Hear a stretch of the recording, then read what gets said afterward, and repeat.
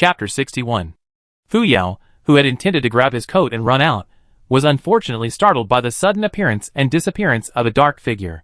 His expression faltered for a moment, his legs went weak, and his slow movement allowed the nameless figure to not only vanish in a flash, but also to stylishly flick the water droplets from his wet black hair, which then settled comfortably on Fu Yao. Being frightened and then teased, Fu Yao wanted nothing more than to roar. The instructor, standing not far away in an open area, his imposing figure illuminated by the bright spotlight behind him, occasionally glanced down at the timer, his whistle occasionally whistling urgently. The assistant instructor, holding the scoreboard for the individual combat students, stood beside the head instructor, the pen cap tapping crisply against the hard wooden board. During a break, Instructor Zhang made a bet with his comrade, Old Yang. Who do you think will arrive first? Instructor Yang, the assistant instructor, didn't want to respond. The distance between the male and female dormitories in the area we chose is different. Is guessing who's fastest interesting? It's more reliable to guess who'll be late. Instructor Zhang shook his head and retorted, if we were really on a mission, who would care how far you are from the destination? It's all about actual speed. Instructor Yang felt like he'd been tricked by his old comrade. So, who are you betting on to be the first? Fu Yi, or some other tough student? Definitely Fu Yisue, Instructor Zhang calmly stated with unusual confidence. Instructor Yang, who had been watching a documentary about Instructor Zhang's 3 days of torture, was quite puzzled by Instructor Zhang's sudden display of confidence, and wanted to ask him the key secret to regaining his confidence so quickly. Swish. Not far from the open space, the night wind, accompanied by the rustling of leaves, drew closer in gusts. Instructor Yang, about to ask a question, opened his mouth, but was caught off guard, his mouth filled with the night wind. Instructor Zhang, too, instantly tensed, hoping for the first brave warrior to ride the wind. Bang bang. Swoosh. A slender, dark figure darted forward swiftly, perfectly blending into the overlapping shadows of the trees. At such close range, the figure seemed to vanish into the endless night wind. From the perspective of the two instructors, who stood frozen in place, the approaching wind felt unusually still. Thick, black hair, like wildly growing seaweed, was rushing towards the brighter open space, its powerful momentum carrying with it a shower of cool, damp droplets. A dividing line seemed to separate the darkness from the bright light. A fleeting shadow, its long, half-dry hair obscuring a delicate face as it stepped into the light, charged forward recklessly, resembling a disheveled female ghost. Ouch! The two instructors, who had been waiting in ambush, couldn't help but scream in fright at the sudden appearance of the ghost. A ghost, a ghost. Thick, seaweed-like black hair danced in the wind, almost touching the skin of her face. Had the two instructors not had such strong and stable legs, they probably would have fallen flat on their backsides before the pure black seaweed reached them. TCH. A clear, cool hum rang out. Within the bright light, the figure's outline became increasingly clear. A slender, white finger brushed aside the disheveled hair that served as a curtain, revealing a pair of gentle, cool tea-colored eyes. The female ghost herself reluctantly tidied up her distorted appearance and pursed her lips in displeasure. Weren't we told to come immediately upon receiving the order? I rushed here before even drying my hair, and now I'm the only one at the assembly point. Yili used her slender fingers, like a comb, to roughly tidy up her tangled hair, revealing her fair forehead. Her usually calm, tea-colored eyes slightly curved upwards, silent yet full of sarcasm. The instructor in charge, Zhang, quietly averted his gaze from Yili. The blame was undeniably his. Whether overt or covert, there was no room for denial. After all, what he hadn't finished saying was, he specifically targeted this time to issue the assembly order because it was roughly the most relaxed and carefree time for the military academy students. They finished dinner, digested most of it, and were either preparing to shower or getting a massage, the perfect time for a surprise attack. As he expected, some people were indeed relaxing during that time, but he hadn't anticipated that the truly ruthless ones could get ready and rush to the assembly point no matter what they were doing, leaving the instructors no chance to punish them. Assistant Instructor Yang, who was responsible for taking notes, pretended to be calm and stared intently at the bulletin board. Instinctively, he gripped his pen and bent down to draw a mark indicating bonus points in the blank space after Yili's name, avoiding eye contact with the female ghost as if it were perfectly natural. Their silent, ashamed resistance ultimately had a slight effect. This silent tug-of-war helped the two wait for the second person to break the awkward silence. It was Fu Yisue, the potential star that Instructor Zhang had previously bet on, who successfully arrived at the assembly point after a negligible gap. He was also dressed in neat camouflage, and under the bright spotlight, his broad shoulders, long legs, and well-defined muscles appeared even more striking. Yili glanced at his hair. His dark hair still seemed damp, whether from not being properly dried or from the fog in the deep night was unclear. In a space of only 4 people, with the other 2 clearly looking down, Fuisue easily spotted Yi Li's undisguised questioning gaze. What's wrong? Since explaining the lab incident, they seemed to be able to chat about almost anything. Yi Li twirled his uncomfortable, half-wet hair with his slender fingers, saying with a pained expression, because the instructor chose a good time, I rushed out with wet hair, and now I'm the only one with this sticky, half-dry hair. Now there's just you. Fuisue touched his slightly damp hair. My hair is half-dry. Within a few words, the remaining military academy students had all arrived and assembled, quickly filling the vast open space illuminated by the spotlights with a dense crowd. Fu Yao unexpectedly and precisely located the other person in the crowd. A long, slender arm unceremoniously draped over the other person's thin shoulder and pressed down hard, as if trying to crush Yi Li's slender shoulders. Recalling the ghostly figure with the water and wind special effects when she left, Fu Yao still felt incredibly terrified. Her beautiful, slender fingers rose and pinched Yi Li's 2 fair cheeks, twisting them evenly up, down, left, and right. Gritting her teeth, she interrogated the culprit, Little Li. That disheveled, ghostly figure trying to participate in the night parade of 100 ghosts was you, wasn't it? Yi Li turned his head in confusion. A female ghost? What female ghost? Zhang, the instructor, and Yang, the assistant instructor, who were pretending to be human cardboard cutouts, seemed to have found a kindred spirit and exclaimed in unison in their hearts. A precise and realistic description, genuine and unfaithful emotions. Just hearing the description and seeing the expression, you know she must have had a similar tragic experience to ours. For example, being so frightened by a female ghost that suddenly appeared from the shadows of the trees in the dark that they almost lost their minds. For example, feeling a cool, damp mist in the night breeze even though it wasn't raining. The original purpose of the night raid was for the instructors to scare their cadets, so they chose to fish during the only scheduled shower time at night. Unexpectedly, they ended up being genuinely frightened themselves. If word got out, they might be branded as the most disgraceful instructors in history, a stain that would forever remain in the memories of every military academy instructor from then on. Everyone line up. Instructor Zhang decisively ordered everyone to line up neatly under the bright lights, and quickly began announcing the tasks for tonight, showing remarkable humanity. Option 1, Direct Access. Only the first 10 military academy students to arrive at the training ground are eligible to choose this option. If a student defeats or survives for an hour against an instructor, the task is officially declared a success. Option 2, Segmented Access. The first 50% of military academy students to arrive at the training ground can choose this option. Success is achieved if the student defeats an opponent chosen by lottery and runs 2,000 meters on the parade ground as a relaxation exercise. The third stage selection option. The last 50% of military academy students arriving at the venue can choose this option.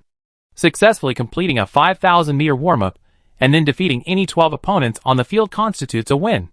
In short, the key principles are: true champions fight the instructors, those who arrive late need to run more to make up for it, and instead of walking hand in hand, let's turn it into a fistfight for survival. Students must firmly adhere to these principles and work diligently towards them. All military academy students receive their rankings recorded by the instructors from their personal computers. The third stage students resignedly walked to the small training ground on the other side. This small training ground was under surveillance, and everyone's personal computers had pedometers that were always active, so there was absolutely no possibility of cheating. During the draw, the second stage students were also waiting for the other 2 groups of students to make their choices, otherwise, it would be difficult to find an opportunity to draw opponents. The rest of the military academy students in Phase 1 were still pondering, but 2 couldn't resist raising their hands to start the challenge as soon as the rules were explained, only to be forcefully ignored by Ingruen's expression. So when the instructor handed over the choice, both of them were eager to try and be the first. Yi Li twirled her already sticky and damp hair, negotiating with the cold and solemn Fuisue. Ahem. Captain Fu, could I go first in a bit? My hair is about to give way. Sure. Fuisue's long, narrow black eyes, far from dimming in the starless night, were like observing a boundless cosmic sea without planets. Opening his eyes, he could only see, on this vast, pure black curtain of the universe, only when the starlight was at its peak, faintly appearing. A shimmering, serene galaxy woven by an invisible, skillful hand. Yi Li's mind raced. Could this be the legendary, multicolored black? Chapter 62. Yili quickly withdrew her probing gaze, hastily tidied her messy hair, and assumed a fighting stance. A sharp arc curved her usually slightly lowered eyes, and her gentle tea-colored eyes deepened into a dark green. She loosened her muscles by supporting her right hand with her left, her gaze unusually aggressive as she locked onto Instructor Zhang's serious, square face. She slightly raised her delicate chin, almost openly challenging him. "Come and fight." Instructor Zhang's stiff face twitched involuntarily, and he suddenly began to cough violently, drawing the attention of the remaining military academy students, who hadn't yet left the assembly area. Instructor Zhang waved the whistle strapped to his hand, and, unable to contain his embarrassment, yelled at the onlookers, "What are you all standing around for? Get back to what you were doing. This assembly area isn't a stage for a skit, where we need you big, imposing spectators to fill the space." After shooing away the gossip-loving crowd, Instructor Zhang threw the whistle and rope at Assistant Instructor Yang, rolled up his sleeves, and, as if accepting judgment, strode over to Yili, nodding in acceptance of the challenge. As the two sides exchanged blows, the remaining first and second choice military academy students unusually and consciously retreated, giving the two enough space to fight. Everyone tacitly maintained a serious expression, but their eyes were surprisingly bright. After all, gossip is delicious, and the kind produced by the devilish instructor's self-inflicted wounds is even rarer. Especially since the melon was harvested and polished using a unique method by the only officially recognized petite, girl-type humanoid weapon in this competition, its flavor is absolutely sweet and refreshing. This rare, once-in-a-lifetime juicy spectacle, fueled by the privilege of a challenge followed by a penalty run, was something they stubbornly refused to miss, clinging to the cool, white ground to savor. Thus, amidst the subtle yet blatant gazes of a group of self-proclaimed lucky military academy students, the two sides officially completed their final warm-up exercises. Beep beep. Assistant Instructor Yang smoothly took over Instructor Zhang's duties, carefully wiping the spittle off his whistle with his sleeve before blowing a clear whistle to announce the start. Yi Li's leap from his spot resembled a slingshot stretched to its limit and released. He compressed his slender body to its limit before launching an attack like a tiger unleashing its fury. The night wind howled past his jade-like ears, and his tea-colored eyes gradually darkened, as if his pupils contained faint, almost imperceptible, pale green patterns. From Instructor Zhang's perspective, she had previously resembled a meticulously programmed humanoid weapon, fighting according to a predetermined style. Now, her attacks were driven more by her primal instincts. Instructor Zhang steadily raised her right foot, forcefully stomping it into a horse stance. Her muscular physique bulged, like a stable mountain in position. Bang! Her slender, fair arm collided forcefully with the blocking, an invisible wave of power emanating from the point of contact. Instead of retreating to adjust, she used the clash, regardless of the situation or whether the attack would yield any benefit, to unleash a continuous barrage of powerful attacks. The instant her fists met, she transformed her fist into a palm, relentlessly seizing any opening, her outstretched fingertips like gleaming claws, slashing down from midair with a relentless, penetrating force. A do-or-die fighting spirit and an unyielding, savage nature compelled Yi Li to maintain her offensive strategy, a strategy of relentless attack and defense. She understood this perfectly. Her primary objective in this fight was to secure victory as quickly as possible and simultaneously salvage her hair. She prioritized time over the spectacle or entertainment value of the encounter. So, when Yi Li had initially achieved close combat with Instructor Zhang, her stiff, non-elastic rubber shoes forced her to stomp on the loose stones, shifting her momentum upwards. Taking advantage of this momentum, Yi Li leaped about 10 centimeters into the air. Her previously loosely tied black hair, now firmly and stiffly freed from its hair tie, was now being enthusiastically styled towards Instructor Zhang's square face, each strand a testament to her skill. A new version of an eye for an eye, a tooth for a tooth was miraculously born. Others' version of an eye for an eye, a tooth for a tooth, retaliating with 1,000 times the force of a move the opponent used to hurt me.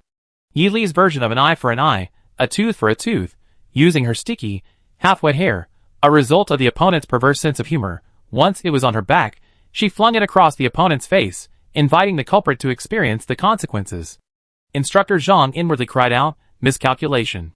When it came to a simple, serious fight, he naturally experienced significant emotional fluctuations. But when the female ghost, tonight's special character, with her thick, eerie, and sticky hair, like seaweed, seemed to almost imperceptibly clinging to her cool skin, an unshakable sense of unease seemed to lurk within, creeping along the dense network of fine capillaries, carrying a bone-deep itch. Under the relentless, bone-gnawing torment, Instructor Jean occasionally managed to maintain a degree of restraint. Yili astutely seized every almost imperceptible opening in the instructor's defenses. Countless punches, like clubs striking a drum, and 1,000 sharp palms, like flashes of lightning, unleashed a powerful and dense barrage of attacks, as ferocious as a beast venting its rage. Finally, with the overwhelming force of a storm, Zhang Dashan was overthrown. Humph. His not-so-clear voice was exceptionally distinct in the empty, silent assembly area. The onlookers watched as Yili, riding the momentum of an easterly wind, soared into the sky, then nimbly took 2 or 3 steps to the chest area. Lightly stepping on Instructor Zhang's thick muscles, he easily used the momentum to leap into the air. Yili leaped forward like a nimble lynx, but as she bounced off and plummeted downwards, she resembled a small, pure black parachute, forcefully gripping her opponent with overwhelming power.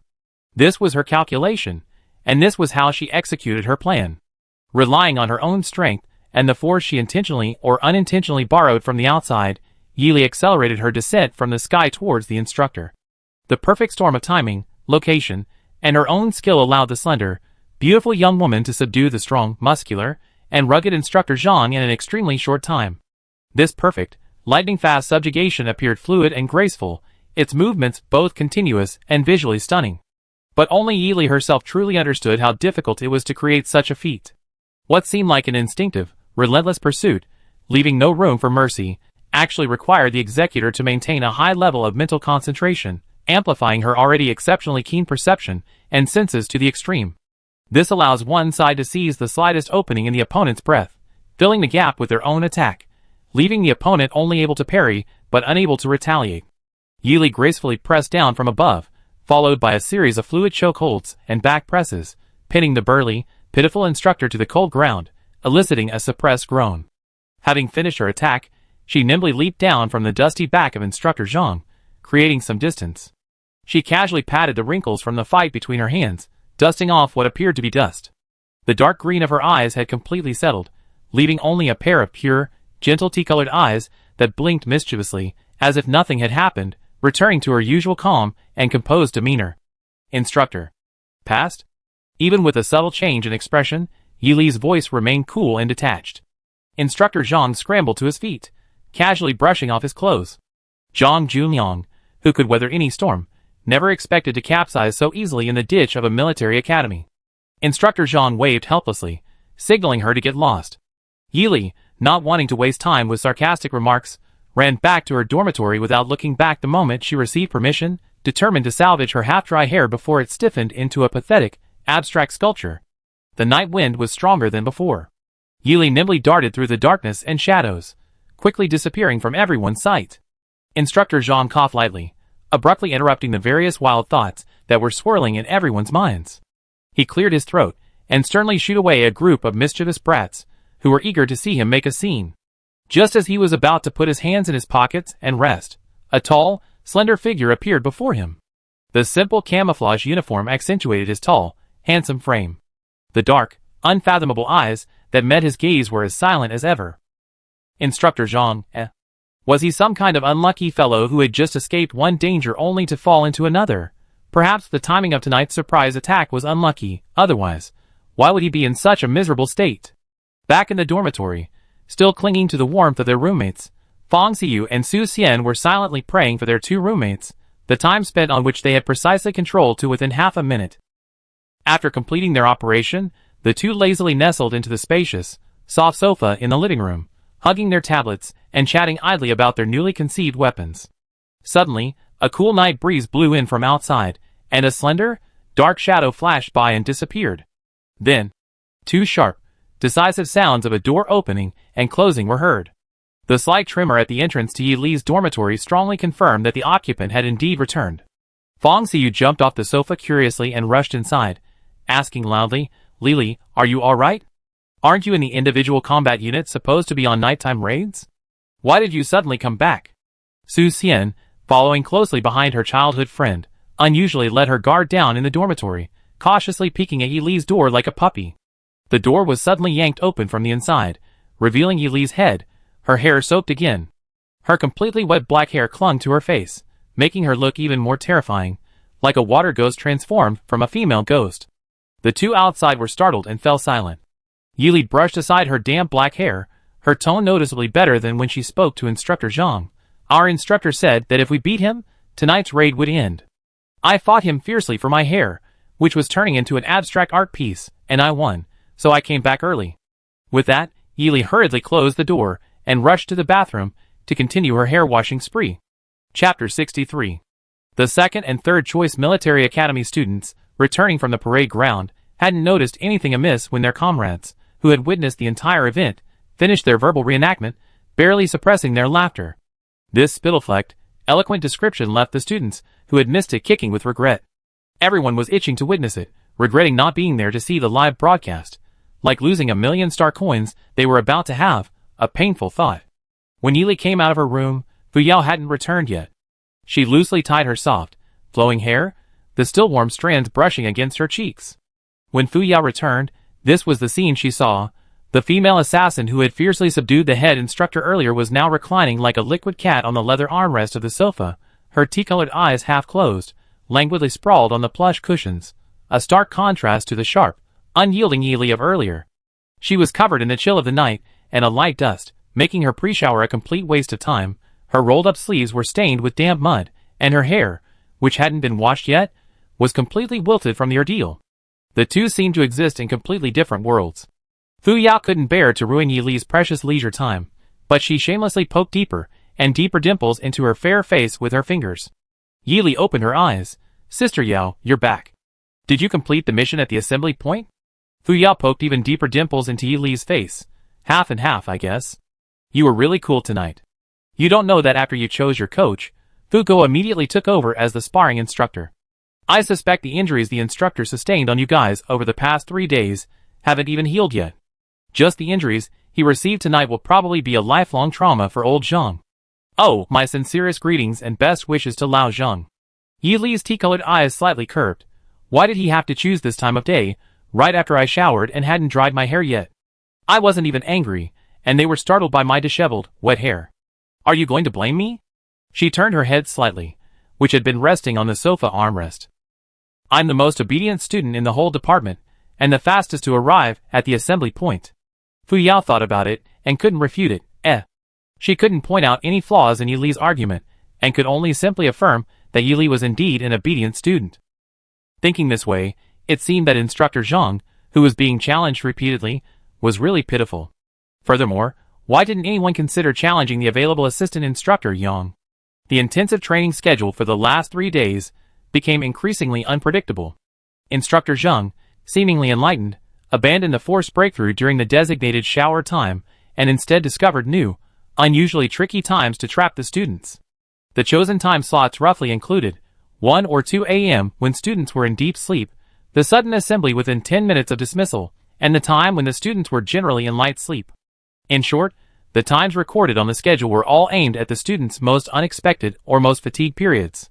They wouldn't easily lay a hand on the students without thoroughly torturing them, and when they did, they targeted the most vulnerable spots. What appeared to be rigorous training from the instructors to the other students was actually the 2 big shots relentlessly tormenting the honest Instructor Zhang. On the last day of the 7-day regular military training, Instructor Zhang finally felt relieved and informed the military academy students in advance about the adjustments that were originally scheduled for the freshman competition, hoping that these kids could shift their attention away from the competition. Instructor Zhang tapped the back of his neck slowly on a whiteboard, listing the changes made to this year's freshman competition. You little rascals, this year's freshman competition is different from previous ones. This year's competition isn't an internal military academy battle like in previous years. It's a joint online competition between various military academies on the StarNet. The official organizers, in conjunction with the various military academies, will set up a platform on the StarNet large enough to accommodate all freshmen. All freshmen will log into the StarNet in virtual pods to participate in the competition. All freshmen will be randomly placed into maps with very diverse terrains. Military Academy students can accumulate points by slaying star beasts and anomalous plants, eliminating other competitors, or inheriting the points of eliminated opponents. The main battle mode is single player, but we don't object to Military Academy students forming teams on the field. However, points for slaying star beasts and anomalous plants and eliminating opponents will only be awarded to the Military Academy student who actually lands the final blow. Military Academy students will not receive points. Power unilaterally divides the points obtained with a second or third party. Therefore, while temporary team formation isn't prohibited, it concerns everyone's score, so all military academy students must think carefully before competing. A military academy student shouted, "Report, instructor." Instructor, doesn't the competition rules support team formation? Instructor Zhang glanced at the details. Team formation isn't explicitly prohibited, but the official limit for team formation is 2 people. I understand your concerns about encountering many students from other schools after logging onto the map, but let me be honest with you. The initial map area is much larger than you think. Even if you arrange to team up with your close friends beforehand, it won't help. If you can't survive for at least an hour, you won't have the life or time to find or wait for your partners. Do you think that in a real battle, there will be extra time to wait for your team to be fully assembled and ready before you're allowed to move out? You've seen and experienced too few of the countless disadvantages, major disadvantages, and extremely major disadvantages. This freshman joint competition is a wake-up call for you. You have a lot of valuable experiences during your 5 years at Sotho's military academy. As your instructor, I hope you can all strive to experience real adversity and learn to transform it into a smooth process of progress. After delivering his formal instructor's lines, Instructor Zhang added with deep personal emotion, "Don't embarrass me in the freshman competition and be seen as a bully within our own ranks. Cowards outside the camp, especially a few exceptionally outstanding and unique young troublemakers, they should be stabbed until they bleed. Military academy students need passion and enthusiasm. Don't overestimate yourselves. You don't yet have the ability to hurt the other military academy students." His stern, square face and righteous gaze accurately captured 2 familiar figures, quite meaningfully. Cough, cough, cough. I still remember the force with which 2 of you hit me. If you dare to be any lighter, I risk my reputation and have a serious discussion with your future instructors about your future talent development plan in the individual combat department. The 2 individuals weren't named, but everyone knew who they referred to. Fuisue was clearly not afraid of the rigorous training he would face. His dark eyes, besides being calm, were indifferent, completely unaffected by the instructor's threats. Yi Li's tea-colored eyes were filled with complete indifference. After all, she was a student transferring majors at the end of the semester, and at most, it would only be a few months. She wasn't afraid at all. Instructor Zhang's threat proved ineffective. Meanwhile, Assistant Instructor Yang, seemingly unconcerned, explained to the military academy students the treacherous inner workings of the military academy instructors. "You guys, don't listen to your instructor Zhang's righteous words. He has his own motives. The things he did wrong during military training have become common knowledge in the barracks, so he wants to get revenge on the students he's training. Otherwise, just losing face within the military academy will be enough to give him a hard time. His fellow instructors from his cohort will probably be mocking him for years to come. If you can outdo the other instructor students, he can get some revenge and laugh back just like those guys." Assistant Instructor Yang mercilessly exposed Instructor Zhang's hidden agenda. Instructor Zhang coughed lightly, pretending not to have been exposed, and continued to the next point.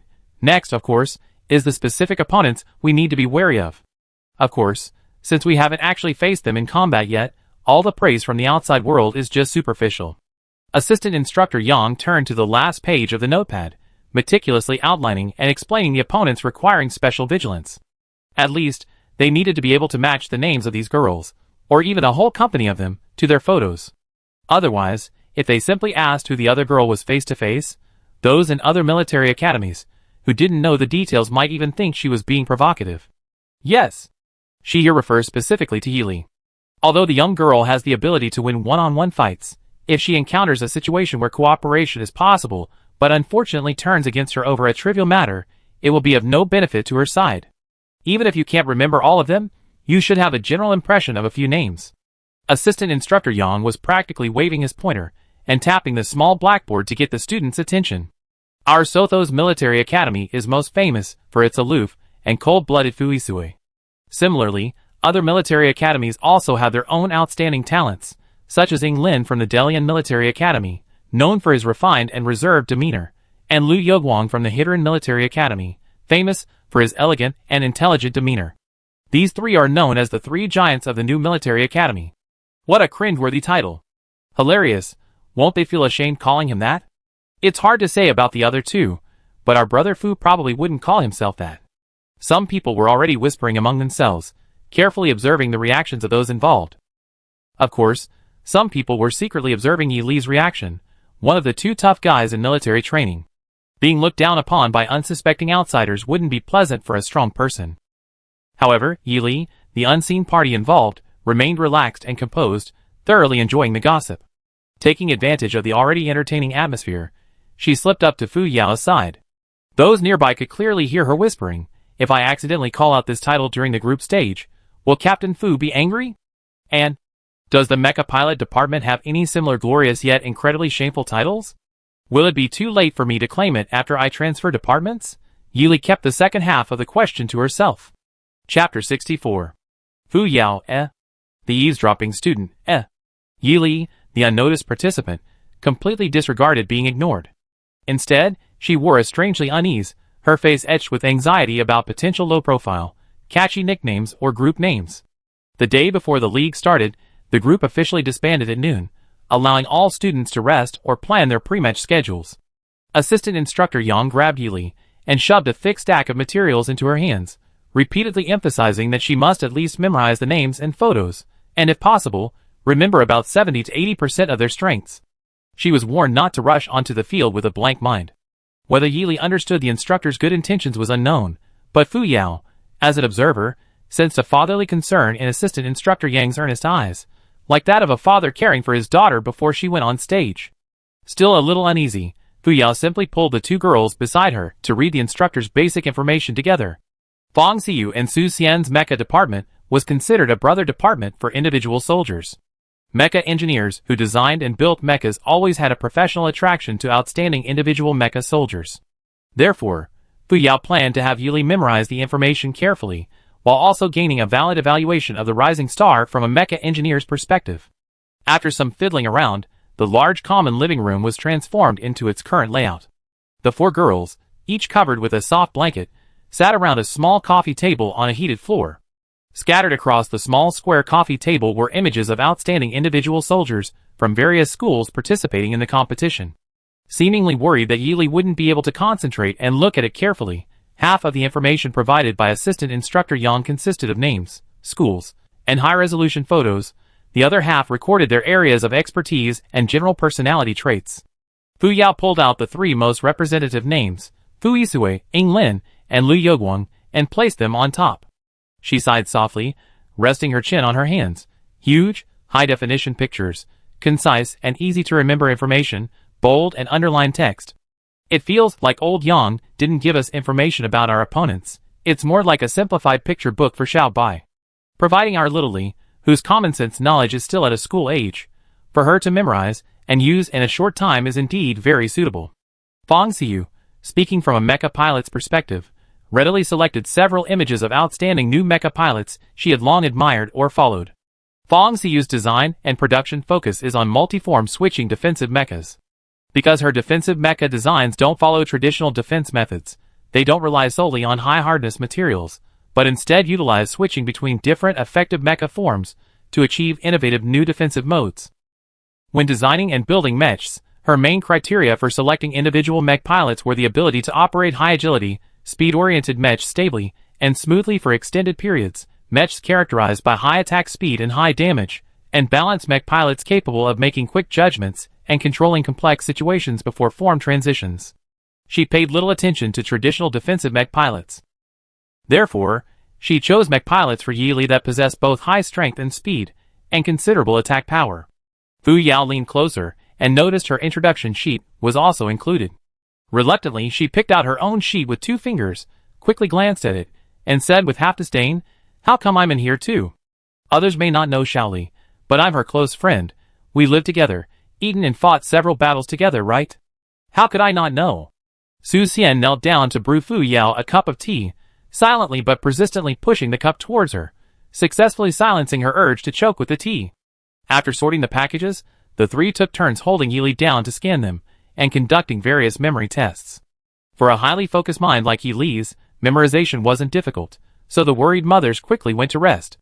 The next day, because the individual soldier cadets were participating in the joint freshman competition, Sotho's military academy specially reserved the computer room containing the virtual reality pods for this year's individual soldier cadets, even showing broadcast videos in the lecture hall.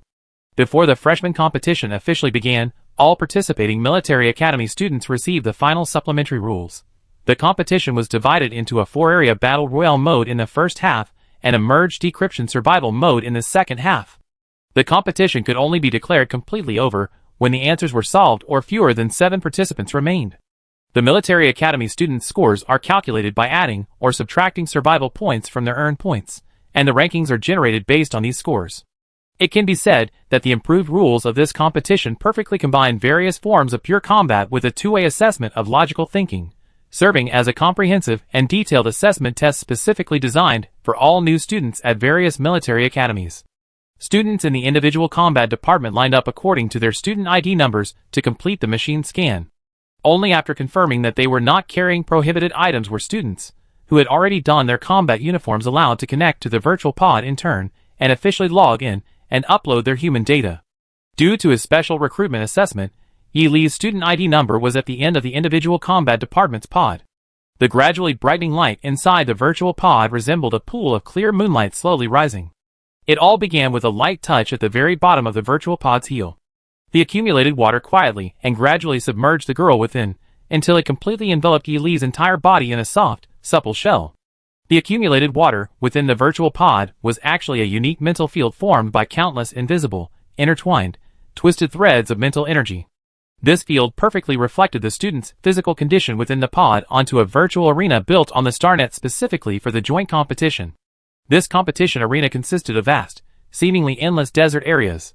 Regardless of the 4 corners, the closer one got to the borders, the more barren and desolate the area became. If a candidate was unfortunately exposed in the desert, they would easily be targeted and attacked by other candidates. However, changes occurred as the area gradually contracted towards the center from the border regions.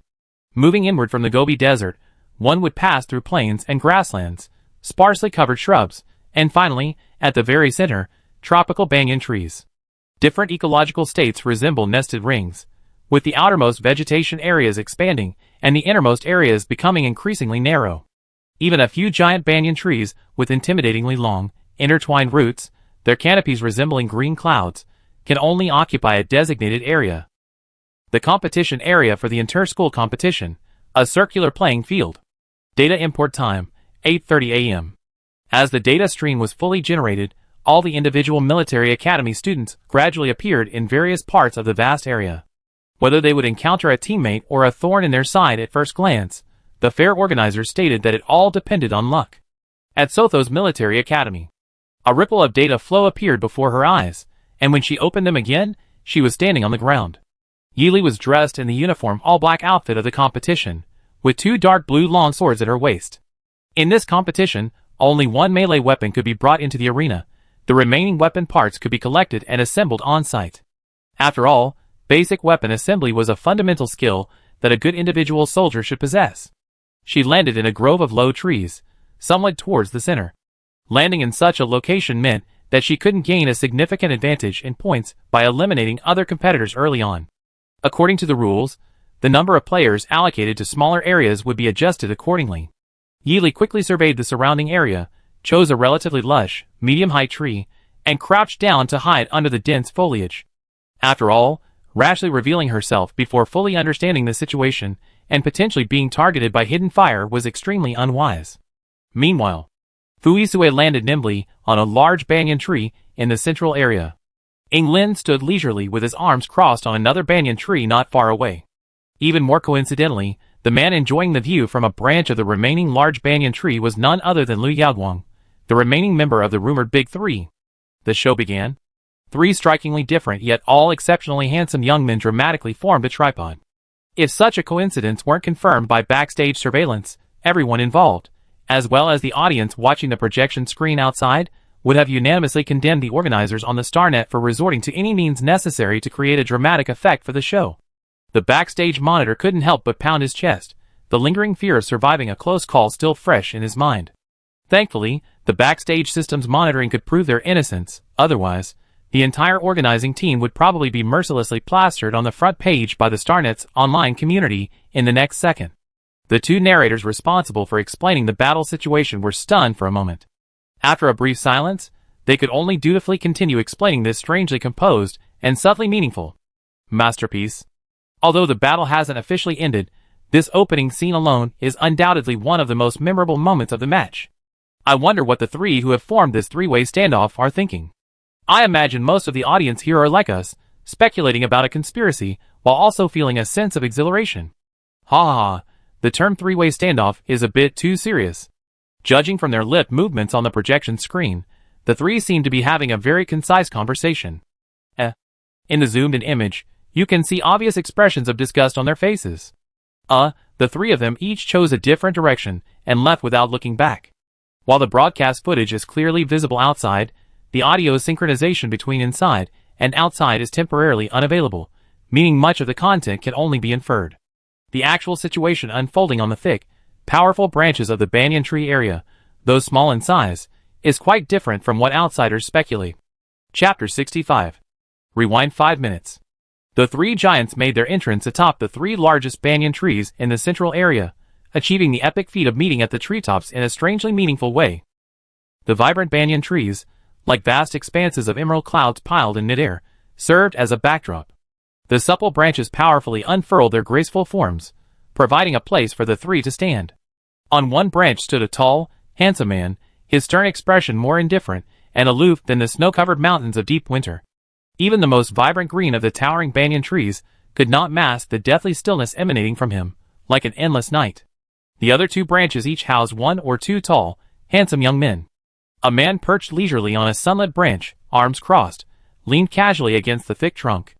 This seemingly lazy posture, far from appearing slouching on his refined and dignified demeanor, instead created an elegant, almost painterly scene.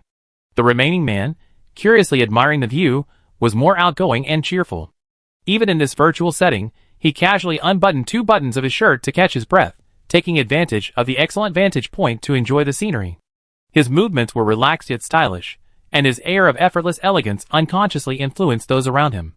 If one were to describe this scene from an observer's perspective, aside from idioms like pleasing to the eye, it would undoubtedly be a heartfelt expression of admiration. However, in reality, the three men's brief and succinct conversation went something like this.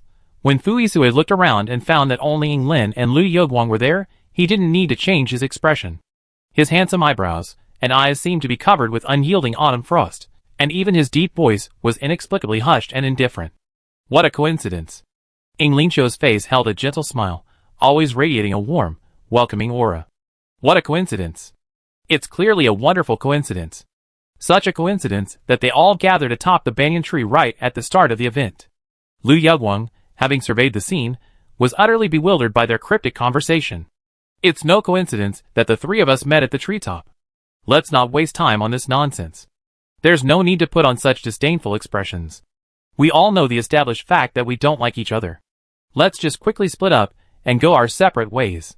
Liu Yogwang, with his carefree and easygoing personality, wasn't particularly fond of the other two, the adult floor guy with his icy, expressionless face, who always seemed to be posing, and whose interactions with him were never pleasant. Alright. That would be best. The three quickly split up, each heading in a different direction, and left the dense canopy of the giant banyan tree without looking back. Their disdain and impatience were palpable in their rapid strides. Because of their contrasting personalities, their pre-planned strategies were also drastically different. Fu Yisue didn't expect to try his luck with the odds of 4 out of 1,000 in such a large arena, so he clearly intended to simply charge out alone. Ying Lin had already agreed on the specific rendezvous steps with the regular team members. While appearing aloof and reserved, his departure was as light as a feather. Compared to the other two, who were somewhat self-centered, his most striking features were his impeccably handsome appearance and extremely strong sense of leadership. Therefore, he would unhesitatingly choose group battles rather than solo engagements within the arena. Liu Yogwang ventured deeper into the banyan tree along the remaining path. Compared to the unfamiliar and chaotic outside, it was better to occupy the sparsely populated central area and explore it as if she had the place to herself. The rankings wouldn't be showing real-time scores for the first time until half an hour later. Adjustments could be made then. Meanwhile, Yili, who had seamlessly integrated into the arena from the start, moved swiftly through the green foliage. Thanks to her excellent stealth abilities, she maintained a safe distance throughout her long stealth journey. The further outward Yili went, the faster she could find the military academy freshmen scattered among them. Perhaps this is rather impolite, but it must be frankly stated that her current attacks all involve thrusting from the rear and backslashing her opponents. Therefore, Despite being forced by assistant instructor Yang and her dear roommate to memorize the names and photos of outstanding students, it was difficult for her to effectively utilize them in her current primary attack pattern. After all, in this kind of attack where life and death are decided in a second, a sudden back attack means neither the attacker nor the victim can fully see the face. She slowly nibbled away, carefully choosing angles that involved 3 people at a time. Those above her would either lie in wait to strike or change targets, while those below would carefully plan a trap, like wrapping dumplings, to lure their chosen prey into the snare. Half an hour hadn't passed, and the system's leaderboard hadn't yet announced the scores for the first time. Of course, Yi, as the person involved, didn't care. It wasn't just a matter of psychological indifference. Practically speaking, it was undeniable that all the military academy students in the freshman competition had their own sources of information and unique understanding of outstanding reserve soldiers of similar age. As the saying goes, a person's reputation precedes them. Everyone generally knew who the recognized outstanding soldiers were. Unlike the rest of the group, she had a completely blank resume, meaning she wouldn't leave a deep impression on the other military academy students. To put it more bleakly, even if her name were noticed by all the new students half an hour later, first, they wouldn't be able to extract enough useful information from their existing database. Second, they would only know the name Healy at most. As long as she acted well, and didn't encounter any students from the same school, even if she appeared before them, probably no one would recognize her. Therefore, the most eye-catching thing, her high score, could be easily dismissed. It was simply a first impression perk. So, when the score rankings were released in the first half hour, most people eagerly checked the rankings and their own position.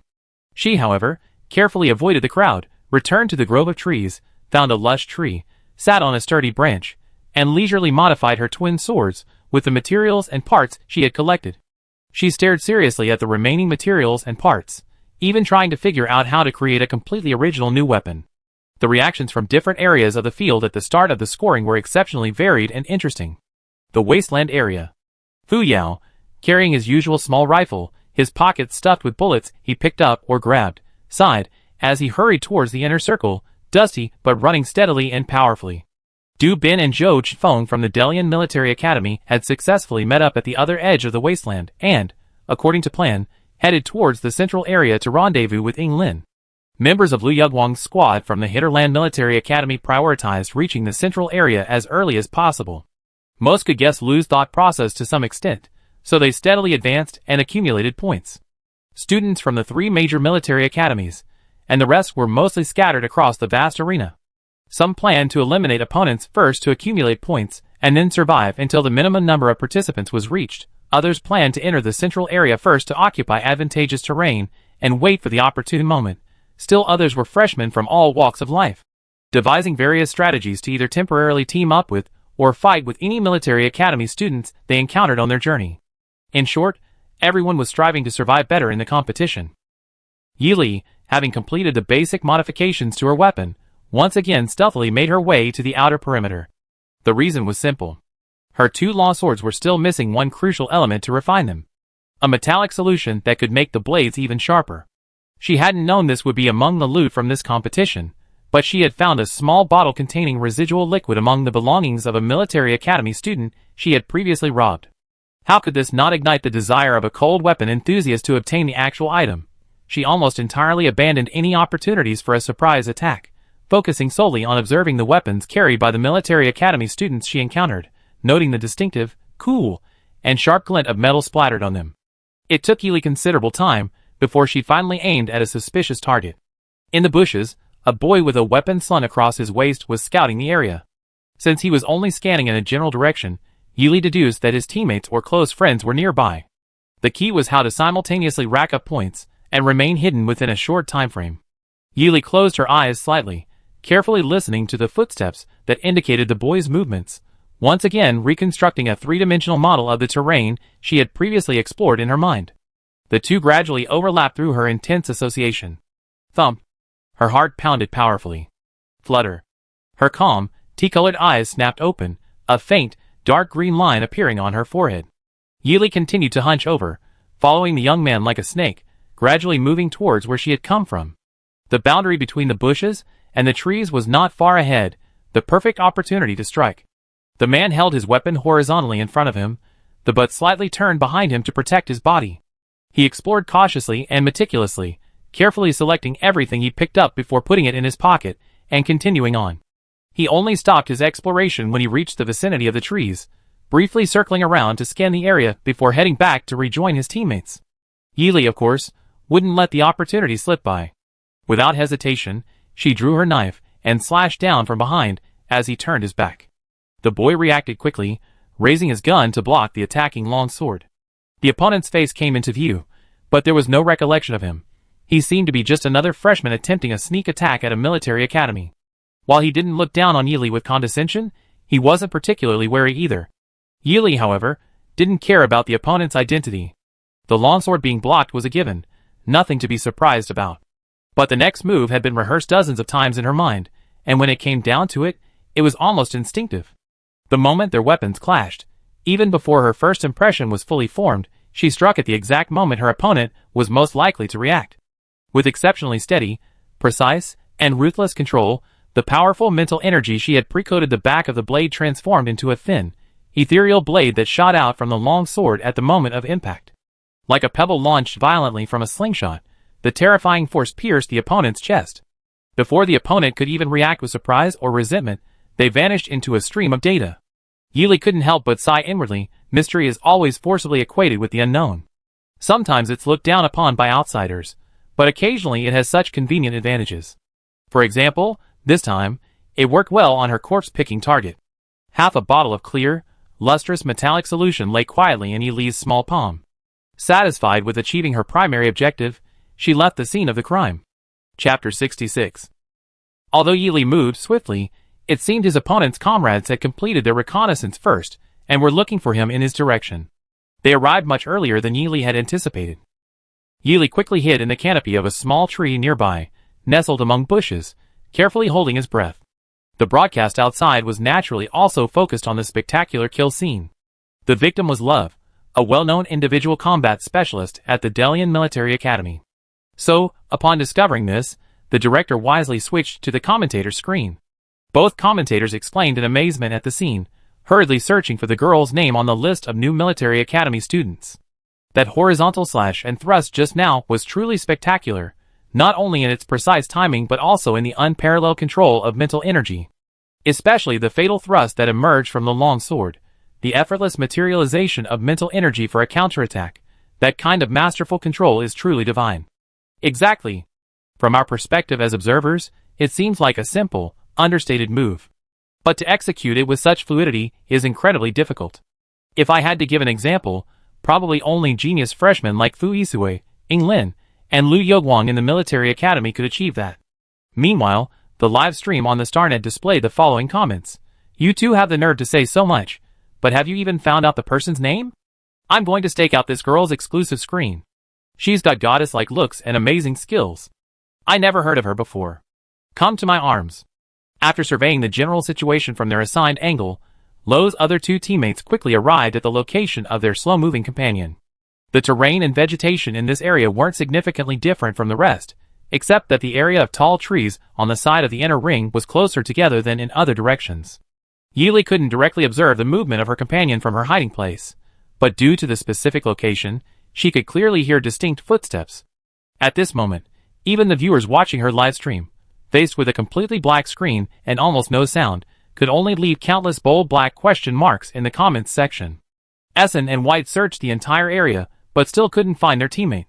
The two roughly expected that if they couldn't find her for a long time, she was likely eliminated. However, there are very few powerful opponents on the field who can eliminate Lo in such a short time without leaving any trace of combat. The slim possibility gives them a sliver of hope that Lo might still be alive. The numerical advantage plays a crucial role in the shrinking circle. Where exactly is Yili now? The footsteps of the opposing team are still very clear in her ears. Sometimes they search aimlessly in places near or far. Sometimes they stop in one spot to think of a strategy. Yili certainly considered simply eliminating them all, but from their conversation, she could infer that they had teammates. Besides, for her, the 2 kills at the start of the match were nothing compared to the potential for increasing her sharpness with the molten metal. In terms of time consumption, Yili was naturally more capable than them. Essen and White ultimately had to succumb to reality and abandon their search to reunite with their captain. Hidden, Yili felt that as long as he held onto the bottle of molten metal, he could be silently happy for a long time. He only emerged from his hiding place when he heard footsteps fading away. From beneath an inconspicuous thicket of bushes at the junction of the woodland and shrubland, a hand covered only in sand slowly emerged from a pit hidden by weeds. Then, crack, snap. The grating sound of joints opening and closing gradually became apparent, accompanied by the friction of the weeds. The previously quietly overturned clump of grass was suddenly blasted open with a powerful force, and a smiling, aloof girl emerged from the pit, covered in dust. As she slowly rose, all the joints that had been bent and folded to minimize her body size automatically sprang back to their original positions. The process of the joints returning to their normal, bent state from an odd, contorted position was almost as natural as a wound-up toy. Yili, caught off guard by her sudden appearance from the narrow pit, reappeared just as abruptly. She breathed a slight sigh of relief, but the viewers on the channel broadcasting the camera that was specifically tracking her were thoroughly terrified. A barrage of comments, like cannonballs, quickly filled the space previously occupied by question marks. What did my eyes just see? Hiding in that narrow pit under the bushes and evading Darian's Essen and White search like that. Holy crap. I searched for ages using the other screen's perspective, but couldn't find the little girl's hiding place. That brief black screen when the little girl hid. I suspect it was some kind of weird joke by the backstage staff. In such a cramped space, no one would think anyone was there, yet she managed to bend and fold all the joints in the shortest time and in the most space-efficient way. Ouch. Just looking at how she bent them back hurts. Yili was completely unaware of the reactions outside. Although her expression remained calm and composed, she was genuinely delighted as she pocketed her spoils and quickly headed towards the dense, large canopy of the trees, heading in the direction she had deviated from Lillian's path. She leaped lightly between the trees, her delicate toes touching the supple, slender branches, like a bird living in the forest, without even causing the branches she used for perching or passing to tremble slightly. Yili found a spot near the trunk of a tall tree close to the banyan tree area and sat down. She took out the molten metal and began processing the long, dark blue blade. Taking a break, she looked up to check the current standings. The standings were both expected and unexpected. Expected because even those scattered across the vast circular arena maintained a comfortable position within the top 12. Currently, she was required to memorize the following names: Fuisue Yili, Fu Yao, etc. from Sotho's Military Academy, Ing Lin, Laurent, Feng Yunyan, etc. from Delian Military Academy, and several members of Hitterland Military Academy, except for Liu Yoguang, who was leisurely trailing at the bottom, were also among the top 12. At the same time, the Yili was intently modifying his Azure Law sword in the arena. Other interesting things were happening elsewhere in the circular arena. From the very start, Fuisue, wielding his light blade, made no attempt to conceal his attack, unleashing a bloody path towards the outer arena. The blade, seemingly forged from pure light, pointed its sharp tip intently at any opponent who might appear in the next instant. His agile figure swept across the arena like a whirlwind, leaving no trace of points in his wake. Unlike Yi Li's opportunistic, one-hit kill style, which rarely took more than 2 moves, Fuisue's attacks were all head-on assaults, engulfing his opponents and ensuring their utter annihilation. This was the primary reason why both of them were able to accumulate points so quickly in a short period. Such blatant scoring naturally aroused the suspicion of the Military Academy students, who had already formed temporary teams. Gradually, larger groups of students began to try and unite to keep Fuisue, who would become the biggest threat in the second half of the competition, out of the game. Many Military Academy students were secretly plotting specific plans, while others were quietly contacting their respective academies' leading figures to discuss strategies. The audience watching the entire scene on the external projection screens also clearly understood the developments. After leaving for a while, Yili chose to occasionally reappear, attempting to create opportunities to talk with the remaining Military Academy students present. While crossing a newly grazed area, she easily spotted students hiding in the bushes. She nimbly leaped to the top of a tree branch, her powerful legs deftly hooking onto the branch, and tilted her upper body upside down towards the bushes. The Military Academy students hidden in the bushes didn't even have time to react before they were confronted by a beautiful face upside down. The girl's gentle tea-colored eyes were as clear and cold as the moonlight. The group of Military Academy students hiding in the bushes were startled like birds struck by a pebble by the sudden appearance of the girl. They didn't have time to dodge, and fell heavily onto the prickly thorns spread out on the ground.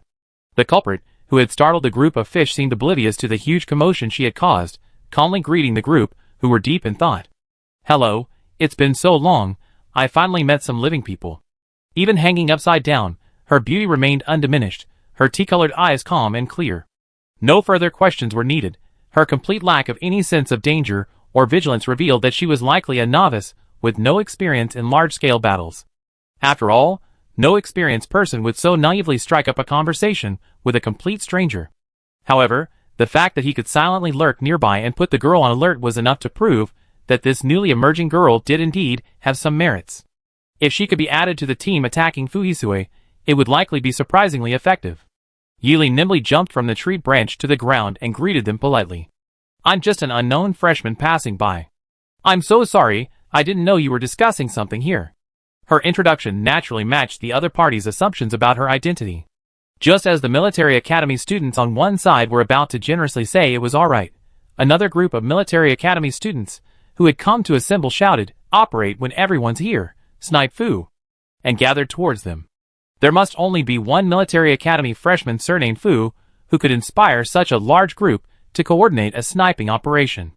Yili had originally intended to try and communicate with the students from another school to glean some information, but she hadn't expected to encounter a unit that was practically attacking bandits and pointing swords at her own captain the moment she started talking. Even if she didn't care about Fu's face, she had to intervene and stop them. Several smaller knives, already polished and made from the main material of her long sword, were already stirring with the subtle manipulation of her mental energy. While the other side was talking, someone from the stationary squad was also monitoring the unfamiliar girl who had appeared. The dark blue long sword at her waist was particularly eye-catching. Yili supported the long sword with one hand, quietly and obediently indicating that she would remain where she was and not attack. However, the countless thin knives in her sleeve, enhanced by her mental energy, transformed into colorless, tiny arcs of light, intentionally or unintentionally landing beside the outermost group of military academy students. It was as if an invisible hand had laid out absolute control before hunting a lamb. Most of the rational military academy students present were drawn to the conspicuous long sword, and no one noticed anything amiss. Chapter 67. After the two groups finished their whispering, they scanned their surroundings and finally noticed a cool, aloof girl leaning on a long dark blue sword who had appeared in the crowd. The leading military academy student, who had arrived later, exchanged knowing glances with the waiting leader, seemingly asking who this girl was and why she was there. The two leading military academy students approached Yili with perfectly measured smiles. "Excuse me, what school are you from? Would you be interested in joining our joint action group? Our alliance will continue until the final decryption phase. During this time, we can support each other and even turn the tide against the favorites." These words painted a tempting but ultimately unappealing picture, perhaps looking very appealing on the outside, but the true nature of it all remained unknown. Their seemingly gentle and friendly expressions also carried a degree of wariness and a desire to suppress her hidden thoughts, which naturally did not escape the scrutiny of Yili's calm, tea-colored eyes. Of course, Yili herself didn't care. The other party wanted to be the mantis catching the cicada, unaware that Yili had already been plotting to become the oriole long before. Yili slowly lifted the dark blue longsword half planted in the ground, seemingly unintentionally toying with it in her slender, fair fingers. Her delicate, beautiful eyebrows slightly raised, her posture casual as if she had no defenses, even her manner of speaking displayed the ease and comfort of casual conversation. "I think I heard some classmates mention sniping a military academy student surnamed Fu?" "Yes, indeed." The leading military academy student remained polite and proper, but his vigilance had increased. He made a defensive gesture with his hands behind his back. "But..." Yili unconsciously curled the corners of her lips. The thin, colorless blades, previously hidden and elusive, floated around her, and under the control of her powerful mental energy, more precisely sealed off the crucial passageways that the outer circle would inevitably pass through if they tried to escape. "I happen to know someone surnamed Fu. His name is Fuhisue, and he happens to be... Where's my captain?" Before Qin Lingling could finish speaking, the thin, elusive blades, previously hidden like cicada wings, suddenly appeared almost simultaneously near the people she had been watching. Several blades, like pale blue arcs, lightly sliced off the first group of heads. As the streams of data generated when someone was eliminated by the system attracted the attention of most people present, the dark blue longsword that Yili held in her palm also began to move. Slender fingers deftly twisted the hilt of the sword, causing the gleaming, sharp blade to sweep across the surrounding students with the force of a sudden gust of wind, completing a combined attack from both close and distant ranges in an instant. In a mere blink, she had reaped nearly half the heads of those present. The remaining survivors hurriedly fled amidst a sea of shimmering, eerie blue light from the blade. Unfortunately, the thin blade, having already been used to cut down the remaining students, once again blocked her pre-planned path of encirclement and retreat. The eerie blue longsword, gripped tightly in her hand, and the shimmering light controlled by her mental energy worked in perfect harmony, like two meticulously crafted, tightly packed lines of defense, relentlessly pushing, crushing, and closing in on the center. Before long, the densely packed crowd had vanished without a trace, leaving only a stunningly beautiful girl casually leaning against the wall, sword in hand. The third round of the leaderboard is out. At this point, the number of surviving military academy students displayed on the field is 185. Many of the military academy students, who initially moved to the outer perimeter, finished accumulating points, and quickly gathered towards the inner circle. At this moment, the first electronic surround sound announcement of the round began. Inform all military academy students that the ring-shaped arena is officially beginning to shrink inwards. Military academy freshmen still remaining in the outer desert and plain areas, please note the time and move to the various inner areas. Those who fail to enter the inner circle within the designated time will be considered eliminated according to the rules. Their head points will be deducted, and they will be ejected from the arena. With the electronic announcement, the military academy students who were already gathering towards the inner circle quickened their pace. As a result, countless clearly visible black heads suddenly surged near the boundary lines of the inner areas. Similarly, many military academy students who felt their scores were currently insufficient took advantage of this time difference, deliberately waiting in concealed positions at the border, hoping to seize this rare, opportune moment to ambush these hastily fleeing recruits. Fu Yao happened to encounter Xie Shuangbai, who had perfected the art of stealth, halfway to the inner circle. One of them was armed with a heavy machine gun, capable of providing close to mid-range fire suppression. The other was a concealed sniper, responsible for long-range, unpredictable attacks. They helped each other squeeze the enemy's space, allowing the other to seize any openings and score. Because of their cooperation, the live stream broadcast the same footage simultaneously. Dense foliage obscured most of the camera, only the sound could be clearly heard. A mature female voice. Little White, Little White. Are you really sure there will be any survivors who slip through the net on this route to help us score points? A gentle male voice. I told you not to call me Little White anymore. If word gets out, you're definitely trying to ruin my reputation. Besides, if you don't have a sharp mind, don't question someone as intelligent as me. It's the same old story. If you can do it, you do it. If you can't, listen to me. Viewers in either of their live streams could hear Fu Yao and Xie Shuangbai exchanging barbs in unusually familiar, strange tones. If it weren't for the commentator frantically researching player information and knowing from the available data that they were both in Fu Yisui's team, the viewers in the live stream would probably have thought their relationship was indescribably terrible, just from this endless bickering. Miss Yao, quick! Get ready. Another fat sheep has escaped from the wasteland. Where? Where? White Fox, don't forget, you just stole 2 of my kills. This kill has to be mine, or I blast yours to make up for the points I lost. The two began the pre-match loot division, as the figure rapidly approached. The military academy student, unaware that his life had already been divided, desperately tried to reach the inner circle, focusing only on the remaining time in the backstage area. Just as Xie Shuangbai's sniper rifle was about to block the military academy student entering the defensive area, the face that appeared in the scope was damnably familiar. Thick eyebrows, large eyes, and a well-defined face. It looked exactly like Meng Hung. Okay, he couldn't keep up the lie. The person who came was indeed Meng Hung.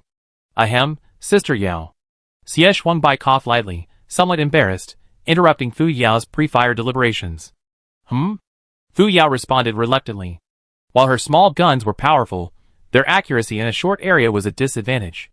If she didn't calmly find the right moment to fire, the classic scenario of being sniped by Xie Shuangbai's sniper rifle, as she had done before, would repeat itself.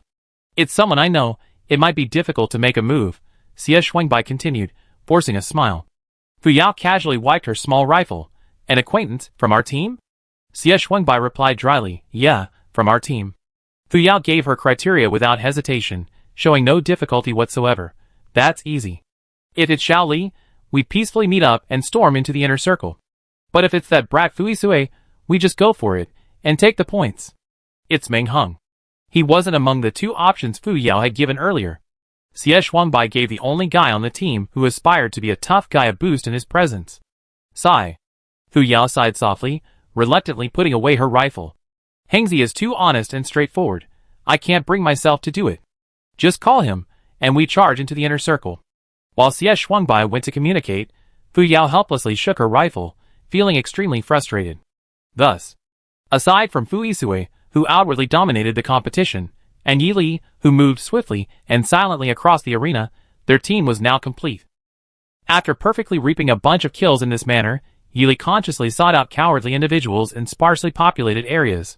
Those who, despite claiming to be forming gangs to counter or eliminate popular opponents, were actually just pawns in a game of cat and mouse.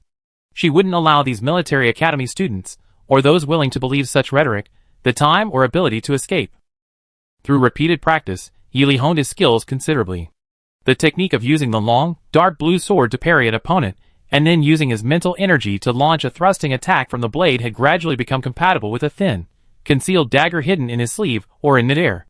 This was equivalent to combining the differentiation of mental energy with its simplified materialization. The mental energy attached to the long sword and the dagger was a key manifestation of the multiplication of mental energy, while the act of launching the attack from the dagger controlled by mental energy was undoubtedly a simplified materialization of mental energy. To simultaneously execute these two techniques required not only extremely powerful mental energy to support such a high level of operation, but also a level of control over mental energy as effortlessly as wielding an arm. This previously unnoticed method of using mental energy had unexpectedly become a legitimate method Yi Li had developed in actual combat to achieve a more concealed and perfect kill. For a freshman, who had not yet systematically learned and practiced it, this was indeed an extraordinary feat. It was clearly a mentally demanding skill, yet she performed it with an effortless ease and natural grace. It was precisely because she maintained a blank, untouched mind that everyone who met her could genuinely think, she's just an unknown military academy freshman. Such an ordinary person couldn't possibly be a student at a prestigious university like Sothos, or she couldn't possibly know someone of Fu Yisui's caliber. Judgments made at first glance, only to be dismissed upon further investigation. Finally, during the not too short, not too long inner ring point collecting activity, when Yi Li easily accumulated points to be among the top 3, she finally found the infamous captain. Fu Yisui. Chapter 68. While Yi Zhanshin and Fu Shaoshan reunited in Fu Yisui's team, and the other 3 gathered, Ying Lin, leading his team members Essen and White, easily scored many points using the stable golden triangle formation.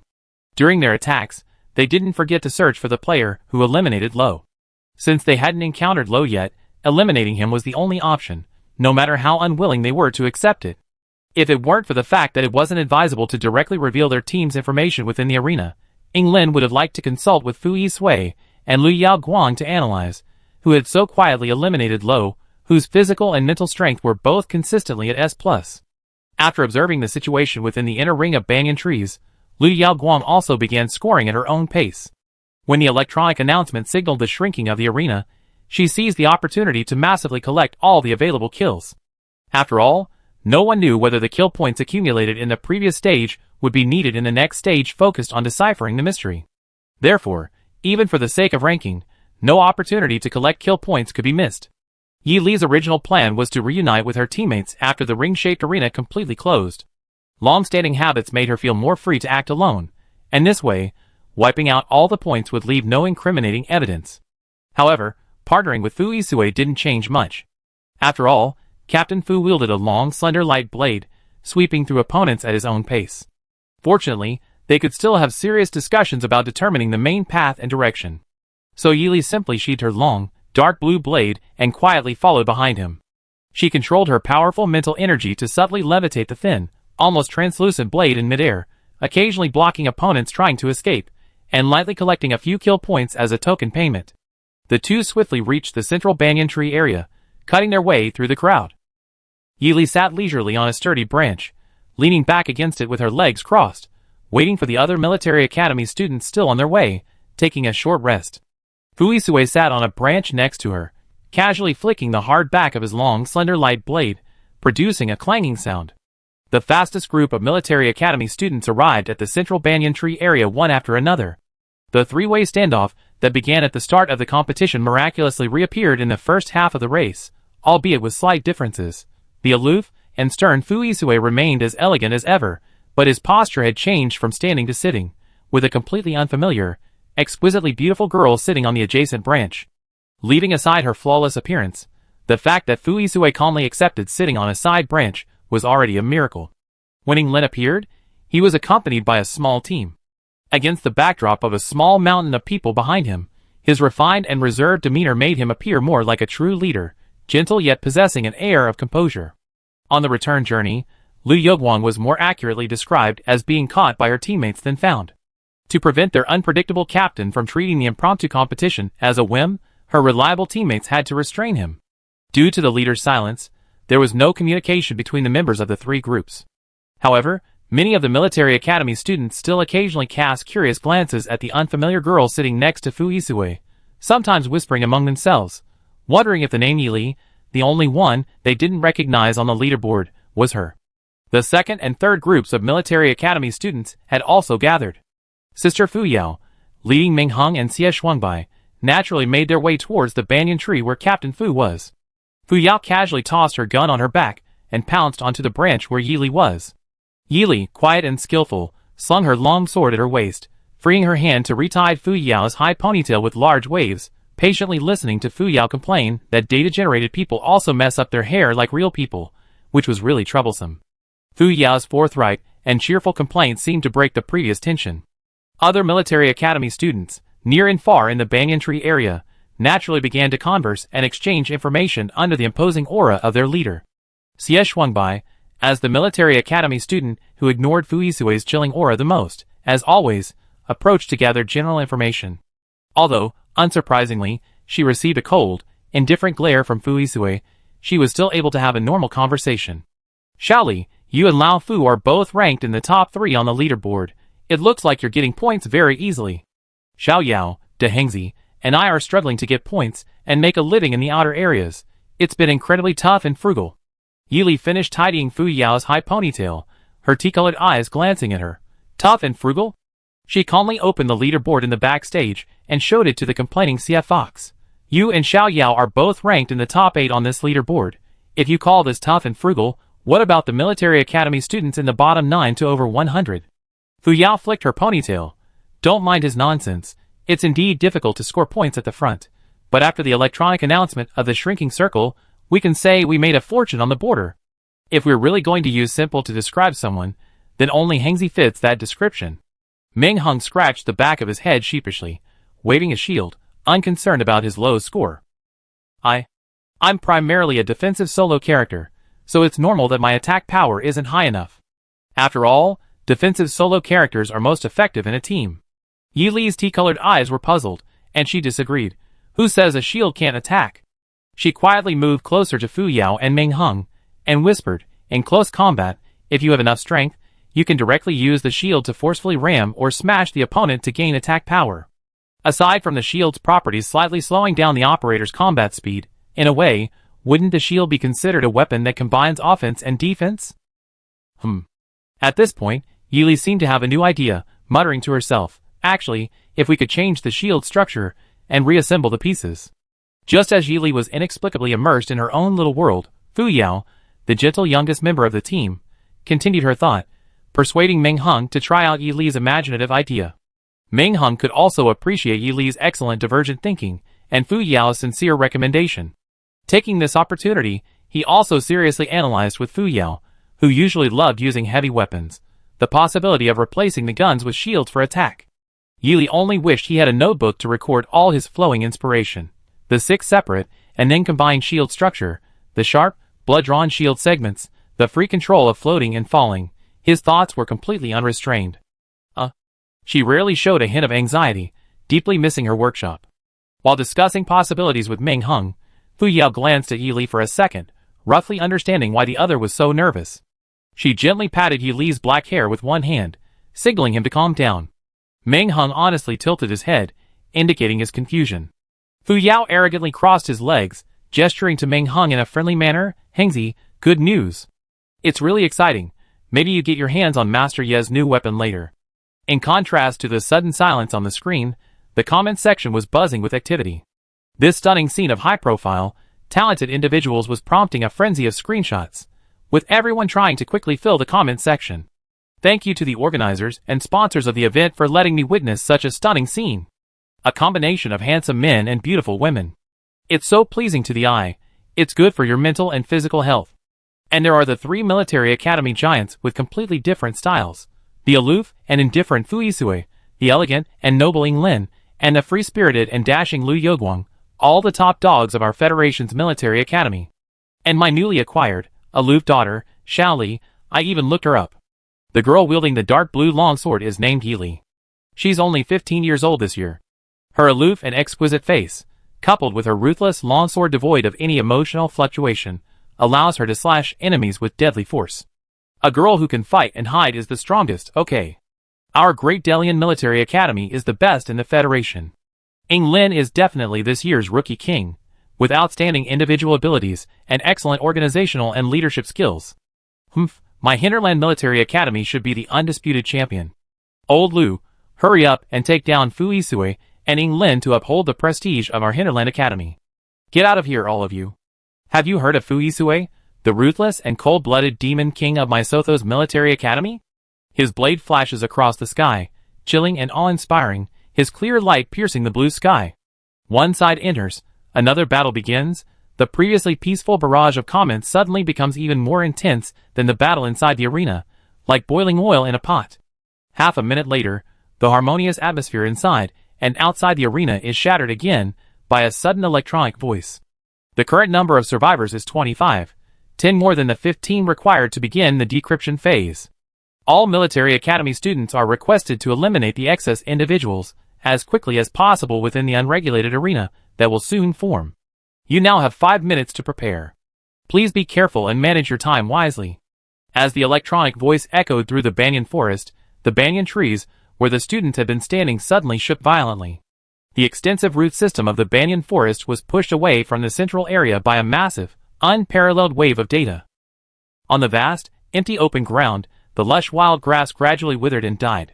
The barren, bare land seemed to have been evenly divided from the center by an invisible hand, revealing a massive arena occupying the entire flat area. The arena had no spectator seating. The entire fighting area was vast, flat, and smooth, offering absolutely no place for the military academy students to hide or take cover. Before the final chaotic battle before the decryption stage, teammates with tacit understanding can roughly know each other's thoughts without exchanging glances. Yi Li used his mental power to attach the thin knife in his sleeve to his body as a temporary protective armor. A cold glint flashed from the long, dark blue blade in his hand. Without the need for an electronic announcement, all the military academy students in the arena reacted swiftly the instant the arena formed. They attacked. Not in direct confrontation, but rather in a rapid retreat into defensive formation. Since the key objective was to reduce the number of enemies within a designated area rather than to gain points through attacks, the most important thing was naturally to keep their teammates alive as much as possible. In this situation, defense was more important than offense. Meng Hung immediately erected a massive, sturdy shield and planted it in the ground in front of him. Xie Shuangbai, responsible for long-range sniping, instinctively took cover behind the shield, while Fu Yao, responsible for gun support, took the other side. Yi Li and Fu Yisui positioned themselves defensively in the attack zones to the left and right of the shield. This positioning had been practiced countless times in the virtual arena. Any group with basic teamwork could execute it flawlessly. The only chance for survival for the remaining solo cadets was to eliminate their opponents as quickly as possible, reducing their numbers to the safe threshold. In short, it was a pure contest of offense and defense. The cadets entering the arena alone had to aim their attacks at opponents who appeared isolated or far from the group the instant the arena was formed. The sharp blades of melee weapons would strike their targets abruptly, while the barrage of gunfire would blast away any attempts to close in, effectively isolating the targeted individual. Ying Lin stood at the front of his team, smiling and raising his hand in a polite greeting to Fu Yisui, the leader of a team not far away. So shall we all attack together? The safest method was for the solo cadets to choose their opponents and eliminate them. The quickest method, however, was for a decisive, powerful group to target and eliminate them. Chapter 69. Making a move. While seemingly aimed at quickly changing the current chaotic situation, everyone actually had plenty of time to spare. The primary intention behind inviting them to make a move was to assess the capabilities of Fu Yisui's team. More precisely, it was to probe the combat strength of the only military academy student in the team whose records were not usually available, given that the name Yi Li was currently prominently ranked among the top 3 on the leaderboard. Even more strangely, aside from Yi Li's own team and the students from Sotho's military academy, it seemed impossible to find any military academy students in the vast arena who had actually fought Yili and survived to offer strategies on how to deal with her. In other words, the upcoming battles would become a chaotic free-for-all where the opponent was prepared while their own side was completely in the dark. The existence of such a significant hidden danger within this small competition, which could affect the entire situation in an instant, constantly worried the elite military academy students, who always preferred to have everything under control. Therefore, in this mostly relaxed yet slightly tense atmosphere, Lin wanted to use various effective methods to force Yili to take action, so that one of her analytical members could offer some helpful advice to the team. Smart people often exchange cryptic remarks, without needing to explicitly state their true intentions. Before Fuisue even had a chance to consider what to do, Yili took the initiative to express her side's intentions. "I'm lazy. If it's going to be a fight, it should be a real battle." She had no interest in playing along with someone outside her team. No one would readily agree to reveal unknown cards when asked. Of course, this doesn't mean Yili will remain a mere spectator. True surprise and invisible control lies in striking without the opponent noticing. Yili tried to recall the list of names she'd been forced to memorize yesterday. The military academy student she'd taken down with a slash and thrust seemed to be his teammate, and their captain appeared to be Lin, the same renowned figure as Captain Fu. After this small competition, information about her skills and abilities could no longer be concealed. Since the only opportunity for her trump card, the unknown, to shine was limited to this small competition, she had a responsibility to fully utilize this one-time advantage until the deadline. As she coldly refused, she subtly concealed herself with a slight turn of her body. The thin blade, which had been threaded with her mental energy and attached to her body, flew out. The invisible blade lurked silently in the now half-chaotic, half-calm arena. The person orchestrating all this remained expressionless, like a motionless gatekeeper. Fu Yao, carrying a small gun on one shoulder, would occasionally cling to her, pretending to raise the cannon, forcing Lin, who wanted to test their strength, to maintain a safe distance. Xie Shuangbai, half concealed behind a massive shield, also fired several shots at those trying to sneak in, ensuring that no suspicious individuals were nearby to launch a surprise attack. The number of men dwindled faster than expected. The remaining 15 were mostly students from various military academies, specifically 5 each from Sotho's Military Academy, Delian Military Academy, and Hinterland Military Academy. It must be said that even on a large battlefield, students from higher-ranking military academies held a significant advantage over those from other academies. The required number of participants has been reached. We will now officially enter the entire banyan tree area. As the electronic voice announced this, all the military academy students were individually enveloped in colorless spherical bubbles and smoothly floated in midair. Simultaneously, the massive arena below rapidly turned to sand and vanished. On the barren land, countless enormous, verdant ancient banyan trees sprang up like bamboo shoots after a rain, their ancient greenery sweeping across the land like a whirlwind. The fleeting ruins of the arena left only an endless grove of ancient banyan trees. The thick, well-developed banyan root systems firmly grasped the soil's moisture and nutrients, leaving most of their roots exposed above the ground.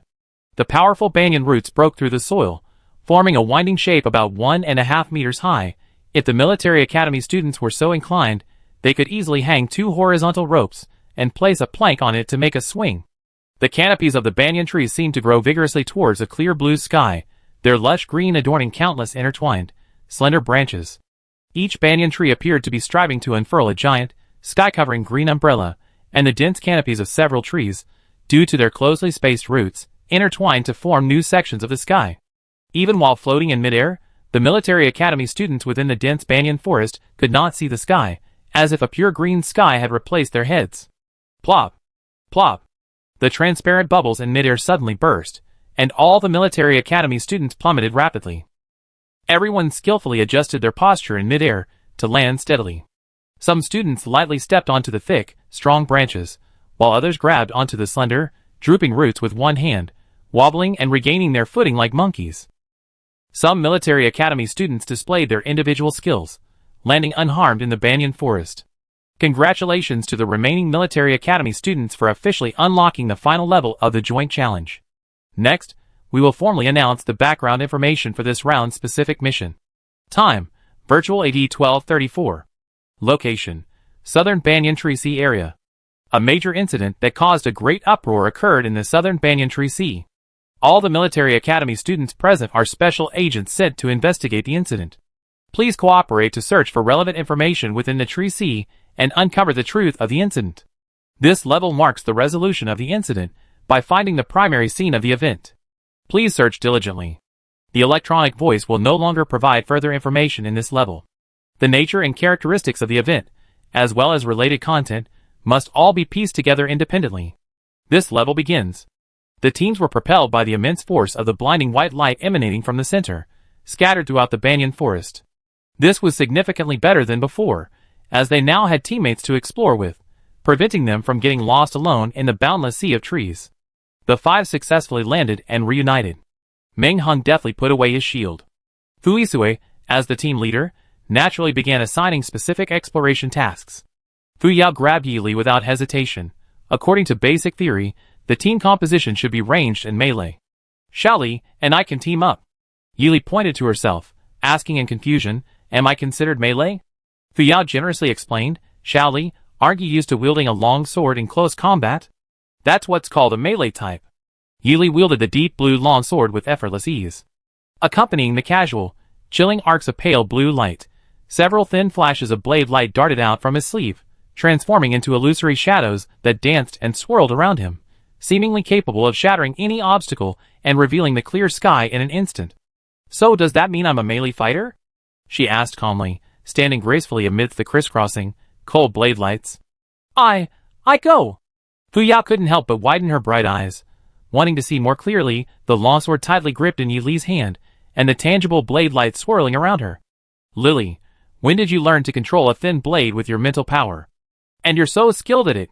Doesn't that mean you're good at both melee and ranged attacks? According to Captain Fu's team assignment criteria, we won't be able to team up. Her bright eyebrows visibly showed a lot of resentment.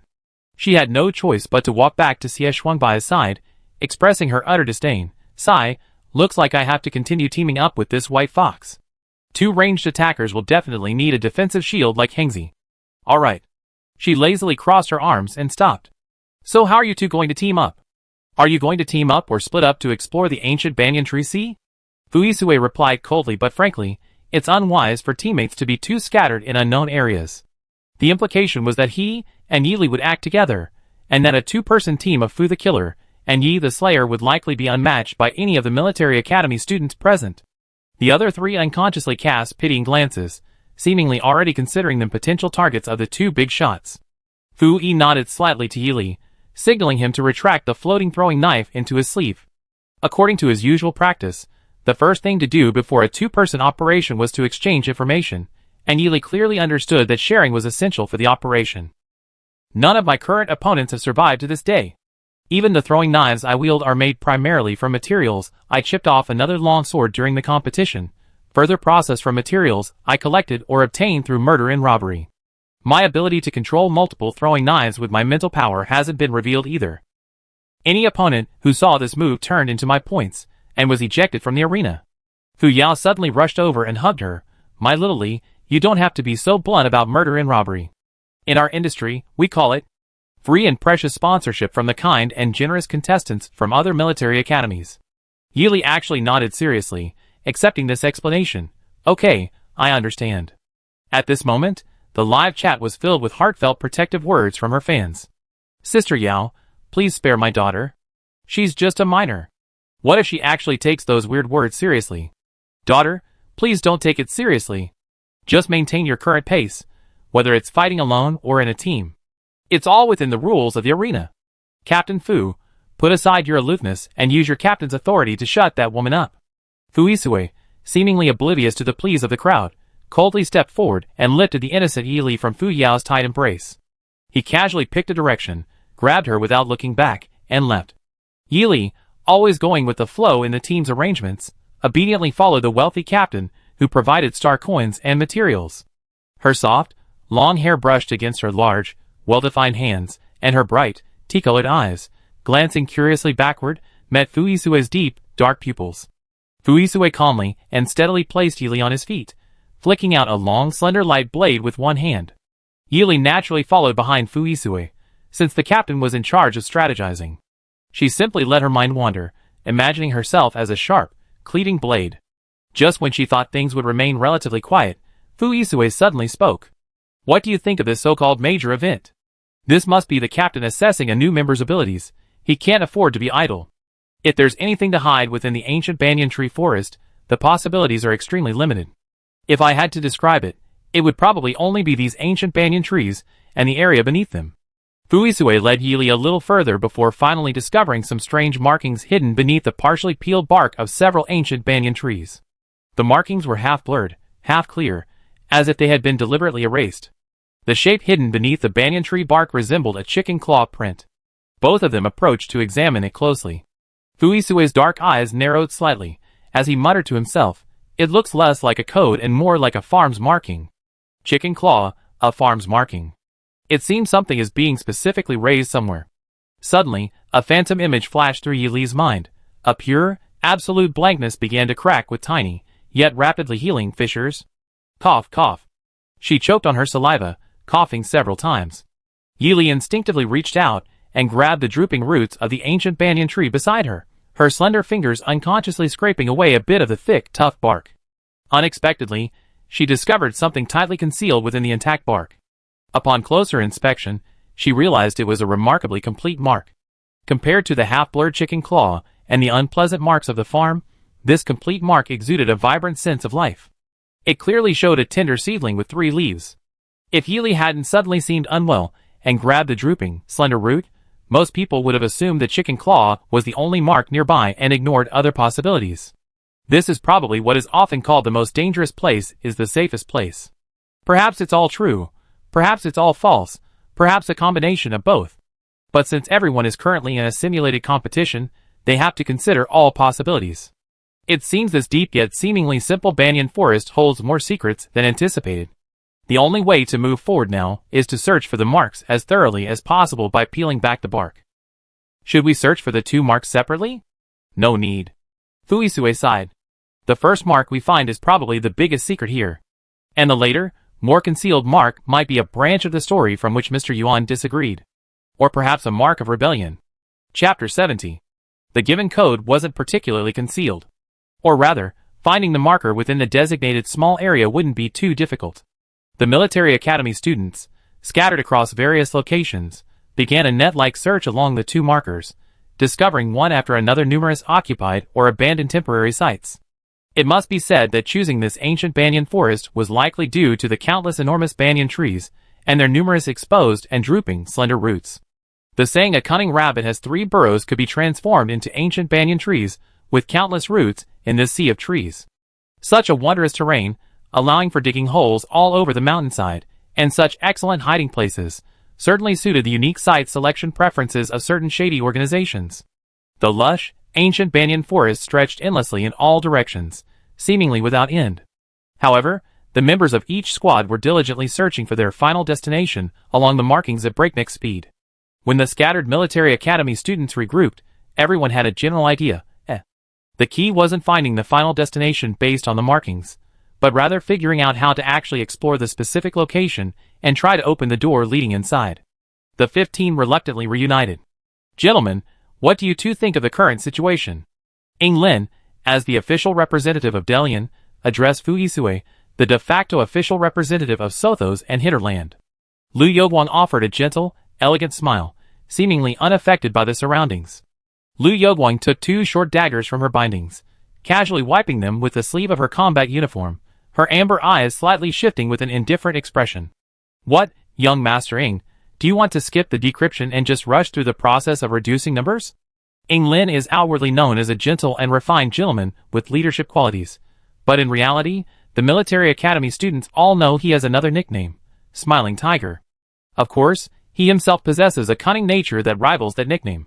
Leaving aside those who know him somewhat, like Lu Yoguang, even those meeting him for the first time, if they are perceptive, will sense the strangeness beneath his refined exterior. Ing Lin doesn't comment on Lu Yoguang's remarks, only suppressing a smile and remaining silent. But it's undeniable that more or less, all the military academy students present had this thought. From the start of military training to the joint competition, the entire 2 weeks have left the military academy students with almost no time to rest. The idea of finishing early and leaving early is hard not to take root and grow in their minds. Compared to the military academy students outside who have already returned to a simpler training life, and those of us inside still completing complex tasks live streaming, it's hard not to feel a touch of envy. Standing beside the still aloof and indifferent Fu Yisui, Yili had been quietly listening to their witty banter, her long, drawn-out exchange becoming increasingly tedious.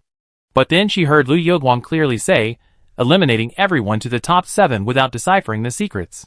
This single sentence, though unintentional, resonated deeply within her, like a string of wind chimes ringing in the breeze, producing a clear and melodious sound in the otherwise dull and boring atmosphere. The silent Yili successfully caught the words she wanted to hear, her gentle tea-colored eyes suddenly lighting up. Just attack? Her body instinctively rose to her feet, raising her long, sharp, dark blue sword with remarkably agile, almost instinctive movements, effortlessly sweeping the blade through the air. Hearing the commotion, the onlookers from the military academy turned their gaze, only to be blinded by a sudden, unexpected flash of bright white light from a blade. Yinglin and Lu Yoguang, who were engaged in conversation, were forced to interrupt their banter and naturally shift the focus to the girl with the sword. Fu Yisui took a slight step towards her, and Fu Yao hurriedly stepped forward, feigning a desperate attempt to protect her child. Before the two could speak, attempting to shift the blame, Yili, straightforward and puzzled, retorted, "Didn't you say you were going to eliminate 7 people? I'm just preparing by drawing my sword?" Her delicate face, with its innocent and sincere eyes, betrayed a deep sincerity that even the most meticulous scanning equipment could not detect. The Fu siblings, who appeared to be helping her with her hair, and Xie Xuanbai and Ming Heng, who were watching the spectacle, all calmly watched Yinglin and Lu Yoguang approach. Everyone wore an air of certainty, as if to say, "This is exactly the suggestion you made." No one doubted that Yi Li's demeanor would be considered pretentious. After all, the girl genuinely believed that the two bickering individuals were conveying that meaning. His tea-colored eyes shone with a frank and clear light, his burning determination and seriousness utterly genuine. Seeing the silence drag on for too long, Yili bluntly asked again, "You don't mean to simply reduce it to 7 or fewer people, do you?" Yinglin, Lu Yoguang, You already said everything we wanted to say, what else do you want us to say? The so-called straightforwardness is supposed to counter Sundara, but it turns out that directness can also suppress one's heart. After all, Yili, with his straightforward approach, was adept at accurately capturing the true intentions of his opponents and striking decisively. Just when the opposing side thought their pieces were in place, they were met with Yi Li's blunt and stubborn gaze, thwarting any subsequent attempts to divert attention. Of course, suppressing the opposing side with a direct approach also requires certain conditions. First, the opposing side must maintain a facade of righteousness. Second, the side using the direct approach must possess sufficient military strength. Coincidentally, both sides met these requirements in the current situation. At that opportune moment, Fu Yisui, the only one among the big 3 who hadn't formally spoken, calmly and deeply expressed his opinion, gripping his long, slender light blade. "If there's no better way to resolve this quickly, a fight is fine. Perhaps we can stumble upon the so-called place we're looking for, killing 2 birds with 1 stone." The other military academy students present couldn't help but exclaim, "Good heavens!" This was blatantly a call to arms. The other 3 also began to raise their weapons, ready to attack at any moment. A brief moment of stunned silence. Drip. A drop of water, still clinging to the emerald leaves of the ancient banyan tree, hadn't yet fallen to the ground. In a fleeting instant, all the military academy students seemed to have reached a remarkably unified consensus. Less than a second later, Yili nimbly ducked behind his shield. Almost simultaneously, Xie Xuanbai and Fu Yao, who had been positioned very close to Ming Heng holding his shield, flanked him, setting up sniper rifles and small guns respectively, launching a targeted, all-around barrage of firepower towards the field. Adhering to the principle of better to kill the innocent than let the guilty go free, and with the belief that they would finish the job and call it a day, they continued their relentless barrage to minimize the number of casualties. A section of the ancient banyan tree was suddenly and completely filled with thick, yellowish-brown smoke. Clang, clang, clang. Clang, clang, clang. The air was filled with a resounding clang of gunfire, and the acrid smell lingered in the air. The already limited visibility, largely obscured by the roots and leaves, became even narrower under the swirling smoke. Thud. Hiss. Occasionally, the soft sounds of flesh being pierced could be heard, the clean, powerful sounds of penetration echoing through the smoke-filled area, likely the swift, assassin-like attacks of some military academy students lurking within. Fu Yao had ceased firing his guns, but the sounds and smoke outside showed no signs of abating. It seemed the other military academies were planning similar attacks. However, a large-scale radiation attack was only effective when it caught everyone off guard initially, continued bombardment afterward was merely ineffective terrain destruction. Under the cover of the billowing smoke, Sothos's 5 men swiftly scaled the sturdy roots of a nearby ancient banyan tree, leaping up into its verdant foliage. They all knew that ceasing to waste firepower when heavy bombardment proved ineffective was the common choice. Once all the artillery fire and smoke subsided, the most crucial task became securing advantageous terrain to find cover and strike first. The towering banyan tree was clearly the perfect vantage point in the current environment. Whoosh, whoosh. Swish, swish. Gentle breezes swept away the lingering smoke. The previously huddled group of military academy students was, of course, completely wiped out. The nimble ones had already fled, while the slower ones had likely been ejected by the system. This once flat, verdant land was reduced to a horrific ruin by the onslaught. The vibrant land had been transformed in an instant into a cratered wasteland. Now, even if they were to climb down from the trees, they wouldn't know where to stand. The first second after scattering, everyone, quite consciously, scanned the exact location of their remaining opponents. Excellent. After reconnaissance, they discovered that everyone was remarkably coordinated, all hiding in the ancient banyan trees. Since the 3 banyan trees weren't far from the team members, the individual soldiers, with their innate or developed sharp eyesight, could clearly count the number of survivors. The front line of the Sothos Military Academy, composed of highly agile fighters, and the ranged fighters hiding behind shields, successfully completed their evacuation. All 5 were now alive. However, because Fu Yao and Xie Shuangbai had maintained the bombardment and sniping line, the longest among all the military academy students, their weapon reserves were completely depleted. The mini-league had a very strict rule regarding weapon use. For example, melee weapon users can only attack with melee weapons, but they can combine this with mental control, as seen in real-world examples like Yi Li's mental control of his weapon. However, firearm users can only attack with bullets and artillery fire. For example, in a real battlefield, using heavy firepower weapons like sledgehammers is not allowed. The game ends when weapon storage reaches 0. Fu Yao and Xie Shuangbai, following the rules, voluntarily pressed the button to exit the arena. Therefore, the Sothos Military Academy's combat strength, strictly speaking, only consists of Yi Li, Fu Yisui, and Meng Heng. Among the Delian Military Academy personnel, Ying Lin suffered minor injuries due to his close proximity. Those positioned further back in the group, such as Essen and Laurent, used their larger weapons to absorb some damage and impact, thus preserving their combat effectiveness. Feng Yunyan and White were successfully finished off by artillerymen from the Hinterland Military Academy during their retreat, although they managed to kill the Hinterland artilleryman named Victor as a backup. After Hinterland achieved a 2-for-1 exchange, they discovered that their Lanjue had been taken down by Sothos Military Academy's firepower at the start, and Victor had been ruthlessly finished off by Essen of Delian, who was the first to land safely. At the end, a headcount revealed that, like Delian, they only had 3 players left. The frenzied bombardment had ended, and in a sense, they were back to their previous state of balance. Yi Li sat calmly on a sturdy tree branch, gently swinging his dangling legs. Now there are 9 people in total, only 2 left before the official end of the match. Fu Yisui leaned his light blade against his side, with a calm expression, his tall and slender figure resilient and upright, expressing his subjective command more directly for the first time in the competition. It seems the remaining 2 can be resolved through negotiation. Don't be fooled by the fact that most of the students present seemed eager to leave early and rest. Thoughts and actions are very different, especially on a personal level. Those who survive to the final round are the most outstanding individual talents among their peers from various military academies this year. Being eliminated here would mean being seen as a mere shell of their former selves. Outstanding students also affect their academy's future recruitment prospects and reputation.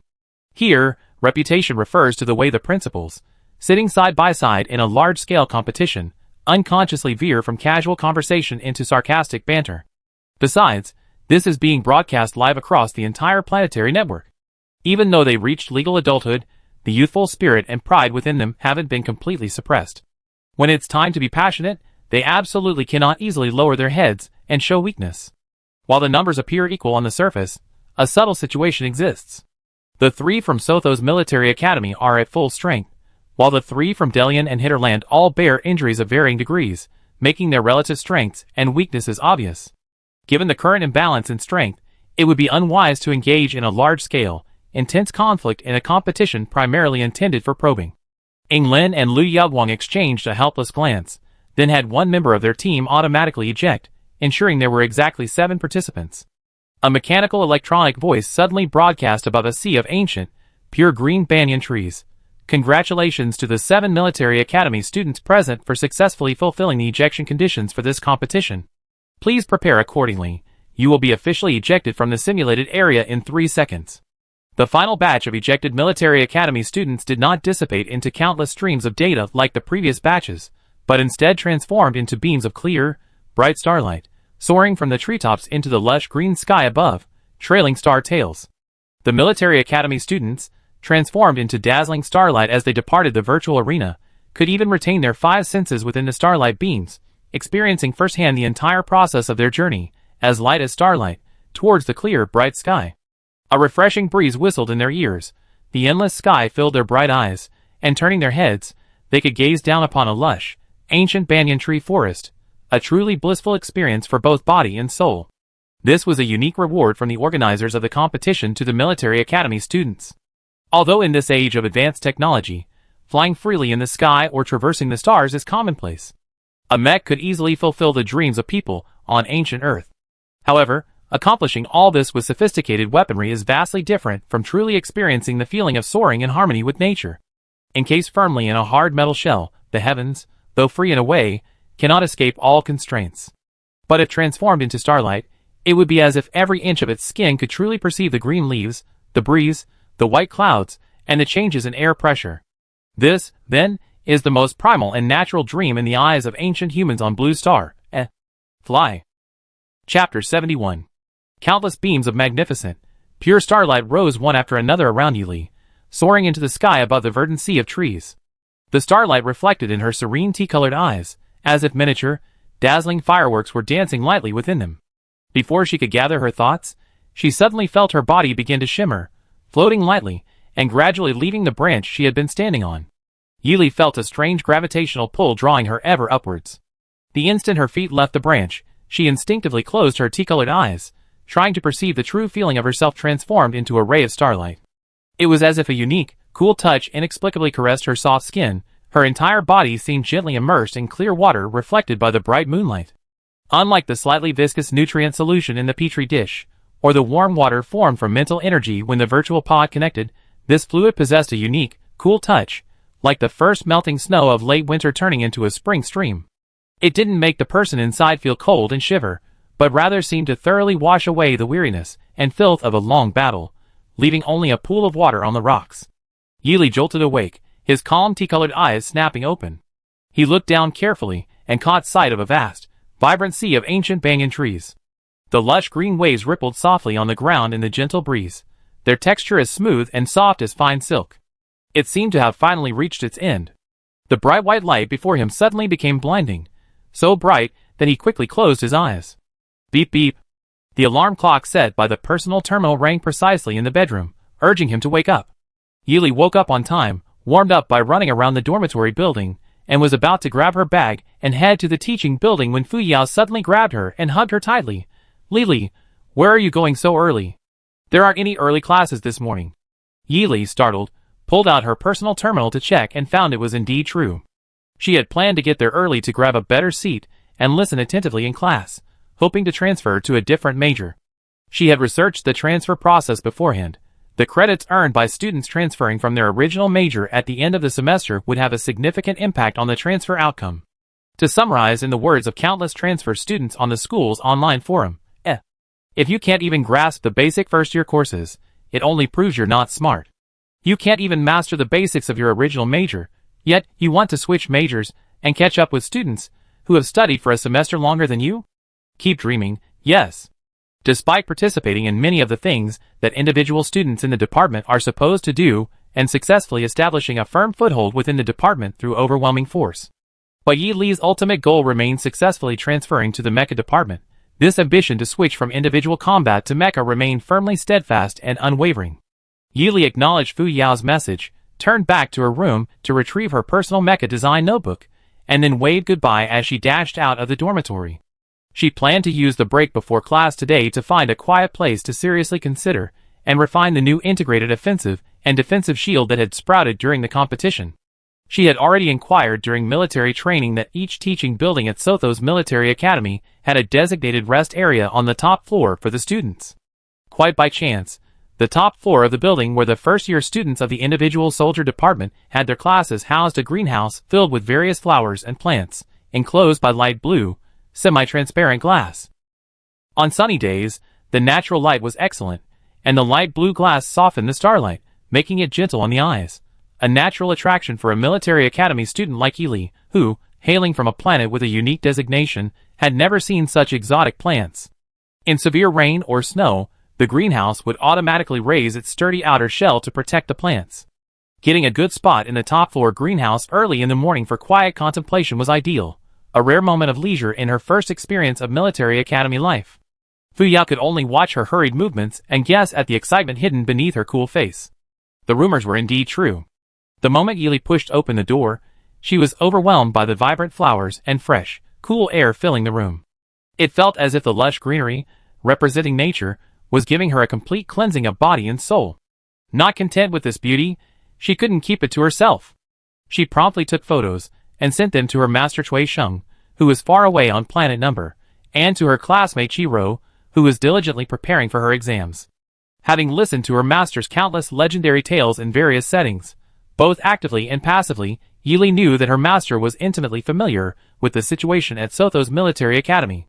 However, since arriving on the capital planet, he seemed to have been preoccupied with various matters, preventing him from properly catching up with his master and sharing updates with Chi Ro. After all, given Master Cui Sheng's personality, there was a high probability that when she returned to planet number during winter break, he would use the excuse of a disciple forgetting her master and, under the guise of teacherly dignity, give her a half-hearted education of love. Even though she contacted him daily and weekly, she only received indifferent or dismissive replies. Even though they were on the capital planet light years away, Master Cui's awful personality remained unchanged despite the distance. Her attitude towards Chi Ro was completely different. Chi Ro was her only friend at Dawn Basic School, and the victim of the ghostly tales she witnessed early in the morning caused by her returning to her dorm at dawn. Her lack of contact to update her on her situation was unsettling for Yili. Moreover, they had agreed to attend Sotho's military academy together. Due to unforeseen circumstances, she had started school early, and forwarding photos within the academy's permitted scope should motivate Chi Ro, who was now preparing for the entrance exam. Given their schedules, she probably wouldn't receive a reply from him now. That was also good. Yili likely didn't have enough time to reply to messages at this moment. After sending the message, she put away her personal terminal, chose a well-lit spot, opened her design notebook, and began sketching a basic design, filling in the blank spaces with inspirational ideas. Yi Li's envisioned shield, combining offense and defense, wouldn't be achieved through primitive methods like smashing with a hard cannon. She aimed for a dual-purpose shield that not only fulfilled its primary defensive function, but also perfectly fulfilled its offensive role with considerable damage output. A single, solid shield would be extremely thick and heavy. Using a single shield in combat would severely hinder agility due to its weight, and its lack of sharp edges would reduce its offensive power. Therefore, she chose a modular, detachable shield design. When separated into multiple pieces, the sharp, integrated design of the combined sections would increase offensive power, while the overall weight of the assembled shield would enhance defense. In a sense, this flexible approach could be described as achieving two goals at once. Next, the most pressing issue for Yi Li was the combination of different elements. Which combination method best suited her needs became her primary concern. Inspired by her mental manipulation of a knife during a previous mini-competition, she initially envisioned designing the segmented shields to be guided by mental energy or manifested as tangible lines to increase switching speed in combat. However, after consulting with her teammates during the mini-competition, she learned that performing mental manipulation with such ease was extremely difficult, requiring the operator to possess at least SS-level mental strength and extremely precise mental manipulation to guarantee a success rate.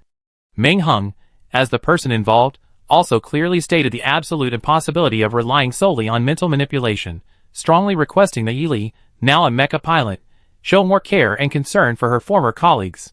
The situation, where even Meng Hung, who originally aspired to be a serious and self-disciplined tough guy, was forced to resort to what appeared to be a joke to beg for mercy from Yi Li, finally convinced Yi Li to adopt a mortise and tenon joint structure for the main connection. Of course, Yi Li, as a mecha pilot, also harbored a small selfish motive, to leave a hidden door for mental manipulation within the manually disassembled basic structure. If the future Ming Hung trains her mental power to SS level and can stably control the shield, or if it's for her future design of defensive weapons against those with higher mental power, such a small, prank-like experiment would be harmless. She quickly sketched out her inspiration in her design notebook, finishing at the very first second the bell rang and rushing to the designated classroom to grab a seat. This class, Introduction to Mecha, is a general course for both mecha and individual soldier majors, hence the spacious classroom. Rows of seats ascend evenly from the bottom, like steps. Only a clearly defined aisle divides the classroom into two sections. The left side seats students from the 3 first-year individual soldier classes, while the right side seats students from the 3 first-year mecha classes. Before class begins, the military academy students on either side subconsciously and cautiously observe the students from the other major. Just as individual soldiers seek mechas that best suit their needs and abilities, mecha pilots seek highly qualified operators who can unleash the full potential of their creations. Therefore, the general class for individual soldier and mecha pilots naturally becomes the best place for both sides to deepen their understanding and judgment of each other. The clearly defined seating arrangement cannot diminish the students' desire for future partnerships. After all, future internal and external military academy competitions will require a highly capable and reliable partner. Mecha innovation in the mecha department often necessitates skilled individual pilots to test drive the mechas, collecting current data and gaining first-hand feedback from the operator. Individual pilot students, during internal competitions, cannot always contact external mecha engineers for repairs and modifications. Discussing mecha-related issues with mecha department students is ideal. They might even stumble upon opportunities for innovative upgrades through the intense exchange of ideas and insights. Fu Yao casually sat down beside Yili, carrying her bag, and quietly leaned closer. A bright smile played on her radiant face, revealing a mischievousness that seemed to have no other reason. How was it? She gestured with her delicate chin in the direction where they were exchanging pleasantries. Like a matchmaking event, and a large-scale, professional one at that.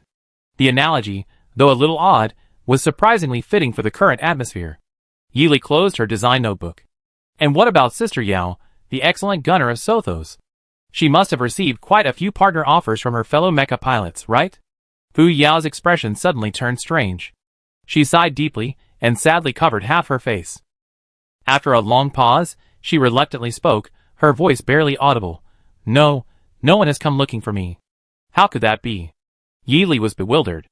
As a mecha pilot herself, she naturally understood the immense appeal of meeting excellent mecha operators and designing or modifying mechas for them.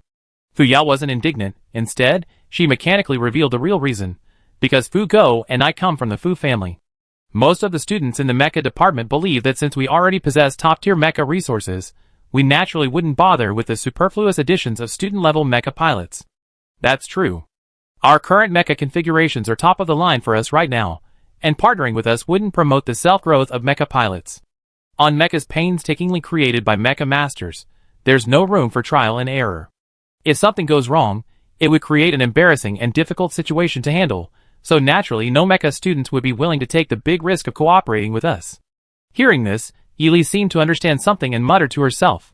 So, you deliberately came all the way to that isolated and backward planet, number 1, to lure me here, someone who knows nothing of the inside story and desperately needs star coins and materials, right? Oh dear! Fu Yao suddenly flashed a radiant smile, lightly patting Yili. How can you call it luring? You have talent and strength, but you need exorbitant research funding and materials. We have combat power and money, but we lack a capable mech pilot. It's a win-win situation. Is it that we don't have enough star coins, or that the high-level materials aren't tempting enough? Besides, Shaoli, you're not the type to be swayed by other people's opinions, are you? Your personality perfectly matches our requirements. She unabashedly unleashed a barrage of praise, befitting the woman who proclaimed herself the top gunner at Sothos Military Academy. Yili felt embarrassed to delve deeper into their not-so-pure motives. Fu Yao, however, became interested. And, you're a hidden gem we unearthed in the vast ocean. The point forced Yili to interrupt her. The gem says, I could have applied to Military Academy normally next year, even without being discovered. I would have jumped right up to it. Fu Yao, And it was Captain Fu who came to find me, not us. Yili meticulously corrected any imprecise expressions in Fu Yao's statement. Fu Yao, Chapter 72. The major course Introduction to Mech primarily aims to give military academy students a deep understanding of the structural systems and functions of mechs, a technological marvel. From the perspective of mech-specialized students, the course supplements their knowledge of all mech types except those in their area of expertise, while simultaneously expanding their foundational knowledge of mechs to the broadest possible scope. From the perspective of individual soldier students, the course provides a comprehensive overview of numerous mechs, offering various options for the future development of their mechs, allowing them to make adjustments without compromising critical aspects.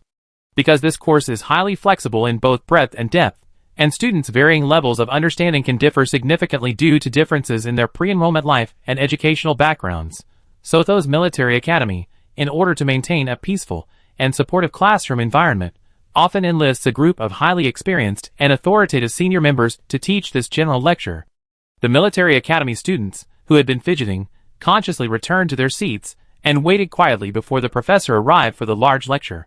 Some well-informed students had already learned about and discussed the situation privately regarding the professor's selection.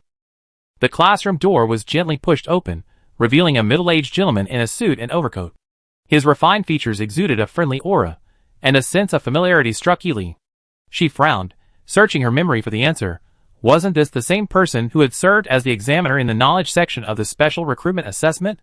She remembered confirming with Ansher Yu on the way back that it was a professor named Tan Qingwen, the only teacher who could have a friendly discussion with her about innovative new techniques during the reign of the great demon King Chui Sheng in the Sothos Mecha department. His main course was Introduction to Mecha, earning him the nickname, the gentle blade that slays the troublemaker. After all, he was the teacher who successfully engaged with the most troublesome student in history, and even later, he could calmly and easily handle subsequent troublemakers, which is why this title has gradually gained recognition and acceptance. With such a troublemaker killer appearing, even the most self-proclaimed outstanding military academy students had to obediently remain in their seats, behaving like well-behaved students preparing to listen attentively. Yili inexplicably felt a sense of aversion to eye contact, slightly tilting her head to avoid his gaze. Although she guessed that her master probably wouldn't specifically discuss the students he had taken on with Professor Tan, maintaining a calm and respectable relationship with her eccentric and difficult master was, in a sense, already quite impressive.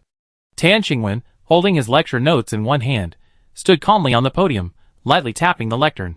Welcome, new students, to the Sothos Military Academy. I won't waste time with formalities. I'm Tan Qingwen, your instructor for the Introduction to Mecha course. You can call me Instructor Tan. First, let me outline the rules for this class. Be punctual, no lateness or early departures, debates are allowed but no arguments, and even if you understand the material, don't act arrogantly or disturb or ridicule other students. Now, let's move on to the introductory structure of this Introduction to Mecha course. The image displayed on the screen below is a tree diagram of the knowledge we need to master this semester. As you study, you can use this as the main outline to add your own details and refine it. I hope that through this, you can build a comprehensive understanding of Mecha, better comprehend and memorize it, and transform it into your own unique knowledge system. He delivered his opening remarks in a soft yet authoritative tone, then immediately began the lesson. Professor Tan's teaching style was elegant and natural, his speech clear and fluent.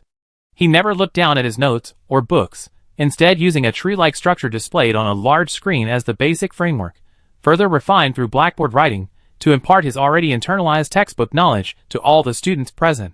Professor Tan preferred a more traditional and simple blackboard writing style. He believed that words should be formed in the hand to do justice to the beauty bestowed upon them by their creators. However, Professor Tan did not simply follow old-fashioned approaches. He brought several 3D projectors, similar to those used at mecha exhibitions, to his classes.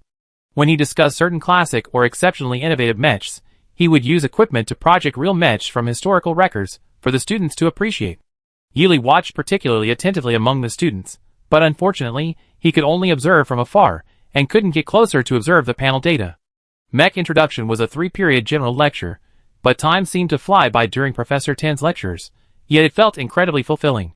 2 minutes before the bell rang, Tan Qingwen, considering the lack of a break and the fact that the day's teaching objectives had been achieved, officially announced the end of Get Out of Class.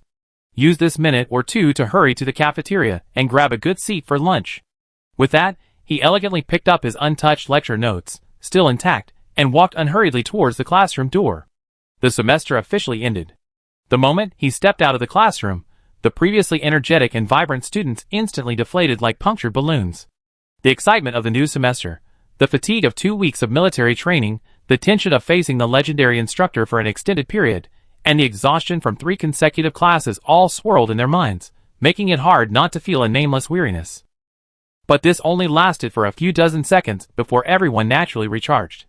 Those who wanted to go out for meals in small groups headed to the cafeteria, while those who wanted to discuss the class material formed groups to explore, quickly returning to their usual routines. The afternoon's individual combat training consisted of independent practice, mainly including circling the training ground 50 times within a specified time, performing 50 sets of basic maneuvers, and 50 sets of advanced maneuvers fluently in a mech within a specified time, and achieving a 75% win rate in 50 simulated mech combat sessions. Additional regulations stipulate that if any test exceeds the time limit, 3 additional penalties will be imposed for every minute exceeding the limit. All test data will be recorded by a wrist-worn smart device specifically equipped by the individual soldier department, and a list of penalties for each student will be automatically generated based on the assessment results.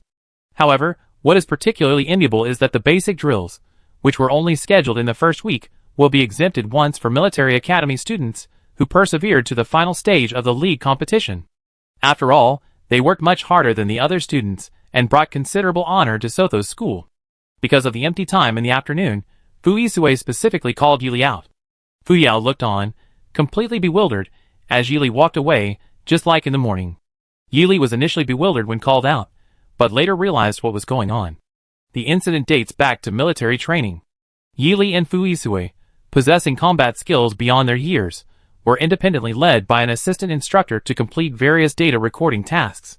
During this time, Fuisue tentatively mentioned the mad scientist and the unknown laboratory, which the other party stubbornly insisted was definitely related to her. Therefore, Yili reluctantly agreed to participate in the blood test in exchange for the destruction of her blood sample and a halt to all her interrogations. Later, due to the various activities and competitions during the freshman semester, there was never enough free time. Fortunately, having persevered to the end of the small competition, they had a chance for exemption from the afternoon's basic training. Therefore, Fuisue naturally scheduled the blood test for this time. Sotho's military academy students are not allowed to leave the campus during school hours except for teaching, competitions, and other activities. Scheduling it in the afternoon meant the blood test technician should be on campus. For the sake of perfection in all aspects, the two traveled in a small aircraft. Although they were just freshmen, they were the only 2 formidable newcomers who left a deep impression on the upperclassmen of Sotho's military academy. This blood test experiment, especially for Yili, required the highest level of secrecy. Maintaining sufficient secrecy and completeness was one of the 2 strict, unquestionable conditions set by Yili that had to be met. The other condition was that she had full control over the process from the start of the blood draw until the results were available. After the results were in, she was to destroy all traces of the blood sample, and both of them had to voluntarily and consciously destroy everything in the laboratory that day. These 2 conditions were incredibly stringent in their requirements for confidentiality and leaving no trace. But for Yili now, regardless of the past, what mattered was the present and the future. If she were to be held back by a dreamlike past, she would not only be unable to develop the ability to resist the relentless nagging of past memories, but she would also be immersed in pain, abandoning the path to a bright future. Therefore, this was the only condition she would never compromise on. Lost in thought, Yili's gaze was directed out the window, but she didn't look at any of the flowers or plants. Until she was gently patted by Fuisue, jolting her awake, and realized she had arrived at her destination. The surrounding scenery was noticeably different from the campus she had attended during her school years. The flat land had only minor hills at its most undulating, and countless large, 2-storied buildings were neatly arranged like fish scales. It was less a major academic area established by the school, and more a small experimental area rented out by the school to students or graduates. Fuisue, familiar with the area, led her to a valley between 2 small hills. This path was the most secluded and inconspicuous, a perfect research location for lab technicians, reserved only for students deemed exceptionally talented and with bright futures by the university. From this, it could be inferred that the senior student who had undertaken this task must also be outstanding. As if reading her mind, Fuisue entered the password into the lab while explaining, "The senior student who commissioned this, Yushanin, is 2 years older than us and is currently studying biology. He's not specializing in genetic research, so he doesn't have the abnormal state of being driven to madness by his studies. More importantly, Senior Yu, like me, is one of the experimental subjects who survived from the lab. Senior, you will explain the more specifics. I won't presume to do so. The lab's layout wasn't much different from the outside. Perhaps to avoid trouble, or because the researchers shared similar or common interests, the lab's main color scheme was a consistent black, white, and gray. Shoes clicked crisply on the hard stone floor. Yili quietly followed Fuisue, taking the elevator to the second floor, directly to the lab technician's location. Peering through the gap, as the elevator doors opened, was a disheveled boy whose original color was indistinguishable from his clothes. Judging from his current unsightly appearance, Yili's use of the term boy or man would undoubtedly suggest a kind nature. After all, it's impossible to discern someone's age from a dark mass. Yili, however, treated that black ball with such respect and politeness. Yili sighed inwardly. It seems eccentric people have an ability to attract each other. If you accidentally find one, you can easily find several others nearby. The senior student reluctantly went to the restroom to wipe his face clean of dust and grime, allowing the completely clueless Yili to vaguely make out his appearance. Yu Shanin was a poetic and beautiful name. Closing one's eyes seemed to evoke the sounds of a clear mountain valley. This beautiful first impression, however, completely shattered the idyllic, verdant mountain scenery she had imagined, crushed by harsh reality. Only after the other person had tidied himself up to look somewhat presentable, and after Yili politely added a beauty filter, could she offer a more balanced assessment. His tall, slender figure, resembling a thin bamboo pole planted on the ground, was extremely frail, as if it were likely to break quickly in the wind or bend under heavy pressure. His pale, bloodless complexion did not possess the unique ability to conceal flaws. On the contrary, it accentuated the dark circles under his eyes, the bruises under his eyes, and the terrible state of his acne caused by prolonged lack of sleep, magnifying his already considerable imperfections many times over. It was nothing like a towering mountain range. If one had to describe it, it would be more like a small, hidden hill struggling to grow in the wilderness. Therefore, the melodious sounds within would not be as gentle and melodious as those from deep mountain valleys. Perhaps it was more like the mournful notes of an ancient zither played by a scholar banished to a desolate region of ancient earth, seeking solace in nature. Of course, all of the above conjectures are purely products of Yi Li's own divergent thinking. After tidying herself up, Yu Shanin lazily reclined on a private armchair and introduced herself. Hello, Junior. I was pulled in by this guy to be the lab technician in charge of this blood test. I'm fully aware of all the rules you stipulated beforehand, and I presume you also know some basic information about me from this guy. Therefore, I also have a condition in return for your request. Regardless of whether you're our partner or not, this matter cannot be leaked out of your mouth in the slightest. Of course not. Yili looked at Yu Shanin with firm eyes, and agreed to the conditional exchange. Since everyone considers secrecy the most important rule, naturally, without any conflict of interest, they can be the best partners for cooperation. Chapter 73. After Yu Shanin finished his battle shower, his features were finally clearly discernible. His appearance was not far off from what Yili had guessed from his vague shape. His long, thin, bamboo-like frame and listless, cloudy eyes were particularly striking. Only when entering the password to enter the laboratory did his eyes suddenly gleam with a light, breaking through the dense, gloomy grayness. In the pre-prepared laboratory, Yu Shanin set up a slightly odd-looking instrument, a large-scale, sophisticated machine with a cold metallic sheen. Fearing that Yili might be hesitant about the unknown machine, he unusually kindly told her, "This is a sophisticated machine I independently innovated and created specifically for analyzing the blood of species. Although it's not commercially available, I can personally guarantee, as a researcher, that it is absolutely the pinnacle of its kind in this field."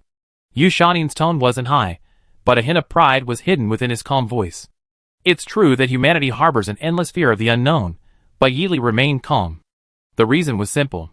While researching and building small machines on planet Number, she made a valuable, unexpected discovery.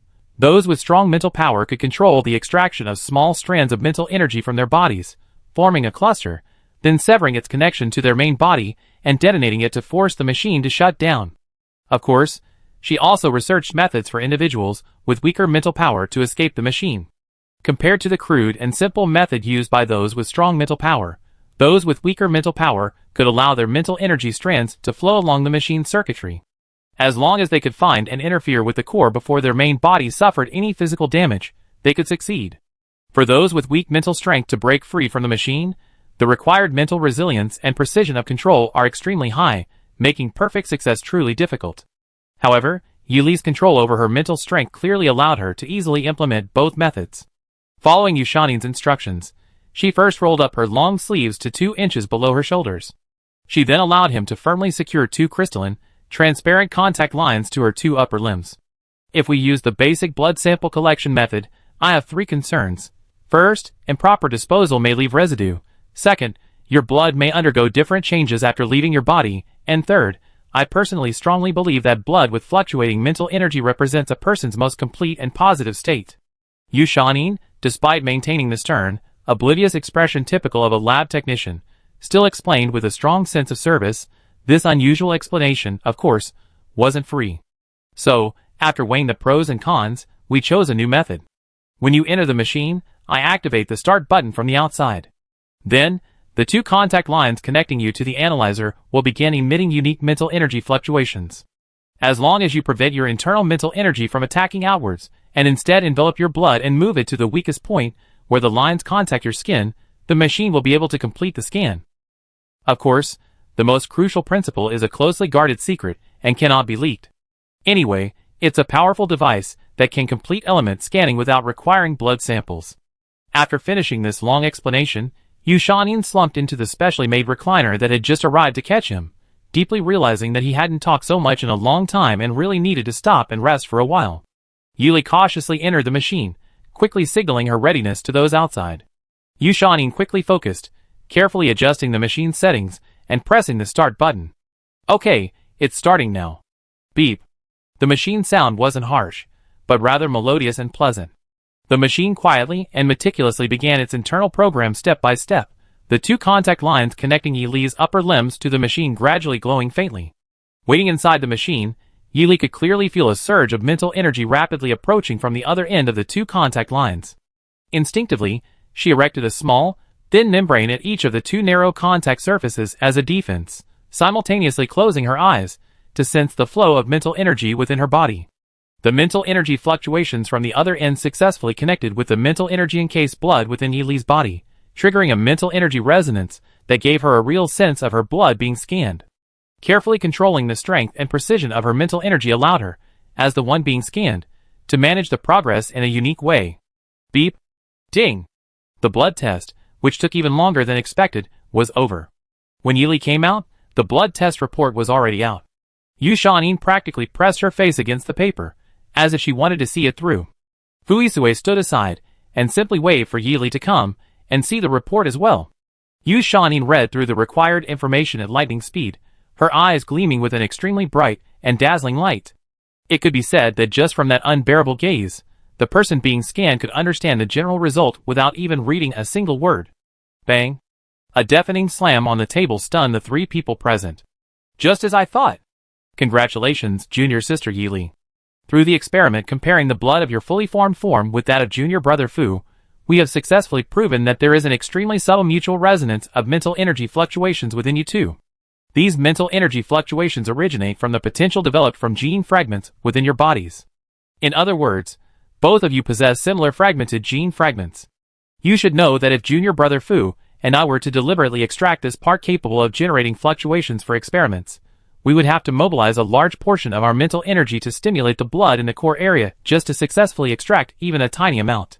And you, without any prior effort to activate your mental energy or search for the key fragment carrying the fluctuations, were able to so easily elicit a resonance, even a tiny one, which is extremely difficult to achieve.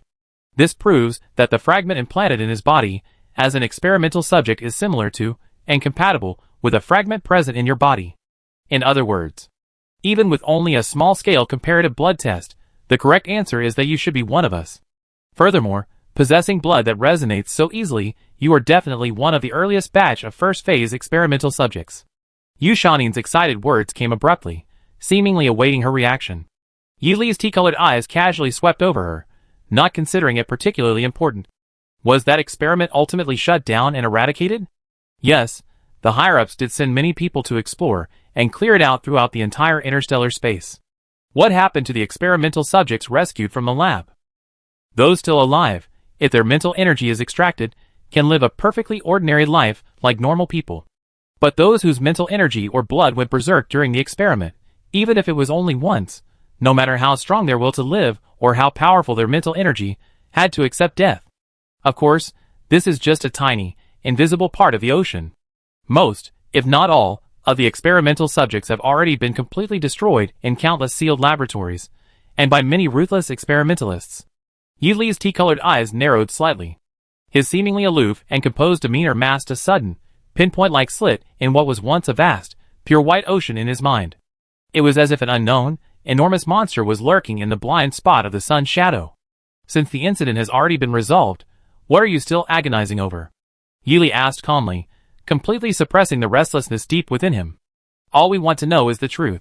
Yu Shaonin, unusually serious and impeccable, emphasized solemnly, what I'm about to say is something only we, as the test subjects, can or should know. The principle of mutual benefit and secrecy before the experiment began still applies in this situation. Of course, I believe that none of us, as unregistered former test subjects, would leak something so crucial, as important as, or even more important than our lives. Unregistered? Like me? Yi Li sighed and conceded, all right.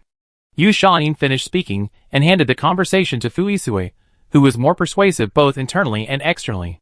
His voice, cold and detached like a mountain spring, said, in a large-scale human experiment recorded by the authorities, everyone rescued except me perished due to the disruption and repair of their spiritual power. Actually, aside from the first phase of the experiment, whose situation is unclear, there were several unregistered comrades who escaped before the rescue arrived. I only found Senior Yu, who came to the capital star to study in the military academy's research department. The others were scattered in different phases of the experiment, and I never saw them, so I couldn't find them anywhere. Based on the experiment that old Yu and I discussed and verified at the time. Judging from the environment, those companions who ran away early couldn't possibly have escaped on their own, so we made many related guesses. But none of them hold water. When the official rescue team arrived, the site was already mostly burned and ravaged by highly corrosive solutions. There was nothing unusual to be found. I wondered why they didn't wait for official rescue but seemed to have avoided it by leaving early, so I simply kept the possibility of other survivors a secret. Yu Shaonin interjected, asking me is useless. I wasn't in the group that escaped. At most, you were a fish that slipped through the net of those lunatics, so the possibility shifts to you, who is suspected to be from the first generation. Fu Yisui frankly admitted that he actually considered himself the culprit who dragged Yi Li into this. After revealing the hidden truth, he politely and solemnly apologized and asked for forgiveness. Yi Li waved his hand lightly. That's not necessary. It's far better to proactively understand the specific circumstances affecting me than to be unknowingly exploited, deceived, or imprisoned later. Consider this a form of preventative measure. However, she said solemnly, I haven't lied to you at all. I truly remember nothing about what happened back then. Not only the real answers you're asking for, but even my own memories that I can recount in detail are non-existent. Where did I come from? What was my original name? Did I have any blood relatives? What path did I walk on? Will there be anyone who knows me looking for me, if one were to search for forgotten fragments of memory scattered in the black hole of memory? The above 5 simple questions are questions that can never be escaped. Remembering the past is like searching for lost items in time and space. Finding them brings nostalgia and lamentation for impermanence. Not finding them brings a sense of loss for how distant the past is, making it impossible to find again. Within Yi Li's social circle, the only person she could truly confide in about her melancholic and sentimental emotions was her introverted and sensitive roommate, Su Xian. Her other friends seemed cursed by the stereotypical image of a rigid, insensitive student, and indeed, they had become a veritable den of insensitivity, though Yi Li herself wasn't much better off. Although Su Xian found her question strange, she patiently explained, if a person has absolutely nothing left of their past, it must be a very sad thing. She even enthusiastically pulled out the recently popular novel, The Pure White Past, and The Completely Black Today, to illustrate the 3 absolutely inseparable concepts of memory, past, and sadness. The internal and external logic is easy to understand theoretically, but from a purely subjective perspective, it becomes a rigid explanation. Even pain and fear are learned only after waking up. The seemingly philosophical topic of sadness for the passing of the past is even more difficult to grasp. No. Perhaps it's not difficult. It's just that because she has never had a past or memories since her resurrection, she cannot feel any extra emotions towards things that don't exist. Events she never possessed therefore have no corresponding emotions of loss. Thump. Long, slender fingers, like bamboo twigs, gently touched a patch of fair forehead. A slight chill, gathered at the fingertips, traveled to Yi Li's brow. Lost in her own thoughts, Yi Li was startled back to reality by the sudden chill, meeting a pair of dark, unfathomable eyes. Yili? Question mark. Her long eyelashes fluttered irregularly twice, her tea-colored eyes widening slightly. Have I been spacing out for a long time? Yes. Yu Shaonin lazily yawned, sprawled in her uniquely crafted beanbag chair.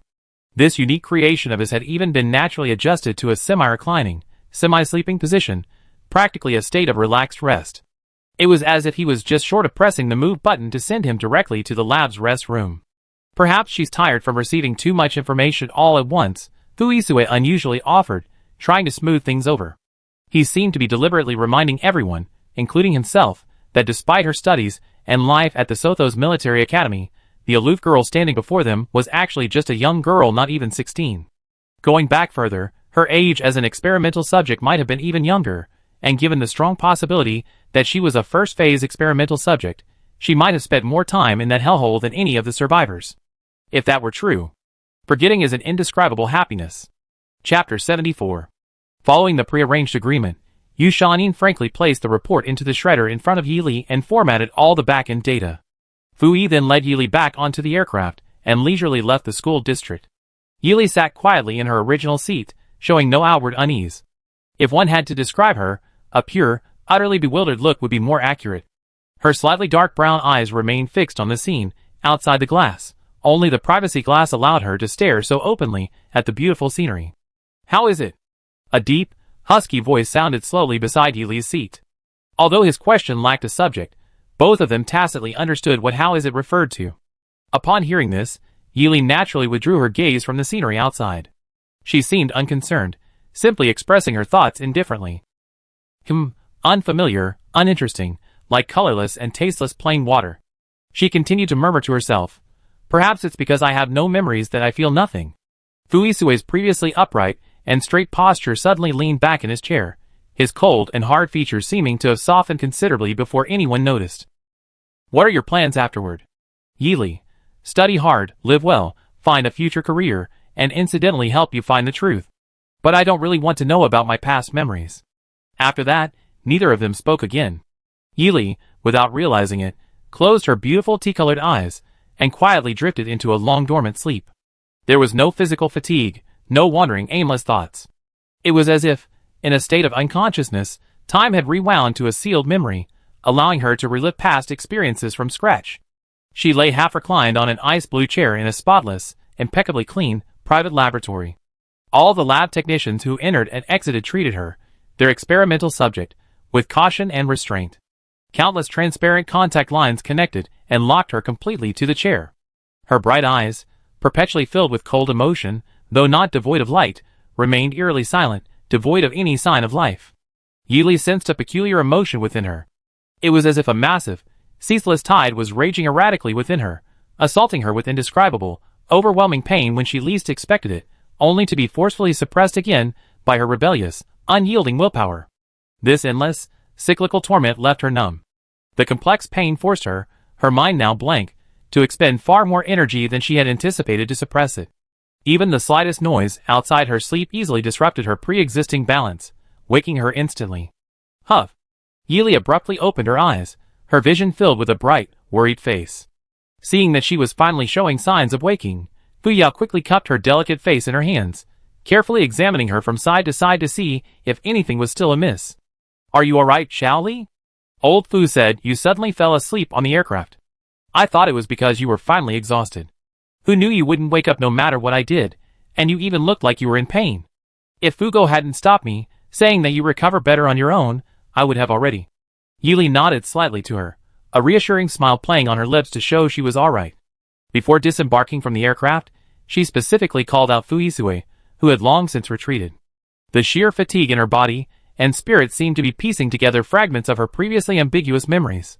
Sure enough, without important memories to carry them, there would be no real emotional impact. Yili casually wiped the fresh sweat from her forehead, desperately trying to prevent the fragile, fragmented memories from being erased into absolute blankness in the blink of an eye. Fu Yisue also keenly sensed her unusual state. He was about to advise her to go back to her dormitory to rest when, unexpectedly, she grabbed his arm, her face pale. A pair of cool, slender fingers lightly touched his muscular forearm, the force of which was negligible compared to his usual exertion in battle, yet for some reason, He couldn't forcefully shake her off. Yili struggled to maintain his balance, unconsciously pursing his dry, thin lips. I found a tiny fragment in my dream, but I should forget it soon. Fuisue's dark eyes narrowed slightly. She then spoke rapidly, delivering the crucial information. The experiment you're concerned about, in essence, can be understood as having two types of subjects in the first batch. The first type is the improved version of the first batch of subjects you told me about. The second type is the so-called first batch of subjects, which truly represents the entire experiment. Therefore, the conditions you established beforehand are completely insufficient. Having said this, as if she had exhausted all her strength, Fu Yao, exasperated, dragged Yili back to the dormitory on her perfectly modified balance bike. Fu Yao had assumed that Yili, unusually sweating profusely and pale-faced, would need a good night's sleep until dawn. However, the girl's deceptive appearance proved equally convincing. The bedridden girl, as if on cue, had sniffed out a bowl of delicious stir-fried noodles, without scallions, ginger, garlic, or chili, just before the dinner bell rang. The steaming aroma of the stir-fried noodles alone revealed the essential ingredients: vegetables, eggs, pork tenderloin, and minced sausage, all incredibly tempting. Lying in bed, Yili, seemingly oblivious to the awakening of a latent ability, managed to complete her revival and even managed to snag a bowl of noodles. The warm food flowed down her throat and into her stomach, warming her body and seemingly warming her previously stiff form. Satisfied with her full stomach and delicious food, Yili took a shower and easily went back to sleep. No one noticed. Without even realizing it, the brain had completely lost all memory fragments. Even the currently generated memories of previously remembered fragments had vanished without her noticing. That evening, after carefully comparing the information in her hands with the intelligence provided by Yili, Fuisue even dialed her personal terminal to inquire about more specific details. Her thoughts were unusually subjective. Analyzing the information from Yi Li's message using the information she currently had was not easy. The most scientific method of analysis based on rational thinking was simply inadequate to drive substantial progress in exploration and reasoning when conditions were insufficient. When the gates of rationality were completely blocked, one could only rely on the individual's almost instinctive intuition. No keywords, clues, or figures were needed, simply connecting the vague outlines of the present situation with various plausible conjectures, and Yi Li's instinctive feelings was sufficient. When memories are not etched, only the heart can provide true feedback. The method was scientific. In ordinary times, and with ordinary people, it would definitely have some unexpected effects. But the object of this attention was Yi Li. That girl, seemingly as aloof as mountain snow, yet in reality harboring an inner strength of icy rock. With the successful erasure of her memories once again, the faint, lingering feeling seemed to have been completely buried by a blizzard that had swept through the deep mountains and forests for days, never to be found again. The memories and emotions vanished cleanly, like flawless white jade, as if one could sense the person involved had decisively and ruthlessly severed the fragments. There was not a trace of lingering attachment. Chapter 75. Military Academy life, propelled by numerous minor disturbances, finally settled into a smooth and normal routine. Colonel Sothos, as a senior colonel, paid close attention to the student's solid grasp and flexible application of knowledge. However, individual departments also provided special flexibility based on the unique abilities of each student. For example, most courses within the individual soldier department adopted the standard face-to-face teaching model, while many other courses offered alternative learning modes. Each student could choose between online and offline learning modes based on their individual learning abilities, their specific needs for their overall academic life, and other personalized considerations. Students applying for online learning who could perfectly complete the unscheduled online assessments with high scores could freely choose their professional course learning mode without restrictions. Online learning was initially a special privilege offered to students with exceptionally high academic performance, who frequently engaged in individual research projects or participated in competitions. However, with more and more students considering transferring to their desired majors and wanting to take preparatory courses early, the Sothos Military Academy's faculty and management gradually began piloting various teaching models on campus and then expanding them across the entire academy. This was done to allow students to easily grasp classroom knowledge and have extra energy to explore other areas for in-depth research, thus promoting their self-development. Of course, this process involved a long period of exploration and revision before finally arriving at its current form. Starting from the first year, the curriculum's flexibility gradually increases with the academic year, ensuring that it not only takes responsibility for students' knowledge and abilities, but also doesn't waste the time of ambitious students seeking further development. Upon learning that one of the only 2 elective courses on the first-year schedule for the individual combat department was tomorrow, Yi, determined to switch departments, specifically requested the complete and detailed schedule for the entire mecha department from her best friend, Su Xian. When Su Xian learned that Yi actually wanted to switch to the mecha department, the usually reserved and gentle Su Xian couldn't help but show a rather surprised expression. Even if she wasn't studying in the individual combat department, she was well aware that Yi had easily risen to become a top-tier individual combat student within the Sothos Military Academy's first-year individual combat department, on par with the legendary Fu Yisui, in the short time since the start of the semester. Her deep blue longsword swept across with a light touch, as radiant as a bright pearl, and the moon, overshadowing the faint glow of fireflies. The girl's petite and slender body concealed an unpredictable and immense fighting power. Yi, who was destined to become a major figure in the individual combat department, had actually come to the mecha department from the very beginning. As Yi Li's best friend, Su Xian was naturally happy to see this happen. Personally, she felt her dorm's ranking would be overwhelmingly higher in the mecha department, but as a professor in either the individual combat or mecha departments, she could already foresee an impending uproar. Best of luck to everyone. Regardless of the outside reaction, Su Xian was currently providing Yi with additional information about the mecha department. Our mecha department is a bit different from the individual combat department. The individual combat department seems to have one department with 3 classes, but the course content is the same, only the class schedule is different.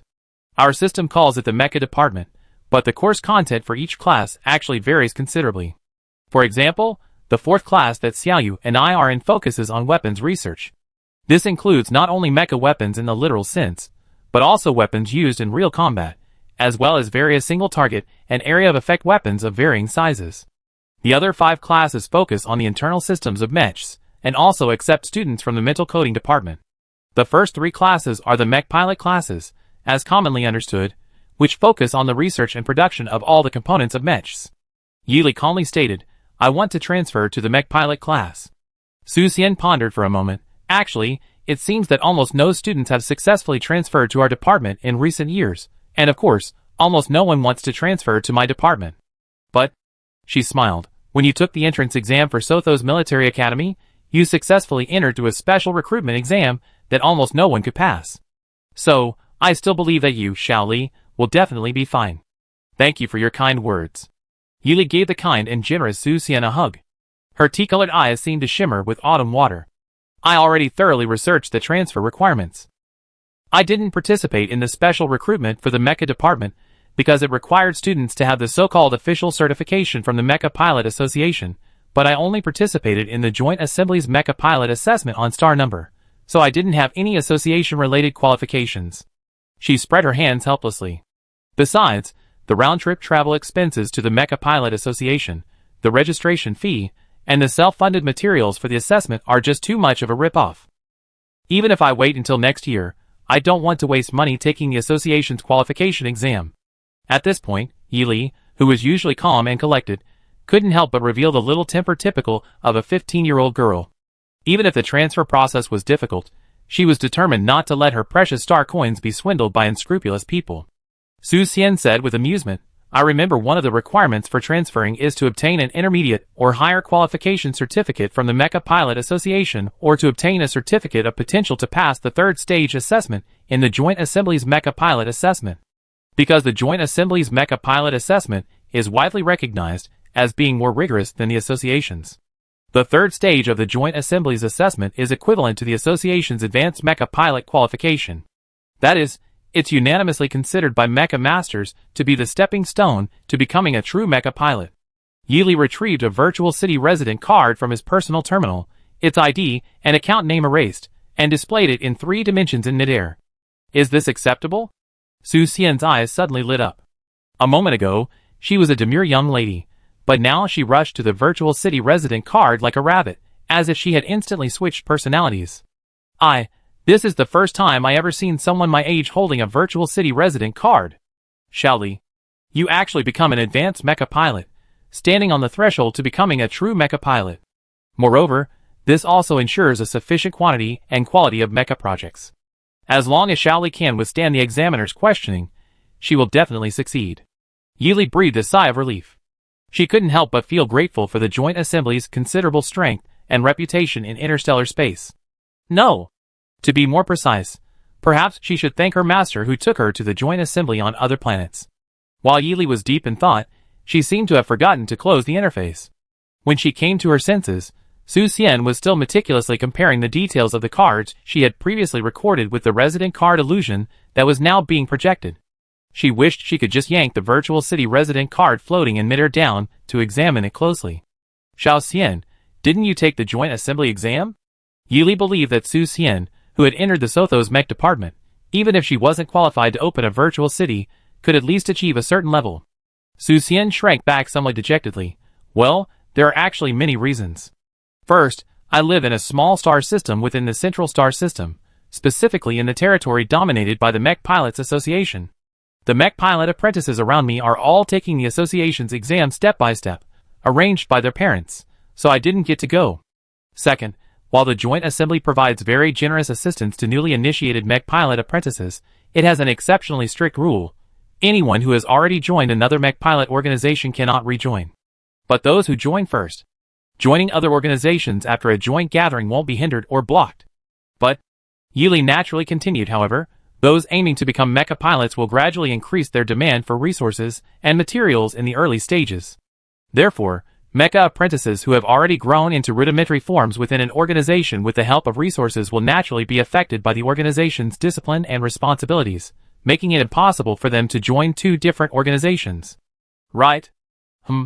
Su Xian nodded in agreement with a somewhat helpless expression, but still cheered on to help her friend.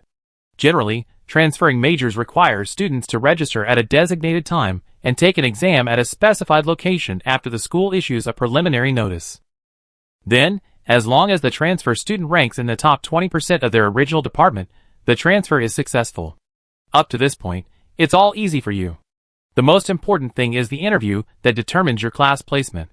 Being placed in the Mecha Comprehensive class isn't bad, but the key is that the Mecha Comprehensive class is actually divided into 3 classes based on students' overall grades. As a newcomer, you not only need to gain the professor's approval, but also the approval of your future classmates. It might cause trouble for the other students, who slip into lower classes due to your transfer. Yili considerately handed Su Xian, who was kindly recounting the department's situation, a freshly poured cup of tea to soothe her throat. Yili thought that the usually reserved Su Xian must be thirsty after speaking for so long. She really felt bad for her. Su Xian drank the tea in one gulp, then contentedly offered the cup for a refill. Yili naturally smiled and granted her wish. The harmonious atmosphere continued until the outgoing and energetic Fang Xiu and the bright and generous Fu Ya returned, arm in arm, as if they had just finished shopping. Their sharp eyes noticed the transfer guide spread out on the small square table, and they couldn't help but exclaim in surprise.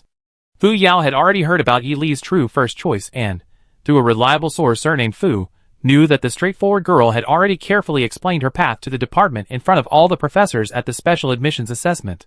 Therefore, she wasn't too surprised. If anything, she felt it was Yili's decision to switch majors to become a mecha pilot during their first meeting with the big shot, and then her frank expression of gratitude upon passing the individual assessment. The sheer number of factors, and the sheer amount of room for criticism left her speechless. Fu Yao, with the air of an older sister, gently ruffled her fluffy hair. For my little Li, it'd be a piece of cake. If you prepare diligently, it'd be fine. But be careful not to overwork yourself. True success always comes from ability, not grades. Fu Yao, unusually showing her reliable older sister side, added a touch of mature composure to her gentle and kind demeanor and words of advice. Compared to Fu Yao, who was completely unfazed by the news, Su Xian, outwardly quiet and refined but quick to learn, and Fang Xiu, outgoing and not good at hiding her feelings, were clearly the only lucky ones in the entire dormitory utterly stunned by the news. Wait a minute, changing departments isn't difficult for Xiaoyi, but what about your team? Yili's tea-colored eyes curved slightly. Xiu and I are quite in sync. I asked Captain Fu the same question. But Xiu, don't worry. My team only competes in the inter-team competition of the Military Academy Grand League. Back then, only teams from the same school were grouped. Departmental classification wasn't a requirement. Fang Xiu blinked. So, the inter-school group stage can be handled by 4 people, and then they can merge into 5 for the inter-school group stage. A mix of feints and real attacks will make your opponents unable to defend against you. It feels like you're hiding a trick up your sleeve, so cunning. Yi disagreed, saying, please call this wisdom. Chapter 76. The following day, there were 3.5 hours of basic physical fitness classes, a compulsory course throughout the individual combat department. This major course primarily provides scientific and effective rigorous guidance to students in the individual combat department on all physical qualities, including explosive power, endurance, and physique training, enabling military academy students to achieve significant self-improvement. The seemingly naive freshmen, though outwardly fresh, were actually seasoned veterans.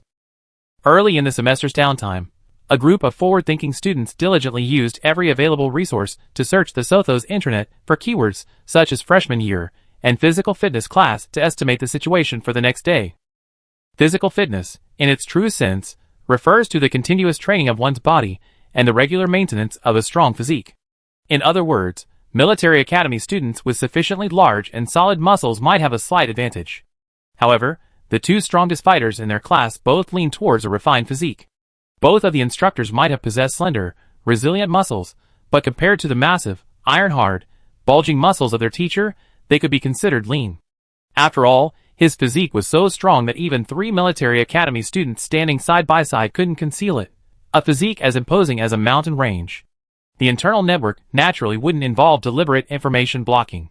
However, the web page with complete experience records still exuded a strange, eerie feeling. The students of the individual combat department class 1 gathered together, all staring intently at the screen that had been shared for searching. The clean screen displayed the same word, considerate. It seemed to be praising their physical fitness instructor, Andre, for his meticulous teaching methods hidden beneath his rugged exterior, a physique of tempered steel with a heart of gentle grace. But that eerie feeling lingered. Cruel reality often proves that bad premonitions frequently come true. Within 2 minutes of the class starting, the burly instructor, Andre, gave a brief self-introduction while simultaneously having the students complete the basic standard exercises. His words were concise and forceful, but his flamboyant displays of self-proclaimed physique and desperate attempts to assert his presence were particularly eye-catching and cringeworthy. Everyone consciously kept their heads down during the exercise, pretending not to see him. Feeling quite pleased with himself, Instructor Andre casually continued with the next set of exercises after the students completed the first repetition. If you finish the previous set, move on to the next. Either give up when you're exhausted or persevere until the bell rings. It's either one or the other. This statement seemed to definitively condemn the endless workout. His seemingly gentle words weighed heavily on the students, like an unbearable weight, abruptly tearing away their hopes for the finish line. Some students immediately slowed their movements or pondered when to stop, unconsciously placing their minds and emotions under a double torment of intense mental pressure and the temptation to slack off. But he repeatedly struck poses, showcasing his strong, well-defined muscles. Students who persevere to the end will receive a reward. The longer they persist, the more participation credits they will earn. I'm making it clear now. The only way for students to earn participation credits is through this method I proposed in the first lesson. There is no time limit for students to give up, and the intensity of the machine's demands on students will not be reduced. Ha. He laughed heartily and unrestrainedly. I urge all military academy students to carefully weigh the pros and cons and arrive at the correct answers in this ongoing physical training. This change of tone emboldened students who had initially thought they were considering giving up, prompting them to resolutely continue their long-term commitment to earn credits. However, even with verbal encouragement and empty promises about the uncertain future, their efforts ultimately had their limits. The rigorous, mechanical training for military academy students contained no extraneous emotional elements. Moreover, Andre, a fanatical muscle-building enthusiast, had even programmed the machines to increase intensity and frequency with each set. These proud, self-proclaimed elites relentlessly and repeatedly performed exercises within the machines secretly manipulated by Andre. Over this long period, the students not only experienced primal fatigue from within, but also faced the tug-of-war between relaxation and their own struggles, and were occasionally subjected to unhealthy and unpleasant physical challenges, putting them under immense pressure. I really can't do it anymore. My body can't take it. I reached my limit too. Students with insufficient physical strength began to raise their hands and give up as their bodies gradually reached their limits. Luckily, I've been training at several times the base amount, otherwise I would have finished early too. Sigh, I wonder how many credits I get if I keep going like this. Anyway, even if you don't get too many, it's okay.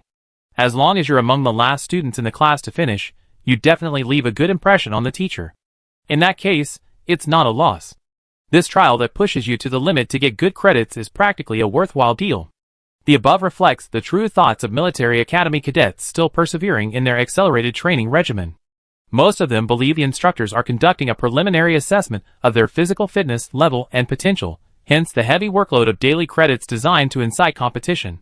However, a small group deliberately positioned in a corner clearly disagrees. The frequency and intensity have now reached the maximum set by Andre. Most of those who initially persisted are now collapsed on the machines, unable to move. The remaining cadets also exhibit a mechanical, listless feeling, as if they are being pulled along by the machines. Only a handful of outstanding young women maintain a calm and composed demeanor, seemingly unhurriedly allowing their bodies to succumb to the rhythm of the machines. The mountains and forests possess rare and exotic herbs, and are not lacking in precious and rare oddities. Amidst a group of exhausted military academy students frantically racing against machines, time, and life itself, two teenagers, still quietly conversing while training, easily became a unique and iconic sight. If it weren't for the fact that the rest of the students in the individual combat training class, some physically exhausted and others completely drained by their efforts, this unique landmark would likely have experienced the torment of extremes from the cold, angry gazes cast from any direction within the tightly encircled area. Yili thought to himself, "It seems that the students who persevere to the end can earn almost all the credits for the entire course simply by putting in their best effort in the first class." However, this approach is unreasonable. Judging students based on a single performance is a major taboo in military academy assessments. Even instructor Andre, nicknamed Muscle General, would never make such a mistake. Therefore, there must be something fishy going on. The overwhelmingly positive reviews on the forum, all using the word considerate, are quite intriguing. Considerate doesn't necessarily mean gentle or kind. A crude interpretation is that it aligns with the concept of physical, meaning the training content is tailored to the student's physical abilities. If this assumption holds true, then the current training program, where everyone is pushing themselves to the limit for credits, is essentially helping Professor Andre test their current physical limits, in short, digging their own graves. Ugh, just thinking about it is rather morbid. Breadths of students are dropping out of this self-torture-like training activity. 5 minutes before the bell rings, Professor Andre, the master of the showy muscular version of the skill, reluctantly announces the end of this test of physical limits. His piercing, bull-like eyes, framed by his rugged features, seem to express disappointment at those who gave up early, but turn to the two remaining students with an unwelcome enthusiasm. The most anticipated part of the assessment class was finally approaching, after the students had pushed themselves to their limits. Instructor Andre, stretching his exceptionally strong arms, calmly began announcing the results, ahem. As stipulated before the trial, I now announce that students who persevered to the end will receive full marks for their participation.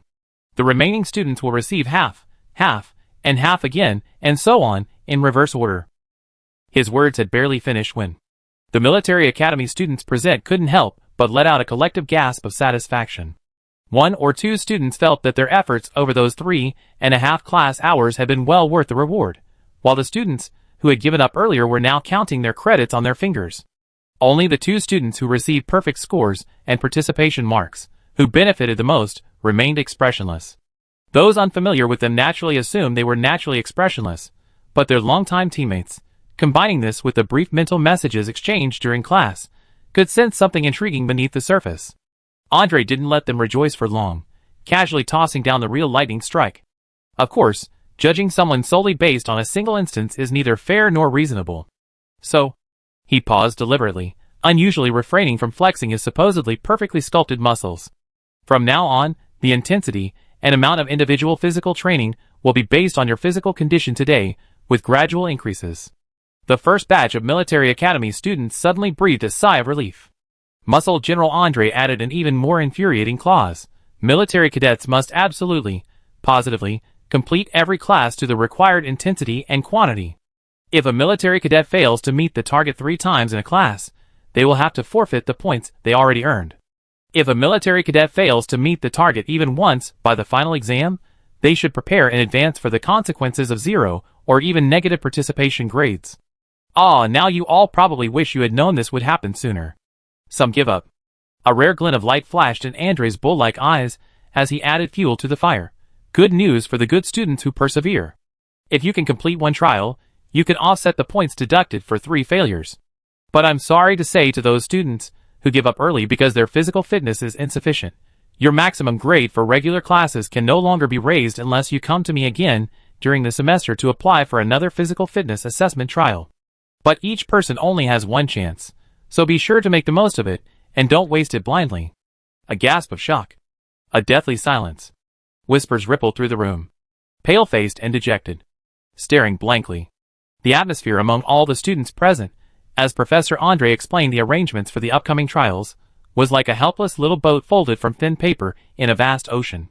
Suddenly, a gentle breeze and fine rain generously bestowed sunshine. Suddenly, dark clouds gathered, filling the air with fear and intimidation. Suddenly, a fierce storm raged, repeatedly trying to capsize the struggling little boat. The changes were almost instantaneous, a tumultuous situation unfolding in the blink of an eye. Although everyone's minds were currently muddled by the teacher's insidious and shrewd calculations, making clear thinking impossible, those who could get into Sothos were not stupid. The tragic fact that no one had gotten anything good was vaguely felt by everyone. High-achieving students are pushed to their limits by teachers, enduring the constant fear of failing to complete tasks and incurring point deductions. Low-achieving students, while maintaining a stable academic path, suffer from lower participation points, impacting their final grade, but this also provides an opportunity for improvement. Everyone is forced to push themselves to unleash their potential and exert sufficient effort. Participation points are like an apple dangling in front of you. Just when you think you can pick it and eat it, you're told the shell is coated with wax, and you can't taste it yet. Truly a twisted sense of humor. Yili frowned slightly. Rewinding 2 class periods. While analyzing during the trial, after reaching a preliminary conclusion, Yili also attempted a mental communication request to Captain Fu, who was also aware of the situation. Perhaps due to their similar or identical mental power levels, her mental energy quickly connected with the other's signal. After revealing her conjectures, she discovered that they had similar conclusions. This led to the subsequent one-way communication between the two and Fu Yao and other team members. Therefore, members confident in their physical abilities strive to achieve the bait of a perfect score in daily practice. Members less confident in their physical abilities had to control their limits, leaving themselves room to push to their limits and have a backup plan. When everyone realized the actual situation was exactly as expected, they all kept quiet, pretending to silently digest the teacher's mischievous and insidious intentions, while the entire team successfully made a fortune without anyone missing. Only after everyone left the classroom, exhausted and drained, did they find a quiet place to hold their routine team meeting to celebrate and resolve their doubts. Fu Yao gasped for breath. Even a muscle-bound general whose stats seem to be all in stamina can be so cunning. Appearances can be deceiving. Xie Xuanbai chuckled leisurely, resting her chin on her hand. This time you can judge by appearances. Given Professor Andre's character, he would never have such malicious intentions. It's most likely that those other, seemingly cunning teachers suggested the course content. Ming Hung wasn't worried about his stamina, but being able to anticipate his teacher's moves was always a good thing. He couldn't help but express his opinion with lingering apprehension, but Professor Andre actually allowed students. Spiritual communication between students. Xie Xuanbai scoffed, the teachers definitely weren't that kind. They probably didn't expect anyone to have the capacity for spiritual communication during the trial. In the early stages, everyone was focused on the trial and missed the opportunity to guess and try to relay messages. Later, even if they sensed something was wrong and wanted to find someone to analyze it, they probably didn't have the energy. So they simply didn't expect any students to have this kind of gap. After everyone had roughly reviewed the situation, the two big shots, as if nothing had happened, exchanged a calm glance and tacitly raised their hands to clap in midair. Clap. Their voices were both cool, aloof, and pleasant. Pleasant collaboration. That evening, a uniform comment section sprouted up again in the forum thread about Professor Andre's comments. The comments that appeared were all, considerate. Chapter 77. That evening, a new forest of thoughtful comments sprouted in the comment sections of all the posts about Professor Andre's evaluation, seemingly copied and pasted from the original posts. Everyone tacitly maintained their strange state, adding only the same 2 words without saying much, unilaterally believing that the next batch of junior students shouldn't miss this classic, excellent opportunity to experience the true essence of the school firsthand. To put it simply, it was like they had already been drenched in a downpour, so naturally they had to confiscate any umbrellas offered by those who came after them. Their inner thoughts. If even one student from the individual training department missed out on Professor Andre's welcoming reception, They would all be heartbroken, okay? They would be teasing them. Especially, as the targets of their teasing, they absolutely couldn't resist teasing back. Fu Yisui's team quietly and discreetly achieved the trial results most suited to their situation, and after their short meeting, they all returned to their dormitories to rest. That evening, Yili received messages from Master Cui Sheng and her friend Qi Ro on star number. Master Cui, as always, urged her to study hard and not embarrass him. In truth, Yili neither knew nor dared to claim to be his disciple, fearing trouble. Qi Ro first lamented how she had suddenly lost a lot of weight in the past few months, bitterly complaining that her exam preparation was like hell, worse than being in deep water or fire. After a brief complaint, she launched into a barrage of eager inquiries about the situation at Sotho's military academy. Only after Yili satisfied most of her curiosity did she express satisfaction, saying she had gained new motivation to persevere. She sent Yili a clenched fist emoji, indicating they would definitely meet up on the capital star, and then pressed her if she would return for winter break. After receiving Yili's affirmative answer, she happily logged off and headed to the library. Yili also put down her personal terminal and stretched her muscles, which had been working out intensely that day. Just as she was about to lie down on the sofa in the room, a strong hand grabbed her by the back of her collar and dragged her towards the medical pod. Yili looked up and met Fu Yao's bright eyes. The leader of the group also used her other free hand to poke small indentations into her forehead with her long, slender fingers, then poked her soft cheek. Today's trial intensity and duration far exceeded our usual targets. Such drastic fluctuations will cause greater fatigue and exhaustion than usual.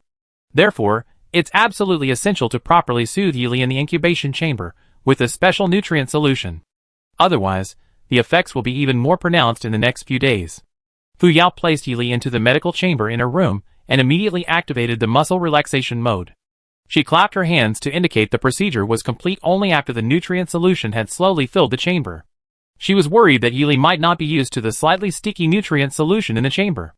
So, she cautiously instructed, the soothing treatment in the chamber will automatically signal its end when it's finished. During this time, you're not allowed to go anywhere. But actually, Yili, immersed in the nutrient solution in the chamber, felt an indescribable, familiar, and gentle sensation, as if he were sleeping on the softest bed again. It was as if her whole body had transformed into a gentle, silent spring rain, softly spreading through the mist. There was absolutely no discomfort. On the contrary, it felt so familiar that her eyelashes unconsciously closed, as if she could fall into a sweet sleep at any moment. However, when Fu Yao finished her earnest lecture and looked up, she saw that Yili, the little girl in the medical pod, showed no resistance to the nutrient solution. In fact, within seconds, she had unknowingly dissolved into the liquid and quietly lost consciousness. Sigh, looks like I worried for nothing. I wake you up when it's almost time. Fu Yao sighed helplessly, supporting her back. She had originally thought she gained a delicate, beautiful, and capable little sister for free, but now she often felt like she was raising a daughter. Yili fell into a deep sleep in the pod, mostly submerged in the nutrient solution. She began to feel a soothing sensation seeping into her skin, as if invisible hands made of soft liquid were gently massaging every aching meridian. But just as Yili was about to forget, her slender body was struck by a painful nightmare. Fine, almost invisible cracks appeared on her fair skin in the nutrient solution. The linear cuts healed completely before bleeding seeped from within, the rapid healing process so swift it was barely perceptible to the naked eye. The subtle external cracks and their closing were merely the surface. Beneath lay a scene of utter catastrophe, a raging, intense pain. Each slender, resilient bone seemed to be brutally dismantled and reassembled once more. The crimson blood surging within him throbbed, boiling, and defiantly threatened to burst forth, causing his once steady and powerful heart to suddenly pound. Each tear felt like Yili's unconscious, desperate struggle against himself. His beautiful, moon-like face remained indifferent, yet a subtle change occurred. His delicate, willow-leaf eyebrows furrowed slightly, his thin, crimson lips pressed tightly together, and the corners of his tightly closed eyes seemed to be straining with restraint. Tap tap.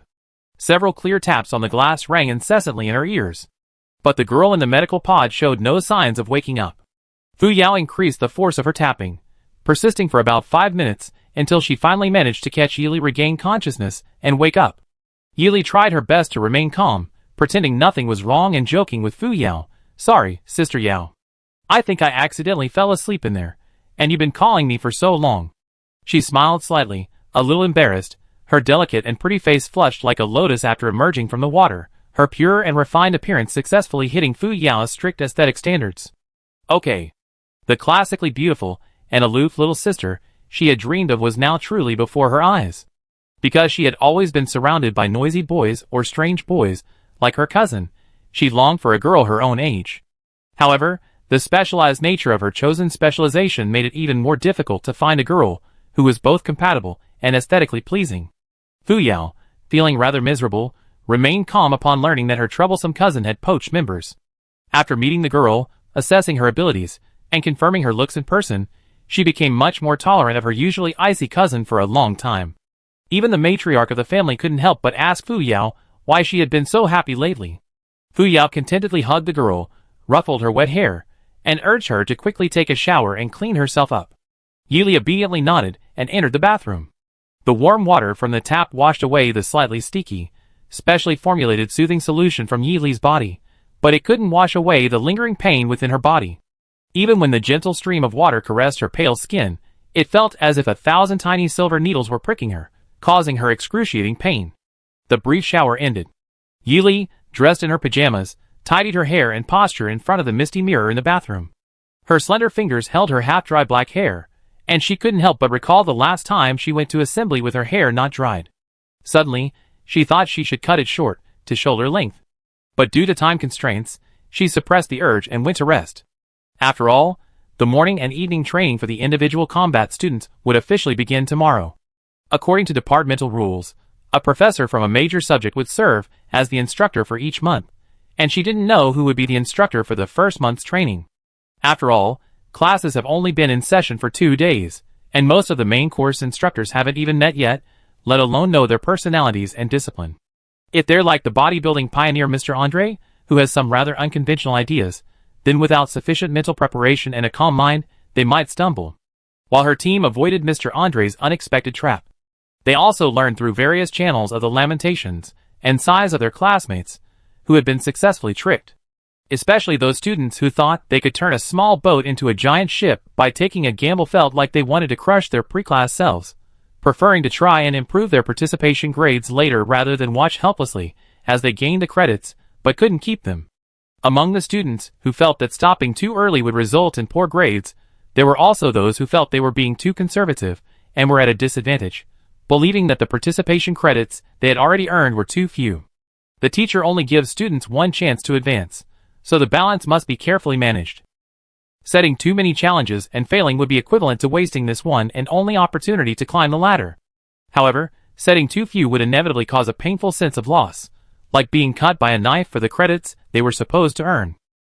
Therefore, many military academy students hoped that the instructors leading this month's training would not come up with such bizarre ideas. Even if the schedule was harsh, as long as it was clearly written down, they would feel at ease.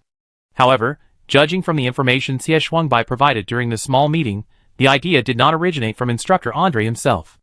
Therefore, there must be other experienced teachers or the department involved. Although the individual combat department, judging from its name, seems to be a combat-oriented major focused on bravery and skill, truly outstanding individual soldiers all possess meticulous thinking, a calm overall perspective, and keen insight, among other qualities. This shows that the school had already been subtly assessing the comprehensive abilities of its individual combat students in subtle ways. This kind of operation, starting from the smallest details and not easily noticed, could be mistaken for a teacher's personal preference and wouldn't raise suspicion. The flexibility and variety of its arrangements demonstrate the serious attention that a prestigious military academy like Sothos, with its deep-rooted tradition and numerous outstanding graduates, pays to cultivating its future talent. The next day, early and neatly dressed, Yili and Fu Yao arrived together at the small training ground simulating a realistic wasteland for the individual combat department's morning training, participating in their first morning training session of the semester. Everyone appeared outwardly normal, but before starting, they couldn't help but whisper among themselves, filled with deep anxiety about yesterday's trial and the credits. Even most military academy students, who chose to work hard to accumulate credits, despite undergoing a full course of soothing and restorative treatment in the medical pod, still experienced frequent muscle soreness and weakness upon waking up this morning. Just as everyone lined up to await the arrival of this month's instructors, a clear ding sounded simultaneously from everyone's personal computers. A special ringtone. And the official ringtone used when the school or department sent urgent messages. Since there were only a few minutes left before morning practice, the students maintained their upright posture, temporarily ignoring the annoying ringtone. The military academy students' keen hearing allowed them to gradually hear a series of firm, powerful footsteps coming from a nearby hill, presumably the instructors arriving. It must be said, no comparison, no harm. The horrific crater of yesterday, still vivid in the minds of the military academy students, filled them with genuine anticipation for their new instructor. After all, no one wanted to fall into another pit after climbing out of one. Tap tap. The footsteps grew clearer.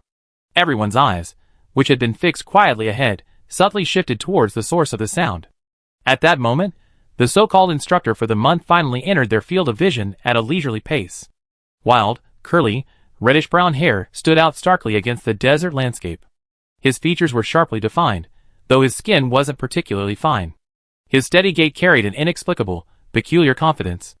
Even the most oblivious observer could glean from his military-style leg extensions and the calculated, hand-waving gestures that suggested a strange self-assurance of his good looks. All the students present struggled to keep their eyes from widening. Nothing more. It's precisely because the newcomer not only possessed a unique, self-defined aesthetic sense of handsome and dashing, but also boasted a robust, muscular physique that could be described as an impregnable fortress. Therefore, even without deliberately striking his signature muscle-flexing or physique-showing poses, the entire student body of the individual combat department, still feeling lingering fear from yesterday, unfortunately recognized the true identity of their training instructor from the previous month in an instant. What a coincidence. Heh, it's you again, and the muscle general, duh, the bodybuilding pioneer, lie, the physical maniac with a bizarre aesthetic sense, Instructor Anki. At this moment, in the center of the small training ground simulating a desert terrain, on the surface stood a group of young, spirited new recruits resembling a towering poplar forest, but in reality, these naive freshmen, perhaps still processing the realities of military academy, were frantically waving handkerchiefs in their hearts. If their inner thoughts were visualized, they would likely form a dense barrage of comments. What a coincidence, it's you again! Haven't even processed yesterday's bitterness, and today's terror is already hitting the screens? Ah, goodbye, goodbye, goodbye, instructor, never again, okay. Yi Li, as one of only two people with physical abilities, who could ignore the teacher's toxicity, couldn't help but sigh slightly inwardly, recalling the cringeworthy muscle-flexing act. This one's probably hopeless. I just hope the other teachers are a bit more normal. Otherwise, at most, I can only console myself that there have always been many geniuses and oddballs. Chapter 78. When the training instructor's true face appeared in everyone's sight, a rough outline of the miserable life to come seemed to already be sketched in the minds of the individual combat students. Andre was completely oblivious to the strangely tense and awkward atmosphere on the field. It was as if he wasn't the physical training instructor who had cleverly pushed the students to their limits yesterday only to set a trap for deducting points, and Andre was merely a teacher who had coincidentally run into the students he had taught yesterday again. Most normal humans could clearly recall the general situation of yesterday. But the man named Andre, whose surname was Amchi, was clearly not among the normal. Thus, the following morning training predictably became a continuation of yesterday's training. Since morning training lasted half the time of regular physical education class, Andre, revealing his true intentions, had the students open their personal computers, which had been kept off to maintain discipline, and read the files. Sure enough, the top item was a complex and detailed individual training schedule, custom-made for each student, sent by the physical fitness teacher. As the training instructor, Andre could easily have the students put on monitoring watches. He then had them immediately begin self-training, strictly adhering to half the required training load. Excellent. The presence of the monitoring devices and the pre-prepared training schedules completely relieved the training instructors of all the pressure. The torture scenes that everyone had initially anticipated from the training instructors were non-existent. Everything transformed into self-disciplined, mechanical morning training. On the surface, the instructors wouldn't bear the students' resentment during the morning training, but in reality, the students within the individual training unit were just as likely to offer their silent friendly greetings as those outwardly expressing their discontent. On the small training ground in the simulated desert area, where the individual combat training was held, a group of newly enrolled military academy students, struggling against their limits and drenched in sweat, quickly filled the area. Occasionally, senior students would casually pass by to watch. The pity and compassion in their eyes were clearly visible even from a distance. It seemed this was a kind of baptismal ritual that every student in the Sotho's individual combat department had to undergo, a perspective undoubtedly from those who had been there. Thankfully, the morning training only lasted an hour and a half, so everyone managed to persevere until the training officially ended before finally letting out a sigh of relief to recover. The continuous physical fitness courses and the alternating, repetitive torture of morning and evening training caused even the strongest bodies to experience both physical and mental fatigue when subjected to such fluctuating training volumes. Even the hardest physiques couldn't help but feel a slight sense of sluggishness compared to before. This was especially true for Yili, who was already putting all his energy into both individual combat and mecha training. Even Yili, who was normally immune to this kind of fatigue that was unbearable for ordinary people, encountered a minor accident. As she repeatedly pushed her current limits during training, she inevitably began to puncture the thin membrane that maintained her body's stability. The recent relentless physical tremors, even if they only momentarily breached the resilient defenses, were enough to allow the boundless, turbulent power within her to secretly surge forth. The invisible boundary was being squeezed and rammed by the irregular, immense power, and sometimes, even when Yili was conscious, she would involuntarily experience rapid, involuntary waves of pain, like bones breaking or tendons snapping, or something far beyond that, indescribable. Although Yili had gradually learned to better control and suppress her initial shock, the simultaneous eruption of the unknown, powerful force trapped within her and the tremors that shook her body still had a slight impact on her, as she hadn't fully adapted to her rapidly increasing strength. Of course, this strange change, though carefully suppressed, was still largely under her control and didn't adversely affect her daily life. Okay. Seriously speaking, there was one thing that wasn't bad, but not entirely negative. Yili had successfully adapted to this new stage of transformation, and could handle the initial physical fitness classes with ease. The passionate Andre, based on his usual way of thinking, believed she needed even higher standards to push her progress. Therefore, Andre deliberately observed her performance in several classes and, quite kindly, expanded and extended her training schedule by more than double its length. Just as Yili was diligently studying, seemingly under Andre's watchful eye, before the start of a class she had already completed online and earned credits for, she had intended to take a leisurely stroll, but inexplicably followed the crowd and found herself unknowingly sitting at the back of the first-floor classroom during class time. Although the students in the front row weren't particularly tall or large, Yili's young age and small frame made it easy for her to blend in at the very back of the classroom, even without any deliberate attempt to hide. As the class progressed, Yili absent-mindedly lowered her head, lost in thought. Her tea-colored eyes narrowed slightly, as she controlled the lingering turmoil within her. She casually opened her notebook and scribbled on the pristine white paper to pass the time. But no one expected that the class, which had started and ended peacefully, would have a pop quiz in the second period, distributed one by a special auxiliary robot based on the number of students present. Of course, Yili also received one. She wasn't originally a student in this class, and didn't care much about answering. At worst, she sincerely explained her mistake to the teacher and apologized. She figured the experienced professor wouldn't hold a grudge over such a small matter. Just as she was about to pick up the paper and stand up to apologize to the professor at the podium, she realized the paper in her hand was actually an exam for Mecha Materials Science, one of the core courses in the Mecha department. Yili's previously firm hand trembled slightly. Instinctively, she lowered her head to carefully read the questions, understanding the teaching level of this course in the Mecha department and considering how to answer. As she wrote the first stroke of her name, she suddenly remembered that she shouldn't have answered. Just as hesitation began to creep in, she overheard the whispers of the students in front of her, the professors using his old tricks again. A pop quiz decided entirely by the instructor's mood that day.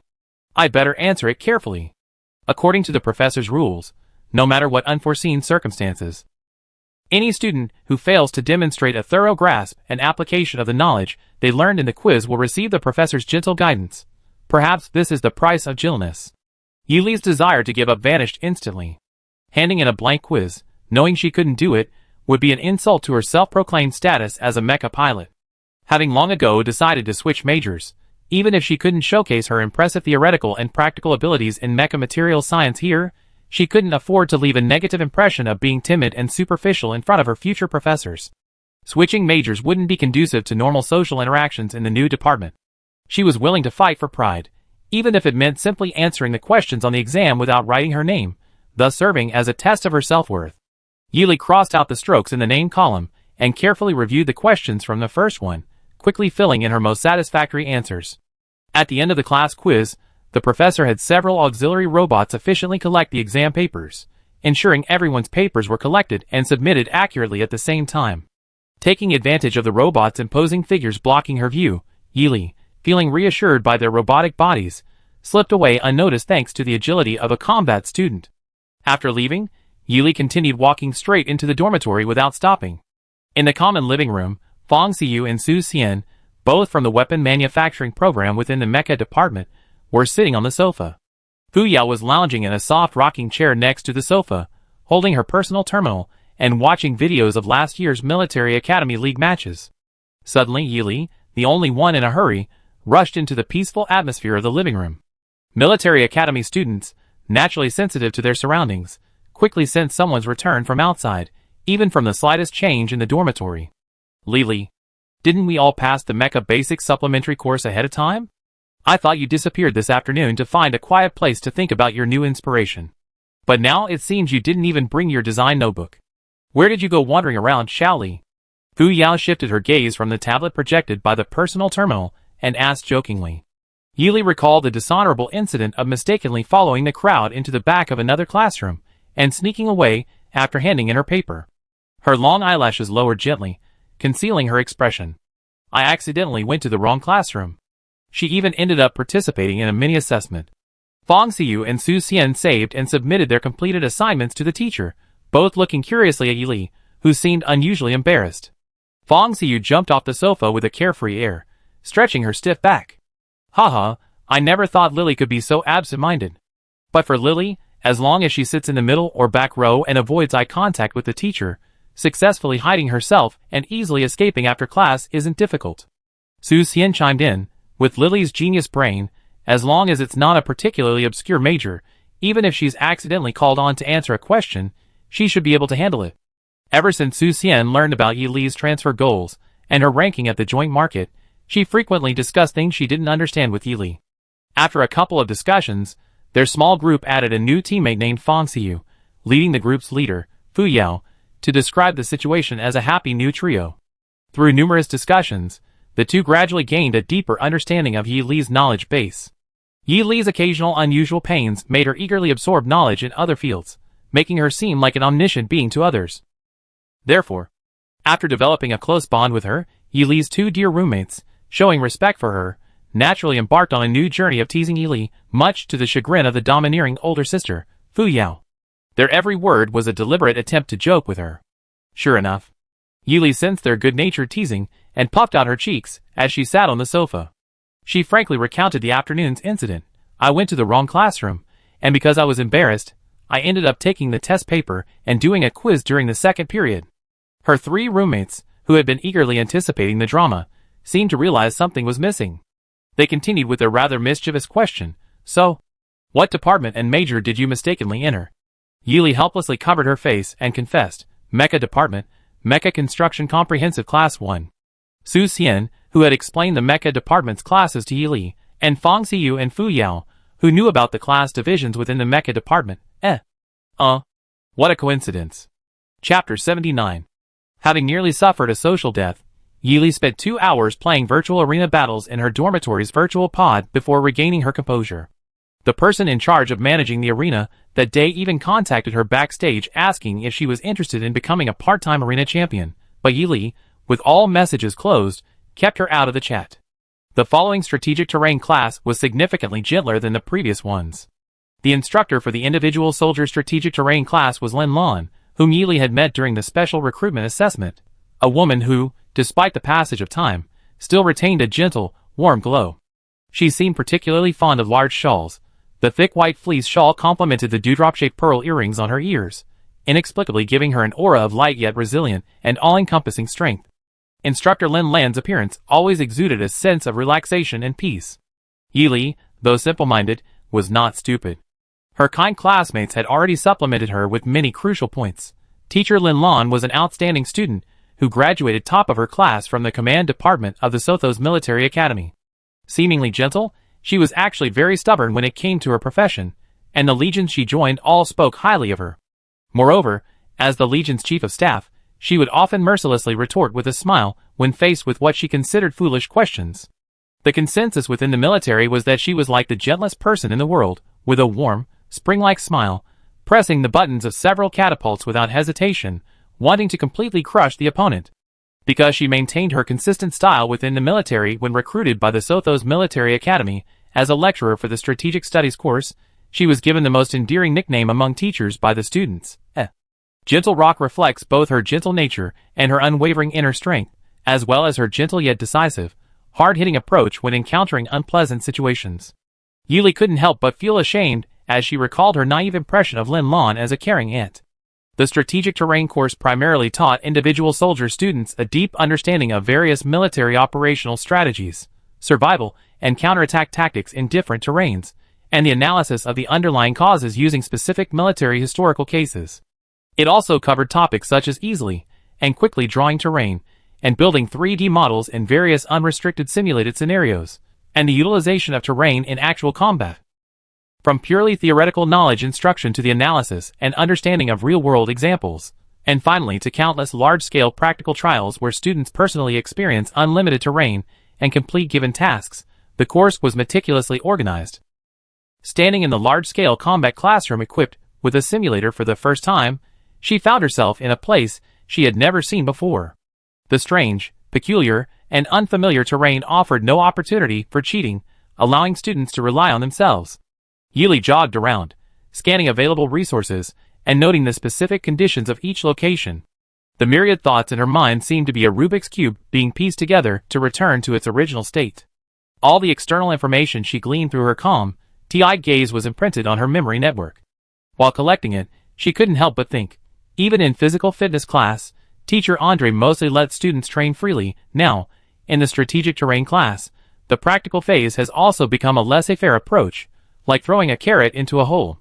Could it be that laissez-faire education is the unified teaching style of the individual soldier system's teachers? Well, how could that be? Yili couldn't help but chuckle, quickly dismissing her strange conjecture. This quiz. When the pure white light surrounding her forced her to close her eyes, she could only wait quietly for a sufficient moment before slowly opening them. Touch preceded sight. She stood still, her feet sinking into the soft, verdant grass. The fluffy sensation felt incredibly real. The cool breeze felt like blades cutting her cheeks, and even the touch of a tree branch felt substantial. It was hard to say whether to praise the advanced ability of virtual technology to recreate biological sensations. The scene offered no hints or usable information, except for a hidden panel to the participants' right, displaying the task list for the trial, preventing students from becoming too engrossed in the tedious process of compiling and reassembling information and forgetting the actual objective. While the meticulous calculations throughout were mentally taxing, excellent students with a solid grasp of the knowledge could fully enjoy the truly beautiful and picturesque scenery during the time before the class ended and the quiz was over. Students who achieved high scores even freely explored the virtual world, pulling open all the forbidden operation options and traversing the sky, sea, forest, desert, valley, and other places in various ways, completely free in this world.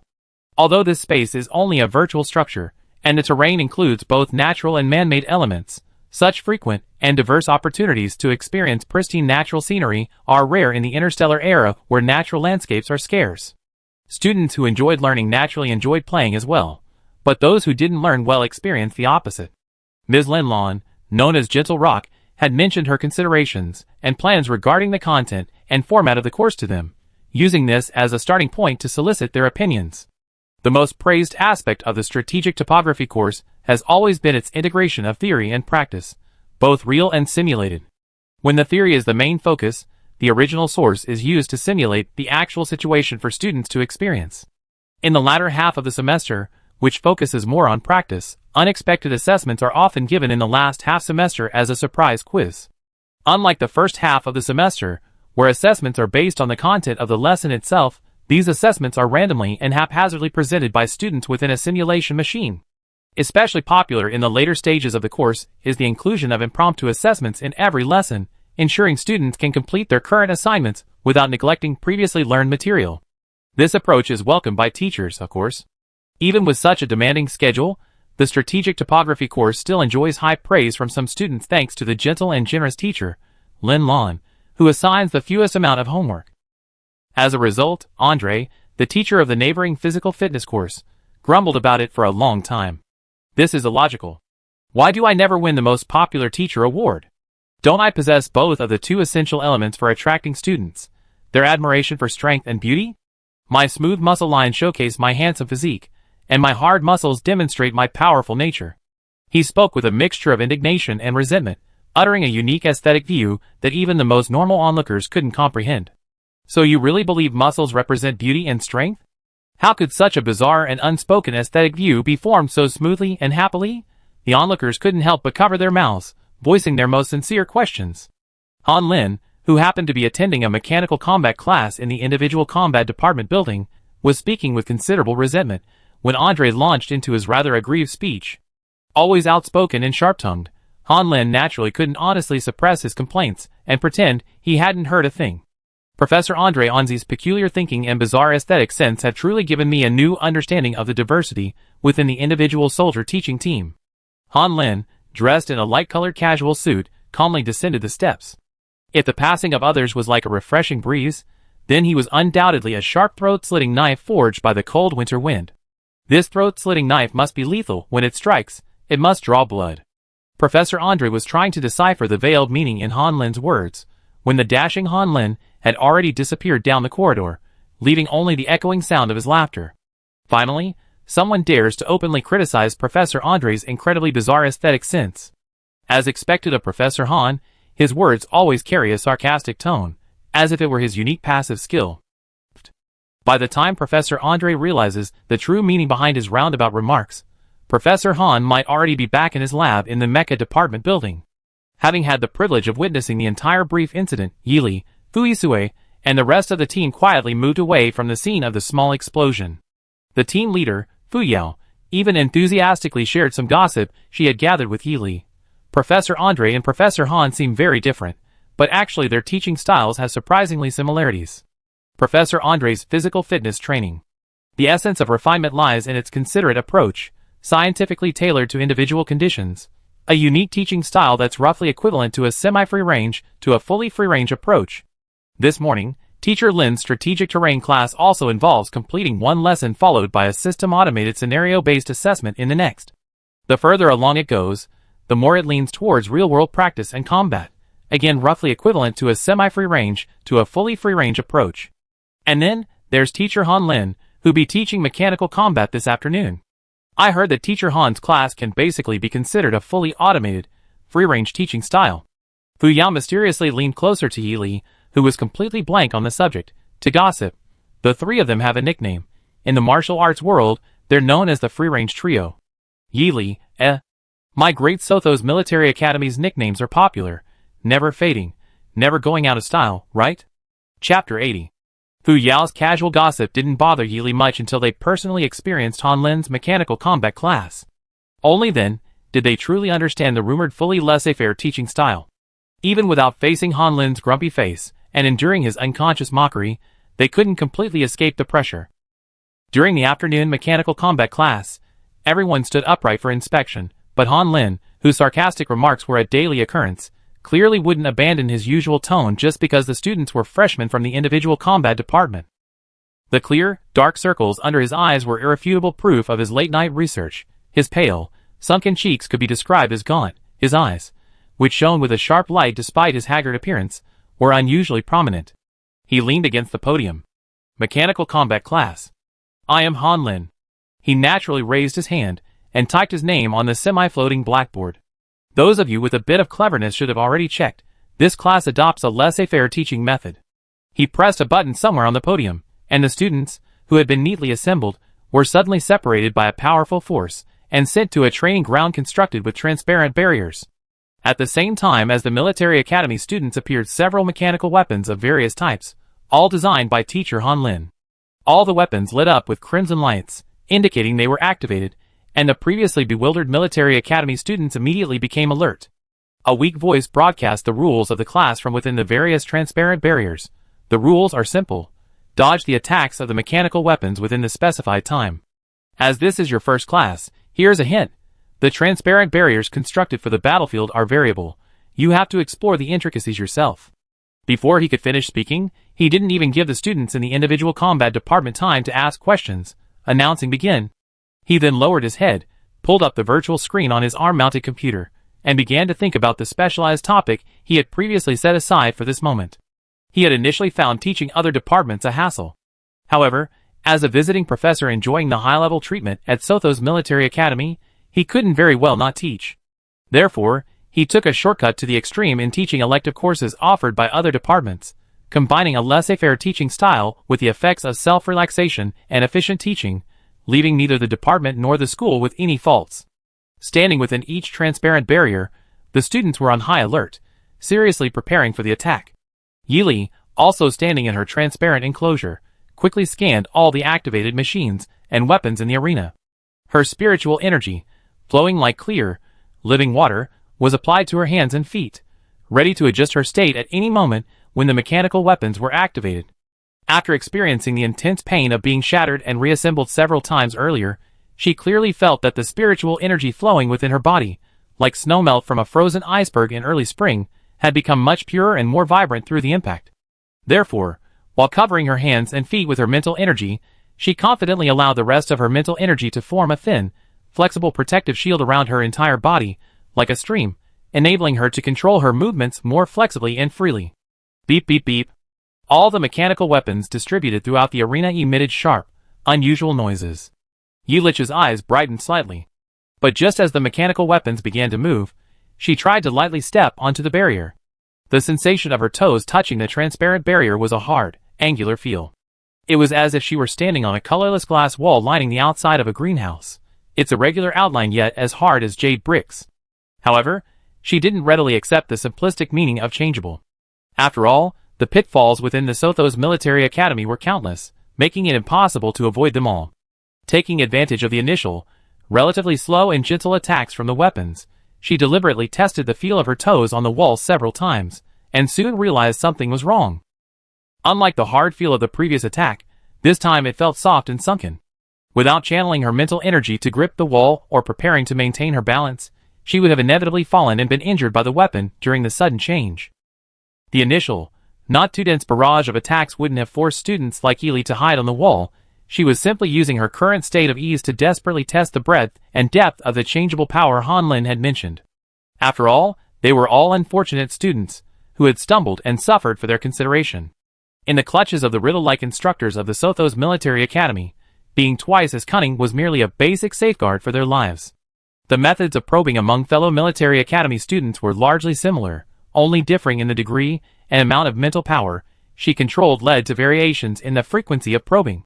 Of course, the speed of the steps could be offset by the sheer number of attempts.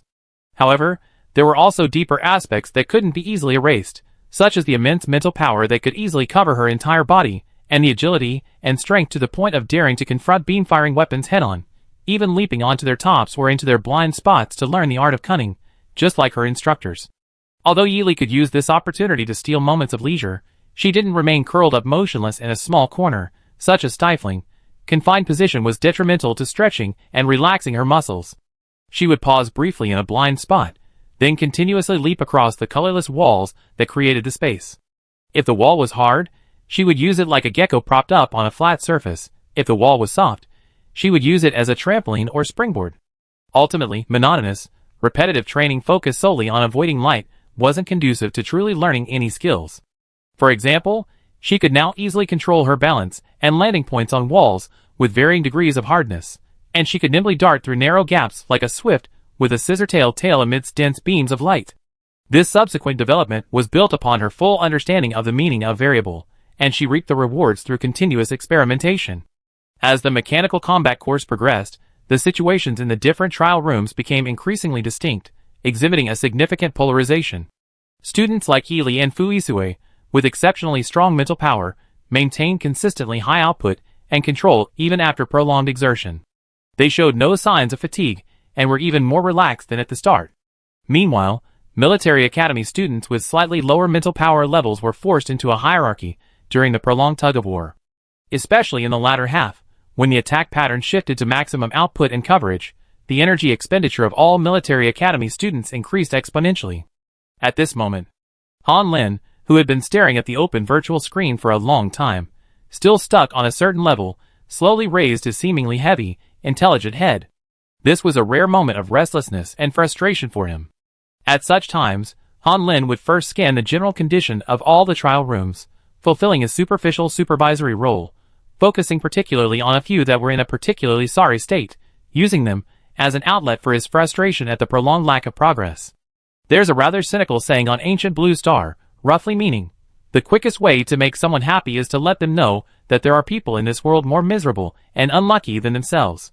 Han Lin leaned back in the rocking chair he brought from the laboratory, watching with satisfaction, as a group of self-proclaimed geniuses from Sothos struggled desperately to survive in the trial rooms, which were almost completely sealed off by intense fire. He immediately felt a slight relief from the excruciating pain in his head. It was like the complex feeling of a majestic, imposing lion patrolling its territory, only to suddenly discover that a patch of land had been designated for kittens to nest in. Han Lin, who had been listless except for his bright eyes, was abruptly silenced by the spectacle. He discovered one or two examples that were the complete opposite of the expected fierce battle.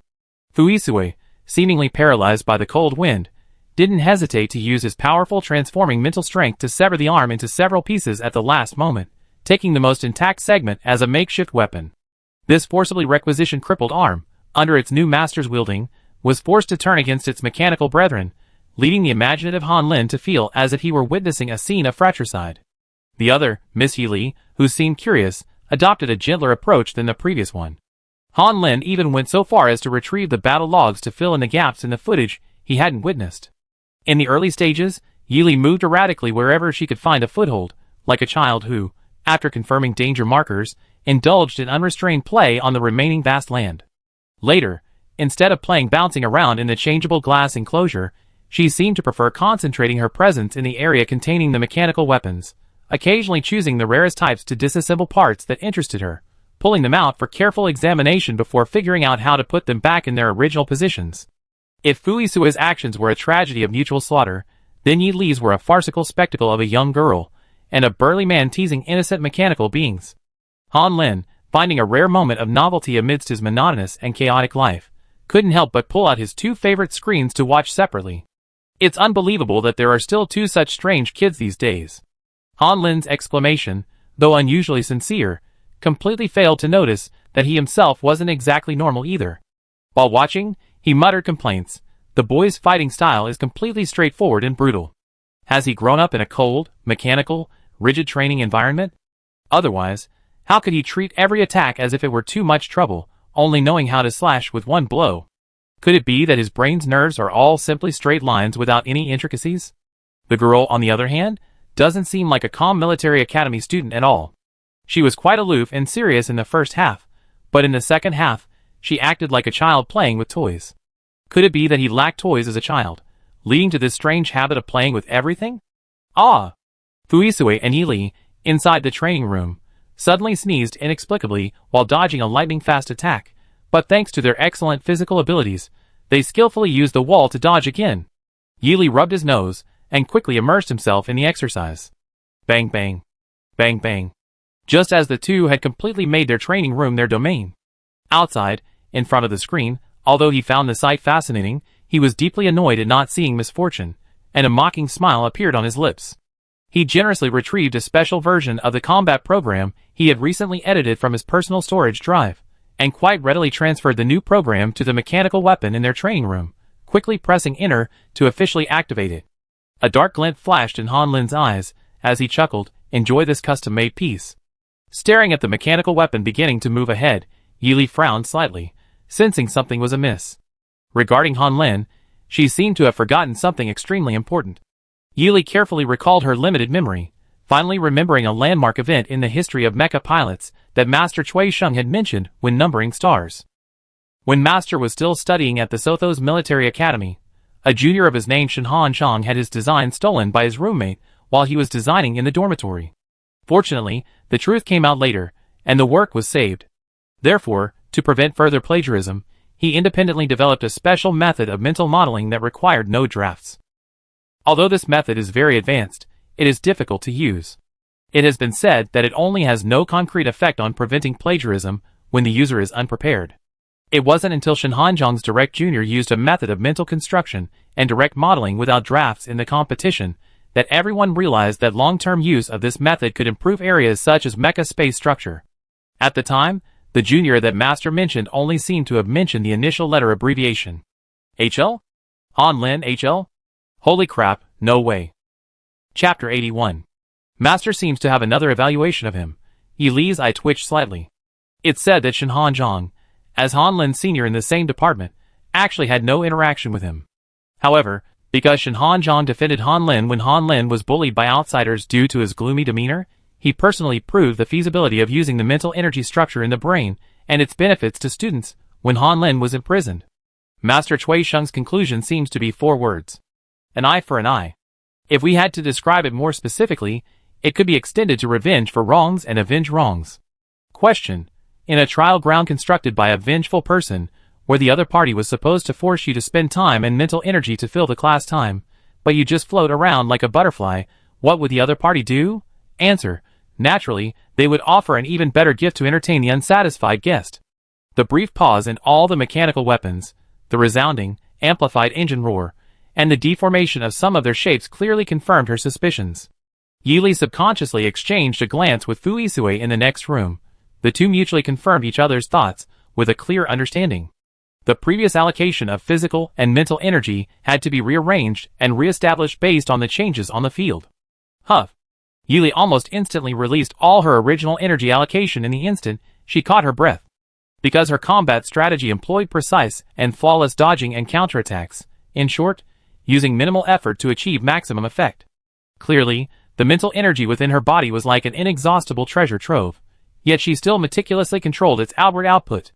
Just like when building mechs, every single star coin was meticulously calculated for every expenditure. In a way, Yi Li's instincts as a mech pilot permeated her entire life as a mech soldier. Unlike Fu Yisui next door, who calmly swept through with his fight fire with fire style of combat, Yi Li consistently employed overwhelming force.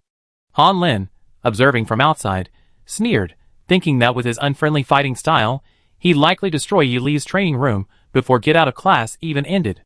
The key was that even threatening him with compensation wouldn't work. The poor kid, who wasn't short of money, would probably just hand over his cash without batting an eye. After all, a little girl named Yi Li wouldn't damage my material wealth, would she? Han Lin scoffed and angrily switched screens. But better late than never.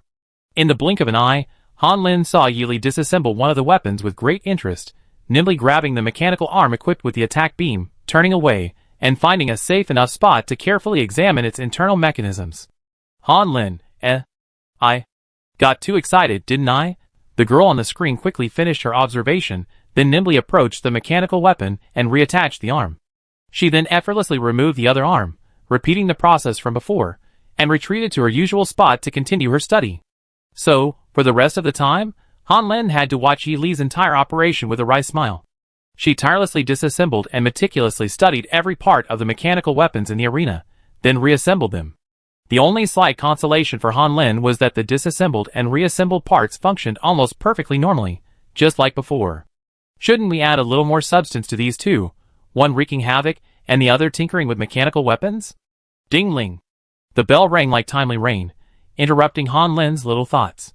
This non-stop class officially ended, and the individual combat department successfully gained a whole class of delicate girls and boys, as well as 2 big shots, who had finished their work. The students, exhausted from the training, were swept out of the classroom by Han Lin on time, except for Yi Li and Fu Yisui, 2 who might cause trouble at any moment, who were detained. The other students, including Fu Yao, Meng Heng, and Xie Shuangbai, glanced at him with pity before turning away without looking back from this place of trouble filled with painful tears. These past few days of classroom torture have been reshaping the new students' worldview and values. The laissez-faire education, which was always considered extremely easy, has quickly become the most rigorous and painful form of teaching in the minds of the new students. Han Lin sat lazily in his semi-floating chair, his gaze scrutinizing the two. Han Lin chose to fire first at Fu Yisui, who was more likely to damage his property, and wasn't afraid to pay compensation. He remained silent, but when he did speak, his innate sarcastic tone was unmistakable. Everyone else is here to learn, but I think you're here to cause trouble. Mechanical combat class is about cultivating environmental habits, and honing combat skills through various types or programs of operation, not about you wielding a massive sword formed from your immense mental energy, and destroying all the mechanical weapons in the training room. Yi Li had never seen a teacher criticize Fu Yisui so openly before, because no matter what was said, Captain Fu never showed the slightest change in expression or movement. But from Teacher Han's words, She seemed to inexplicably grasp the core of his words. Of course, it's possible she shared the same worries and anxieties as him, so she kindly used her mental energy to explain to Fuisue beside her. The teacher is probably just worried that you overexert yourself and damage his training room and personal property. You know, not every mecha pilot born into a wealthy family is primarily focused on burning money. Just tell the teacher you be careful to restrain your mental energy, and you should be able to pass. Fuisue initially wanted to ignore Hanlin's words, but considering Yili had specifically used her mental energy to explain the meaning to him, he guessed that she was unfamiliar with this situation and therefore mistakenly thought it was a serious consequence, hence the special instruction. After all, she was just a barely 16-year-old girl, and one he had painstakingly selected from the vast sea of stars, and even brought all the way here to study. He didn't want to let her be confused without knowing the truth, so he reluctantly agreed, "Next time, I'd be more careful." Seeing the tough girl's acceptable performance in admitting her mistake, Hanlin nodded to indicate that he had passed. Next up is Yili, with her head held high and clear tea-colored eyes. Perhaps it was her mecha pilot instinct acting up again, but ever since she was called upon, she had been meticulously analyzing all her actions from the beginning to the end of the class, yet she still hadn't realized what landmine she had stepped on.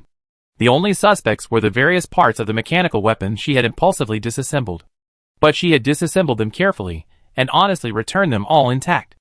Yili could vouch for Master Cui Sheng's reputation. The mechanical weapons she disassembled and reassembled were absolutely identical in structure and function to their original form, without any adverse reactions or unpleasant damage.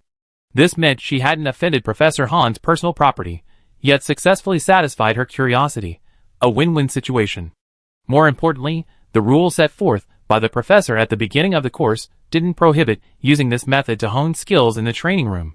She was training both individual soldier and mecha pilot skills. A triple win. Hanlin had actually been consciously paying attention to this strange little girl since she first attracted his attention in class. Before the start of the semester, her sudden change in future goals had created an opportunity for him to use his group mocking skills during the special recruitment assessment. Although currently, all he could see in practice was her overflowing talent for dismantling and assembling equipment. But as someone who knew on the spot that she had already become a mecha pilot with the 3-core qualification of the joint assembly, he knew that due to her outstanding individual soldier talent and combat skills, this matter had been temporarily suppressed by the old man of the individual soldier department, who wanted to use the next 6 months to try and reverse her future plans. Otherwise, the night such explosive news broke, the old men and women of the mecha department would spontaneously mobilize their robotic weapons to swarm the girls' dormitory and snatch them away. When Yili applied for the individual soldier special recruitment, she remembered her master's wise saying, "A mecha pilot who can't fight is no good mecha pilot," and she attached great importance to honing her combat skills in the individual soldier department for the first 6 months. Therefore, she agreed to the hidden operation. Even if she wanted to mock the future young genius girl of the department, her tone should be a little gentler. Hanlin, unusually, mentally prepared some things to be careful about in advance. However, he still couldn't resist his instinct and blurted out, "Did you enjoy disassembling my mechanical weapon?" A mild failure. The sarcasm doubled. When Yili switched to her mech pilot account and logged in, she was always unusually candid, her mouth moving faster than her brain. Pretty fun. As soon as the words left her mouth, she instinctively covered her mouth, her tea-colored eyes innocent. Unexpectedly, Hanlin surprisingly smiled slightly, a rare occurrence. Not bad at all. But the pleasant words lasted only one sentence, the next was still the familiar sarcastic tone. Watching you dismantle and rebuild and dismantle again, was indeed quite amusing. Luckily you can reassemble after dismantling, otherwise, with your house-destroying skills, your star coins would probably burn much faster than the average mech pilot. Yi Li's sore spot was successfully hid by the word poor, and her thin, fair cheeks were strained into a slightly puffed-up little bun. Hanlin, realizing his sarcasm, quickly added, "If you want to switch departments, your grades from the virtual city tricorps shouldn't be a problem. But as a mecha department teacher, I must remind you, your specific grades after switching will affect your class placement. As a new, unfamiliar student and the culprit who squeezed out a spot from the best class, you need to be smart enough to figure out how to successfully resolve this troublesome and boring social dilemma." Yili asked, puzzled, "Will they give me the silent treatment or verbally abuse me?" Hanlin retorted, adding to the remaining possibilities, "Why don't you ask if they beat you up?" Yili bluntly replied, "I think they probably can't beat me."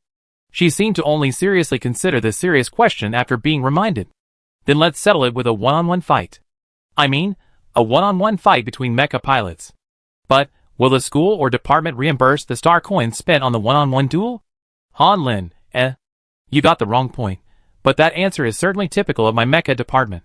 Fu Yisue remained silent for most of the time, then suddenly placed a hand on Yi Li's head. His expression remained indifferent as he stated, I reimburse you. Right. Yi Li suddenly realized, we agreed before that my joining the team and all my mecha work would cover 5 years worth of mecha manufacturing and research expenses. It turns out the departmental dual expenses are included too.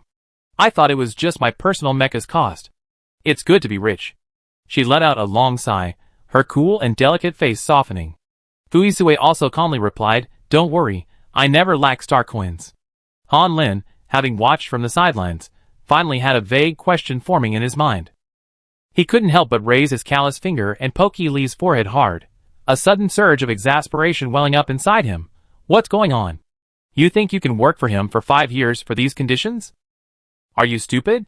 Han Lin felt his temper, suppressed by the sarcastic tone, was about to erupt like a volcano. He couldn't help but launch into a long, earnest lecture into Yi Li's clear, tea-colored eyes. You? A 15-year-old mech pilot genius with a 3-core mech from the Joint Assembly, plus outstanding individual combat skills, a high-level talent, who can hold 2 jobs, yet you've been working diligently for 5 years just to earn money for repairing and upgrading your own mech. It's true that you can only participate in the Military Academy League group competition in your 2nd year, but from your 1st to 5th year, there are no entry requirements for the inter-school group competitions. Add to that the various training sessions, competitions, assessments, field exercises, and challenges that arise during intermilitary academy exchanges each semester, and you have to step in every time to help adjust, modify, and upgrade the entire team's mechs and weapons. Do you know how much work that is? Even a thug and a repairman should demand double wages, right? Are you stupid? Han Lin's speech became increasingly rapid due to his fluctuating emotions. His previously subtly gleaming eyes now sharpened, like a sniper rifle aimed at the enemy. Yi Li, bewildered, stepped forward to block Han Lin's hostile gaze towards Fu Yisue. She didn't think she was stupid, instead, she methodically listed Han Lin's demands. It's not a bad deal. Honestly, with their family's resources, finding a mech pilot with a 3-core level shouldn't be difficult. At least by the time of the 2nd year group competition, they should be able to assemble a mech pilot with roughly a 3-core level within the school. They probably also have their own dedicated mech pilots, and don't need to rely entirely on me. As for me, because I'm from Planet Number, my connections are as thin as a rootless duckweed. I took the 3-core exam shortly before being invited. The mech pilot entrance exam in the region, where the military academy is located, still uses the Mech Pilot Association's evaluation certificate. Without their guarantee, I wouldn't have had the opportunity to participate in the special recruitment. Besides, repairing and upgrading mechs for others is the proper work of a mech pilot. It's also a job I enjoy. What's tiring about doing what you love? Yi Li's tea-colored eyes were clear and pure. She was always grateful to her teammates, who traveled thousands of light years to Planet Number to pick her up and take her to the capital planet. The other two silently acquiesced. But in reality, both Han Lin and Fu Yisue were aware of many key points. For example, her growth potential. A 3-core mecha pilot was indeed hard to find at the beginning of the semester, but a mecha master who was already 3-core before the semester started, or even capable of upgrading to 4 or 5 cores during their studies, was absolutely priceless. Especially a future mecha master who combined mecha, weapon, and system technologies. Han Lin, as a senior mecha pilot, understood this very well. As the current captain, who learned from Fu Yao that Yi Li spent almost all her free time collecting inspiration and designing, Fu Yisue understood this 100 times better. If Yi Li knew about this internal conversation, she would definitely be surprised and say, "How did you know I was already taking the 4-core exam?" In the end, Han Lin could only grit his teeth with a complicated and conflicted expression, and pat Fu Yisue's shoulder resentfully, saying, "Take care of yourself, young man. If you don't take care of yourself, the mecha department, as your home, will never let you off the hook." Chapter 82. Before leaving, the usually sharp-tongued Han Lin, unusually kind, gave Yi Li a rundown of worthwhile courses in the mecha department this semester, suggesting she try them to broaden her horizons. Yi Li obediently accepted the forced advice and returned to her dormitory, somewhat bewildered. She wasn't too worried about the advice itself, only about Han Lin asking about her mentor, which would reveal that she had a volatile and easily provoked master. Fortunately, he showed no interest in her master or lineage and didn't ask any questions, leaving her with a sense of relief, as if she had escaped a disaster. Having survived the first round of torment under the care of the three-person free-range group, the freshmen in the individual combat department frantically searched the school network for detailed evaluations of the remaining courses. This time, the search results were completely different from the previous restrained and cryptic answers. The descriptions were extremely detailed and expressed intense, passionate emotions, as if the narrator were weeping and wailing right in front of the reader. If Fu Yao were to summarize all the words in a single sentence, it would be, "Help run." A concluding remark that is both concise and sincere. Following this are the names of the three instructors and their resounding titles. Yes, due to the significant increase in danger, even their nicknames have been elevated to titles. The instructor for the comprehensive firearm shooting course is a female teacher named Chen Shi. Her universally acknowledged title is Gun Witch. The most upvoted comment in this thread is, "Ever since I painstakingly completed all the credits for Teacher Chen's course, I developed a phobia of the childhood game Eagle Catches Chickens." It clearly states, although the teacher's name is Shi, for some well-known reason, she also has a very formidable nickname, Sinking Star Gun God. Sink refers to the successful sinking, and star is the opposite of dawn, referring to a naive student. Danger rating, 5 stars+++. A humorous poem specially composed by senior students. Instructor Chen, you run fast with your gun, practice dodging before shooting, 1,000 guns and cannons bombard the field, running slow is all your own fault. Freshman in the individual combat department, This note feels even worse than the previous concise version. Is Sotho's military academy a proper and rigorous military academy, or hell? Fu Yao tentatively broke the deadlock. Never mind, let's see. Our last remaining major course, the individual combat compulsory comprehensive course, is said to be filled with a group of people extremely good at spicy food. A group of big shots, who are destroying the flowers of the Federation. Moreover, since this course can be considered a professional course within the individual soldier department, it's always two devils. Oh, big shots, in charge of it together, making it even more difficult. Xie Shuangbai couldn't help but tease, don't say such unlucky things before the lottery, or it will affect your luck when it's revealed. Fu Yao raised her hand and slapped him. Get lost. It's been so many years since the star calendar, no more jinxing. The members of the individual soldier department quickly stepped forward to grab the two who seemed about to fight. Hey, don't do that. Serious debate is fine, there's no need to fight. Right. The most important thing for us now is to unite against external forces, not fight among ourselves. Big sister. Sisterly, please come and save us. Master Fu, please pull young Master Xiao away. The group, who were almost unable to hold the two back, hurriedly prayed for the big shot's strong support. Unable to bear it any longer, Yili and Fu Yisue finally acted.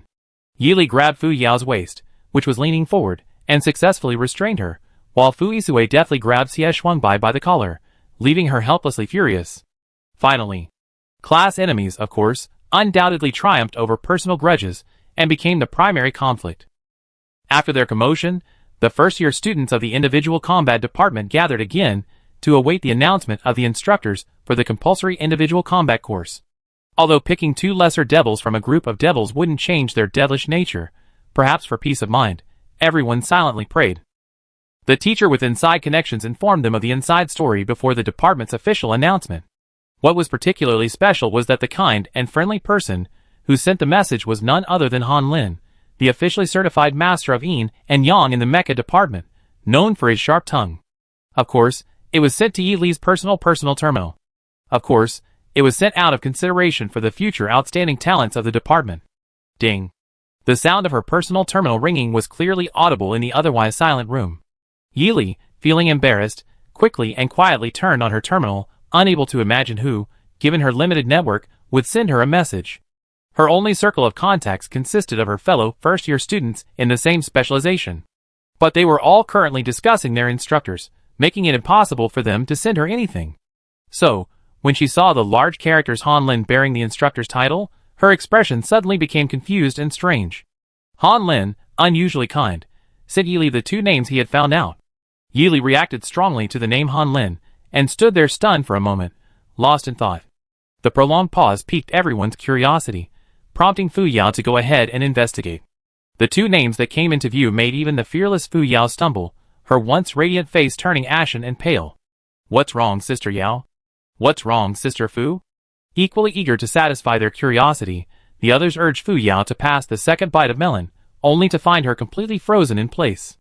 Only Fu Yisue remained, his cold, hard knuckles tapping forcefully on the table, his voice even colder than usual. Fu Yao, answer. As if doused with a bucket of cold water, Fu Yao was abruptly pulled back from her reverie. At this moment, snapping out of her reverie at the name Han Lin, Yuli stared intently at the screen, her usually cool and carefree voice carefully reading each name in the chat box. Siwasen. Zexus. The final teacher discussion abruptly ended, with the two names Yili uttered. Completely oblivious, Yili helped Fu Yao slowly back to the dormitory. The usually bright and cheerful Fu Yao, always so carefree and self-assured, was now showing such a dejected expression, which piqued Yili's curiosity. After firmly pressing Fu Yao onto the bed to ensure she rested, she turned to her two roommates, who were studying for their new lesson on the living room sofa, to inquire about the two names on their personal computers. To her surprise, Fang Ziyu and Su Xian almost fell over upon hearing the first name. Oh my god! My lovely Lily! What heinous things have you freshmen of the individual combat department done? The strongest and most ruthless duo in the history of Sotho's military academy, Qin Shi, the starry sky gun god, Zexus, the golden devil, and Siwasen, the crimson-eyed king of hell, are all out together. Absolutely no one can survive.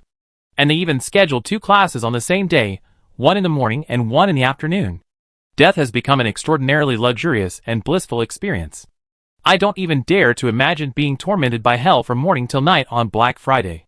Since such an arrangement would lead to such extremely dangerous consequences, why would the individual combat department's academic affairs office schedule them on the same day, one in the morning and one in the afternoon? Yili pondered carefully and asked tentatively, could it be that you can actually bear it? Sigh. Fang Ziyu and Su Xian pulled the innocent Yili to sit between them. Then, full of affection, they gently stroked her soft, hair-like head.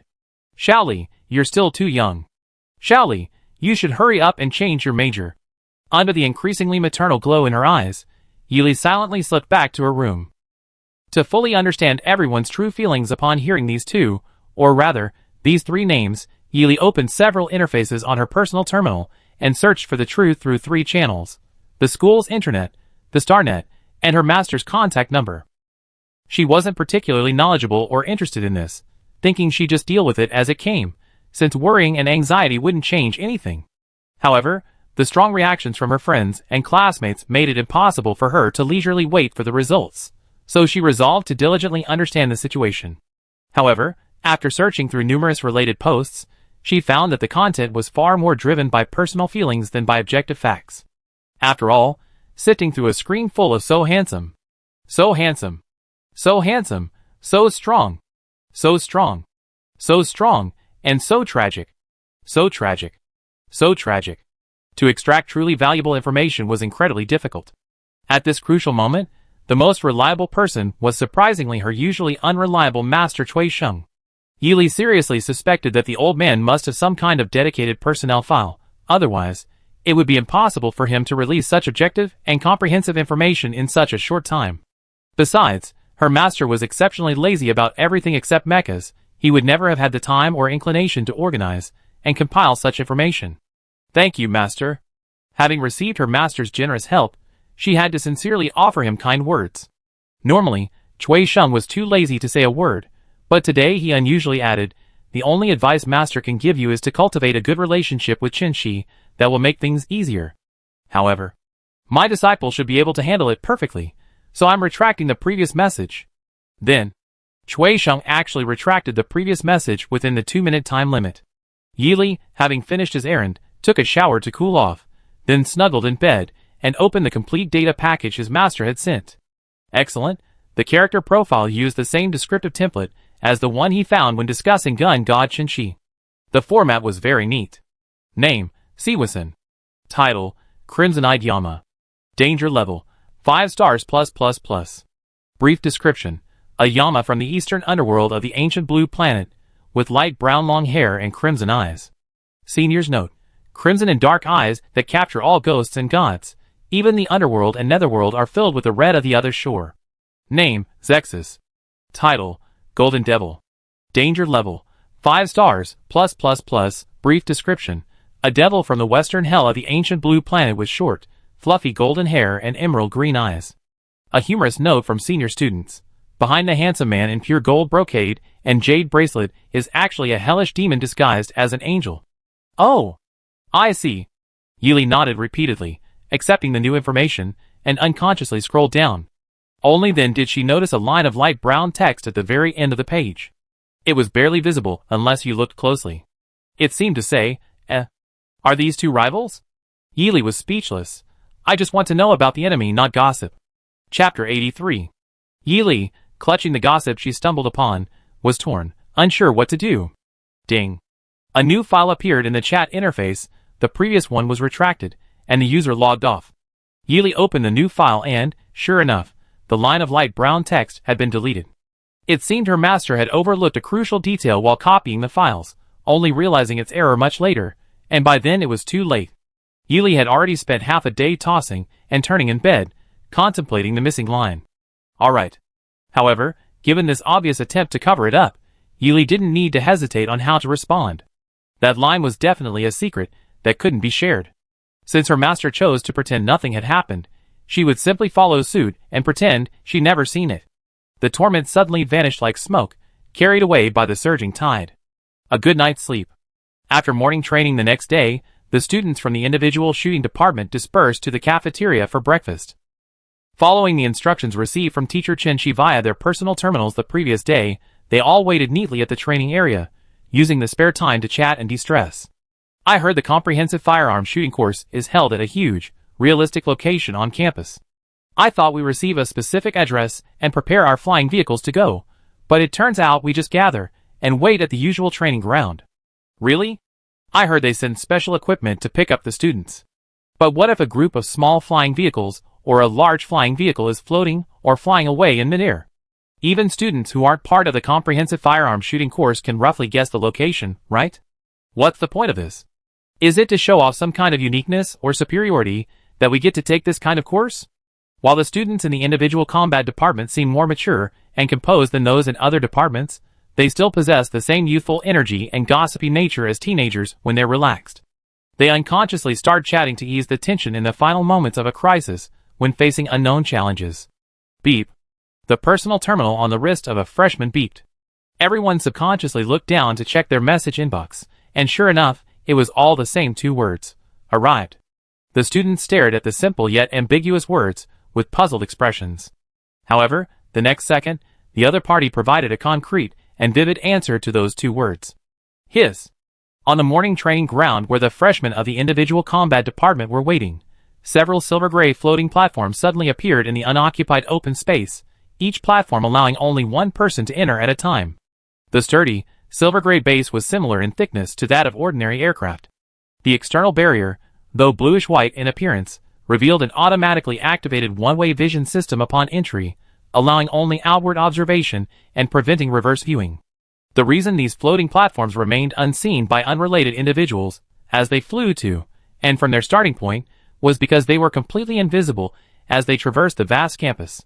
Thanks to these specially designed free-floating platforms, everyone could leisurely float in the air above Sotho's military academy, while other students headed to classrooms or training grounds, fully enjoying the still unfamiliar and magnificent scenery. All freshmen in the individual combat department traveled to their respective firearm shooting classes on their individual floating platforms. It was only through a desperate struggle with senior students that they learned the arrangements for each first lesson were completely different, as if she possessed an inexhaustible wellspring of inspiration, consistently offering exceptional solutions in terms of venue, objectives, and curriculum creativity each year. Other teachers who were close to her had curiously inquired with Chen-Shi about her numerous creative ideas. The answer from the gun which was, it just naturally comes from wanting to find ways to challenge students even more. Everyone wondered what role the numerous floating platforms that had been deployed to pick up students would play in the upcoming lessons. Holding this thought, they carefully observed the components and potential mechanisms within the platforms. The journey was certainly not short, but with the speed of navigating the floating platforms, they quickly arrived at what appeared to be the venue. However, the vast, desolate landscape that greeted them instantly silenced any uttered exclamations. Just as they were approaching the boundary, the previously one-way outward glass suddenly slammed shut. The lights in the enclosed environment of the floating platforms, along with the barrier, dimmed into darkness. The first-year military students inside instinctively closed their eyes in response to the rapid, intense stimulation. Slowly opening their eyes again, they tried to adjust to the sudden change in light, but with little success. The platform they were riding on had likely been specially modified. The narrow, dark environment was manageable, but the sudden speed and wild momentum were even more terrifying. What had initially seemed like a smooth, leisurely flight had abruptly transformed into a terrifying off-road adventure. Everyone inside felt like objects rolling around in a container. Without using their mental energy to create a protective barrier, they might be badly injured before the platform even hit the ground. On a certain platform, a young woman in a tight-fitting outfit, her hair tied in a low ponytail, sat on a large rock, clutching her beloved gun. Floating screens, evenly distributed around her, represented the number of new students in the individual combat department, each displaying the situation inside the platform where each student was located. Let me see what promising talents this year's individual combat department has. In the past, the comprehensive firearms and shooting course would naturally only consist of firearms and shooting techniques. But as a necessary course in the Interstellar era, what needs to be truly understood, mastered, and rigorously trained is mental power. And it's not limited to the use of mental power in combat. The focus is on cultivating mental power that can be freely used anytime, anywhere, becoming an integral part of the body. So, this journey on the platform was her first small trial. The meticulous use of mental power and the agility of movement were demonstrated in this brief collision, which would then be used as a basis for further arrangements for the students. The individual combat students, bumping into each other inside the platform, reacted quickly, using their mental power to stabilize themselves.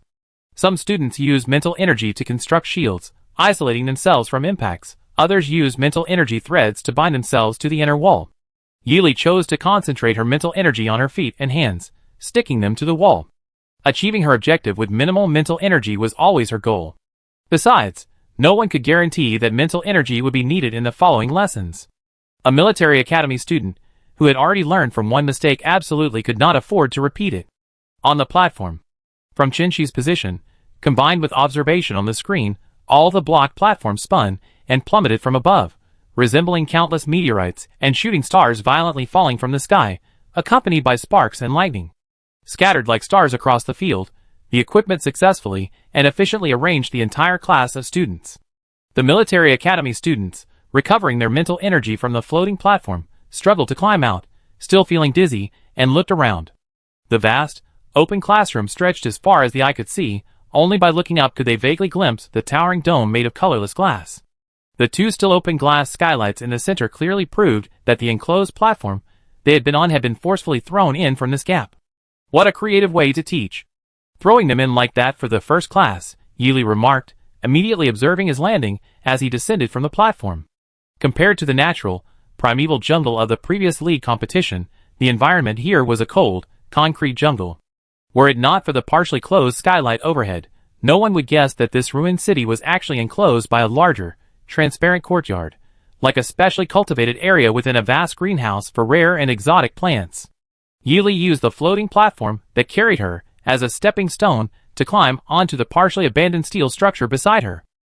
She continued to find footholds, lightly stepping onto solid ground and gracefully climbing higher. All she could see were endless stretches of half-ruined ruins, half-standing, cold, hard steel forests. Compared to the original forest-like arena where she had competed, the steel forest was, in some ways, more challenging. Even the slightest scratch on the rusty, partially abandoned steel frame could become infected and fester, affecting her combat effectiveness. The polluted environment of a city has significant negative effects compared to pristine nature. The pollution and miasma scattered throughout, the toxic substances remaining in the city ruins, and other potential dangers all need to be understood and controlled before the students begin accumulating points for their shooting skills. However, for now, it seems we can only explore the environment. The crucial weapons haven't appeared yet. For some reason, and of course, the teacher's announcement about the rules hasn't been made. Hello. A series of intermittent taps on the microphone came from the omnipresent loudspeaker. I am your firearm shooting teacher, surnamed Shun. Next, I will announce the specific progress results of the first small test. The first-year student immediately announced the results of the mental strength test on the platform, making no attempt to hide his true thoughts and calculations, completely arbitrarily guiding the student's actions at his own pace. The results are divided into 2 batches, and have already been sent to a dedicated receiver. 2 upcoming mission objectives are attached, please complete them before the end of the 2 class periods. You will receive 1 weapon of your choice for free on your first visit. After this weapon is used up, subsequent weapons must be purchased with points at the corresponding price. Points earned through means other than weapon acquisition will not be counted towards your total score. Hitting the star beasts hidden in the arena will earn you points according to their level. Hitting other students in the arena will grant you points according to the published list. Also, I will also play a game of Eagle Catches Chicks with you. Of course, there will be corresponding points for that too. Good luck with your 1500 points over the 2 class periods. The initial entry procedure, obeying orders to arrive at the venue via the floating platform, was cleverly incorporated into a test of mental control within the course. Further analysis of the Steel City within the mysterious courtyard revealed that the individual students' actions were limited to exploring the surrounding area, with little room for further maneuvering. Weapons, rules, team composition, and the starting signal were all firmly in the teacher's grasp from the outset. All rules were set without question, a clear display of Teacher Chen's capriciousness. However, after simply outlining the key points, he then let loose and joined the free-for-all. This approach not only left ample room for students to vent and expand, but also allowed for some distortion or rewriting. This wild and unrestrained arrangement, coupled with his decisive, haphazard approach, successfully highlighted the students' unyielding nature. The gaps left at this point seemed specifically for students to vent and complain. Hitting a star beast is scored from 3 points for C rank, 5 points for B rank, and 10 points for A rank. Hitting a student is a uniform 5 points for the lower batches, and scores are allocated to each tier for the upper batches. The required 1,500 points feel like we can't possibly accumulate them without fighting amongst ourselves. Being so clearly arranged with absolutely no room for resistance, is this how we're treated at the Witch of the Gun Garden? No chance to adjust at all. Maybe we should find 1 or 2 classmates to gather and form a temporary team. But finding people in this place is probably less efficient than fighting monsters on the spot. These muttered thoughts echoed throughout the Steel City. Even if the individual combat students hesitated, they wouldn't just stand there foolishly. Instead, they moved quickly, seeking high ground or adequate cover. The once gray, Steel City ruins gradually transformed into a deathly, misty sea of clouds, the faintly visible movement of heads creating an atmosphere of suffocating stillness. Though still as calm as lifeless stagnant water, it felt more like a tense premonition of an impending storm, a storm about to engulf the city. They were waiting for someone to get into the zone and fire the first shot. Bang! A crisp gunshot rang out, accompanied by a broadcast announcement. Yu Yuan has been hit, score, 10 points. Announcement again. Yu Yuan has been hit, score, 10 points. The explosive, sharp gunshot didn't tear through the space, but the calm, composed electronic announcement effortlessly created a large opening in the narrow space, a gentle yet deadly strike. The tranquility maintained by an invisible force was instantly shattered by a terrifying wave. The already tense individual combat students tensed their nerves even more. Many conservatives, who were exploring or waiting for an opportunity, had their fighting spirit silently ignited by the rapid-fire electronic announcement. Like Carlo, an absolute fighter among the individual combat students, whose physical and mental strength had been severely depleted by the endless training of the past few days. But in this moment of extreme tension, his last nerve was suddenly snapped, and the fighting spirit hidden deep within his chest reignited. This gave him the illusion that he could fight a group of enemies even before his body had recovered from fatigue. Just one announcement. The premonition was broken, storm was brewing. Chapter 84. The announcement of the first warning shot successfully ignited the fighting spirit of the individual combat students. Regardless of their location, everyone began to move in unison. Some students felt that striving for 1,500 points in 2 class periods was indeed a bit time-consuming, so they should indeed speed up their pace to capture those points. Other students, however, felt that the sudden first shot was no accident, and they couldn't rule out the possibility that Teacher Chen had deliberately designed it to provoke their feigned composure and encourage them to hastily fire, thus inciting conflict. In any case, now that the order had been given, the process had to be accelerated. Yili was holding a silver feather gun, entirely silver-white and engraved with wing patterns. This type of gun has a relatively long and thin barrel, requiring a great deal of force to pull the trigger, which causes the bullet to be compressed by immense internal and external forces within a narrow trajectory. Furthermore, it can even make ordinary bullets possess penetrating power comparable to or exceeding that of armor-piercing rounds, making it a top-tier weapon even in today's technologically advanced world. However, in recent years it has gradually been relegated to the sidelines, because it demands extremely high levels of arm strength to support the weapon, and finger strength to pull the trigger repeatedly. Battlefield combat doesn't require weapons with the greatest physical power. Instead, it should be the weapon that best suits one's needs and abilities. If one cannot control their weapon to its optimal level, even the most powerful weapon will only become a deadly weapon that harms both oneself and others. For this reason, the silver feather gun is listed at a very low exchange price. Its only drawback is that using a gun with this level of bullet power against B+ level or lower star beasts is considered a waste. Only hitting star beasts around A level minus a level would barely break even. Yi Li, gun in hand, nimbly slipped into the gray steel city. At Fu Yisui's location, he naturally chose the sturdy, heavy, black steel machine gun, half mounting it on his long, powerful arm. The weight that would be unbearable for other students was as easy for him as carrying a pistol. When he attacked, it was like a hail of bullets instantly enveloping his opponent, countless streams of gunfire whistling in their ears. Often, he didn't even need to confront the true master behind the hail of bullets.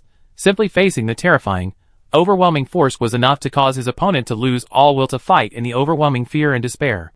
Wherever he went, every shot fired resulted in a new ruin within the city. At Fu Yao's location, whether it was good luck or bad fortune, she and Xie Shuangbai, a sniper specialist, inexplicably met again. The banter upon meeting completely replaced the perfunctory greetings between enemies. Although their weapons weren't actually fired, their words came out like two machine guns firing rapidly. By the time the argument briefly ended, they had already reached a cooperation agreement. This duo, a combination of high-powered firearms and sniper fire, was indeed a winning formula in large-scale battles. Fu Yao weighed the weapons in his hand. This is our second time cooperating. At least you should take a shot from Teacher Chen. Xie Shuangbai tried to defuse the situation. Don't dream about it before it gets dark. In a large area, Teacher Chen with his gun is someone who can rival those two devils from this afternoon. I grew up hearing about Teacher Chen's legends since I started learning to shoot. Even though the various military academies are all vying for power, and the rankings are never fixed, Teacher Chen she always holds the top spot on the weapons rankings. Fu Yao raised his gun without hesitation and pressed it against Meng Heng's head. Can't you have some lofty goals? You always need unrealistic dreams. What if they come true? Meng Heng, usually skilled with defensive shield weapons, had also undergone firearms training. However, choosing the weapon best suited to his current situation was a difficult decision. He cautiously weighed the pros and cons.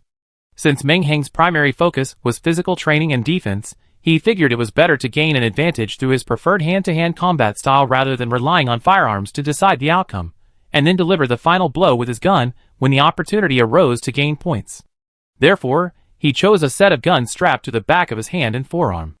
These compact, intricately designed firearms complemented the handheld gun, both requiring precise control and mental focus to fire without loading or pulling the trigger. This type of weapon was particularly suitable for a physically robust fighter like Meng Heng. Most individual students cannot avoid aiming when shooting.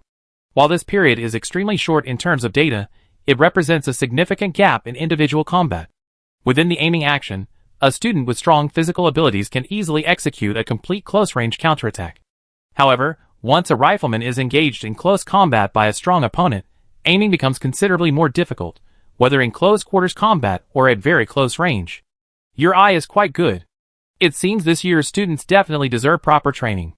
Well, so my decision to stay on campus and mentor new students instead of going to the usual spot to hunt ice-armored wind wolves isn't such a complete loss. She sat on a high platform within the steel city, letting the wind whip through the white smoke, her gun dangling from her hips.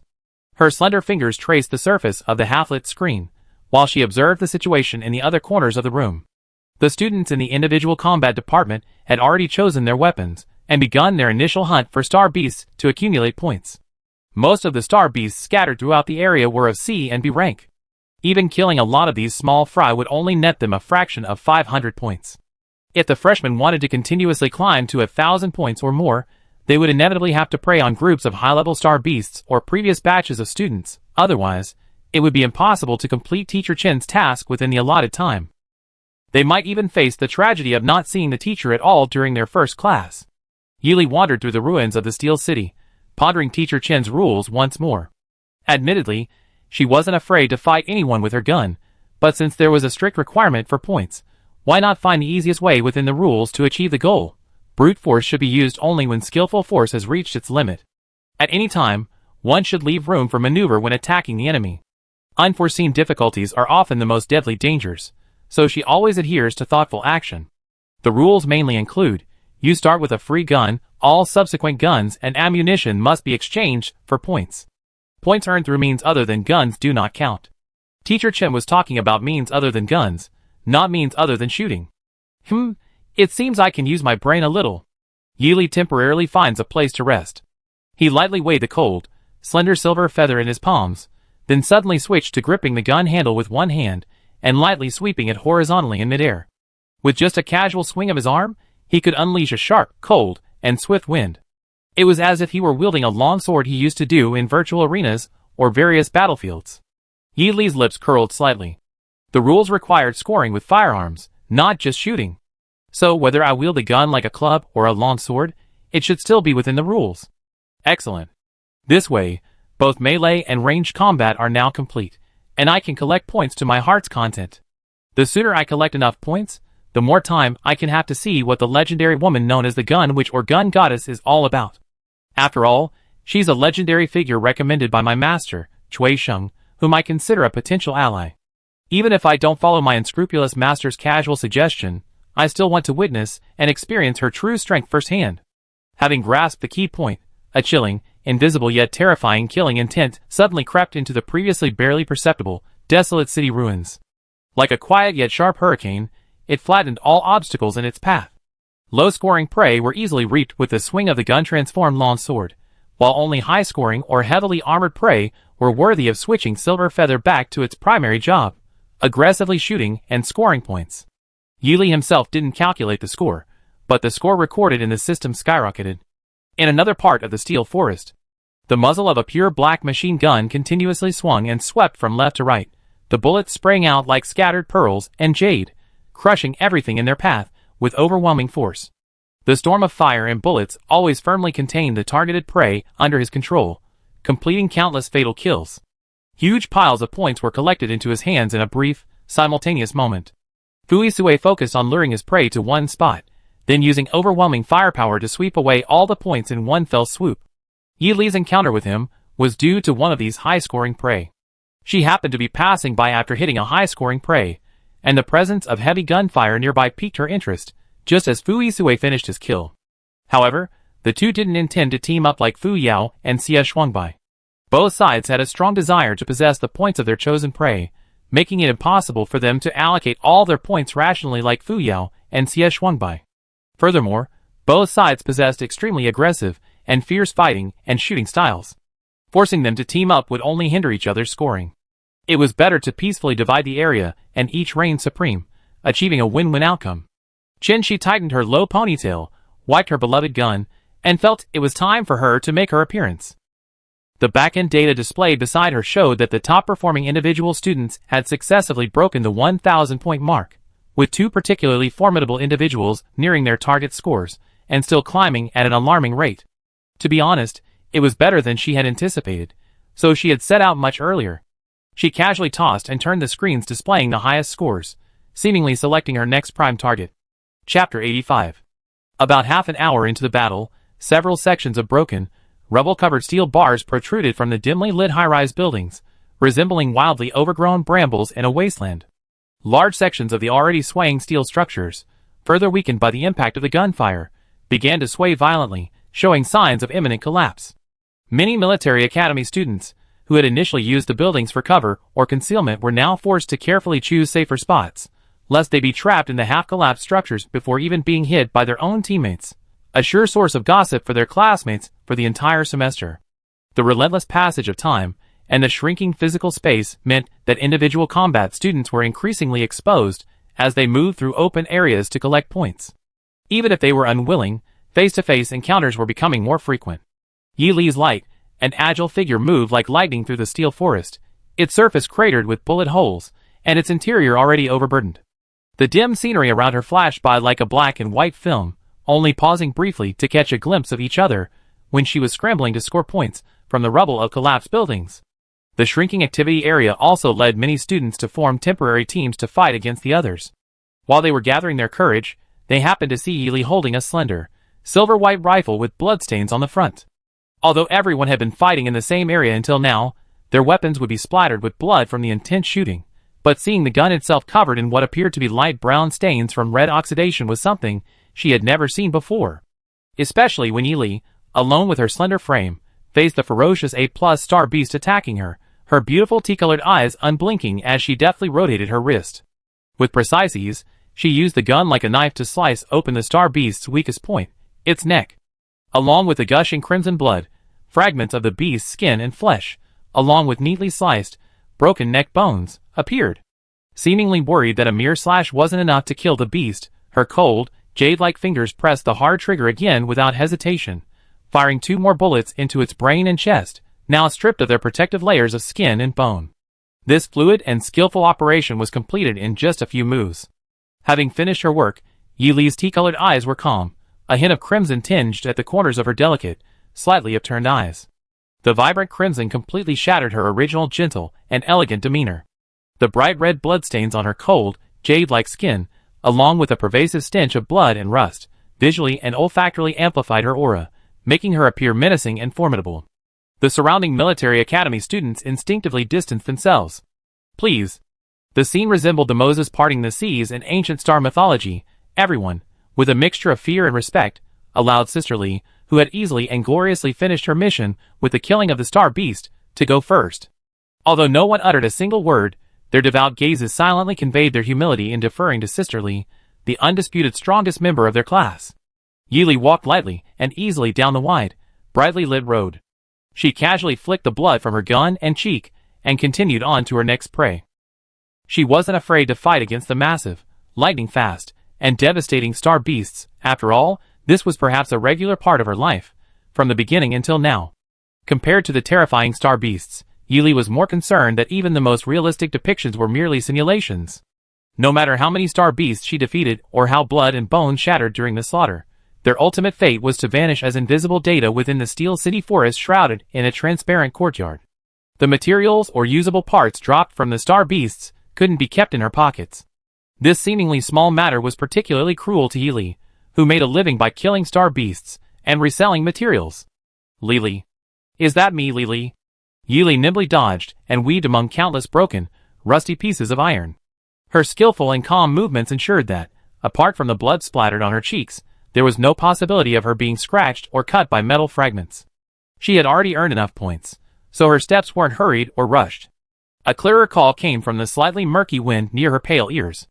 Yili extended a spiderweb-like strand of mental energy towards the source of the sound, trying to determine whether it was real or a trap woven by the environment or a star beast. The mental energy strand reached its target halfway through its extension.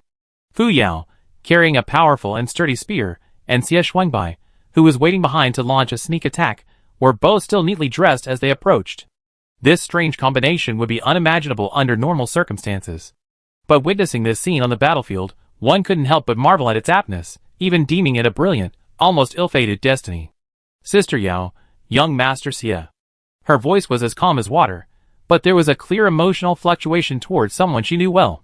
However, even with familiar people, she would make playful little alterations, like a young girl. When calling Fu Yao, she called her little sister Yao, as if greeting an older sister affectionately. When calling Xie Shuangbai, however, she deliberately used a mischievous tone, addressing her as young Master Xie, a title that was half joking and half serious.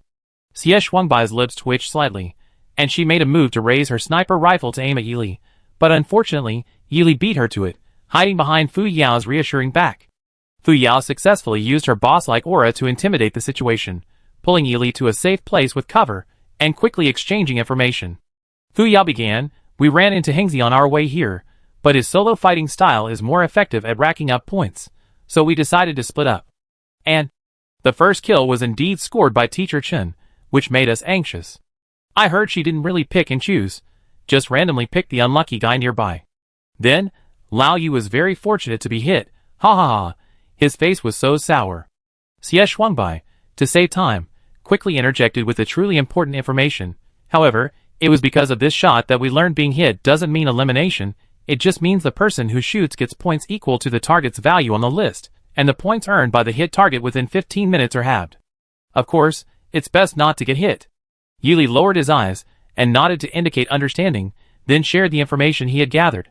I ran into Captain Fu on my way here, but his scoring method and mine would only result in mutual destruction, so we quickly separated. Of course, the above doesn't matter. She casually dismissed the captain's presence. The key is that the way I tried to accumulate points isn't limited to gun shooting. Teacher Chen's rule during the broadcast is that points earned using methods other than firearms don't count. Under normal circumstances, firearms would naturally only be used for shooting. She methodically unfolded her movements, deftly sliding her trigger finger to the hard grip of the spear and mimicking the motion of swinging a sword. The slightly dull, silver-white spear silver feather, due to its long and narrow shaft, resembled a crescent-shaped longsword meticulously crafted from fine, dark silver iron. As long as a thin, sharp spiritual energy is applied to the narrowest part of the spearhead, and one can precisely control the speed and direction of the force applied during each slash, transforming the spear into a sword. This method not only doesn't violate any of Chin-Chi's broadcast rules, but also allows the user to maximize their score using their most proficient method. It's ingenious and fun. However, many advantages also mean many difficulties. This ingenious method places extremely high demands on the operator's physical fitness and mental control. Furthermore, most firearms are straight and rigid weapon types. While weapons like knives and swords are straight, they inevitably undergo slight deformations, such as curves, during combat to support the operator's skillful use and execution of various attack methods. Even clubs often utilize slightly curved shapes in combat to help the operator resist external forces or deflect attacks. Therefore, the choice of firearm type must be carefully considered to ensure a suitable selection. Turning guns into knives. It sounds incredibly easy, but putting it into practice is incredibly difficult. Fu Yao patted Yili's thin, delicate shoulder affectionately. She could roughly guess that the young girl Yili probably didn't quite understand the difficulty involved, so she only offered a kind smile and a tone of satisfaction, as if she were an elder. Very well done. Lili is very smart. She knows how to think outside the box and innovate. But me and this guy, she pointed to Xie Shuangbai, who was desperately trying to control her expression, we're used to using guns and cannons. So, in the current situation, working together as a team is about enough. Xie Shuangbai was glared at by Fu Yao with her blocked left eye before she pretended to agree normally. Although she hadn't actually helped Fu Yao and Xie Shuangbai, the fact that they both acknowledged and praised her meant that this information had some real value. Yili smiled reservedly. Whoosh, whoosh. The ground beneath their feet seemed to tremble violently, as if struck by an unknown force about to strike. Whoosh, whoosh. The steel structures that had been standing fortifiedly around them suddenly began to shake violently and unusually. Many fragments of ruins lost their last support and rained down like giant droplets from various heights, crashing to the ground. The area that had barely served as a barrier suddenly became a perilous danger zone. How could this happen so suddenly? Everyone reacted quickly, running towards open spaces. The power is terrifying. Xie Shuangbai easily dodged the debris from the collapsing terrain. How about we make a bet? Someone suggested, not wanting to miss out on the fun. How about we bet on A and B? A is S plus star beast, and B is teacher Chin-Chi? Chapter 86. The massive tremors continued unabated, countless pieces of metal scattering like sparks across the ground. The individual students, who had previously focused on racking up points, were forced to prioritize self-preservation. The gray steel city crumbled one after another amidst the tremors, the billowing dust instantly obscuring most of the city and reducing visibility to zero. The previously hastily formed teams were thus either actively or passively broken up, with most now consisting of only 2 or 3 close companions. Within the unique team still in the betting phase, Yili, at the head, deftly wielded his gun like a blade, deflecting incoming attacks. Fu Yao and Xie Shuangbai stood behind him, one after the other, maintaining order against the constantly flying debris to ensure the team's safety. Despite the constant possibility of attack and injury, the atmosphere within the team was more relaxed and lively than when exchanging information, mainly because the person who proposed the bet insisted that the two guess the most likely answer. Big sister and little sister Li, do you think it's A or B? Yili didn't want to speak at all. Fu Yao wished she had super adhesive tape to seal his mouth and half his face shut. If the tense and critical situation hadn't kept the two ladies busy, Xie Shuangbai, with his unpleasant chatter, would definitely have received a good beating from Fu Yao and Yili. But fortunately, the owner of the annoying voice quickly got the correct answer. Whoosh. Swoosh. The sound of a gust of wind approached from behind the three of them, growing louder as it went, and the dilapidated buildings struggling to stay afloat on both sides of the road were completely reduced to dust, scattering like small bullet casings. The raging wind whipped their clothes into disarray, making even their steps feel light and unsteady. An unknown terror threatened to materialize into a dark entity, engulfing the three of them completely. Almost speechless, the three instinctively turned their guns and fired several sharp bullets at some creature that seemed to be closing in behind them. Bang! One powerful bullet after another pierced the air, each carrying the intent to kill, aiming for the weakest point in its path. But even the fiercest bullet seemed unable to halt its advance, and half a minute later, it appeared before them unscathed. A single flap of its massive wings created endless gales, each blade honed to a sharp edge by the wind. Its sharp beak could spew small vortexes of air from its throat, and its enormous, bird-like body was like a towering mountain rooted to the earth. The silver-gray color was similar to the shell of the wind dragon she used to build her mecha. Its striking entrance effects and similar wind-based maneuvers confirmed that this star beast was likely a lower-rank S-level star beast called the Windwing Bird. Windwing Bird. Around S rank. Fu Yao and Xie Shuangbai each made a judgment about the enemy's general situation. Xie Shuangbai still hadn't forgotten the unopened betting odds. Looks like choosing a was the right decision. Fu Yao retorted irritably, "It's like you get some reward for choosing correctly. Keep this empty promise of a bet for yourself." Upon recognizing the Windwing Bird, Yili immediately thought of her beloved mecha.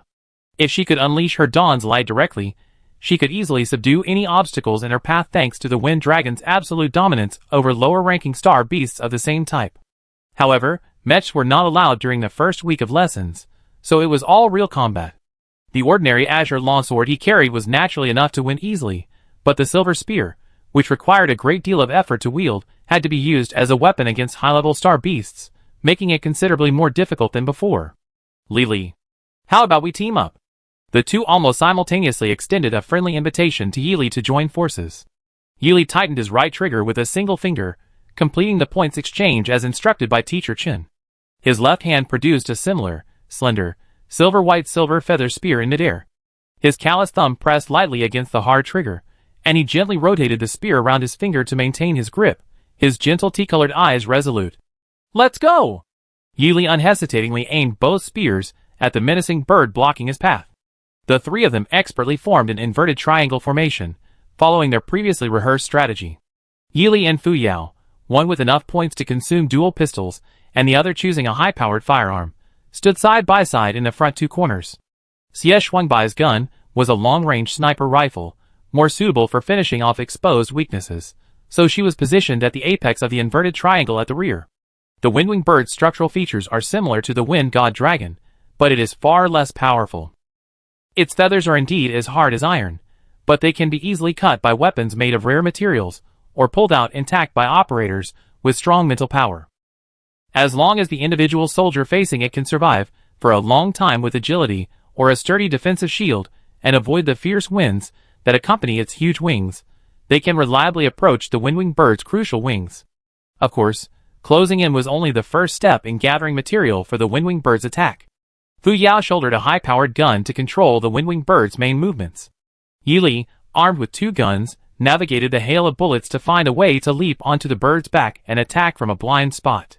Xie Shuangbai, responsible for finishing off the Windwing Bird, used the weaknesses pointed out by Yili to launch a coordinated attack on its vital points, aiming to cripple its Achilles heel with precise and brutal bullets, rendering it unable to resist or even revive. Rat-a-tat-tat. Fu Yao stabilized the large machine gun with his arm half supported and half leaning on the ground. Adjusting to maximum firepower, he unleashed a barrage of bullets, like a massive, burning meteor shower, at the Windwing Bird's unprotected, bright eyes and the exposed, featherless parts of its massive wings. The Windwing Bird was forced to raise its large, but somewhat clumsy wings to cover its wounds. However, the situation where concealing one area often exposed another, coupled with Xie Shuangbai's repeated follow-up shots when she hadn't received Yili's signal, forced the Windwing Bird to fly or move through the air as much as possible to avoid the gunfire. The Windwing Bird's programming seemed specifically designed to trap individual students in combat, so it didn't fly too high, preventing students from escaping. This programming, originally intended to force students into a direct confrontation with the S-level Windwing Bird, unexpectedly provided Fu Yao, Yili, and Xie Shuangbai with ample opportunity to attack, preventing the Windwing Bird from escaping its attack range. Fu Yao's high-powered bullets and Xie Shuangbai's vicious sniping successfully left red marks on its soft eye sockets and the gaps between its steel-like wings. Well done! Yili silently praised in her heart, seizing the opportunity to close the distance. Under the cover of Fu Yao's concentrated firepower, she leaped using the sloping steel plates that resembled branches. The windwing bird extended its large, sleek wings from the center of its solid spine. While the wings felt smooth as jade, each feather seemed to be crafted from an extremely hard and rare mineral, making them difficult to cut or damage. Unlike the wind god dragon's tightly packed, seamless scales, the windwing bird's individual wing feathers had soft, vulnerable flesh between them. Attacking this area could indeed inflict effective damage, but the area of flesh was small and numerous, and unlikely to cause a fatal blow. Such a waste of time and ammunition was unacceptable in the classroom. Besides, this larger area should be left to her teammates responsible for restraining the enemy. She should seek a more critical and vulnerable point to break through and guide her teammates. Most star beasts' fatal weakness lies in their necks, and she's always favored a horizontal/attack. The windwing bird naturally has a fatal weakness in its neck, but the denser, harder feathers there make it difficult to strike. Attacking its undefended eyes might injure it, but it's highly likely to trigger the windwing bird's ferocity, making it even harder to find its true weakness, and could even cause greater terrain collapse or personnel casualties. Yili bit her lips slightly, raising her cold, silvery white silver feather, ultimately choosing to forcefully pierce the thin, fibrous flesh of its neck. She glanced at the gleaming spear in her hand, and a soft sigh welled up in her heart. Silver feather against the windwing bird's wind feather. Just looking at the names, it's quite a coincidence. She moved with lightning speed through the hail of bullets Fu Yao had unleashed, scanning the windwing bird's neck several times, searching for any sparse patches. After circling twice, she had to admit that the feathers on the neck were perfectly evenly distributed. Unable to find a weak point, she had to create one herself. She nimbly swung below the neck, her legs tightly gripping the bird's throat. Her left hand, holding the silver feather spear, pressed it firmly against the delicate flesh between the windwing bird's scales, repeatedly and forcefully pulling the trigger to create a wound of suitable size. Using the sturdy shaft of the spear in her right hand, she forcefully thrust it into the self-made opening, successfully widening and deepening the wound. And as the windwing bird writhed in pain, shaking its neck, she lightly pounced on its toes, using the recoil to climb back onto its more stable head. Yili fired several shots from above the head into the hard scales beside the wound on the neck. The silvery white light produced by the bullets striking the scales served as a signal between her and Xie, indicating where sniper rounds and firepower should be concentrated. Bang bang bang. Xie, who was providing cover, finally received the signal. Excited, she immediately adjusted her gun and aimed at the location where the silvery white light was flashing. Fu Yao, acting as the firing line, would occasionally and deliberately sweep towards the location of the signal. Yili, who was often perched on the windwing bird's head, would seize opportunities while her teammates adjusted their guns or reloaded, forcefully stabbing the wound with the butt of her gun to expose the bone and deliver a fatal blow when the windwing bird was weakened. The battle wasn't difficult, but it wasn't as easy as before. Sigh. As expected, a full gun-based combat setup is really unbalanced. It's much more troublesome than swinging a sword, and you have to accept the bloody byproducts. Luckily, it's virtual. It should be cleared with a single click after the battle ends. Of course. The star beasts in the battle are completely realistically recreated, and the effort and mental energy expended are genuine. The S-rank windwing bird was probably the highest level species among these star beasts. Although star beasts of a plus level and below have very few points, the division between a plus and S-rank is detailed and satisfying, especially the S-rank star beasts, which have few points but a high score. Therefore, the final score does allow one to temporarily forget the discomfort of being unfamiliar with the game. The joy brought to the three by the crashing giant beast hadn't yet subsided. Clang, clang, clang. Thud. A series of smooth, deadly bullets seemed to greet him. Suddenly, a spectacular display of skill unfolded just an inch from Yi Li's feet. This time, there was no need for guessing. Everyone could identify the attacker. At this moment, Fu Yao's inner monologue, damn it. Just out of one den into another. Xie Shuangbai's inner grumble. Option B has also made its dazzling appearance with its clang and thud. Yi Li's brain. Thank goodness Xiao Bai didn't open the betting, or I'd be losing a fortune. Chapter 87.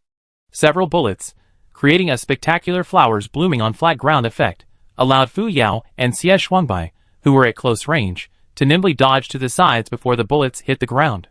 Yi Li, deliberately targeted by the bullets, remained as immovable as a mountain, his expression unwavering, as calm as if he hadn't been hit at all. Bang, bang, bang. Bang, bang, bang. The bullets landed heavily on the ground, forming a perfect six-pointed star around Yili, with each bullet spaced evenly apart. Fu Yao and Xie Xuanbai couldn't help but gasp, their eyes warily fixed on the newcomer. Yili, however, seemed completely detached, even carefully crouching down to observe the intricate details, discovering that not only the distance between the bullet craters, but also the depth of each of the 6 craters was perfectly controlled by the opponent.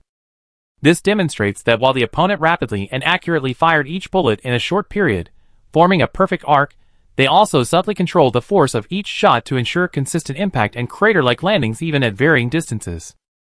Power, speed, accuracy, and control all had to be flawless within a short time frame. It's undeniable that Teacher Chen's renowned reputation is well-deserved. Hi. A gentle, calm voice came from a platform exposed by a surviving building not far away. Looking up reflexively, I saw a young woman with her hair tied in a low ponytail, leisurely sitting on the platform opposite the direction from which the bullets had come. Contrary to the stereotypical image of a witch, Teacher Chen's appearance was like a bright, gleaming gem, yet her demeanor was like a gentle, warm breeze. Focusing solely on her appearance would easily overlook the terrifying nature of her firearms. Teacher Chen. Even the usually bold Fu Yao, and the aloof and vain Xie Xuanbai were unusually obedient in their greeting. Having finished observing the craters, Yili, noticeably a few beats slower, caught sight of the other person in the thin gray mist. In the darkness, lacking wind and light, a flicker of dark green light unconsciously flashed in the gentle tea-colored eyes, the previous calm turning into indifference. The clear, cold voice emanating from his throat was like the tinkling of shattered jade, exceptionally pleasant to the ear. The clear sun shines brightly, the gentle breeze is serene, tomorrow, the sun will illuminate the sky, and sweet dew will cover the universe. Yili couldn't remember from which ancient book on the ancient planet he had read these lines, only vaguely recalling that they seemed to describe the transition of Shiha from nightfall to the glorious dawn. But the gentle breeze and moist drizzle still accompanied the radiance as if shrouded in a light veil. In her eyes, Chen Shi on the platform was like the personification of that poem, possessing a beauty as radiant as spring flowers yet exuding a gentle and serene demeanor. She finished reciting the poem aloud, as if snapping out of her daze. She quickly added a greeting to her teacher. "Hello, Teacher Chen, my name is Yili." "I know." The woman, sitting upright with her gun, smiled, gracefully rising from the cold steel platform and shaking off the black dust clinging to her azure combat robe. Her skirt, billowing in the breeze, created a slight arc in the air. Her matching combat trousers, outlining her straight lines, were also adorned with various types of firearms. For a fleeting moment, the glint of their blades caught her eye.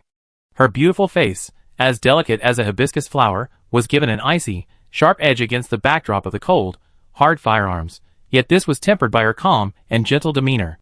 Chen Shi nodded slightly to Yili, then bluntly raised his question.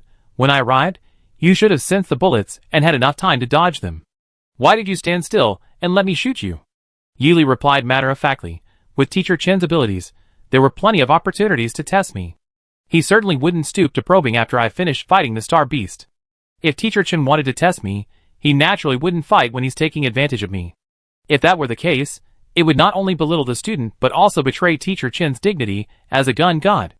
A truly powerful opponent, while possessing the ability to utilize their skills at all times, would naturally disdain a sneak attack when one side is at a disadvantage, as a sign of courtesy and recognition.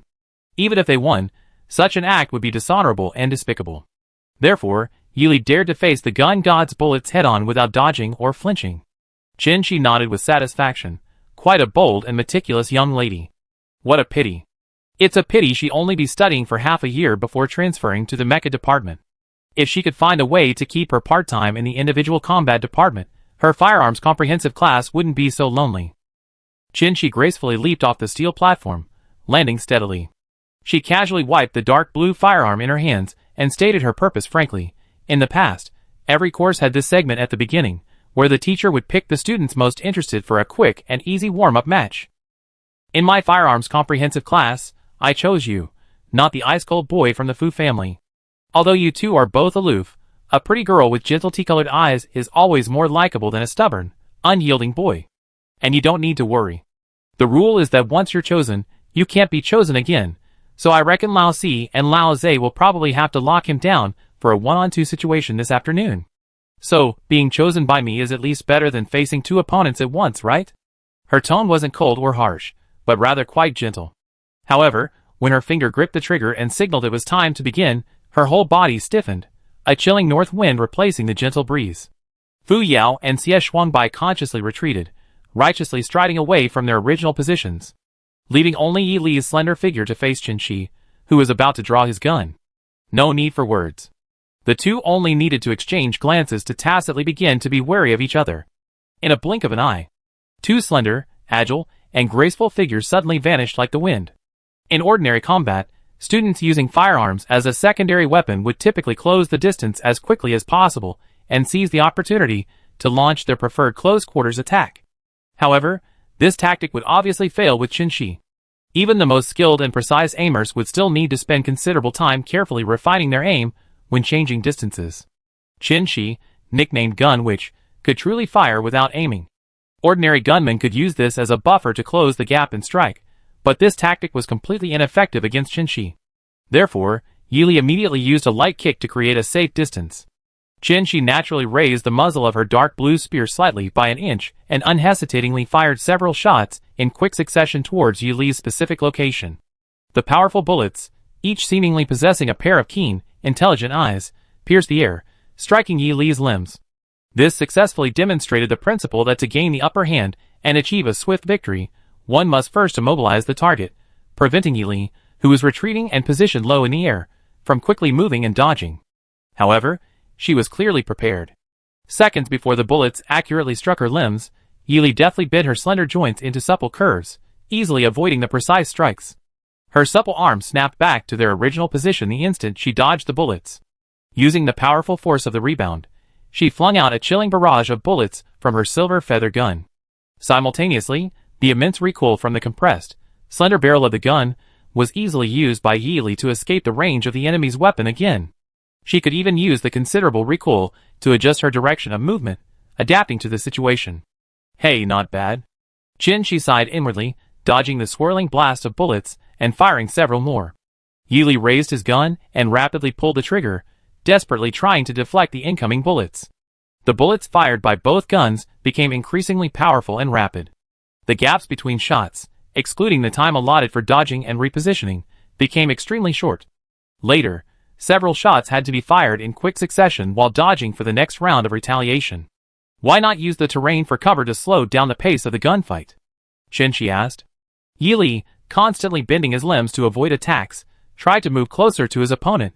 How can I waste the opportunity to exchange fire with an opponent of your caliber by hiding behind cover? Of course, it's only exhilarating and a chance to improve myself if I fight to the extreme. Alright. Qin Shi calmly tensed the well-defined muscles of his right arm, then forcefully swung his long, supple arm, unleashing a torrential downpour of bullets at her. Then so be it. His voice was like a gentle drizzle, the bullet frequency like a deluge, but the firepower of the bullets was explosive and powerful. Yi Li didn't have time to close the distance before she was enveloped in the raging rain of bullets, biting her lower lip involuntarily.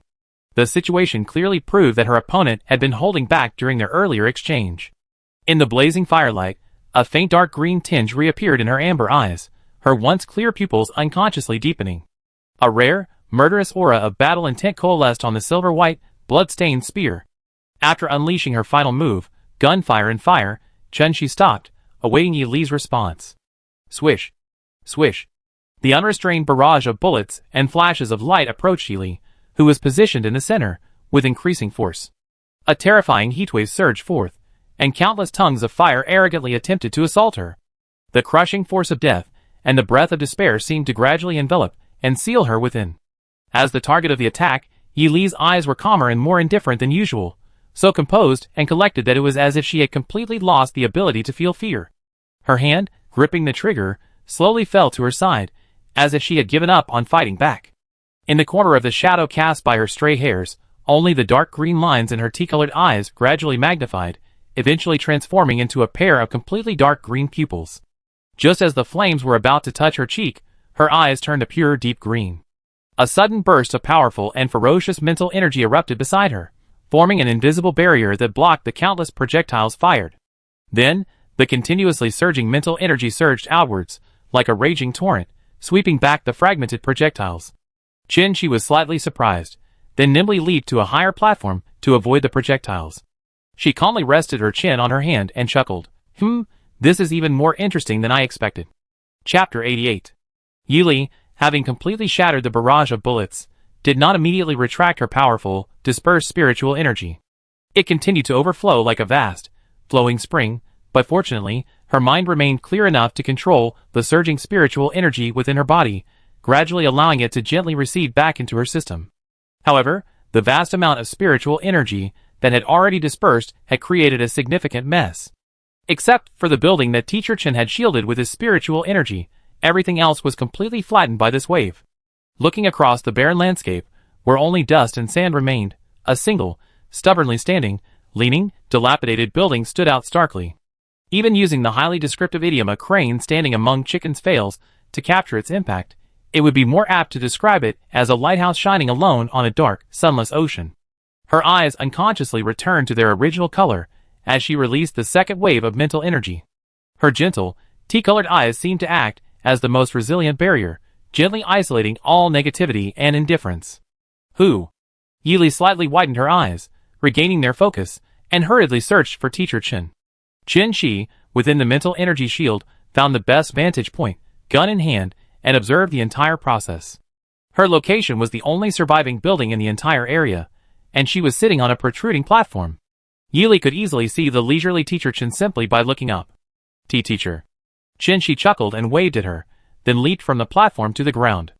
As her toes completely left the platform, the previously intact ruins of the abandoned building simultaneously and completely vanished, leaving not even a speck of dust, just like the other barren land affected by the blast. The eerie silence was completely submerged and dissolved by the residual mental energy permeating the air. Chen Shi took a few steps forward with satisfaction. Congratulations on completing your new transformation.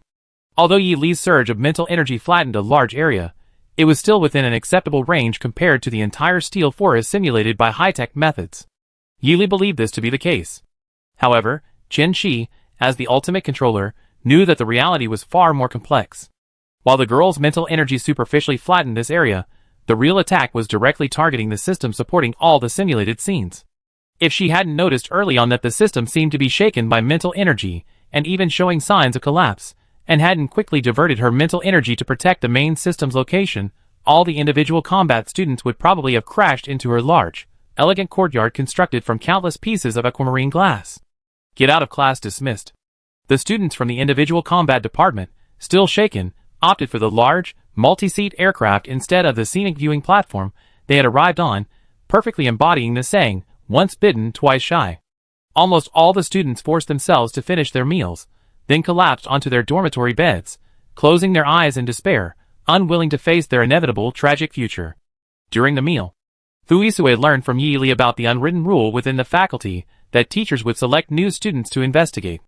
Having grown up on the central planet and in his mansion at the heart of the Federation, he knew not only from military academy students, but also from occasional casual conversations with his elders about the countless illustrious names of Golden Devil Zexus and Crimson-Eyed Yama Siwensun, two top-tier individual combat experts, whose reputations were legendary across planets, battlefields, and campuses. To say he wasn't tempted to fight two such powerful figures would be a lie, but given his current state, he'd likely struggle even fighting both simultaneously. Fu Yao, I heard there were female warriors who signed up for the elective course just because of their good looks. Unfortunately, they were already threatening suicide before the first class even ended. This elective course, which only takes up half a semester, somehow produced a bunch of female warriors by the end. Xie Shuangbai, her chopsticks dangling from her mouth, said, "Hey, I have inside information. I heard." It took the female warriors a whole year to melt away their bulging muscles and return to their original soft, delicate touch. Meng Hung, finishing his braised pork, mumbled, "Standing has its risks, you bear all the consequences." Despite everyone in the individual combat department having their own wild guesses, the afternoon's required individual combat skills class turned out to be attended by intelligent machines remotely controlled by the two instructors. The reason was simple and effective. First, trouble is useless. Second, eliminate the star beasts on the neighboring star. The two intelligent machines perfectly replicated the most unique features of the two teachers. Their rare emerald green eyes and crimson pupils seemed to reflect their cold and ruthless expressions, making the individual combat students standing there feel as if they were facing the real people behind their gazes. Yi Li thought to himself, "It seems Captain Fu has successfully escaped this ordeal." Although the actual figures of the teachers were not seen in this class, the pressure emanating from the specially designed intelligent machines was still terrifying. Everyone knew that intelligent machines, as conduits of mental energy, only displayed a portion of the transducer's abilities. If the two teachers themselves were present, there was a high probability that students would be injured in the first class. The first mandatory lesson for individual soldiers was constrained by the rule that they couldn't use mechs. Two devilish instructors specially assigned each new student a double-pressure exoskeleton. The black exoskeletons, despite being high-precision machines, were basic models without any special attachments. The new individual soldiers were noticeably unsteady as soon as they put on their exoskeletons. Students with poorer balance swayed precariously, as if they might fall to the ground at any moment.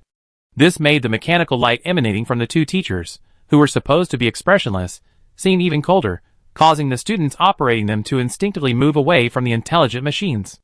A large vacuum slowly formed around the two serious intelligent machines. Students with strong operational skills had already donned their exoskeletons and moved around the area with ease, as if in ordinary combat, so they didn't linger in the central area.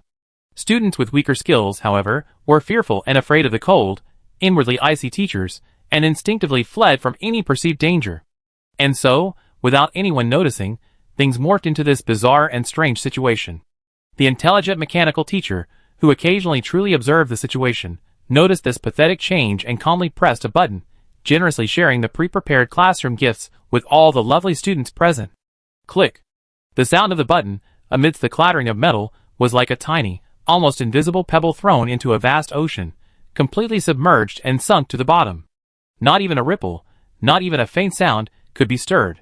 Then, in the blink of an eye, the gravity within the arena was increased by a strict adjustment by the instructors to 1.5 times its normal level. Combined with the pressure exerted by the exoskeletons they wore, this meant the students were struggling under conditions of roughly 3 times the normal pressure. The sudden increase in pressure made the unprepared freshmen even more disheveled, sometimes swaying like toddlers learning to walk, sometimes staggering like elderly people without canes. Many of the previously relaxed top students had to succumb to the harsh reality, bending their proud backs and carefully adapting to the new environment.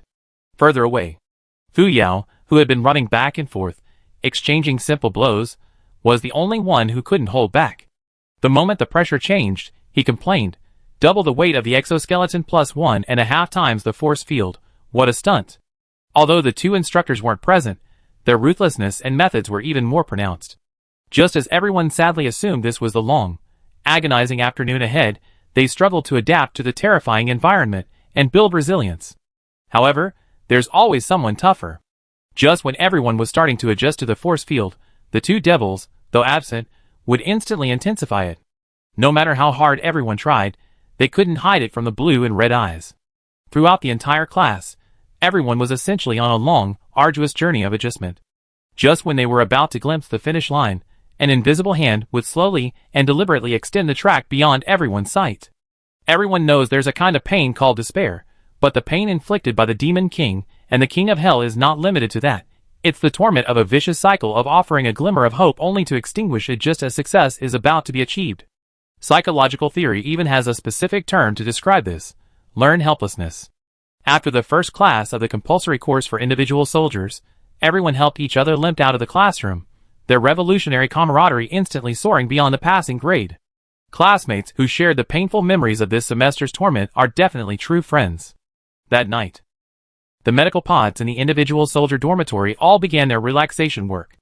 Even students who could withstand the devil's torment had to admit they needed to soothe their meridians and body aches to be able to walk calmly to class the next day. Thanks for the pure theory class tomorrow. Fu Yao, having finished lying in the medical pod and taken a shower, sat in the most relaxed, starfish position on the long sofa in the living room. Fong Xiu and Su Xian readily gave way to her, and seeing the usually energetic Fu Yao sprawl paralyzed on the sofa, they couldn't help but sigh. The two of them, each clutching a soft cushion, sat on the thick blanket spread out on the floor. Fong Xiu, I was complaining after class today about how the mental energy imprinting and mental energy exploration classes this afternoon had drained my head so much. Now I realize. Compared to Sister Yao's utter exhaustion, it's really being dramatic. Su Xian covered her mouth and chuckled. Tomorrow will be the end of the week. Congratulations in advance to everyone for successfully surviving the first week. Perfect. After finishing her relaxation session, Yili, her hair disheveled, emerged, a still glowing personal terminal hanging from her hand. She called out to Fu Yao, who seemed to have merged with the sofa, "Sister Yao." Someone in the individual soldier department's group chat said, "They're organizing a survival celebration this weekend." Fu Yao, too lazy to even turn her head on the sofa, bit her sleeve hard, indignantly denouncing, "This damn Sotho's individual soldier department. They're just using all the suffering of the first week as a generous welcome gift for us freshmen." Chapter 89. They posted a group message in the group chat with a catchy title like celebrating successful survival of the first week. However, Sotho's military academy rules prohibited leaving the school except for monthly holidays, so the gathering could only be held in one of the school's cafeterias. The 2-day weekend seemed to slip away in the blink of an eye. Even though everyone struggled through their first class as if they were on the brink of death, as the best of the individual recruits, they naturally demonstrated their abilities and calmly passed rounds of assessments in the shortest amount of time. 2 unnamed big shots even managed to persuade the muscle general of physical fitness class, Andre Onzi, to fight them 1-on-2, and actually managed to defeat the top physical fitness instructor at Sotho's military academy. Andre stared blankly at his muscular arms, as if they were sponges, his face radiating a helpless, existential doubting expression. With this extremely abnormal demeanor, he easily topped the Sotho's rankings. Post title: A brief analysis of the reasons for the decline of bodybuilding pioneer instructor Andre. The post details how instructor Andre, guided by 2 students, agreed to a duel and suffered a crushing defeat at the hands of the freshmen's combined forces. Although the students had a numerical advantage in the 1-on-2 format, the fact that freshmen, who had only been at Sotho's for a month, could challenge and defeat their instructor still earned them considerable notoriety on the school's online forum. The individuals involved, Yili, explained their true motives in an interview with a reporter. Yili stated, "To express my gratitude for the teacher's attentive and caring approach to increasing training since the start of the semester, as a dutiful student, I naturally wanted to demonstrate significant progress to the teacher in the shortest possible time." Fu Isue, one of the parties involved, stated, "I simply wanted to stop someone's ridiculous actions." The 2 of them acted without any consideration for the development and impact of the situation. To be precise, their actions were purely driven by individualistic thinking, but frankly, it was purely for their own selfish desires. Because Andre's unusually dejected appearance while walking around the military academy remained etched in the memory, the discussion thread on the school's website remained consistently hot. Yili, taking advantage of the fact that her appearance was unknown to her classmates, acted as if it were none of her business, brazenly doing whatever she pleased. On the contrary, Fu Isue's early fame became a burden.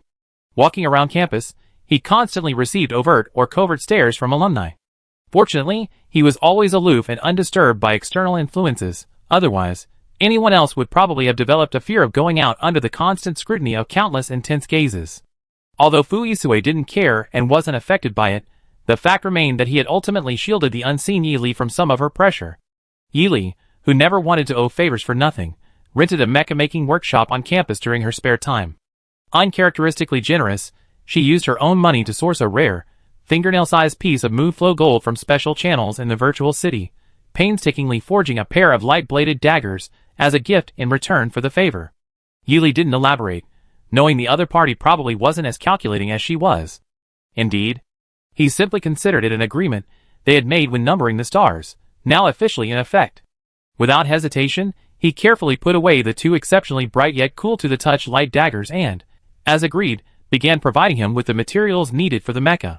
A clear distinction must be made between personal gifts and formally agreed-upon agreements. Yili would never recoup the star coins she took from her own pocket from the public treasury. Now, as a mecha pilot, she possessed a unique pride and wouldn't dwell on trivial matters or petty accounts. Fu Yao had asked her why she didn't state it directly.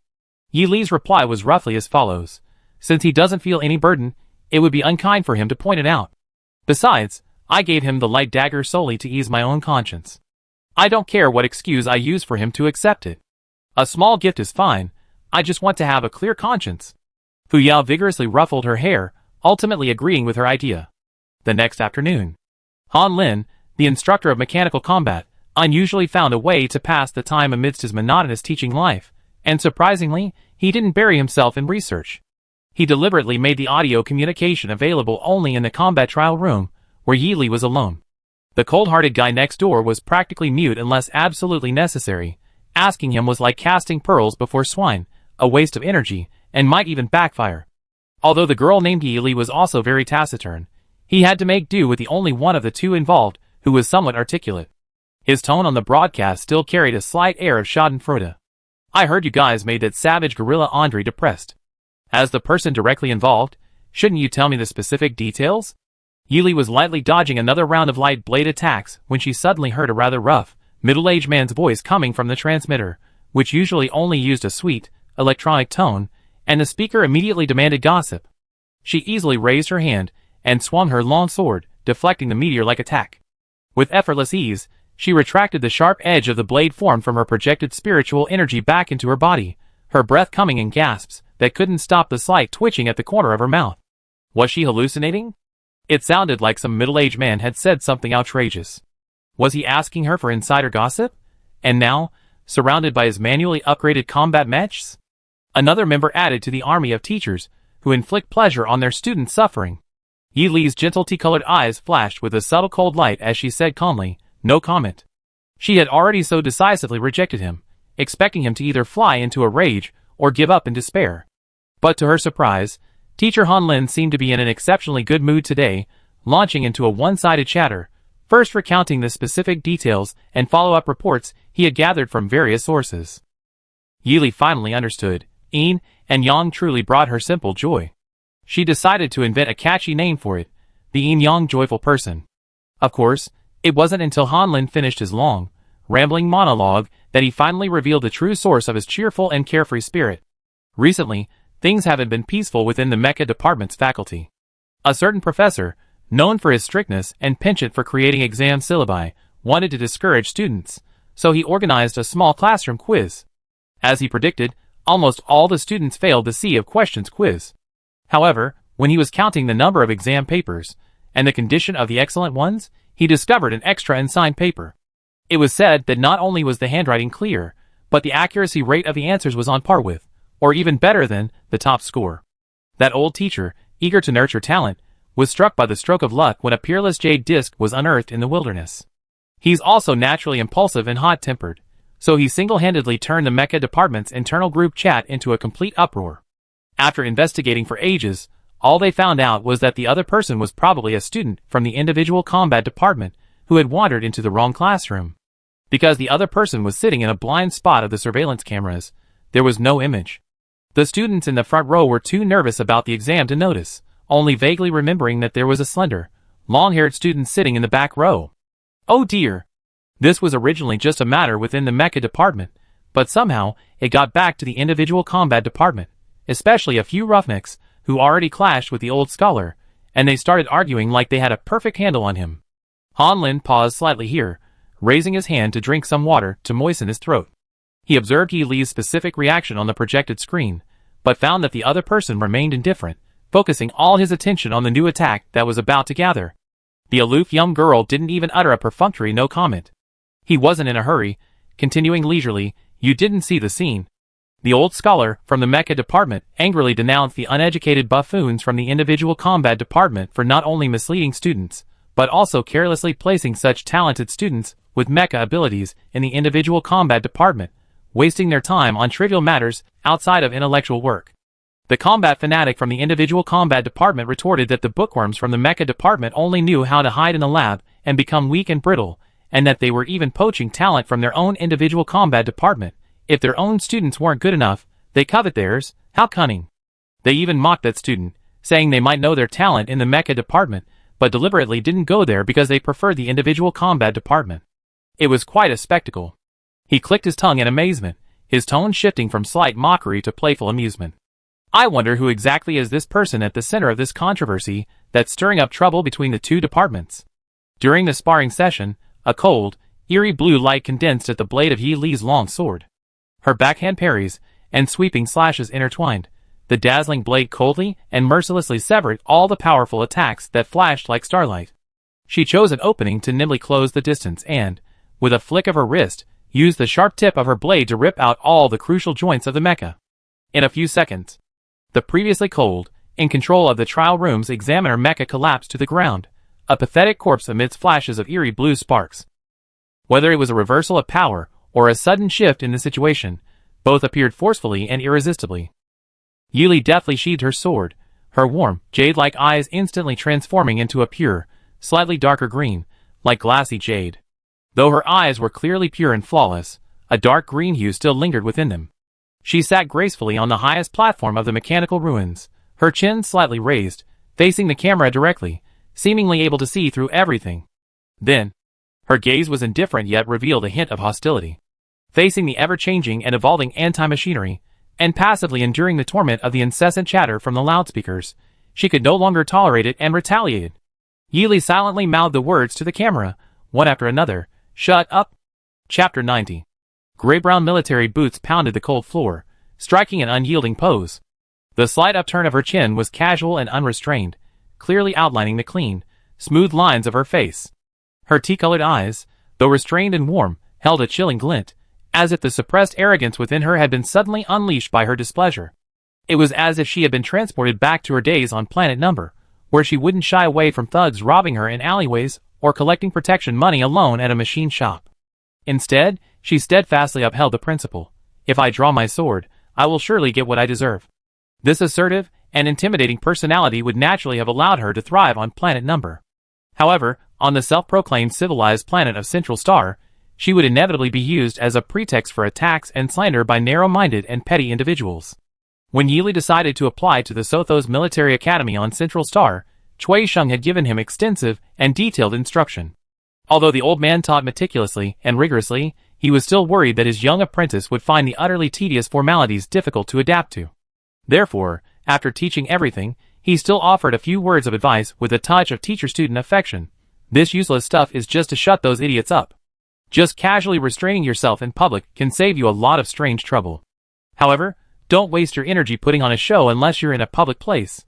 Also, if you happen to encounter someone you dislike or don't like, it's advisable to briefly revert to your original state and ambush them, then pretend nothing happened when others arrive.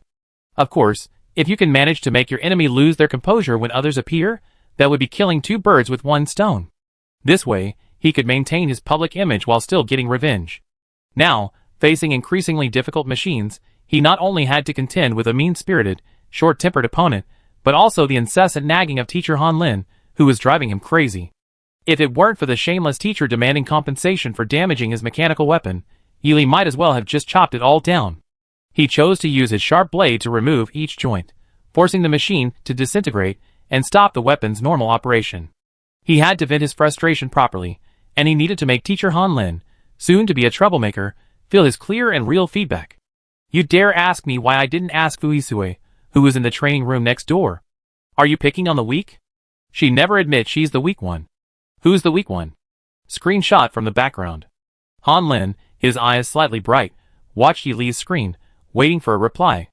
Until he watched helplessly as the mechanical weapon that had given him countless moments of leisure crumbled into a vast, gray-black ruin, not a single part remaining. No, his companion from the beginning of the elective course, though not tragically killed, appeared to have been dismembered, while the culprit sat nonchalantly atop its corpse, flashing a defiant smile at the pointed camera. It seemed she was blatantly declaring her ability to use her unique physics to forcibly pass the mechanical combat course in seconds and force him to teach the new class. Even though Han Lin was fairly certain that the department professors were looking for the anonymous genius, he dared not inquire further.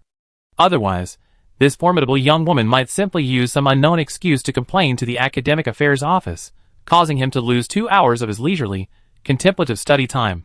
Every Thursday, the students in the individual soldier training department would invariably pray beforehand. No other reason than that.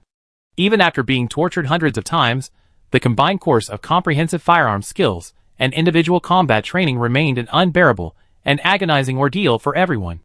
The impulsive and action-oriented gun god Shin Shi successfully demonstrated to everyone present what it meant to experience a real-life version of the saying, next to the Hall of Hell is another Hall of Hell, next to Hell is a branch of the Hell on the planet next door. When the individual soldier students were being tortured by shooting at fixed targets, moving targets, and unconventional targets in a specially designed shooting range until their eyes were seeing stars, and their mental energy was completely drained, they would desperately long for the fresh air they could breathe freely, and the spacious grounds where they could run around at will in the various environments created by the entire department. However, when the students, their mental energy seemingly exhausted, were truly placed into various unique, holographic battlefields, the vast, unknown lands, the unpredictable dangers, the covetous pursuit of strange plants and star beasts, and the dizziness caused by suppressed mental energy in these challenging environments, all made them yearn to return to the warmth of the shooting range. As a result, many students, initially exhausted and frustrated, quickly forgot their initial struggles, always looking for something better, and believing their current environment was the worst. Through Chen Shi's persistent efforts to put them in desperate situations to learn how to shoot and protect themselves, he achieved significant results. All the students successfully improved their psychological resilience in extreme environments through intensive training. Teacher Chen Shi's teaching style is, the teacher plays happily, and the students learn and improve. The individual combat students frequently oscillated between despair and a desire to rebel. But what truly shocked them was a hidden story. During the monthly practical shooting exam, Chen Shi took them to a real training ground created by the school on a unique asteroid, a pristine environment teeming with native star beasts. Students were required to capture or kill a specified number of star beasts using their primary weaponry to pass. Like fish thrown into the ocean, the students immediately began exploring the land in their respective mechs, while Chen Shi, acting as both instructor and guardian, monitored them from above in his flying vehicle. Having become accustomed to being thrown around in holographic simulations, they were already capable of remaining calm. This lesson, however, aimed to teach them that calmness must be tempered with keen environmental awareness, decisive judgment, and vigilance against danger and unexpected events. Even the most realistic holographic representation is still just an illusion. A truly deadly and dangerous situation is difficult to even conceive, let alone simulate. Chen Shi naturally wouldn't miss the opportunity to create opportunities for her students to experience setbacks through real-world combat. Originally, according to her plan, all the steps were progressing naturally. The most capable students would likely become the kingpins of this special area. Here, we must especially mention Yi Li. Countless students Chen Shi had taught since the beginning of her teaching career, even those hailed as prodigies, inevitably complained bitterly about the painful, and even more painful training in her classes. Only little Yi Li was completely different. Of course, she also complained, but the specific content of her complaints was exceptionally peculiar. Chen Shi overheard Yi Li complaining to her teammates about why their training was always in a holographic arena.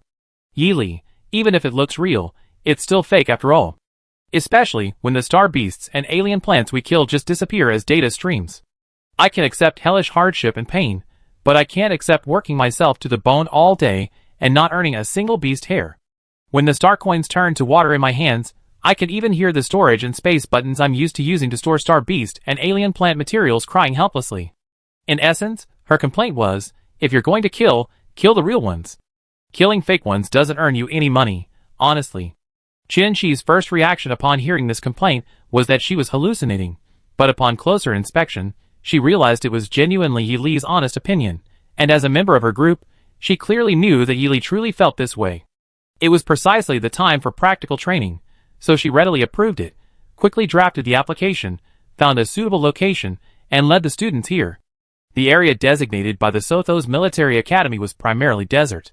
Large swathes of yellow sand occasionally dotted with clear, emerald green oases. This was terrain rarely simulated in previous classrooms, allowing for maximum development of students' various abilities. The scattered oases also provided places for resupply and rest. More importantly, because the mental strength thresholds of these individual soldiers were still fluctuating, they had to be careful not to overdamage the training grounds when allowed to use mechs.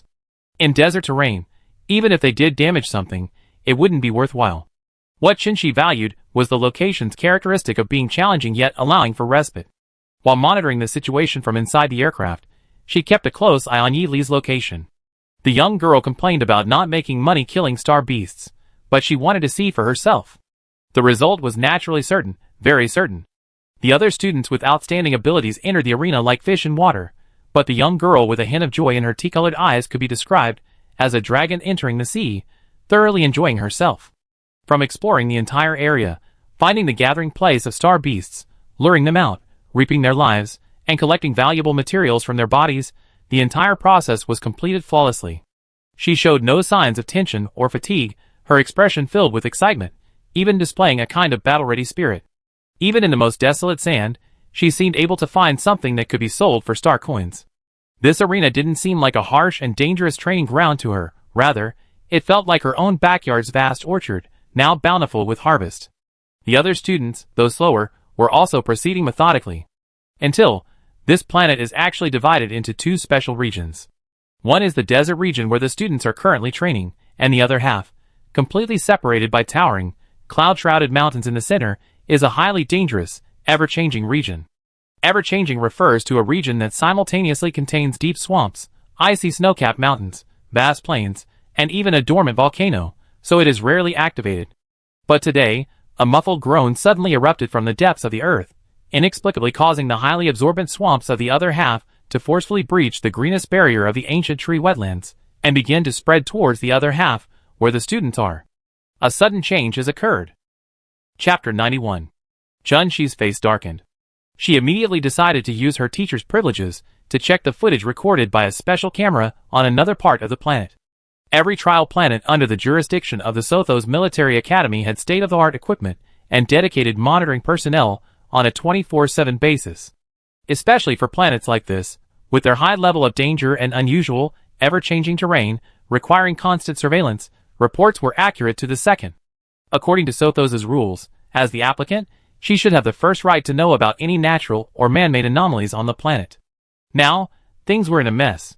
The swamp, which should have been kept out, had silently spread to the edge of the desert region, and not a single local administrator had contacted her to report the situation and its cause.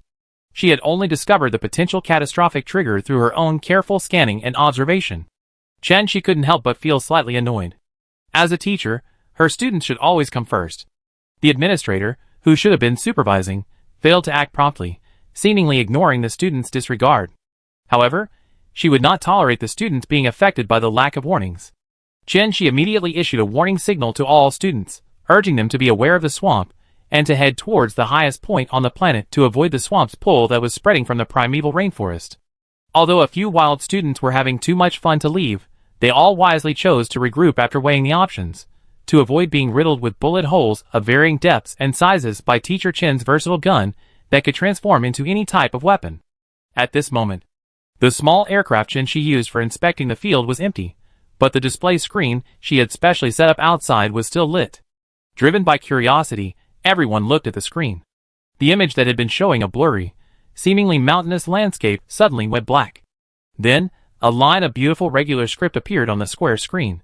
"Stay where you are, there's a good show to watch." These 7 short words instantly captured the students' curiosity. It seemed the teacher had left to deal with the crisis that forced them to return, but she didn't seem to have any intention of keeping it all to herself. Perhaps they could witness a spectacular gunfight. Sigh.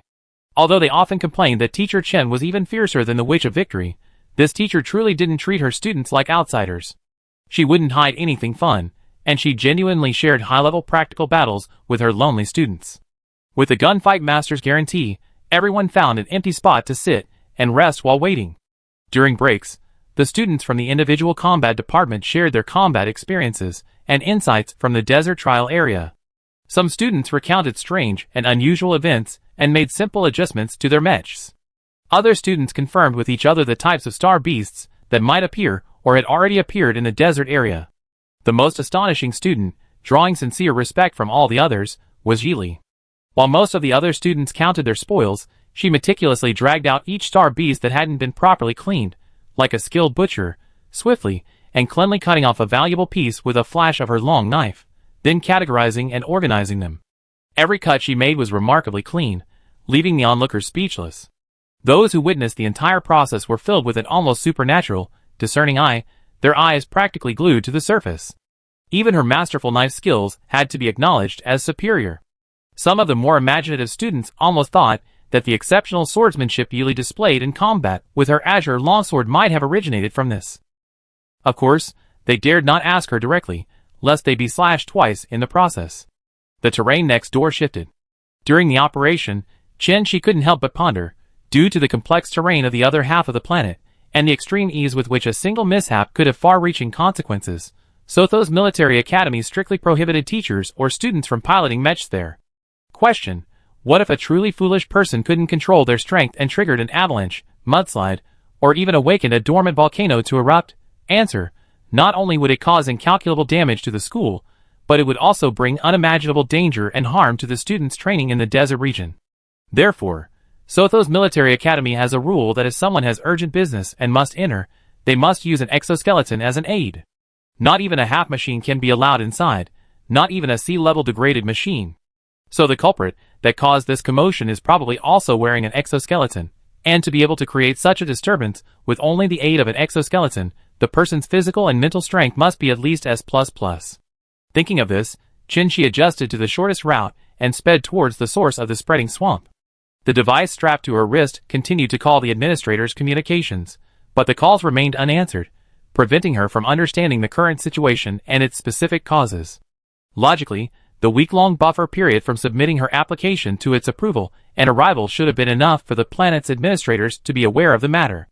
Furthermore, the frequency of applications for this area was extremely low, so she should have been the sole temporary operations leader on the planet. It was illogical that no administrator would have informed her, the operations leader, when there was an important matter on the planet. It's definitely negligence, Qin muttered to herself. Her movements were as agile and nimble as if she weren't wearing the heavy armor, sometimes like a snow-striped leopard leaping lightly through a lush jungle, sometimes like an eagle soaring freely in the azure sky. Furthermore, the swamps in the desert hadn't yet spread significantly, and due to the terrain, most of them were submerged rather than rising. Therefore, she moved even faster, exploiting the time difference, traversing the vast primeval rainforest like lightning, intending to follow the dam changes to find the culprit. Between the primeval rainforest and the rolling plains, there was a clearing suitable for combat. The once lush grass looked as if it had been shaved clean, withered so much that even the blades seemed to tremble. The two young men, locked in a fierce battle, suddenly felt a chill run down their spines for no apparent reason. Meanwhile, at the outermost edge of the combat area, a group of helpless administrators anxiously awaited the outcome. As the supervisors, they were naturally the first to notice the problem on this trial planet. But these two formidable figures were determined to settle their score here, and no one could stop them. Some even deployed signal jammers to prevent them from using underhanded tactics to interrupt. The frantic administrators, helplessly waiting on the sidelines, were forced to pray that the two powerful figures would quickly settle their score and spare them, along with their monthly salary and bonuses. The fighters and administrators in this area were furious, unaware that the ruthless figures seeking revenge were about to arrive and give them a thorough beating. Qin accelerated towards the indicated location based on the fluctuations she heard. Just as she was about to leave the primeval rainforest, she was suddenly jolted, assuming the source was not far away. As a recognized sharpshooter from various military academies, Qin's eyes, sharp as a hawk's, were exceptionally keen when she saw a group of people gathered in one place from afar.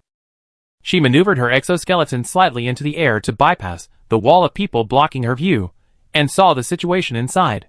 Sure enough, two people were fighting inside, also operating exoskeletons, and the real source of the tremors was there. Thinking of the field monthly exam that had to be stopped so soon after it began, the swampy depressions that had flooded the primeval rainforest, the terrain changes that had been abruptly carved out a unique territory nearby, and the frustration of having to give up after going through the cumbersome process of applying for a field trial planet. Qin suddenly felt the electric guns mounted on either side of her exoskeleton were itching to come out of their sheaths, and her hands began to itch. Without hesitation, Qin reached out and interrupted the fight between the two troublemakers. With her exoskeleton attached, she deftly manipulated her mental energy to grip the two electric guns in her hands. Like a humanoid weapon programmed with an automatic aiming system, she instinctively scanned and aimed at the two combatants, and without hesitation fired a series of electric bullets at the joints of their exoskeleton. Bang bang bang. Bang bang bang.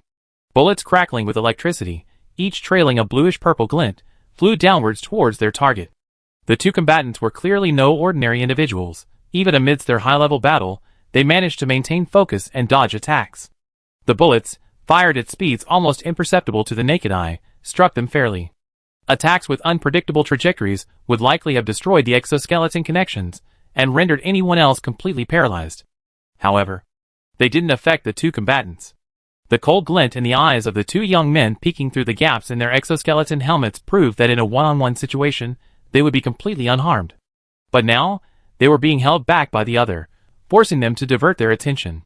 Qin seemed to have simulated the exact movement trajectories of the two during their fight. Therefore, the timing of the bullet attacks was always precisely chosen when neither combatant had the time or ability to individually parry the relentless barrage of bullets. And so, both subconsciously manipulated their mental energy to form a protective shield to deflect the bullets. The skillful use of mental energy during this barrage of bullets did not halt their battle. The less than successful shots did not deter Qin from continuing to fire. Her usually calm and collected demeanor was now subtly veiled by a thin, dark mist. When she raised her gun-wielding hands again, the previously unadorned twin pistols, manipulated by her mental energy, split into two muzzles. Now, her twin pistols had a total of 4 firing ports, double the bullets, double the attack. Bang bang bang bang. Bang bang bang bang. The silence was unusually brief. The two combatants were quickly met with another round of bullets. This time, not only the number of bullets fired, but also the reaction speed of the automatic aiming and the speed of the trigger pull were doubled. With each new round, Chen Shi shifted from progressively increasing lethality to randomly varying the firing rate or increasing the number of bullets fired. The further he went, the harder he pulled the trigger, and the more treacherous the firing angles became. Soon, the two within the circle could no longer defend against both sides and chose to temporarily abandon the fight, focusing instead on dealing with this unpredictable and intricate hail of bullets. This firing style created a massive number of bullets, yet it didn't cause significant damage or alteration to the surrounding terrain. This kind of shooting. So familiar. The two once again channeled their mental energy to block the bullets just before they hit the surface of their exoskeletons, both simultaneously expressing disbelief. The battle seemed to have reached a stalemate, but Chen Shi scoffed. Click. His wrist flicked deftly again, the firing rate of his right hand steadily increasing, while the firing rate of his left hand suddenly and slowly decreased. Using the cover of his right hand's torrent of bullets, Chen Shi raised his left hand like a venomous snake, poised to strike at the perfect moment. Chen Shi's warm, bright eyes were like a snow-capped mountain bathed in the morning sun, a cold flame giving rise to icy despair. In his extreme focus and composure, he finally spotted a tiny, fleeting opening. Bang bang. Suddenly, the left hand unleashed a barrage of bullets at the two men. Instinctively, they raised their weapons and mental shields to continue resisting the relentless barrage. But this time, the bullets seemed to possess sentience, their ricochets exceptionally strange. Bullets that should have struck the shield or the back of the weapon seemed to merely pause briefly, then deftly deflected them, as if using them as stepping stones. The single bullet fired from the left hand appeared to be swept away by the barrage of bullets. However, just when the two men and the onlookers thought the crisis was over, they discovered that the bullets... No, it should be said that only the bullets fired from the left hand had cleverly utilized the opponent's force, and the weapon's rebound to strike a single point on the mental shield at the very end, launching a series of unexpected attacks on that spot, simultaneously unleashing a precise and concentrated mental attack, like a sharp arrow, previously compressed within the bullet. Breaking through the mental energy shield erected by someone with strong mental power isn't easy, but finding a sudden, unexpected opening might be possible. A series of powerful bullets, the sharp, thorn-like mental energy bursting from within each bullet forming a thin, pointed thrust, and the momentary lapse in concentration when the opponent thinks they succeeded. These three conditions must be met to easily break through the hardened shield and deliver a fatal blow through the small opening. Clearly. The two opponents were forced to accept this significant setback from Chen Shi. Chen Shi, having finished her attack, slowly landed from midair, casually blowing on the muzzle of her gun. Her hard exoskeleton couldn't restrain her burning desire to fire. She slowly stepped forward, her brows radiant like fireflies reflected in snow. Her thin lips parted slightly. So it was you two who disturbed my class with your private duel? Chapter 92. Hey. I can see it. I can see it. The background looks like another plain area. Sister Yao, don't push me. I'm getting closer to zoom in on the screen. This kind of screen is an electronic one that can be scaled up. I've seen my dad use one. Everyone in the individual soldier unit was scrambling to find a good spot in the front row to watch. Suddenly Zhao Yun, the knowledgeable soldier, poked his head out from the crowded throng and earnestly offered advice to Fu Yao, who stood motionless at the very front. Zhao Yun wasn't thin. Among the tall, muscular soldiers of the individual soldier unit, he possessed a refined, slender elegance. Of course, his forte wasn't hand-to-hand combat, but rather his ability to perfectly utilize technological devices to complete all tasks and commands in his individual soldier role. Of course, he himself is also quite talented in the research and development of technological products. The head of the science department had earnestly hoped to poach him, but unfortunately, he was adamant and simply balanced all elective courses within the science department. Therefore, the student known as the scientific soldier within the individual combat department is indeed very convincing. And he did indeed figure out how to use the light projection screen left by Chen Shi, allowing everyone, even when scattered at a distance, to clearly see the scene and scenery, with high-definition reproduction providing an extremely smooth experience. Look! The bullet contained spiritual power, concentrated at the right moment, bursting forth to penetrate its defenses and cause an attack. The unique gun technique Starfall of gun god Shen-Chi. I never thought I would see the authentic Starfall gun technique in my first semester of school. It's a bit of a pity we couldn't witness it in person, but we're still incredibly lucky. Exclamations of admiration filled the air as everyone rejoiced at the opportunity to witness such a spectacle, discussing how to master such skills. In Fuisue's team, only Xuanbai specialized in marksmanship. His marksmanship was a time-based, long-range sniping style, quite different from Shen-Chi's all-around approach of pure tanking with long-range sniping as a secondary method, yet still respected. Xuanbai's beautiful, slightly upturned fox-like eyes were captivated by the battle projected on the screen, naturally influenced by his admiration as a single-handed firearms user. The two men in the video disengaged their exoskeleton helmets after being hit. At this moment, Yili scanned the entire class again, unsurprisingly receiving uniform looks of exhilaration and admiration, guessing there was probably another reason now. The two men, their helmets unlocked, had slightly disheveled hair, but whether glanced at briefly or stared at for a while, their handsome appearance and imposing, almost divine aura were undeniable. Of course, it would have been even better if they hadn't possessed one pair of emerald green eyes, and the other a pair of crimson pupils. The entire group of individual soldiers, who had initially been simply admiring the high-level combat, suddenly found their gazes conflicted, each feeling a strange tightness in their throats. Bravo! A sharp shout of approval suddenly rang out from the long silence. Yili followed the sound, and, coincidentally, the one who dared to be so audacious was none other than Xuanbai. Perhaps this cheer snapped the stunned crowd out of their painful memories. The sudden clap of thunder in the otherwise silent ground quickly stirred up their rebellious spirits, and then one loud cheer after another echoed across the plain. As expected of the gun god, he could even break through the SSS-level defensive shields of the devil and the king of hell. Nonsense! That move was probably Teacher Chen's signature technique from the Military Academy League back in the day. A self-created divine skill combining his superb marksmanship with the exquisite manipulation of his mental power, a unique and inimitable testament to his gun god status. Many individual combat students couldn't help but look on in amazement, praising each other endlessly. Admittedly, this was partly due to the inherent admiration of individual combat students for strength, but there was another reason. The two instructors, known as the Golden Devil and the Crimson-Eyed King of Hell, lived up to their titles, training the still inexperienced individual combat students as if they were experiencing the ultimate terror of life, alternating between the 18th level of Hell and the 10th court of Hell. The two unspeakable nightmares of the individual combat students had actually suffered a solid, hidden loss under Teacher Chen's dual pistols, who was like a goddess from Mount Gusha. How could the freshmen, who had been suffering torture, not cheer at their opponent's defeat? Yili, one of only two calm freshmen among them, couldn't help but chuckle, a nameless worry creeping into her heart for the current mental state of her classmates. The other, Fuisue, who remained composed, slightly turned towards Yili's direction.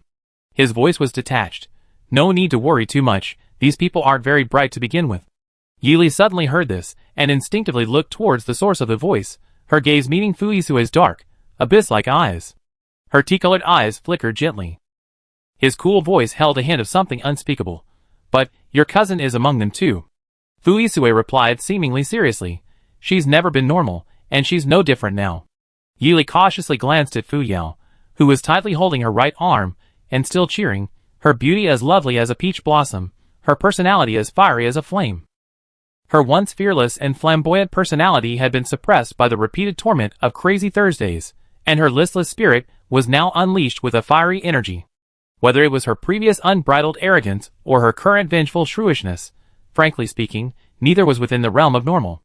Therefore, Fuisue's words were entirely accurate. Indeed, Yili still preferred the carefree and playful little Yao. Although her fiery passion would sometimes make it difficult for her to breathe while being held tightly in her arms, her heart was ultimately kind. On the other end of the screen, Chen-Chi maneuvered the exoskeleton to land on the ground and released the exoskeleton helmet from its lock. Although the fighting hadn't made her sweat profusely, the stuffy feeling inside the rather cramped exoskeleton helmet still caused a few glistening water droplets to appear on her dark hair. Her already radiant, jade-like beauty was enhanced by a few faint blushes, making her resemble the rising sun, her lovely face shrouded in a light, ethereal mist. Not gaudy. Neither bland nor vulgar. She casually looked up and discovered that the two people causing trouble opposite her were actually two old acquaintances. What a coincidence. Crimson-eyed Yama Siwinson, golden-haired devil Zexus.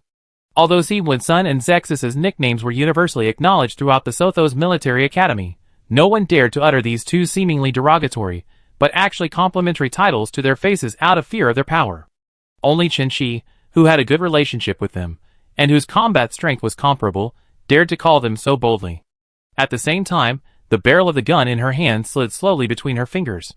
Indeed, quite a coincidence, to meet Chen the gun god here.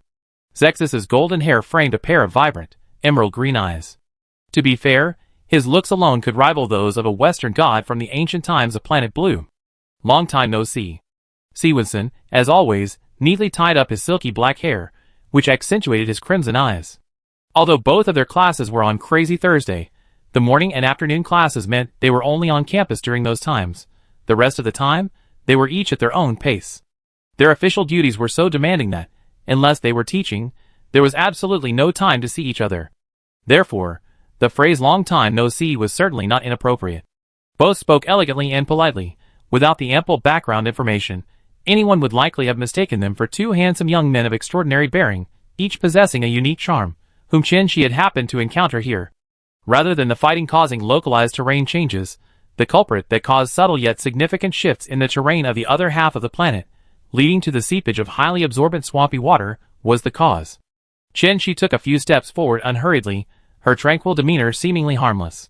However, no one expected that, without anyone noticing, the twin pistols, which had been sheathed, were now firmly in her hands, pressed against the chests of the two menacing exoskeletons before anyone could react.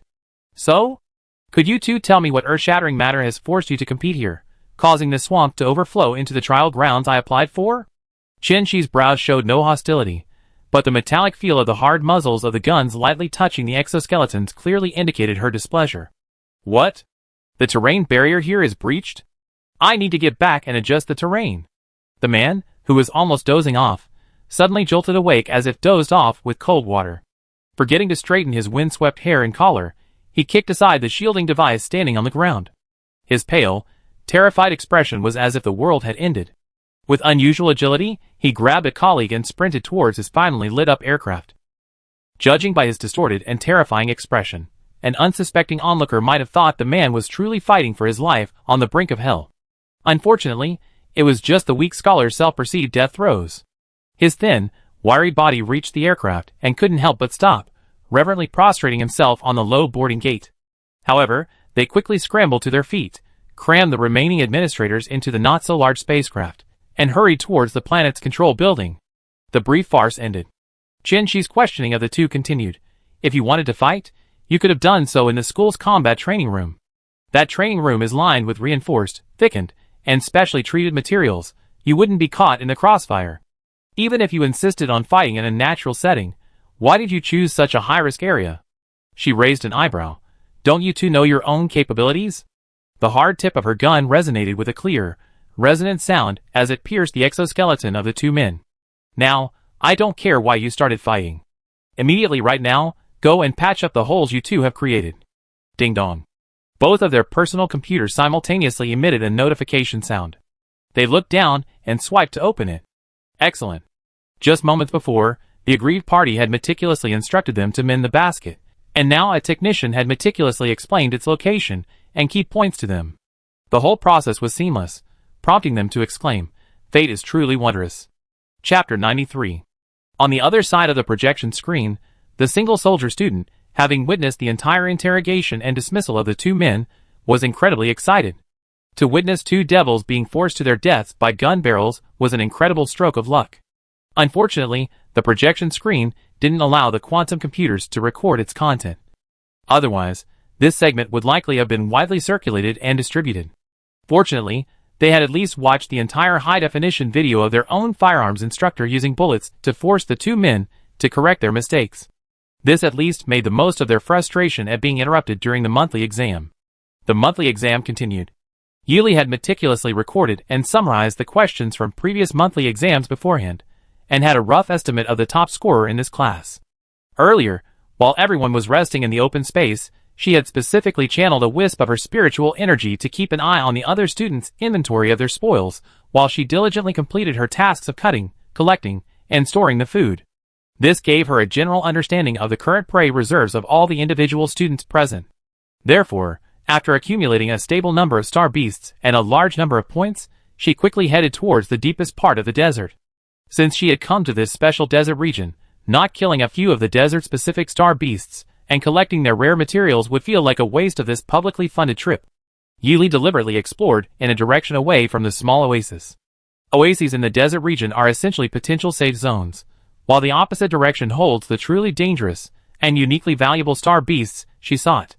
Like a miniature pearl, dulled by the dust and sand, the mecha Yili piloted seemed to be the only bright spot in this boundless monotony. A grayish mist-like coating seemed to shroud the massive mecha's form. Its main frame, translucent like clear, icy jade in the sunlight, and silvery white snow crystals, elusive and ethereal as the mecha moved, were all present. Only the sharp, dark blue-black lines at its edges gave the mecha a cold, austere air. Before the actual operation, Yili showed it to her teammates. After all, they would be working together for years, and it was essential to understand each other beforehand for better coordination. Fu Yao greatly admired her dawn, circling it for a long time, observing it from all angles. If Yili hadn't firmly stopped her, she would have been subjected to a barrage of unceremonious touching from the overly enthusiastic Fu Yao. Yili declared firmly, she would defend her beloved mecha Dawn's purity to the death. Helplessly, his teammates could only admire it from afar, but those who couldn't touch it were full of praise after seeing it. Xie Shuangbai said that although he couldn't see the internal functions with the naked eye, the elegant and beautiful color aesthetics, without being dull, were very pleasing to the eye. Of course, the restless Xie Fox couldn't resist stirring up trouble while praising it. I long felt that the aesthetics of mecha need to be adjusted. The mineral materials used to make mechas aren't all pitch black, but mecha builders always prefer unchanging black, white, and gray, which is really devoid of any aesthetic appeal. Meng Hung, who was slightly better at calculating star coins among the four, clearly had a perspective on this dawn that partially overlapped with Yi Li's. He hit the nail on the head. The main body is made of large blocks of snow crystal ore, which is said to be pure in color and untouched by dust. I heard that it creates dazzling afterimages depending on the speed at which the operator performs, and any blood stains can be kept clean simply by rinsing with water. Just one piece of snow crystal or of considerable size is quite expensive, and the channels through which it was obtained must have been rather difficult to find. And the lustrous spine bone I couldn't recognize, along with the other mineral materials used, this couldn't have cost you all your savings, could it? Perhaps, you might even be in debt to some other source of star coins. His words finally pulled his three wealthy teammates, who had been floating above reality and star coins, back to reality. They all tacitly revealed a hint of pity, either subtle or overt, for Yi Li, who was struggling to make a living at such a young age and careless with money. Yi Li, however, unconsciously began to recall the star coin expenditures for various elements in her memory after Meng Hang's words. Each rare snow crystal or cost 20 million star coins. The Wind God Dragon Bone was something she obtained herself without spending any money. The rest of the mineral materials were either hunted or obtained through the United Gatherings channels. All things considered, it was only thanks to her hard work, half her own hard work collecting funds, half selling the star beasts she hunted on various platforms for exorbitant amounts of star coins, and half taking on various side jobs on numbered stars, similar to exoskeletons, that she earned star coins. Otherwise, even if she exhausted her savings plus her unreliable master's stingy subsidies, she probably wouldn't have even seen a mecha. Seeing her indeed complicated expression, Fu Yao guessed that Meng Hung had probably guessed most of what was going on. She quickly poked her smooth, jade-like forehead, telling her she should be more cunning. Since Fu Go. She blurted out the vulgar nickname, successfully earning a chilling look from him, and then sincerely changed her words, continuing with feigned elegance. Since old Fu has already agreed to cover your mecha expenses in star coins for 5 years, when the agreement is signed and takes effect, you should just ask him to pay without hesitation. That way, you save a fortune on star coins for your mecha. Sister sincerely advises you not to be polite with him. He's ruthless. Since he's hired you, he definitely work you to the bone. Rather than being exhausted and then having to make changes by the client, why not extort a large sum now to soothe your wounded heart? You definitely won't lose out. When Yi Li heard this, he thought Fu Yao was exceptionally bold and ruthless, and Fu Isui, who remained calm even when hearing it face to face, was remarkably composed. His Northwest Desert. Yi Li, piloting the mecha, could increasingly detect faint, rustling sounds beneath the endless yellow sand. The sounds were subtler than the rubbing of clothing, sharper than the patter of early spring rain, like sharp awls pricking his brain nerves, causing his mental energy to groan. Triggering a trigger. This refers to the phenomenon where an object in a state of mental energy convergence receives, actively or passively, guidance from mental energy lines extended from other objects, resulting in various changes. When mental energy is triggered, most mental energy users will choose to create a barrier to block it or simulate its aura to be the same as others. A few, however, will choose to go against the triggering influence to gather intelligence. Of course, the latter choice is several times more dangerous than the former. If the opponent's mental energy attack far surpasses one's own, the resulting mental attack will be far from minor. Yili, however, was completely unconcerned about this. She didn't follow the fluctuations to investigate. Instead, she used her vast mental energy to spread evenly across the land, secretly sending out a thin, winding thread of mental energy that seemed to extend in a vague direction towards the general area she had just vaguely grasped. She intended to use most of her mental energy for direct pressure, forcing the star beast within to appear and, in conjunction with its secretly released mental energy, achieve a two-pronged capture, both overt and covert. If she couldn't defeat the star beasts in a direct confrontation, she could easily annihilate them with overwhelming force. By completely clearing the electrical currents from her head, she could claim the spoils without damaging the valuable outer shell. She piloted the brand new, powerful Dawn mech, but she deeply understood that while her current equipment could defeat multiple star beasts, she absolutely couldn't recklessly challenge a chaotic battlefield of a group. This would not only cause her spoils to suffer unavoidable wear and tear in the melee, reducing her earnings, but it would also cause unnecessary damage to her Dawn, her first official appearance, a complete loss. Roar. A torrential downpour of powerful mental pressure pressed down evenly across the vast plain. The immense pressure continued to spread evenly and deeply, treating every inch of ground equally, forcing the prey that had been lurking underground to find no opening, forcing them to attempt a counterattack under the immense pressure. No matter how the star beasts below struggled to escape, they seemed unable to break free from the pressure of the mental energy. The increasingly agitated star beasts finally snapped. Boom! A dull thud followed as it leaped violently from the sand dunes. As its massive form stretched slightly in midair, it blocked a large portion of the bright sunlight, as if the entire sky above had been devoured by some ferocious creature. The sudden appearance of pure darkness caused Yili, seated in her mecha, to lower her eyelashes slightly, her dark eyes silently shifting in the shadows. Thud.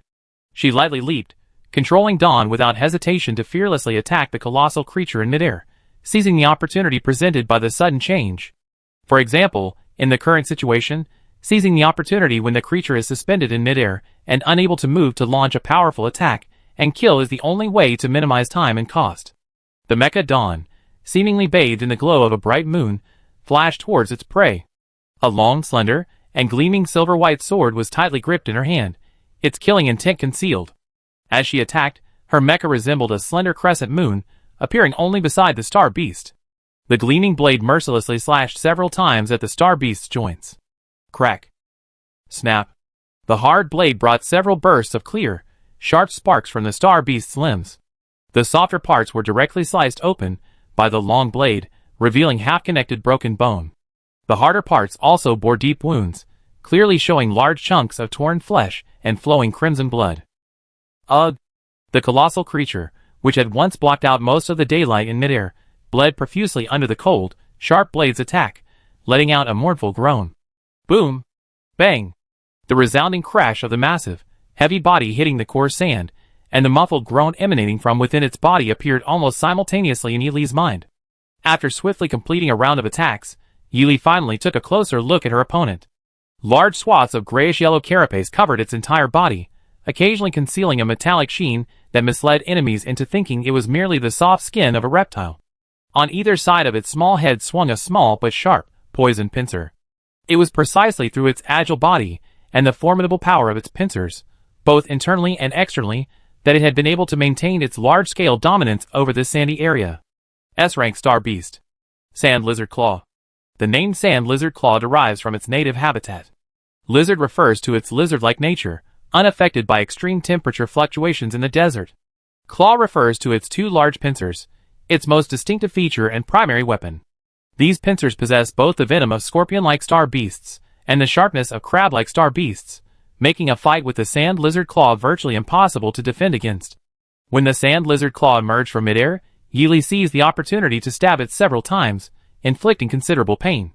It seemed to have learned its lesson, and knew not to fully expose itself. It considered retreating back into the vast desert gravel to hide and evade danger, occasionally seizing brief opportunities to retaliate against its attacker. Unfortunately, Yili seized the opportunity mid-air and mercilessly delivered a series of fatal blows. Therefore, although the sand lizard claw, now shrewd enough to conceal itself and wait for its chance to strike, couldn't remain still for long. Its deep-seated wounds and bloodied, tattered body made it incapable of any intelligent maneuvering. Even if it carefully hid beneath the swirling sandstorm, it couldn't completely erase the trail of blood that still flowed, guiding any approaching creature. Yili pretended not to notice, engaging in a cat-and-mouse game with it for a while, finding it rather amusing. However, the crimson, foul-smelling blood continued to gush forth, and the life force lost with its flow remained unrecovered. Therefore, even this cat-and-mouse game of teasing it quickly came to an end. Very easily.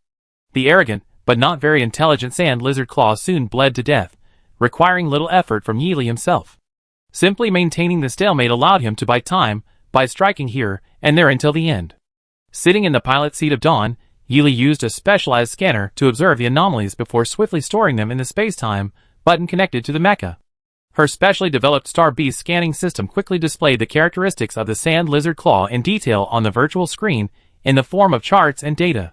This was a system she had specifically installed when adjusting the mecha. After all, compared to the territory she had ventured into, and the existing Star Beast data available, there was always the possibility of encountering unknown and powerful Star Beasts. Therefore, rather than relying solely on known data for planning, it was more effective to enhance on-the-spot data collection and analysis capabilities to improve her abilities while fighting. She had secretly audited many courses on mental power to develop this system, even going so far as to pretend to be a student and casually chat with the instructors. Finally, during formal classes outside the department, she was able to construct a satisfactory system. Yili quickly reinforced the system's understanding of the analyzed data, and, combining it with her long-term combat experience against Star Beasts, derived a roughly confident combat strategy. She didn't overestimate her abilities.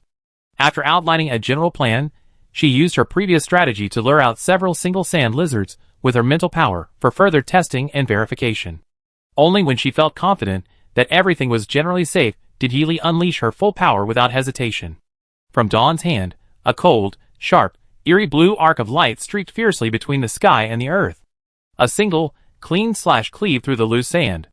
Boom! The sand lizards, which had been scattered beneath the desert, were inexplicably jolted from the ground by the immense force descending from above. In the blink of an eye, dozens of enormous sand lizards instantly occupied all the land except for Dawn's. After a brief moment of stunned silence, they immediately unleashed a series of angry roars. The two large pincers in front of it began to wildly swing, desperately trying to turn this arrogant little creature into their fresh meal. The roar from deep within the desert naturally reached the military academy students and Shenshi who were engaged in the battle on the outskirts. The military academy students, who were originally fighting, steadied their mechs to avoid being affected by the sudden shockwave.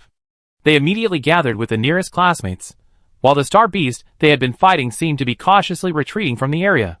Some gossipy classmates suddenly turned on the loudspeaker. What's all this noise? Which big shot is setting off artillery shells in the desert to bombard their territory? Chapter 94. Destroying the map isn't fair, is it? You're talking about fairness with a pro who blows up the map to lure monsters and take on a whole group? Maybe they talk to you about the time wasted and the fewer star coins they earn due to their low kill rate. Some murmured in shock, while others calmly analyzed the situation. Fu Yao, unable to bear it any longer, shouted outside, "Do you all have to use megaphones?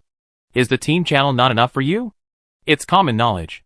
Modern mechs of all models and above have communication capabilities to interface with other mechs. Mechs of individual combat students, due to the numerous group missions they need to complete, are equipped with a collaborative communication team channel system." Her thunderous statement made the students, who wanted to continue complaining, silently swallow their words, then timidly glanced towards where their team leader, Teacher Chun, was, and began to mourn the map-blowing incident. Just a few dozen minutes ago, everyone was sitting in a row watching the high-definition live stream of the two warriors, who had caused the earthquake, being riddled with bullets by the gun-wielding witch. Now, after such a short while, they caused another disturbance. It's hard to imagine how Teacher Chen Shi, who even the two devils couldn't control, will manage to drag our dear classmate back. Fu Yao specifically switched the team's channel to confirm with Xie Shuangbai and Meng Heng, whose locations were known. If my eyes aren't playing tricks on me, Our Lily isn't nearby, is she? Xie Shuangbai replied instantly, without a care in the world, of course. Lily isn't nearby anymore. Ming Hung also bluntly added, and Boss Fu isn't nearby either. Fu Yao, shock. Where on earth have these two troublemakers gone to cause trouble this time? Making a fortune in secret is one thing, but causing such a commotion makes it impossible to quietly accumulate wealth. They're terrified of following in the footsteps of Zexus and Teacher C, being chased around the field by Teacher Chen, she wielding a spear that can change shape. How lamentable. Everyone clearly witnessed the tragic scene of this precedent just minutes ago, so why have they already forgotten this stark example? While Fu Yao lamented in the team channel, things were different deep within the desert. Yili deftly swung his blade, seemingly carving out a narrow, downward-sloping valley in the sand. Countless startled sand lizards and other unique desert star beasts hastily revealed themselves. The shimmering blue light of the blade, combined with the brilliant sunlight reflecting off its back, acted like a demon-revealing mirror, forcing the hiding star beasts to move away from the light. The vast army of desert star beasts surged like an endless river or sea. Although Yili was well prepared and confident in his combat experience and knowledge of the various desert star beasts, the prolonged, monotonous battle couldn't guarantee that the beast tide wouldn't leak out of the defensive zone and threaten his classmates on the outer perimeter. Need any help? A voice colder than a blade rang out. Without turning his head, Yili replied, of course. Who would complain about having too many star coins? 50-50. The indifferent voice sounded again, unceremoniously taking half of Yili's spoils. Yili glanced at him seriously, said okay, and asked with a puzzled look, I thought Captain Fu, you wouldn't be short of star coins. I didn't expect you to be so frugal. Her light-hearted, teasing tone didn't faze the handsome man's expression. Instead, she received a reply from Fu Isue that was more sarcastic than mocking. Of course, I don't lack star coins. But the materials produced in the special environment needed for mecha research are never too scarce. Yili remained silent. Fine, researching mecha was also a debt she carried. In fact, her large-scale hunting of sand lizards was partly intended for research purposes. Although the mechas currently in use are being updated very frequently, in certain environments, it must be admitted that star beasts are more agile than mechas. Therefore, studying the habits of star beasts and extracting their materials to incorporate into mechas remains a constant goal and driving force for the mecha pilot community. Yili was no exception. Developing a mecha that could move freely in any terrain was also an indispensable dream of hers. Thus, let the hunt begin. The two naturally transitioned from fighting individually to working together, not because of a lack of combat strength, but simply because this method was more efficient, allowing them to capture more prey in the same amount of time. One neck wielded a dark blue long sword, the other a pristine white blade. Their movements were dazzling and intricate, like a sharp, chilling storm of dark blue and white hues raging through a frenzied herd of beasts. While not exactly a duel, they couldn't help but subtly compete. Yili controlled Dawn's long sword, a slender, sharp, dark blue blade. Its cold blade and eerie light seemed forged from ice and night. With a casual flick of her wrist, it split into several sharp, gleaming blades, silently attacking the entire horde of prey. The cold, sharp blades intertwined and diverged along their paths. Their incredible speed meant outsiders could only glimpse the lingering light trailing in midair. A few blades completely contained the prey, preventing escape, while the remaining blades moved like meteors through the massive horde of sand lizard claw star beasts, each strike leaving a trail of spurting crimson blood and the painful groans of the beasts, a scene both beautiful and dreamlike, yet cruelly cold. The azure blade light seemed like a grand formation casually arranged by the operator, seemingly erratic and free-flowing, yet each unintentional coordinated attack effortlessly annihilated the entire group of star beasts within its confines. This relentless barrage finally reached a point where the survival of the sand lizard claw race was in jeopardy, at which point Yili wisely stopped and began to collect the spoils. Fuisue, clad in pure black abyss, wielded a pristine white blade of light. The light blade in his hand swiftly and precisely reaped the heads of the star beasts, as if wielding his own arm. He had later adjusted his fighting style to save time. He fearlessly charged towards the very center of the star beast horde, offering only brief resistance to any star beasts that blocked his path before continuing. Whoosh! The swirling wind seemed to crash against the back of the light blade.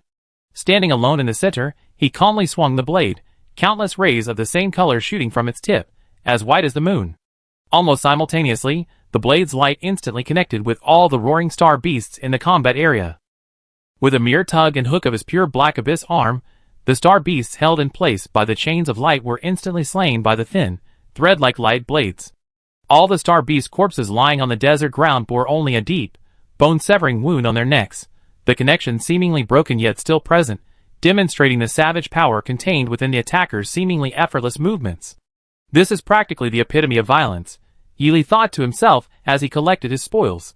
This place, known for its desolation and silence, had become a battlefield of chaos and bloodshed today, thanks to the arrival of two uncivilized guests. Until the communicator strapped to his wrist brought the voice of their leader, Qinshi. It's about time to rejoin the group. Don't let this wipe out the sand lizard species here. Qinshi firmly stopped the two troublesome children from their unrestrained looting. Yili and Fuisue sheathed their blades and headed towards the rendezvous point. Fuisue and Yili piloted their mechs one after the other, swiftly traversing the desert. While traveling, Yili also kept an eye on the distribution of their spoils. One portion was to be used for research on mechs suited to the desert terrain, another portion was to harvest valuable parts for future mech equipment materials, and any remaining parts would be sold as raw materials to supplement her ever shortage of star coins. Working during school hours or grinding monsters in polluted areas to earn star coins couldn't be done as usual. If she didn't utilize the school resources to obtain sufficiently valuable materials, it would not only be a waste of the time she spent at school, but also a waste of all the star coins she spent on mech research and production. Sinking Abyss suddenly requested to connect with Dawn's light on her channel, and Yili casually allowed it. Half of the star beasts I harvested are for you to use for special mech research suitable for the desert terrain. Is that enough? Enough? Yili estimated that half of his spoils were enough, and indicated with satisfaction that it was absolutely no problem. If Fuisue had slain a similar number of star beasts as she had, the number was considerable. As a self-proclaimed excellent mecha pilot, she naturally had ample confidence in developing new mechas suitable for the sandy environment, with materials from a 3-digit number of star beasts. On the return starship, Fuyao pulled Yili to sit in a seat near the outer edge, leaning against the light blue one-way transparent glass, admiring the magnificent scenery of countless stars. Numerous beautiful and bright halos swirled around planets of different sizes, and the starlight reflected in her calm, tea-colored eyes, like a hazy, illusory image in a bronze mirror. From the moment she first landed on the capital star, Fuyao had always remembered Yili's extraordinary appreciation for the starry sky of bustling star systems, which was naturally inseparable from her being in the desolate and dim-numbered star cluster. How was the harvest? Fuyao looked at Yili leaning against the glass wall, one leg propped up beside the circular chair, a rare sight of her relaxed and carefree demeanor. Yili casually replied, pretty good. She thought of all the day's harvest, the already overflowing storage space, and Fuisue's promise to help preserve the mecha-making studio on campus. She was determined to carve out a whole day to immerse herself freely and unrestrainedly in her own studio, even if it meant working herself to the bone. Fuyao chuckled, your pretty good sounds easy, but I saw Teacher Chen's lips twitching as she stared at the monitor when she called you all to assemble. Next month, other classes were scheduled to take the monthly exam on this planet. If the sand lizards here were to completely wipe them out, Teacher Chen would probably have to carry a long gun around her waist 24/7 to prevent being suddenly attacked by other teachers who had reserved the venue for next month at unpredictable times. Yili seemed to recall the hint of helplessness in her teacher's tone during the telepathic communication. Perhaps it will leave a significant mark on Teacher Chen's teaching career. Of course. A long, strong hand suddenly descended from above, its claw slapping Yili's back, almost causing the languidly seated student to jump up from her chair. Before she could turn her head, Chen-Chi's beautiful face, sculpted like jade, came into Yili's view. She still exuded a gentle, calm demeanor, but her clear eyes held a strange hint of mockery. Yili blinked her gentle tea-colored eyes, subconsciously glancing at Fuisue out of the corner of her eye. In these unsolvable situations, she couldn't be left to handle alone. Fuisue, as the team leader and ally, definitely had to share the burden, otherwise, her delicate, slender shoulders wouldn't be able to support this high-level, silent battle. It's terrible. Fuisue's spot was also being watched, again by Zexus and Siwenson working together. The tragic situation of 1 against 2 was inevitable, if not in this class, then in another. Because the oppressive aura and presence emanating from that corner were so overwhelming, it felt as if the area had been deliberately cleared out, making it exceptionally spacious and bright. Yili had evidence that the fastest runner was definitely Xie Shuangbai, the fox, while the slowest, Meng Heng, was still 5 steps away, casting admiring glances at the two great figures. Watch carefully. Chen-Chi's voice was gentle, yet devoid of any extra emotion. Yili silently withdrew her gaze, quietly meeting Chen-Chi's eyes, then obediently lowered her quiet, gentle gaze, and pursed her lips. She stood beside her with her arms crossed, habitually poking her forehead with her finger. From teaching to now, this is the first time I've seen students treat the monthly exam hall like a marketplace for star beasts, making a fortune in star coins. They practically raided the star beast layers. You two are truly clever, managing to make money while taking exams. She said, poking Yili as she spoke. As her emotions rose, the pressure from her fingertips lessened, until she had left a shallow but clear dent on Yili's once smooth forehead before finally stopping, barely suppressing her temper. Yili had to spend the rest of the journey with this faint pink dent, reflecting on her actions. Fu Yao and Meng Hung felt they had escaped a disaster, but the unscrupulous Ye Shuangbai was thoroughly gloating. If Yili hadn't had a silver-white longsword hidden in her spatial storage that she could draw at any time and hold to her throat, he probably would have arrogantly used the quantum computer strapped to his hand to take a full 360-degree high-definition photo of her face as a memento. After successfully escaping from the encirclement of the two towering mountains, Fu Yizue strolled towards where the group had gathered. His usual cold and stern aura became even more pronounced as the distance closed, and his almost tangible presence forced Xie Xiao to consciously shut his mouth and act obedient, no longer daring to gloat. Chapter 95. When Fu Yizue walked up to the group, everyone tacitly remained silent.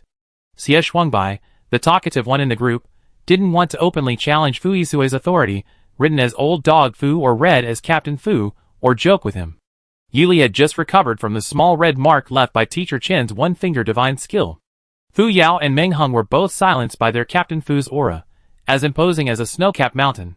His steps remained steady and powerful, seemingly unaffected by the torment from the two devils in the corner.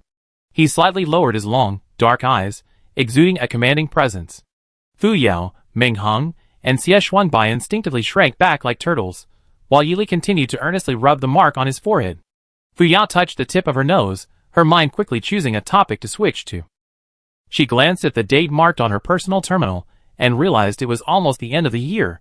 Although Sotho's military academy is a long-established military academy with strict daily management of its students, it doesn't arbitrarily restrict their normal recreational activities. In fact, depending on the importance of holidays, the considerate school administration will even go to great lengths to decorate the campus and organize celebrations. Just as I was about to doze off, someone offered me a pillow, a metaphor for a sudden, unexpected opportunity, and Fu Yao naturally steered the conversation. Ahem, in another week it will be New Year's Eve, a rare period of freedom for us at Sothos. What are your plans? It's a rare opportunity for everyone to relax. Xie Shuangbai, seemingly reserved but speaking first, said, my new functional sniper rifle will also be joining me this week. Let's all celebrate together. He had previously used mostly high-penetration sniper rifles in battles. This type of sniper rifle primarily focuses on precise and lethal strikes against targets. It combines the ability to naturally conceal oneself in darkness to minimize visibility, with the ability to deliver a single, fatal shot, while one's team is focused on the enemy. This is the most widely used type of sniper rifle. However, this type is not actually rare. The key lies in how the shooter utilizes it. Sniper rifles can be broadly categorized as follows. Overt snipers, which use bright, conspicuous markings to lure, strategize, and threaten to complete missions. Covert snipers, which aim to minimize visibility and deliver a surprise, deadly strike, and functional snipers, which are not primarily for kills, but are used for other non-lethal combat purposes. The functional sniper rifle that Xie Shuangbai mentioned acquiring is likely to be his next preferred choice when he encounters terrain unsuitable for stealth tactics or needs to harass and prolong a designated time. Following the usual rhythm of conversation, the next person eager to speak will most likely be Sister Fu Yao. However, since she herself had started the conversation, it wasn't appropriate to express her opinion too early. So, she logically continued the conversation to Meng Hung, the most honest and upright member of the team. The simple man's life aspiration sounded quite straightforward. I want to ask Coach Andre how to develop the most perfect muscles. The other team members, Meng Hung had never hidden his lofty ambition to become a steel-willed man no less than his father, and as he hoped, his facial features had indeed become much sharper and more defined. Therefore, he shifted his training focus to improving and refining his physical fitness, controlling his diet, and planning his schedule purposefully, unusually demanding of himself a rather rigorous scientific approach. Teacher Andre was delighted to have found a kindred spirit, and highly praised Yi Li's unwavering determination in physical training, as well as his scientific planning and relentless efforts. Fu Yao decisively abandoned Meng Hung, who was currently engrossed in thinking about the new training schedule, and turned her expectant gaze to Yi Li, who had already finished massaging the small red spot. The girl who had once lived in the dark world of star number should surely have some normal expectations, and a strong desire to explore the new and colorful outside world, right? Unfortunately, there were no normal people in their team. Yi Li spoke as if seriously considering, I actually really want to go home, but the current financial situation and school regulations probably don't support it, so staying in the dormitory is fine too. There are still many places on campus that I haven't been to yet, and besides, I can't slack off on individual training and mecha pilot studies. The girl looked cool and aloof, but unexpectedly she was a homebody. Aside from that, she was completely focused on her career and doing what the career-obsessed would consider serious matters, leaving Fu Yao, who had hoped Yi Li would have normal girlish hobbies, utterly defeated. Can't the team members have any hobbies besides mecha? As for Fu Isue, whom she hadn't asked yet, well, Fu Yao hadn't expected an answer from him anyway. Fu Isue was currently proofreading documents on his personal terminal, clicking on the newly released announcement on the school's official website. The usually tough school administration had dropped a bombshell this time, then casually left the webpage. The official website's bold, concise title read, Sothos Military Academy's New Year's Eve Carnival. Everyone is welcome to participate. Dear students, the New Year's Eve is just around the corner. This year, our school is launching a carnival, covering the main teaching building lobbies and rooftop garden areas of all departments. There will be mysterious tests and competitions arranged there. Please look forward to it. The announcement was short, and the overwhelming excitement it conveyed clashed with the rigorous, serious, and demanding atmosphere traditionally associated with Sothos Military Academy. Fu Isue found it uninteresting, and was about to scroll past the page when a bright red warning sign suddenly popped up, overriding the original announcement. Also, all first-year students, please note, if you don't meet the specified score requirements, your credits for this semester will be deducted. Conversely, you can gain credits. Students of all grades, don't be careless. Fu Yao, holy crap. A soft exclamation quickly filled the cabin, drawing the attention of countless students. What's wrong, Sister Fu? What's so important that you're so flustered? Tell us so we can have a laugh. Fu Yao quickly opened the page on her personal terminal containing announcements and warnings. With an extremely fake smile, she generously displayed the page to each student present. Every time a student watching the spectacle turned pale and lost their composure, she would casually add, Dear XX, don't be careless. Let's work hard together. Soon, a group of helpless and heartbroken people filled the cabin. The school can't be this bad, can it? They won't even let me off the hook on New Year's Eve. They should at least give me a break. The New Year's Eve activities include the evenings in between, a total of 1 or 2 days. If you're capable, finish your credits early, and you can still have fun on New Year's Eve. Of course, if you're not capable, you can only sadly pray for good fortune. At least we still have those credit farming dogs to keep us company. But there should be a limit to credit increases and decreases, right? Otherwise, if we lose or gain all our credits, will we just have to waste our time or graduate early? And that bizarre tone of the announcement, so clearly out of step with our school style. Who on earth is this twisted, sarcastic master?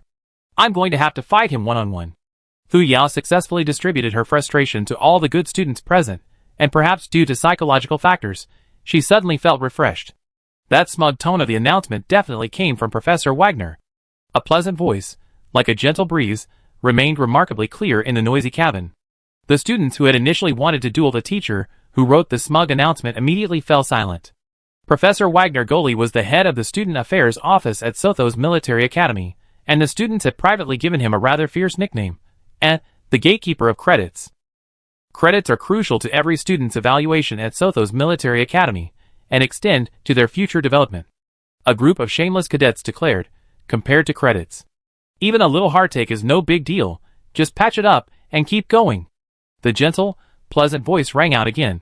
Our year's garden party seemed to have a passing mode and an advancement mode. I wonder what it will be like this year. Everyone's gaze unanimously turned to the speaker, the beautiful, gentle, kind, and friendly teacher Chen Shi. They all pleaded expectantly, desperately trying to draw a sliver of warmth from her, the only remaining warmth in this icy military academy. Chen Shi couldn't help but chuckle. I only remember the content from my year.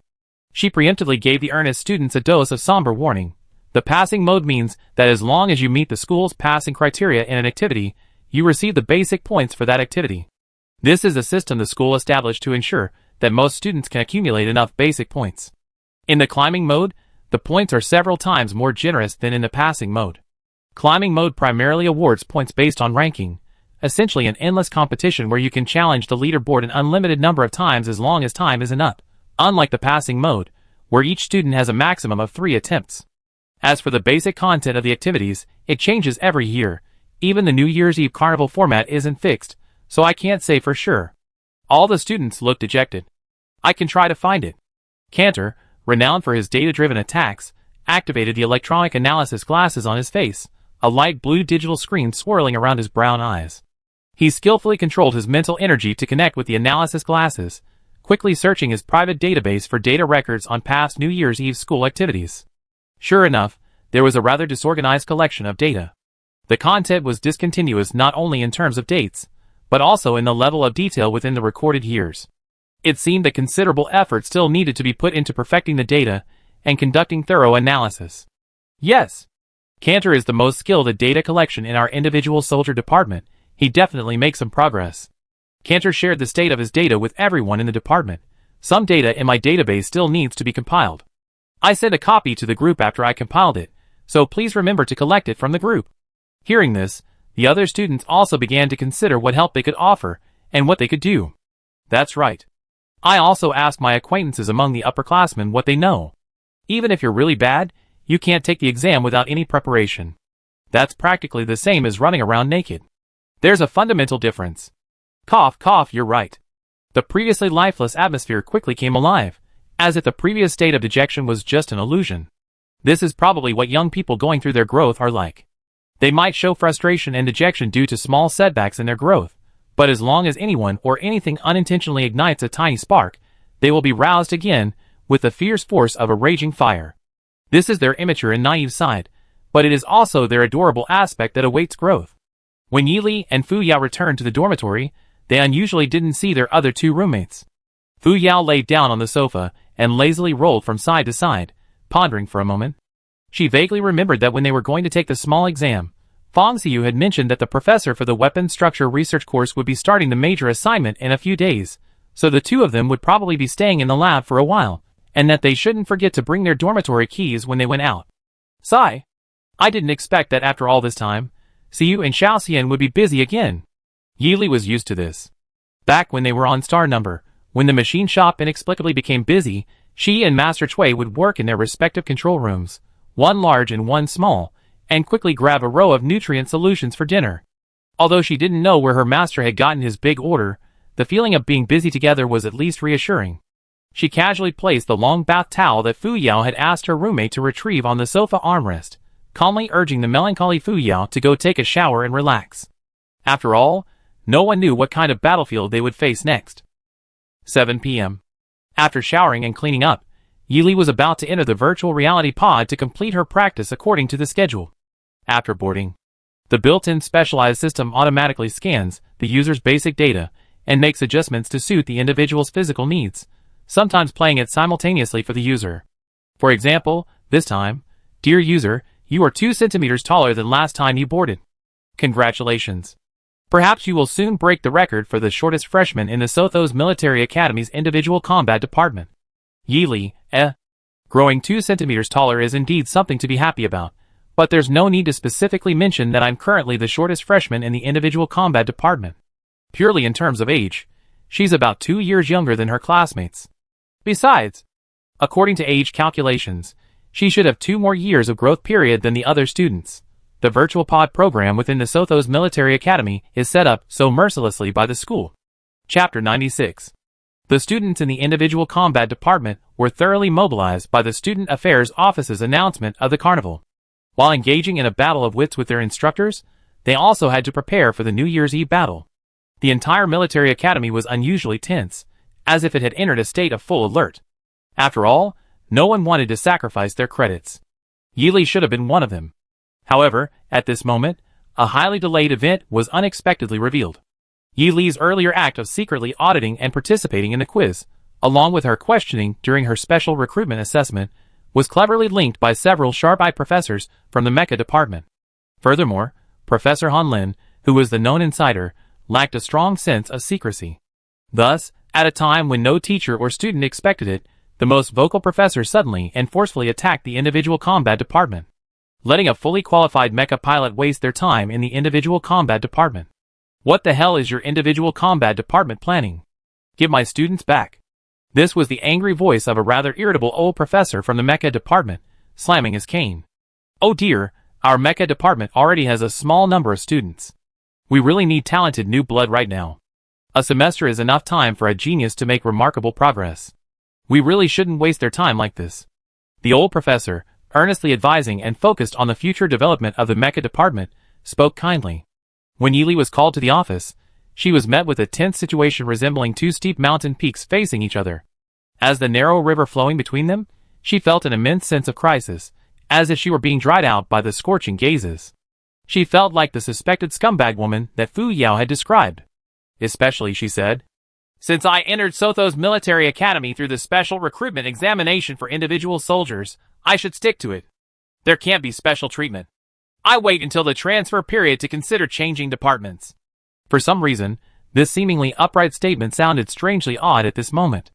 It was exactly like the cheesy line from a soap opera where a scumbag tells his mistress, I only did it to appease her a few times for our future. You're the only one in my heart. Of course, she was definitely much more serious than that scumbag. After all the students in the first-year individual soldier department acknowledged her status as sisterly, and even many professors had considered poaching her from graduate students.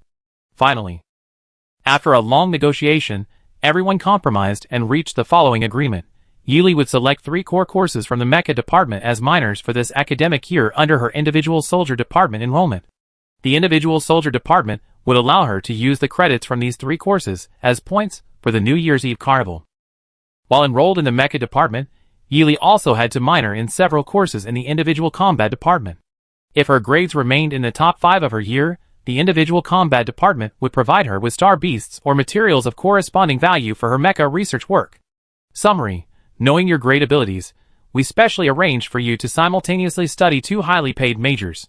Get wildly competitive like a storm, and your bonuses won't be missed. Only after being clearly arranged did Yili realize she was merely an unrelated third party. In desperation, she wanted to display her unwavering resolve and exceptional independence, unyielding to power, with an absolutely indifferent attitude, when she happened to glance at the amount regarding reasonable compensation. Considering herself a money-devouring beast, Yili happily accepted this substantial aid. So, Yili's next task changed from preparing for the New Year's Eve carnival to preparing for the minor course exam in the mecha department. The specific date was even a week earlier than New Year's Eve, which was standard practice at the military academy. This wasn't just to ensure students could focus on the minor exam and then fully enjoy New Year's Eve, but also to ensure they were single-mindedly preparing for finals after New Year's Eve. No matter how roundabout the route, it would always lead you into a trap. Yili's feelings were even more complicated than when she learned about the New Year's Eve carnival. The uncontrollable trial, and the trial she suspected she had been tricked into participating might not be significantly different in difficulty, but the level of humiliation was vastly different. Fu Yao teased her about this for a long time, only calming her down slightly because of the rare materials that might appear in the military academy's reward pile. Although the hell she faced had branched off, it was still hell. December 31st, 1986, 8 a.m., New Star Calendar, Mecha Department Teaching Building, Beichen Building. Yili had once heard Fang Xiu proudly explain to her in the dormitory. Beichen, or Polaris, is a star discovered and recorded by humans during the ancient blue star era.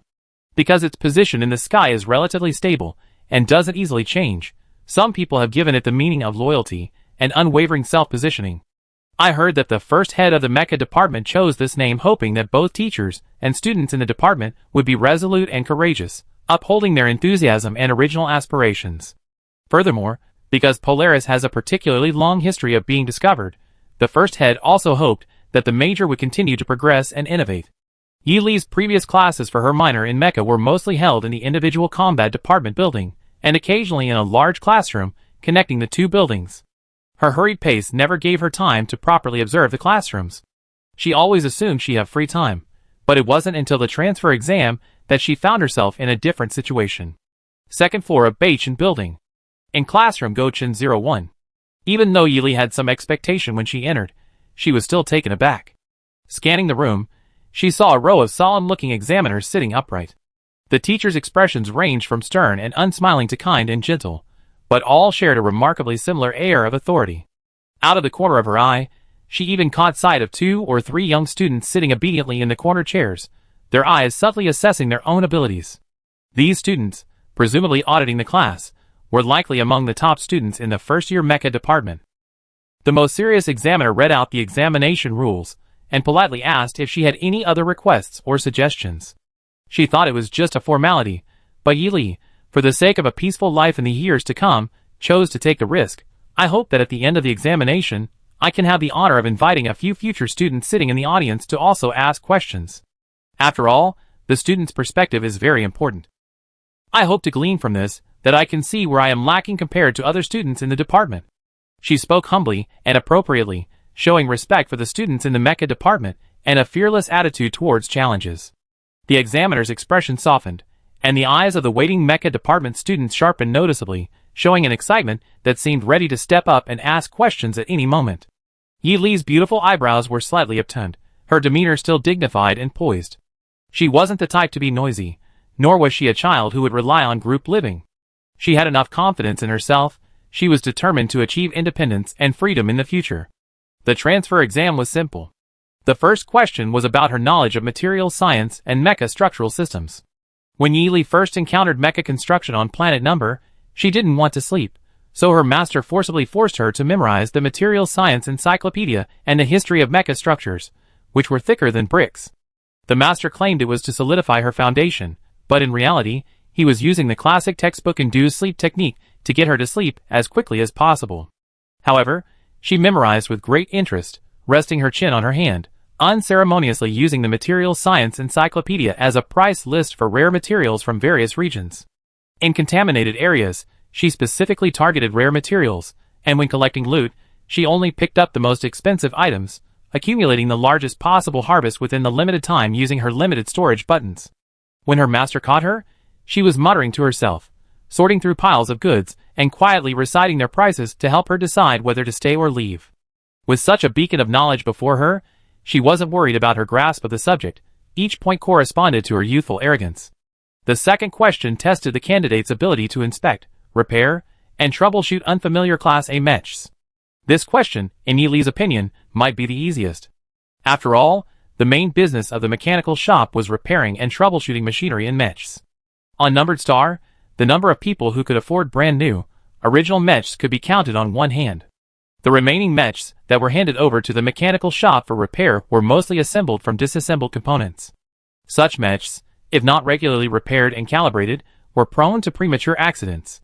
Therefore, this type of job was the mainstream on Numbered Star. The so-called mechs arrived already assembled from different parts, so the mech pilots or mechanics responsible for repairs had to simultaneously understand the performance of each component to maintain the dynamic balance of the main body. This also became a way for amateur mech pilots to showcase their skills. Master Cui would always disassemble everything first, having Yi Li repair each part individually as a whole. After checking his workmanship, he would then oversee the final overall design and adjustments between the various components. The third question required Yi Li to design a B+ class mech within a limited time. As Yi Li had previously emphasized the importance of involving future students, this question specifically asked students to propose one characteristic of the mech that each of them desired. Yi Li waited in a temporary workshop set up separately for the assessment. Upon receiving the materials, he discovered that the topic was a familiar one in the mech field: design an innovative offensive and defensive integrated mech. Single attribute mechs, represented by high attack and low defense, and low attack and high defense, are very basic types in the mech field. Because the required Star Beast parts and materials are often vastly different, even if mech pilots try to achieve a more harmonious combination of the two attributes, the result is often a mech with mediocre offensive and defensive characteristics. The synergy of dual attributes in mechs has always been a mainstream research area in the mech field, especially for seemingly contradictory attributes like attack and defense. Initially, the examiners presented several solutions. When Yi Li suggested that students participate, the examiner simply handed over the choice of solutions to the mech students, effectively giving them sufficient decision-making power. Therefore, this was essentially a probing test posed by the top students of the mecha department to their potential future classmates. This question was both unexpected and logical for Yi Li. The transfer exam had a time limit, so the difficulty couldn't be increased indefinitely. Therefore, the focus shifted to innovative thinking. Offense and defense in combination was actually a long-standing theme in Yi Li's mecha design. She carried a design notebook filled with jot-downs on this theme, but due to time constraints, she hadn't yet transformed them into Datamark 3D design prototypes. However, with a direction forming in her mind, she could easily begin drawing. Her current mecha design employed a stable damage reduction structure for defense. The core architecture was primarily spherical. When attacked by enemy mechas, the spherical shape allowed for flexible rolling to dodge powerful attacks. This shape also effectively absorbed and dispersed damage hitting the outer shell. However, the spherical shape had significant shortcomings in terms of offensive capabilities, which needed to be addressed. She referenced and studied the characteristics of ancient earth creatures called hedgehogs, which would curl up their bodies and use their dense, sharp spines along their backs to attack predators. She added an outer shell combining thick scales and sharp spines, making the mecha's shell appear as if it were encased in scales pointing in the same direction. This design, when the scales are tightly attached to the mecha's exterior, they provide strong defense. When the scales are manipulated to open, it switches to a high attack mode. Since this was only at the hand-drawn design sketch stage, and there was no physical data for comparison, she made the angle at which the scales open controllable, allowing the mecha user to operate it more precisely. The assessment was allotted 3.5 hours, but Yi Li finished in 1.5 hours, even having time to annotate her answers with more specific ideas or suggestions for improvement. She had never seriously participated in any of the school's standardized written exams before. The knowledge assessment on intelligent environments was only in question and answer format, without any concept of submitting early, so she naturally didn't know she could submit early. By the time the teachers and students watching outside noticed, Yi Li had already treated the answer sheet like a regular electronic notebook. When the 3D electronic copy of the answer sheet was submitted to the review area, all the teachers copied the answer sheets and put on electronic glasses to review them individually. The original copy, however, was given to the observing mecha students to give them a score. Good. No wonder she achieved a triple course score before even entering university. The mecha teacher's old eyes gleamed with admiration as they looked at the 3D model. Sigh. It's a pity our Lingji didn't come, otherwise we might have been able to see a live showdown. Hey, Wei Jiaxin. Don't be so eager to watch the drama unfold, he be our classmates soon. The students in the mecha department were thinking more about the changes in the department and classes after the new student arrived, and the personnel adjustments. After all, the mecha department wasn't entirely a solo system. There was also a partner system. It was essentially the team-based competitive mode of the individual combat system. Coincidentally, the partners were officially formed at the beginning of the next semester. In other words, they would start meeting and choosing their partners at the end of this semester. Chapter 97. The New Year's Eve special event concluded amidst the sighs and lamentations of the individual combat students. After the transfer exam, Yi Li officially became a minor student in the mecha department. From an early ghost-like auditing student to a regular student, coupled with the increasingly grueling individual combat training before finals, her presence was completely absent from Fu Yao's sight except during classes and training. Her swift and agile figure could be seen at the doors of all the theory classrooms. The mecha students, who didn't know her well before, couldn't help but secretly sympathize with their future classmate burdened with 2 mountains of academic pressure. Of course, a few more worried whether the arrival of their new classmate would affect their partner selection. Yi Li's thoughts were completely different from those outside. She secretly counted the days until the final exams and calculated the holiday dates based on previous year's schedules. After signing the permission forms from both departments, she reported to her master. Cui Sheng expressed his desire to give her a good beating for unknowingly causing such a big stir. Meanwhile, Qi, who had been struggling to survive in the sea of knowledge, also let her know she was safe after her self-imposed internet hiatus ended, and the two agreed to meet during the holidays. A month before the final exams, the combat pods at Sotho's military academy were almost always packed. Students from the individual combat department and other combat-oriented majors were desperately grinding for points and rankings, right up until the deadline. To prevent students from sneaking into the computer labs during bedtime, the Student Affairs Office specially assigned a small team to monitor the computer labs of each department at night. The busy, fragmented time flowed by like sand, and in the blink of an eye, the final exams were upon us. Dawn broke. The students from the individual combat department donned their camouflage combat uniforms and boarded the department's dedicated starship. Inside the vehicle, instructors were responsible for collecting the personal computers and any items not permitted for the exam. They distributed simple travel packs prepared by the department and had each student secure a specially designed action plan, which outlined the steps and key points for the assessment. Students could refer to this plan while on the road or during the assessment. The assessment consisted of 3 main steps. 1. Cross-country challenges.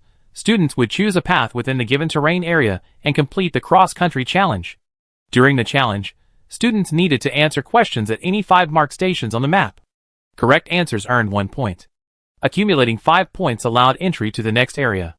Incorrect answers resulted in no points, and the station would become unavailable to the student.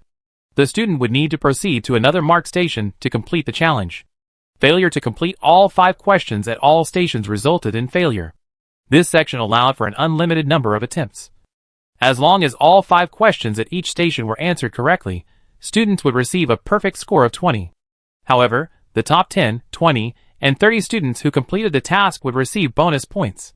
2. Hunting activity. Single player kill as many star beasts as possible within 24 hours to improve your ranking. The leaderboard for this stage will only display the names of students ranked 1 to 35 at a time.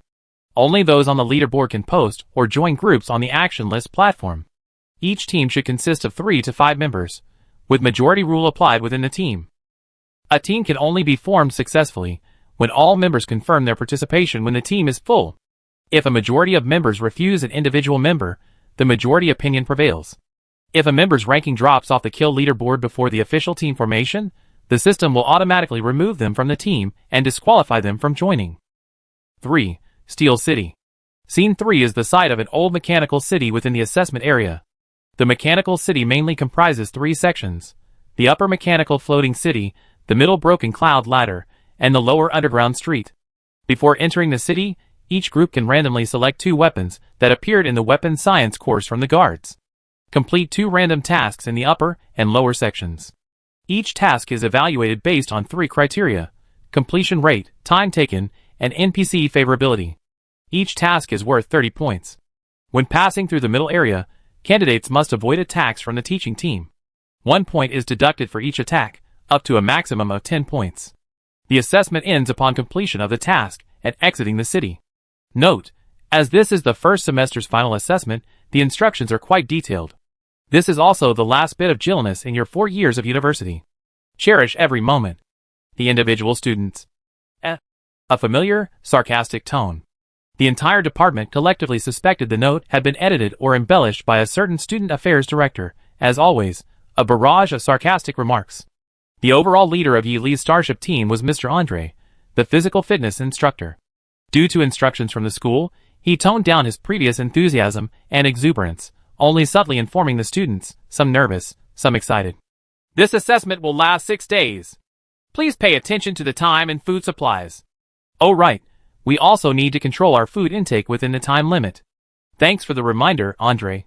Luckily, I can go 6 days without eating. If it were 10 days or a month, it would probably be terrible. Upon receiving the supplies, Yi Li and his group immediately split into 2 groups, one checking their electronic watches and the other inspecting their packs, dividing the work to save time. She opened her pack.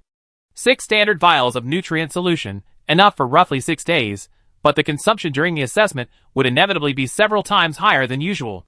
If there were no supplies available, a battle for survival resources would ensue in the later stages of the final assessment. A pair of night vision goggles for nighttime movement, a thick rope for climbing and entanglement, and an empty thermos containing clean water collected along the way. Fu Yao sneered, "This is really going for the just don't die level." Xie Shuangbai patted her shoulder. "Relax, it's the school's old tricks." Meng Hung scratched his head and remained silent. Yi Li glanced at Fu Yisui's reaction. Since there were team-based tasks in the later stages, perhaps they should act collectively in small groups.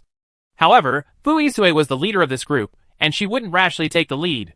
Fu Yisui clearly noticed her subtle movements. He forcefully subdued the 2 restless individuals from either side, skillfully constructing a small mental shield. His voice was calm and collected as he concisely began to arrange the assessment. The assessment is best conducted in group formations. Anyone with objections may raise them. Yi Li was the first to agree. Agreed. Meng Hung decisively indicated it was acceptable. The 2, feeling suppressed, glared at each other unwillingly before agreeing it was feasible. The medium-sized starship landed on an asteroid. The boarding ladder extending from the cabin connected to a secondary security gate specially set up by the individual soldier department. All students could only board the examination room when the machine lit up green. Yili quietly stood at the front of the starship's queue. From her position, she could easily hear the electronic announcement from the security gate indicating the inspection was complete. Candidate number 041, you have completed all security checks. Please proceed to the assembly point. Candidate number 045, you have completed all security checks. Please proceed to the assembly point. The monotonous lines, though repetitive, provided a kind of reassuring comfort. When it was Yi Li's turn, he was simply replaced with number 050. Once all the candidates were at the assembly point, a mechanical voice announced, "A warm welcome to all candidates to planet STS-0152. Yi Li's eyes brightened slightly. Fuisue calmly transmitted his voice. "This is a special code name given to the military academy's affiliated planet for convenient management and dispatch. It's not a simple numbered planet, as you might think. STS-0152 is the designated location for the final assessment of the individual soldier department at the Sothos Military Academy. Officially in effect. The new individual soldiers began their preparations, some going solo, others in teams. Yi Li had assumed everyone would try to form teams, but verbal cooperation was incredibly cheap. No one could guarantee what would happen after the assessment, so many insecure and overconfident individuals chose to act alone. Off-road quiz station. The complete rules for the off-road quiz station are as follows. The terrain mainly consists of 5 types: plains, snowfields, swamps, ocean, and cliffs. Candidates must find answer stations within these 5 terrain types and answer the given questions correctly. Students can only choose a maximum of 2 answer stations in each terrain type. Choosing more than 2, even if answered correctly, will not earn points. Answer stations can be claimed from each other before the test begins. 5 points are required to complete the second stage of verification. Furthermore, communication between candidates via their electronic devices or the establishment of internets within the venue is not supported. What the individual students initially thought was meaningless became starkly clear upon receiving the detailed rules sent to their electronic devices. They felt a deep-seated malice from the school.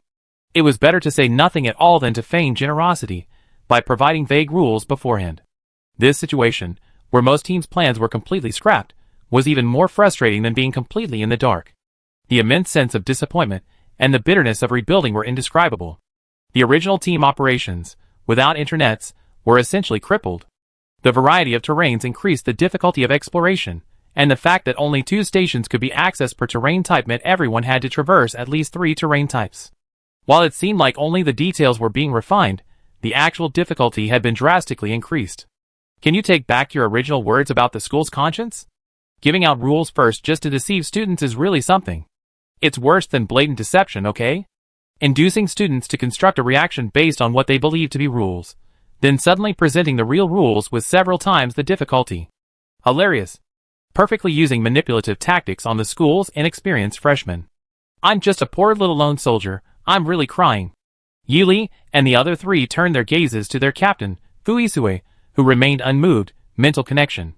With their S rank or higher mental strength, connecting over a certain distance wasn't difficult, so even if a scout left the group, it wouldn't be a problem. For most teams, while short-term mental connection is feasible, it consumes too much stamina and puts them at a disadvantage in long-term assessments. Teammates who can't fully trust each other are prone to problems. Therefore, individual students are so concerned about the existence of team communication channels. Beep. The green light flashed again. All students, regardless of their specific plans, rushed towards the first designated area. Adjoining the entrance was a green grassland on rolling hills, teeming with life. Several question stations were clearly marked in the east, west, north, and south of the grassland. Many individual students confident in their agility and speed, or those who had entered early, split into several directions and rushed towards the question stations. Fui quickly issued commands within his mental network. He and Yi Li split into 2 adjacent directions to seize the question stations, each followed closely by 1 or 2 others. Several individual students had already begun their attacks on the path leading to one of the question stations to be contested. While hindering each other, they also tacitly used their bodies to block gaps to prevent newcomers from taking advantage. Yi Li silently and deftly dislocated the bones at her shoulders, flipping her arms towards her chest and shrinking her body. Her already slender figure resembled a narrow log, and with her already unpredictable movements, she slipped through the narrow gap unnoticed, breaking through the encirclement of the humanoid barrier. Lighter and more invisible than a breeze, she darted to the station. As Yi Li activated the authentication, a protective barrier suddenly rose, repelling all the candidates still scrambling nearby.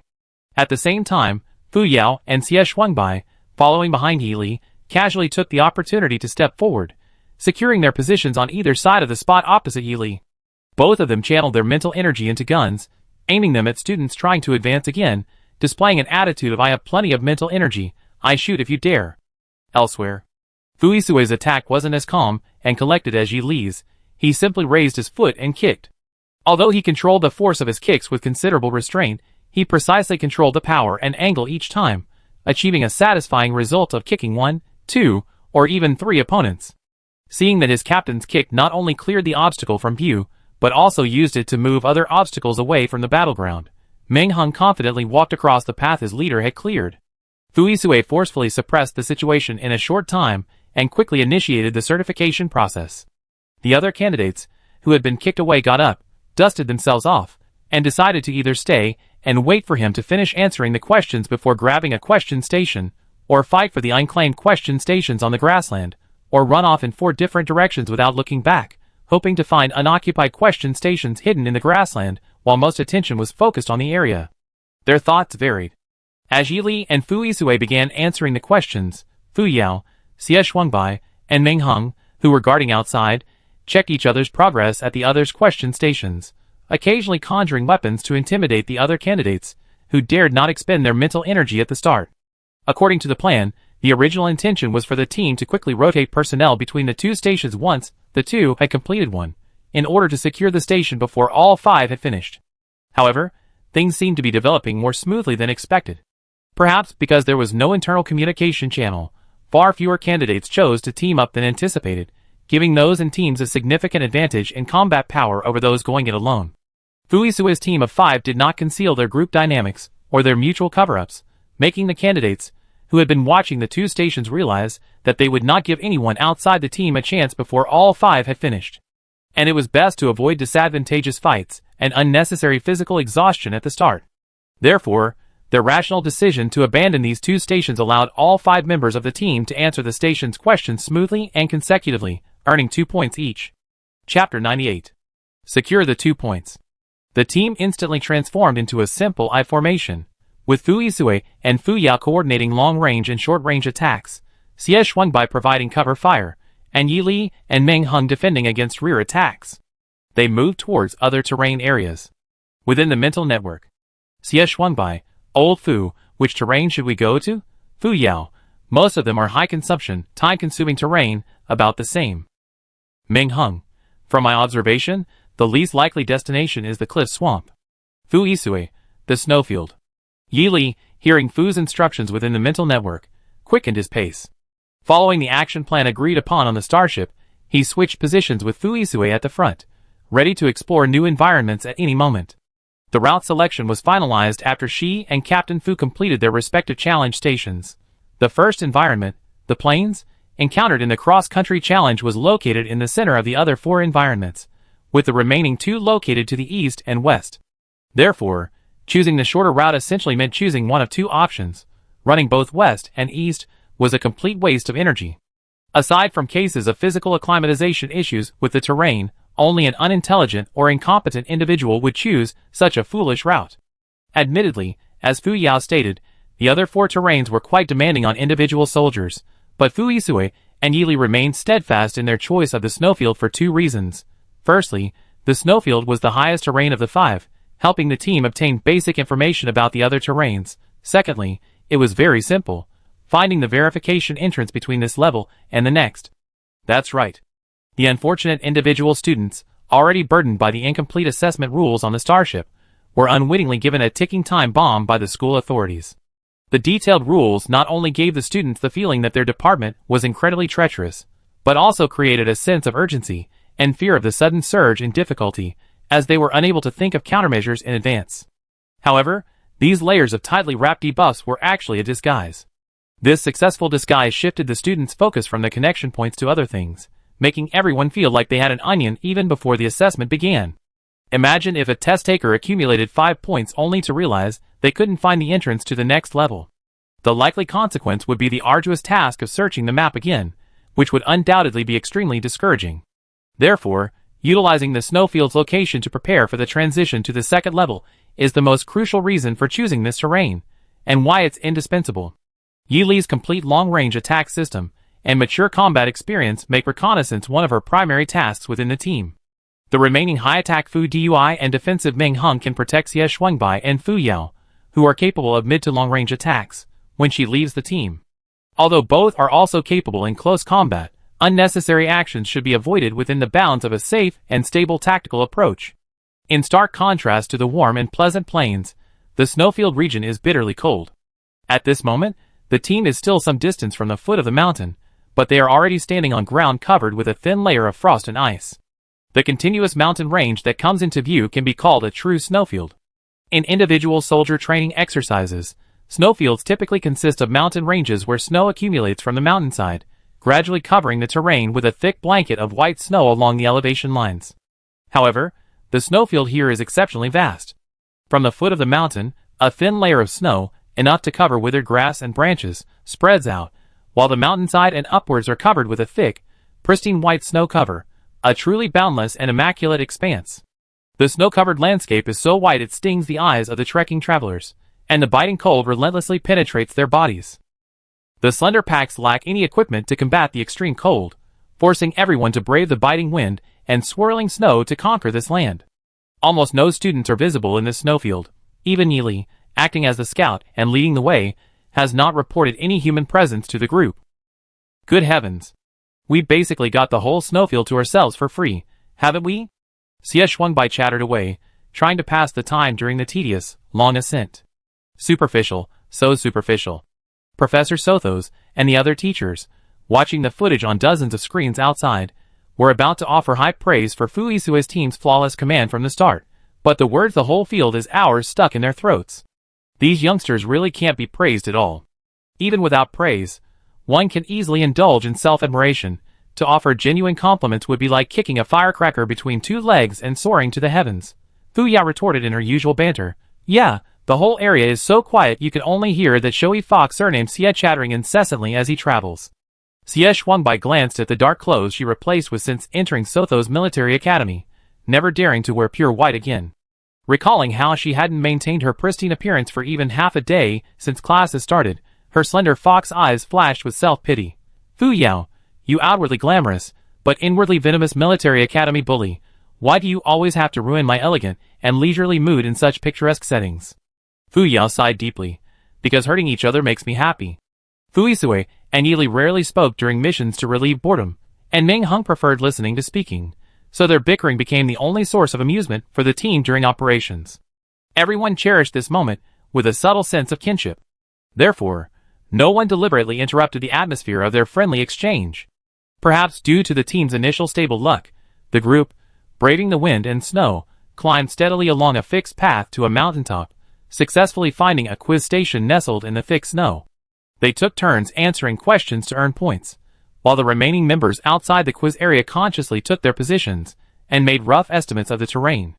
Then, Yi Li, the team's best artist, was responsible for hand-drawing the specific information provided by the members into the electronic memo app. After informing Yi Li of the situation in their assigned areas, Fu Yao and Fu Yisui split into two teams to explore the nearby valley. Yi Li had sensed the momentary release of spiritual energy when the quiz station was activated earlier.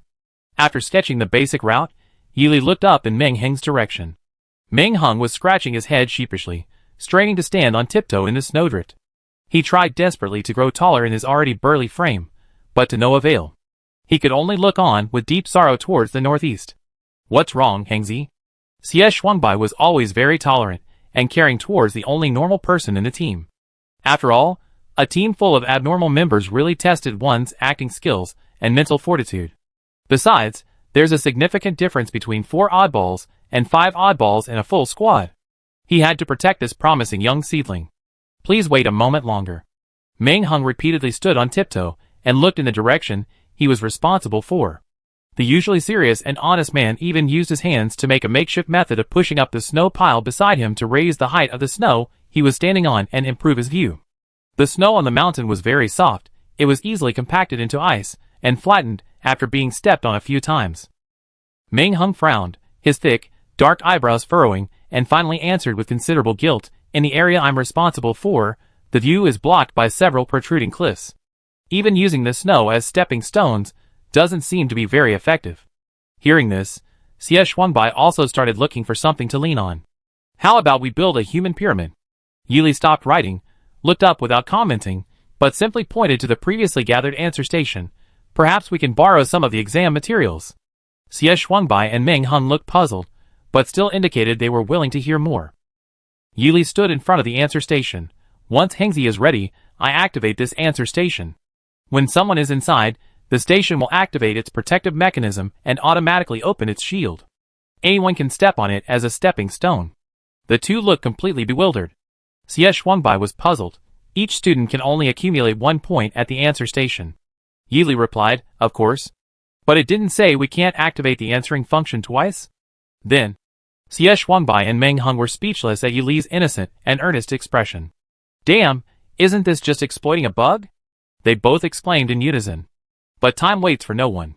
Besides, from the height of the snow-capped mountain and the added protective barrier, overlooking the entire area would not only allow them to see the terrain hidden by the cliff, but also potentially give them a very high chance of hitting the second checkpoint on the first try.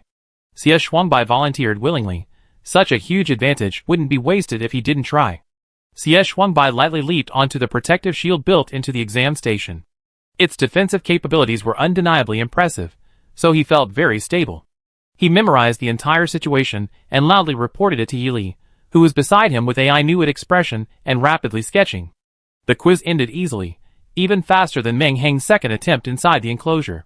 The three had originally agreed to quit once they figured out the location, but Yili worried that the unscrupulous school would overwrite their previous good scores with the lower marks from the second attempt, so the stability-conscious Meng Hung preferred to take the quiz again. Snowy Valley. Fu Yao and Fu Yisui finished their quiz around the same time, only to see three familiar teammates sliding down the hillside one by one. Yili handed them the terrain map he had drawn, asking them to study the next direction and strategy. He, Meng Hung, and Xie began a new round of quizzes to earn points.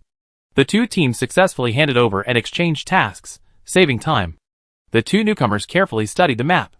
More accurately, Fu Yisui analyzed and planned the next route, while Fu Yao, knowing her limitations, quietly played a supporting role. Asking her to carry out a fierce attack and bombard the opponents, or to quietly analyze and deduce how to proceed, was absurd. Fu Yisui began to ponder based on the marked map. The terrain southwest of the snowfield was oceanic. The observation team hadn't found any black dots resembling the answer stations at sea level, so it was highly likely that the answer stations in the oceanic terrain were located on the seabed, and the possibility of strange beasts existing there couldn't be ruled out. The snowfield terrain they had chosen was sparsely populated with strange beasts due to its cold climate, but given the school's extremely low moral standards, they couldn't afford to be complacent. The terrain was divided into two parts, west and east, with the plains forming the central axis. To the northeast, bordering the snowfield, was a swamp. South of the swamp was a cliff region, the area where Meng Heng's view was obstructed by the protruding, horizontally extending cliffs. The strangely shaped rock walls inadvertently intertwined with the lush jungle that enveloped the entire swamp to the north, concealing most of the treacherous marshland. Occasionally, glimpses of the marshland, with its varying depths of water and mud, would appear through tiny gaps, but beyond that, the distinctions became indistinct. The answering stations on the cliff face seemed to be scattered across smooth or steep, sloping rocks. To answer questions on such a precipice would likely require exceptional rock climbing skills and the ability to maintain balance on a slope, perhaps the most challenging environment for answering questions of all. How did it go? Yili, who had finished answering first, approached and asked in a clear voice, the only one still working, team leader Fu. Exclude the ocean and cliffs, head towards the swamp. The swamp.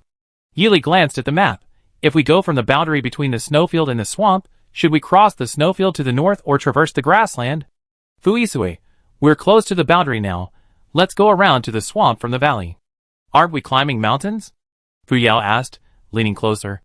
Miss, climbing mountains is a waste of time. Xie also answered the question and joined her. After Meng Hung finished answering the question and returned to the group, the five-person formation changed to one with Fu Yisui leading and Yili bringing up the rear, continuing towards the northern boundary section. Fu Yao and Xie sat side by side in the middle row. They naturally knew that the final question and answer session would be held in the area closest to Xiaoguan. The fact that they were heading towards the swamp meant the location should be nearby. Slightly feeling their thought processes weren't quite aligned, the two secretly established a two-person mental communication channel, cautiously exchanging information. Yao, I want to know how my cousin figured out the location was in the swamp. Xia, I want to know too. If you really can't figure it out, why don't you just ask him, Yao? Why don't you ask? Xia, oh, aren't you direct cousins? What's there to be ashamed of, Yao? It's precisely because they're direct cousins that the comparison is so stark. Xie Shuangbai seemed to glimpse Fu Yao's tragic experience of being intellectually crushed by Fu Go from childhood. As an outsider, he could only offer a token consolation. You had a tough time. The chill of the snow-capped mountains gradually faded, and deep green moss began to spread densely across the ground.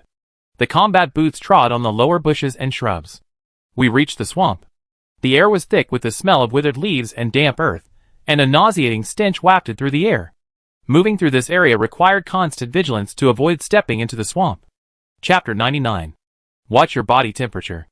Even before the team reached the border between the snowfield and the swamp, Fu Yisue, leading the way, had already reminded his team members to pay attention to changes in their body temperature. The snowfield's temperature was bitterly cold, like the dead of winter, while the swamp's climate was milder due to its hydrothermal conditions. This significant temperature difference in a short period could negatively impact the body's defense mechanisms. Even if the examinees, relying on their excellent physique and outstanding mental strength, didn't care, the accumulated fatigue and subtle effects of the 6-day assessment would still have a considerable negative impact, eroding their willpower. The swamp's environment was even worse than the snowfield. Beneath the dark green curtain of moss and short aquatic plants lurked countless tiny insects, their delicate legs either stepping on or clinging to the pristine green, making these creatures, which appeared unexpectedly, a headache for the explorers. Even more unfortunately, the powerful mental strength and constant vigilance of the individual combatants objectively emboldened the enemy. The candidates, with their keen perception down to the finest detail, couldn't ignore the elusive insects. In fact, their high-precision senses and observation allowed them to see them even more clearly. Everyone's released mental energy was for anticipating potential environmental changes and the opponent's movements. No one wanted to expend mental energy looking at such a dense mass of insects. Just a glance was enough to make one feel unbearably itchy. This is practically my mortal enemy. Fu Yao avoided the dense bushes where the insects might appear, making sure her combat boots were firmly planted on solid ground. Xie Shuangbai, unusually, didn't contradict her, clearly not appreciative either. His ability to maintain sufficient rationality and composure stemmed entirely from his trust in the specially designed one-piece combat suits issued to the candidates by Sotho's military academy. The combat uniforms at Sotho's military academy are all one-piece, sealed suits that are 100% form-fitting to the body's curves. The material is made from the skin of an A+ grade star beast, the black-crowned serpent, and the outer skin of a black shark, peeled and double-washed. They are extremely elastic and won't tear or be bitten, eliminating any possibility or gaps for insects to crawl inside. Every year, a few students complain that even a small extra piece of flesh is very noticeable in these uniforms. But once applicants experience them in tropical environments or dense jungle terrain, the rate of turning heads and the rate of genuine appreciation are absolutely 100%. Meng Hung remained in his defensive position. Compared to his teammates, he wasn't too worried. This man, who had honed his physique by wielding an iron hammer, was confident in the toughness of his skin. Even if there were holes in the combat uniform, insects would have a hard time biting through them. If it's really too much for you, Sister Yao, you can use your mental energy to cover the exposed areas. Just think of it as applying a protective film to your skin. At least it'd make you feel much better psychologically. Yili suggested this to Fu Yao, who was terrified of insects crawling on her body. She did this because she was afraid of trouble. Admittedly, no female soldier would be afraid of interstellar insectids, but many strangely find themselves disgusted by tiny yet undeniable insects. Fu Yi, leading the way, completely ignored the commotion behind him. He only relayed one sentence. When stepping on what appears to be light green grass, be careful not to step into the green swamp. Green swamps are a hallmark of swamps, nicknamed green traps. Most other swamp types have visible peat accumulation or abundant water, but green swamps have a relatively lush and dense forest-like vegetation as their outer shell, causing many explorers to rashly step into them based solely on visual judgment, only to helplessly sink into the trap and die. The green swamp, through its own example and the tragic experiences of countless predecessors, demonstrates to all adventurers and explorers who dream of conquering it the unpredictability of nature. Compared to the minuscule possibility of being lightly bitten by insects, Fu Yao decisively chose to avoid the prospect of accidentally falling into the green swamp. If she were to become covered in sticky swamp peat, she estimated she would have to spend a lifetime trying to cure this unspeakable tragic pain. Not to mention that being covered in swamp peat would make her an extremely high-risk individual, prone to explosions and flammability. If she were to be ignited and injured, the consequences would be unbearable. Fu Yao decided to follow Yi Li's advice and tentatively release her mental energy to construct an outer membrane around her body.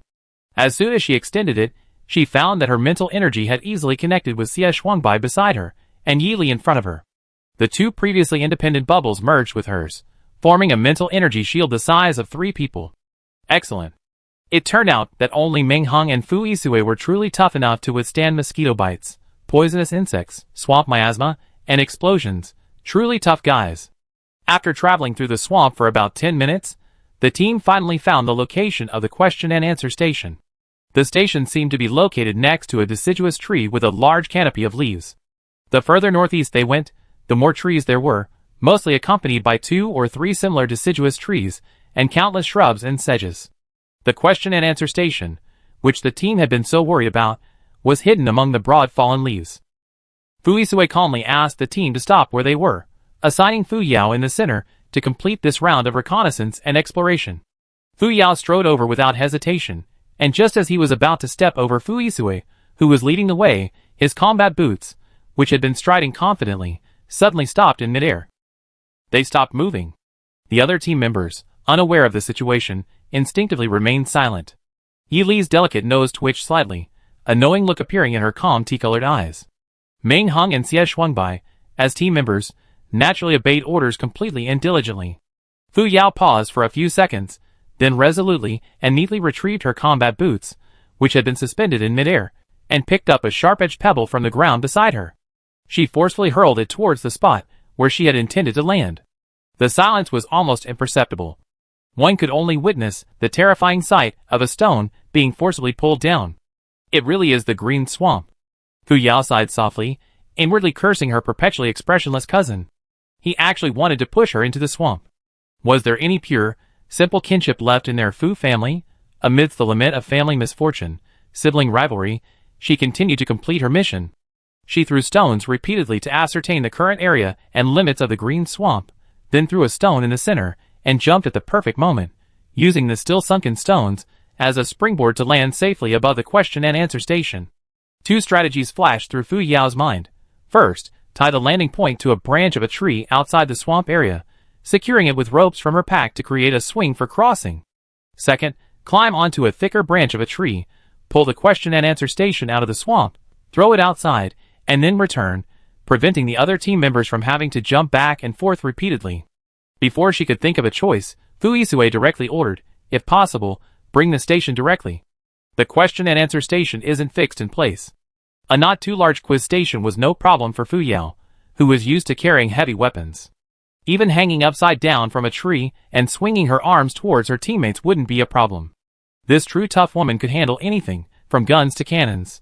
Fu Yao nimbly gripped the tree trunk, her long legs tightly clamping the thickest branch, naturally hanging her body straight upside down. Her gloved hands reached down and actually managed to grab the entire quiz station.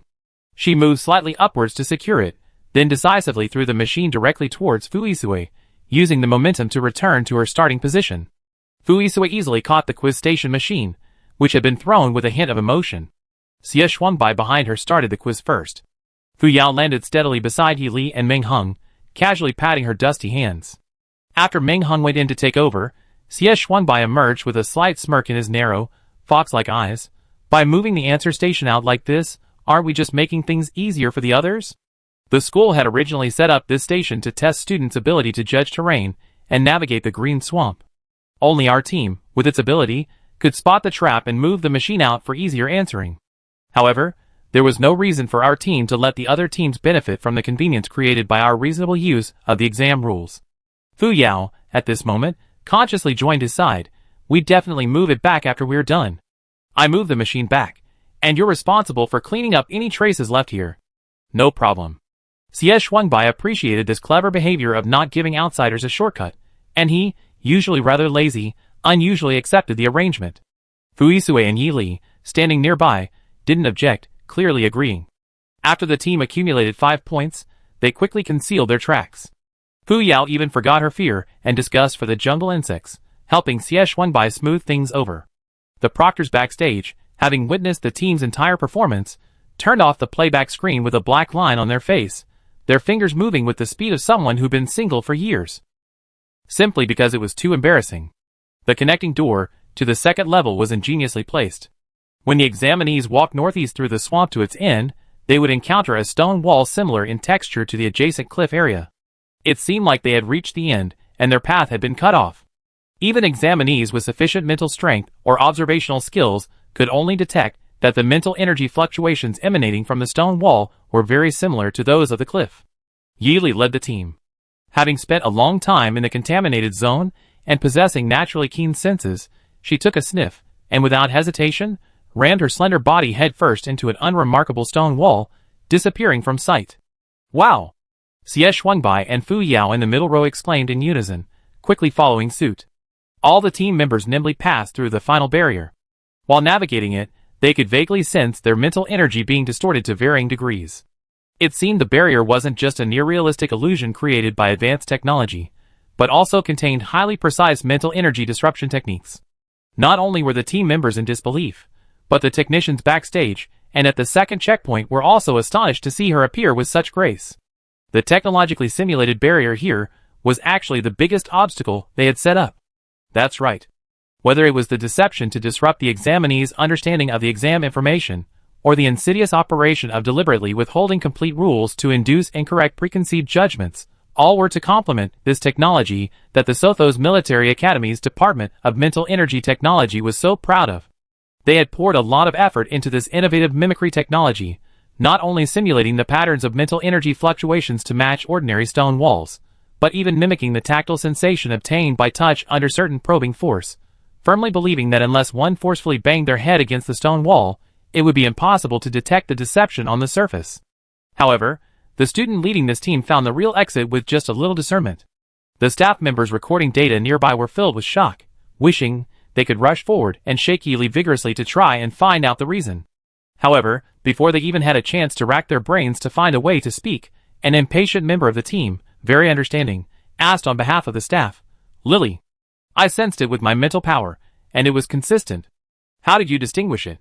Fu Yao asked curiously, relying on her friendship with her friend. Yili seemed a little puzzled, only pointing seriously to her nose. "I just smelled it." "Just by smelling it?" Xie Shuangbai asked again incredulously. "Yes."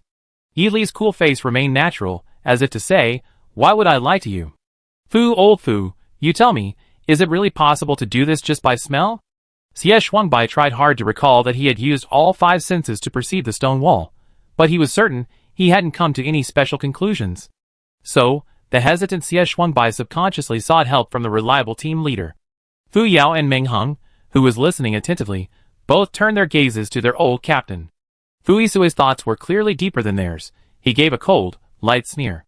"It's not surprising that your dog nose can't detect the difference in scent, because most people's sense of smell can only distinguish things within a normal range of resolution. But Yili's sense of smell and other senses are obviously much more acute. Mimicry is a technique that adjusts the information ripples of a product to closely resemble the substance it's mimicking. It often adjusts the differences in ripples to a level far beyond what humans can discern, making the difference perceptible to the outside world through instruments and perception." He simply explained the inner principles and development trends of mimicry technology to the team members. Meng Heng, a diligent student who listened attentively, pondered and explained, "Xiao Li's perception range is inherently wider than that of normal humans. The precision of the instrument set by the technicians is less than the precision of Xiao Li's perception.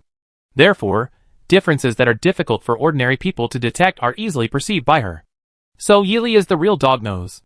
Xie Shuangbai blurted out without thinking, successfully earning a punch threat from Yili.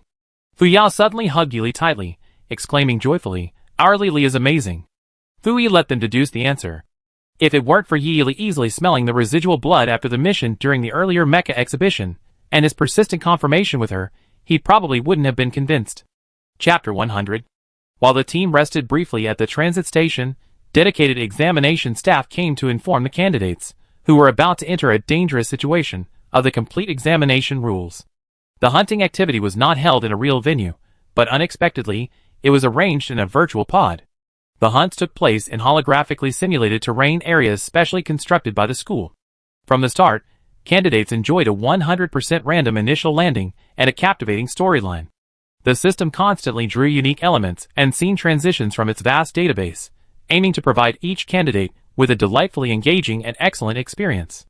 The scoring for the hunt was also very nuanced. C-rank star beasts were scored from 0.1 to 0.3 points based on their level, B rank from 1 to 3 points, A rank from 10 to 30 points, and S-rank star beasts scores dropped automatically based on their difficulty level. Excellent. It was completely random. Without a real-time leaderboard displayed outside the interface, it would be difficult to even estimate their ranking. The staff member in charge of virtual pod management, maintaining excellent professional ethics, elegantly smiled and ignored the somewhat unsettling looks from the team members. Please note that the leaderboard within the virtual pod will be broadcast in real time every half hour. During the 5 minutes the leaderboard is displayed, the system will automatically stop the hunting activity if candidates need to check the leaderboard. Otherwise, the system will automatically resume. Candidates are only allowed to attempt to form teams 1 hour after entering the virtual pod. Team formation is limited to each 5-minute period during the leaderboard display. Time is tight, so all candidates intending to form teams should pay attention to the time. The rules were indeed far more complex than those on the starship. But the numerous restrictive rules clearly indicated the need for team formation. Rules such as different candidates can only team up 1 hour after entering the virtual pod, and team formation is limited to 5 minutes after the rankings are released emphasized the importance of finding suitable teammates. Finding candidates who entered at the same time or within the same time frame was crucial. If there was a significant time difference, even if both parties intended to team up, the pressure on those who arrived earlier to wait longer and maintain their place on the rankings, the pressure on those who arrived later to achieve higher scores, and the uncertainty of those who arrived earlier finding suitable teammates when the rankings were updated, all made verbal cooperation extremely fragile. Fuisue's team was probably among the second batch of candidates to enter the virtual pod. Compared to other teams, they didn't experience anxiety or skill gaps. They agreed to check the rankings within the second 5-minute window, and team up when team formation opened 1 hour later. Their internal bond was already in place, requiring no further consideration. Thus, although the time wasted waiting for teammates to answer questions in the off-road quiz was largely offset in this stage, and even provided some feedback, the team's excellent terrain knowledge and quick assessment of the exits meant they didn't actually spend too much time. After donning their new haptic suits, the test takers, guided by staff, selected several adjacent virtual reality pods.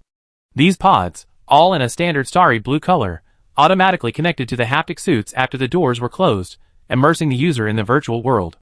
This type of immersive virtual reality pod, which focuses on full body contact and empathy, is distinctly different from the combat-type virtual reality pods in Yili's dormitory that guide mental energy and physical constitution to manifest outside the star network, creating a virtual spiritual body to fight in a virtual arena. Yili pressed the activation button, and a tingling electric current immediately surged through the contact wires. She slightly closed her eyes, estimating that the released current was only enough to make the user unconscious. Yili herself was practically immune to all poisons, so the numbing current didn't affect her body's stress response, but she still pretended to be stunned. A dizzying sensation came from the contact point, making Yili feel as if she were helplessly trapped inside a massive vortex, completely powerless to resist. Only after the turbulent mental energy fluctuations in her mind gradually stabilized did Yili slowly open her eyes, which she had kept closed to relieve the pressure. Reaching out, she gently touched the very soft fabric beneath her. A similarly textured soft blanket covered her, and what she saw upon opening her eyes was a plain white ceiling. She gently lifted her foot and parted the concealing curtains, letting sunlight stream in through the gap. With a nimble spring, Yili sat bolt upright from her lying position, her beautiful tea-colored eyes carefully scanning the room's surroundings. It seemed to be an ordinary apartment room in interstellar space. The bed was placed by the window, beside it a simple wardrobe and a neat desk. The gentle sunlight and peaceful atmosphere made it seem as if, were it not for the fact that her everyday clothes, though outwardly unremarkable, still retained the special material properties of the specially made combat uniforms issued by the Sothos Military Academy, Yili would have felt as if she were on a peaceful journey, completely escaping the examination hall. Yili searched the room thoroughly, finding only a thin, delicate utility knife. The blade deftly twirled between her fingers, clearly exceptionally fragile.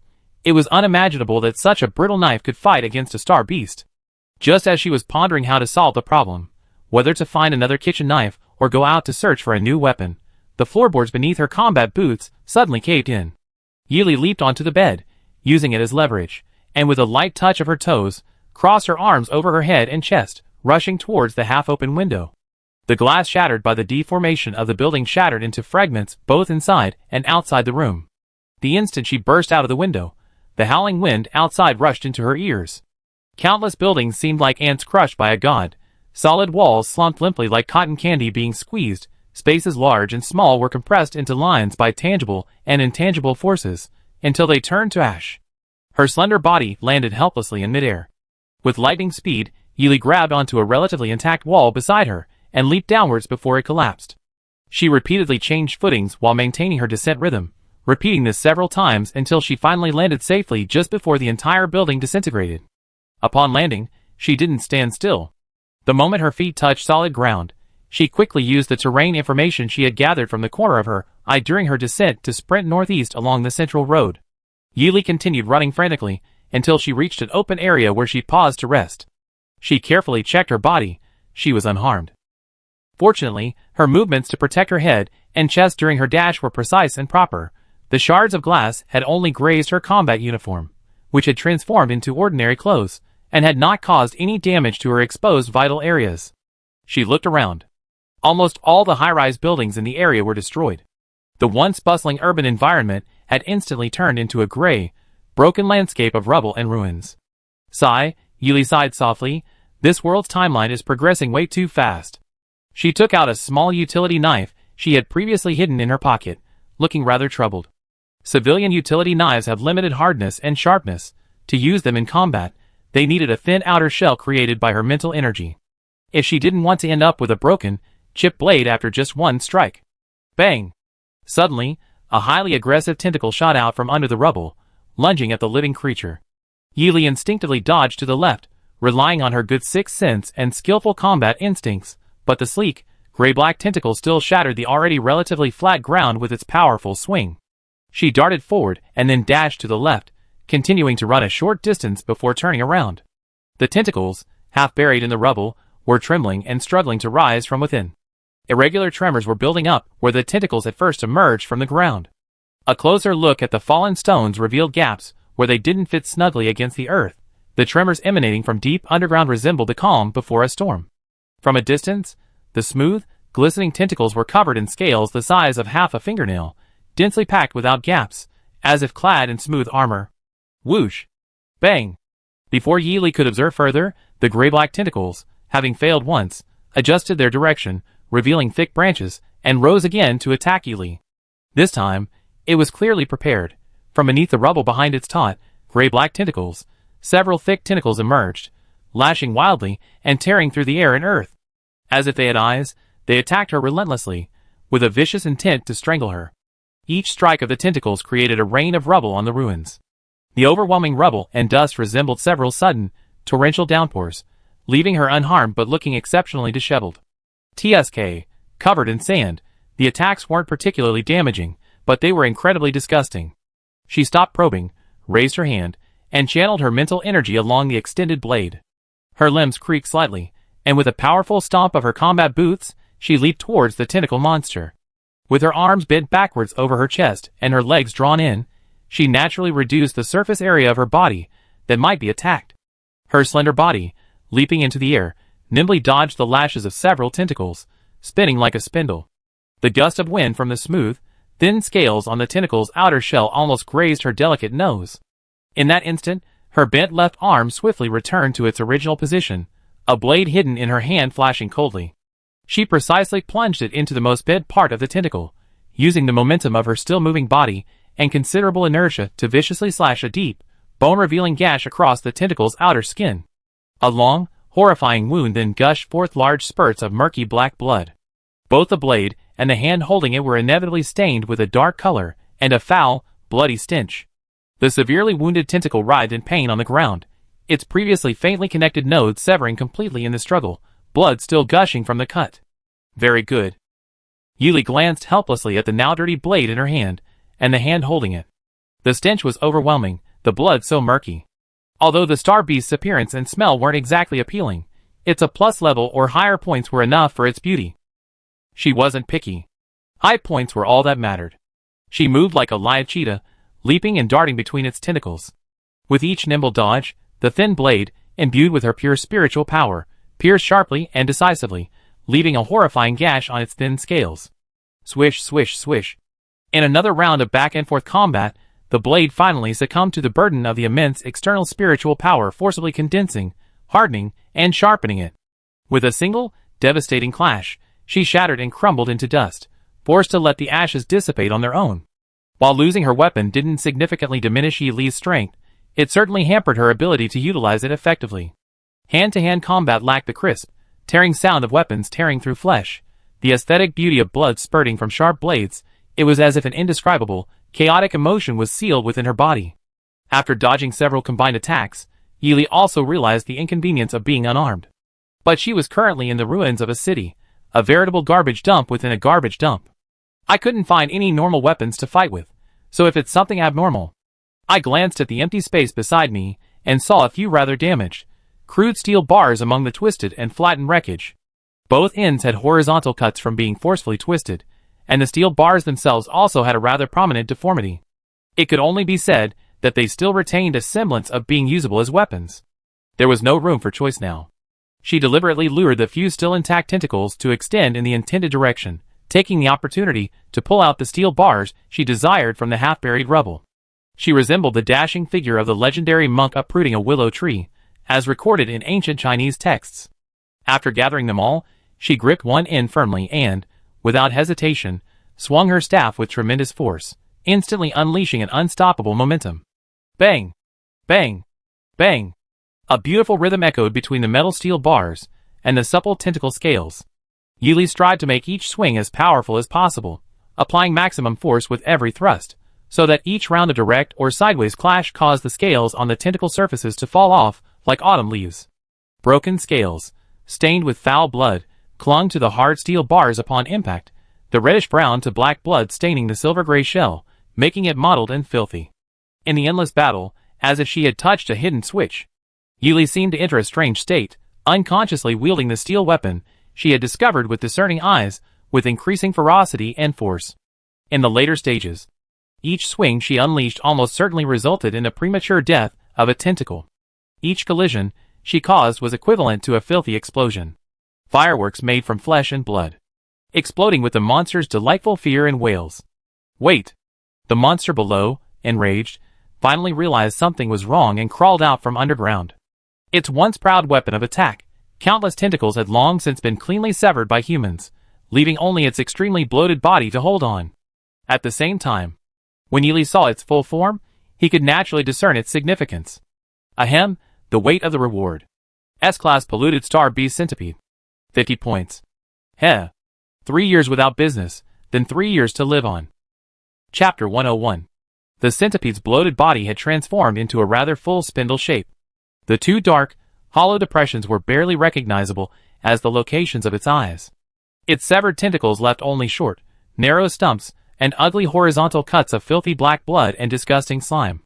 Satisfied with her 50 points, and filled with a heartfelt desire, she reaffirmed her resolve. Besides swinging her right hand wildly, she also used her left hand to furiously pound a steel bar. With its most powerful weapon, the tentacles, gone, the centipede's attacks became sluggish and lukewarm. Furthermore, its photophobia, honed from years of living underground, caused it to instinctively curl up when exposed to the outside world. The star beast, which had been fiercely attacking from underground, was now completely outmatched. 10 minutes later, Yi Li's slender waist successfully pocketed her first pot of gold from this round. Everything went relatively smoothly. But she glanced helplessly at the almost completely destroyed steel weapon in her hand. Thanks to the enormous commotion caused by the centipede and the wreckage it created, a scene more fragmented than ruins, the area where Yi Li was now was not only mixed with scrap metal and foul-smelling pieces of flesh, but also largely stained with its filthy black blood. Even the unopened steel bars that could be used temporarily had unfortunately been reduced to foam by the spraying corrosion of the S-Class Star Beast's filthy blood. Yi Li, a young and energetic military academy student, had once again become a pitiful lone soldier without weapons. It was hard to say whether it was an accidental oversight in the setting or a deliberately chosen twisted sense of humor. The weapons Yili picked out around were not quite suitable, causing her considerable distress. A truly good weapon needed a sufficiently hard outer shell, unparalleled offensive power, a versatile combat range, a unique material that was waterproof, fireproof, and prone to deformation and corrosion, and ideally, several similar types that could be used for an extended period. Her clear, tea-colored eyes swept across the area, eventually settling on a particular spot. In the center of the most horrific battlefield within the ruins, aside from the mangled, scabbed-over body, several tentacles, severed by Yili with a utility knife and broken off with a steel pipe, lay scattered, half buried in the wasteland, their shapes seemingly still intact. Even the centipede's furious pounding hadn't caused significant damage to its outer skin. Judging by its appearance alone, it seemed quite sturdy. However, she wondered what it would feel like to wield as a whip that remained to be tested. While she was thinking of trying it out, her hand reached out before her thoughts could, honestly already grasping and squeezing a tentacle of considerable length. The tentacle's thin, scaled surface felt cool and smooth. When applying force with her wrist, she had to be careful to grip the handle firmly to prevent it from slipping out of her grasp. Yili swung his large arm and used his forearm to familiarize himself with the new weapon, then easily and contentedly dragged it along, taking a step in another direction to explore. At the same time, the other candidates in the same batch were also showing off their skills in their respective simulated environments. Surrounded by mountains on all sides, a gentle breeze blew. Fu Yao was fortunate enough to be placed on the main parade ground of the nameless military academy. She thought she could find a stable environment to understand the situation, but when she started to gather weapons after the aftershock subsided, she unfortunately discovered that her expectations were far from reality. The location of the precious armory was actually only 2 buildings away from her. Worse still, it was buried 3 stories underground. As a gunner, if she wanted her signature weapon, she would have to dig through the rubble with her bare hands, otherwise, she could only resign herself to the tragic fate of facing the enemy unarmed. Finally, she had to painfully abandon the guns and cannons that were right in front of her, yet were actually separated by life and death, and frantically searched for a small pistol that could at least cause some damage amidst the ruins of several low, narrow, flat-roofed classrooms that had collapsed. The ground was undulating and sunken, surrounded by lush greenery. Xie Shuangbai fell into a small basin, his body immediately covered in various grass seeds. He helplessly became a toy for the herbivorous star beasts that inhabited the basin. Far from cities and modern civilization, there were naturally no sniper rifles for him, so he broke off branches from the strongest trees and added his unique spiritual power to forge a custom-made jungle version of a slingshot. The slingshot was small and easy to conceal in the natural environment, making it difficult to be detected. In a sense, the slingshot was also a true long-range weapon. Long-range attackers, with their excellent eyesight and wide field of vision, could truly unleash their outstanding talent and strength in long-range combat. Xie Shuangbai, lacking both firearms and melee weapons, had to rely on his mental energy projectiles as his primary weapon. Although the level of star beasts appearing in the depression was limited, most of them lived in packs, so often one projectile was worth roughly the points of wiping out an entire pack. To avoid wasting prey launched in groups, Xie Shuangbai even experimented with a new tactic of launching several projectiles simultaneously. Condensing several mental energy projectiles and controlling their trajectories separately was also a considerable challenge for him. Fortunately, his gamble paid off handsomely, and he felt a sense of increased control. A vast ocean with surging tides. In a fleeting moment, Ming Hung was teleported to the surface of an endless ocean. Without anything to cling to, Ming Hung could only pitifully cling to a floating branch for support, his muscular physique now a hindrance. Clearly, he was on the verge of despair, but 15 minutes later, the situation completely changed. The system clearly captured a spirited young knight galloping across the boundless sea, his feet firmly planted on the massive, flat back of a creature. His thick, long arms were exceptionally smooth due to the powerful force he exerted, his muscles were clearly defined and as hard as iron. His hands tightly gripped the long whiskers of a manta ray, controlling its general movement, like an ancient, iron-willed general leading his army on a battlefield. The system didn't specify how to eliminate the star beast. Unable to find a suitable weapon in the unfavorable terrain, Ming Hung naturally followed the law of the jungle, turning enemy into friend to complete his star beast quota. This aligns with his usual bold and decisive fighting style, while also presenting him with the formidable challenge of a power struggle against the strongest manta ray in the area. After all, riding horses was a skill in ancient times, Who says riding fish can't be a skill in interstellar space? Not to mention, this fish is a rare, dominant A+ level star beast in this sea. The lights glowed a pale green, the atmosphere dark. Fuisue's narrow eyes were so dark in the pale indicator lights that no light could be seen. Anyone unaware of his true nature who dared to meet his gaze would feel a deathly stillness, as if all their emotions and memories had been seized by the owner of those dark eyes. He had once longed to personally revisit those circumstances, and now he still yearned to return to that unknown place to uncover the truth. Unexpectedly, in the second level, he had inadvertently achieved a small part of that goal. The timing was unfortunate. Old wounds are always reopened unintentionally, when they itch slightly. Fuisue coldly stared at it all. Perhaps all underground laboratories, hidden from view, share strikingly similar furnishings and appearances. Research and storage areas where strong lights are never turned on, large culture chambers arranged meticulously, their thin, gray-green rings at the top and bottom unexpectedly the brightest objects in the entire space. Without hesitation, he punched the chamber wall, causing the nutrient solution inside to gush out. He leaped nimbly from the hole punched in the chamber, his muscles tensing and highlighting his handsome, fluid lines as he braced himself against the wall. His strong back and arms, combined with his swift movement, made him resemble a cheetah emerging from its den to hunt. Almost simultaneously, the moment Fuisue's combat boots touched the metal floor, the entire laboratory floor flashed blood-red lights, and a piercing alarm instantly filled the space. The laboratory was threatening those who broke the rules. Bang! Cold, milky white mist spewed from the vents of the incubation chambers. 2 incubation chambers flanking Fuisue's chamber slowly opened upon receiving the command, and 2 figures appeared hazily through the white mist. Fuisue calmly picked up 2 larger fragments of the incubation chamber wall from the ground. Preparing for battle. Yili had killed the centipede in the ruined city, and taken its spoils. She wielded 2 supple, long tentacles as convenient double whips. Even though the hide of an S-level reduced-grade star beast wasn't known for its toughness, a flick of its attacking parts across the ruins could easily create a scene of flying sand and stones. In the following 2 time slots, Yili transitioned from a map depicting the collapse of a city to high altitudes, where he was carrying an unopened parachute.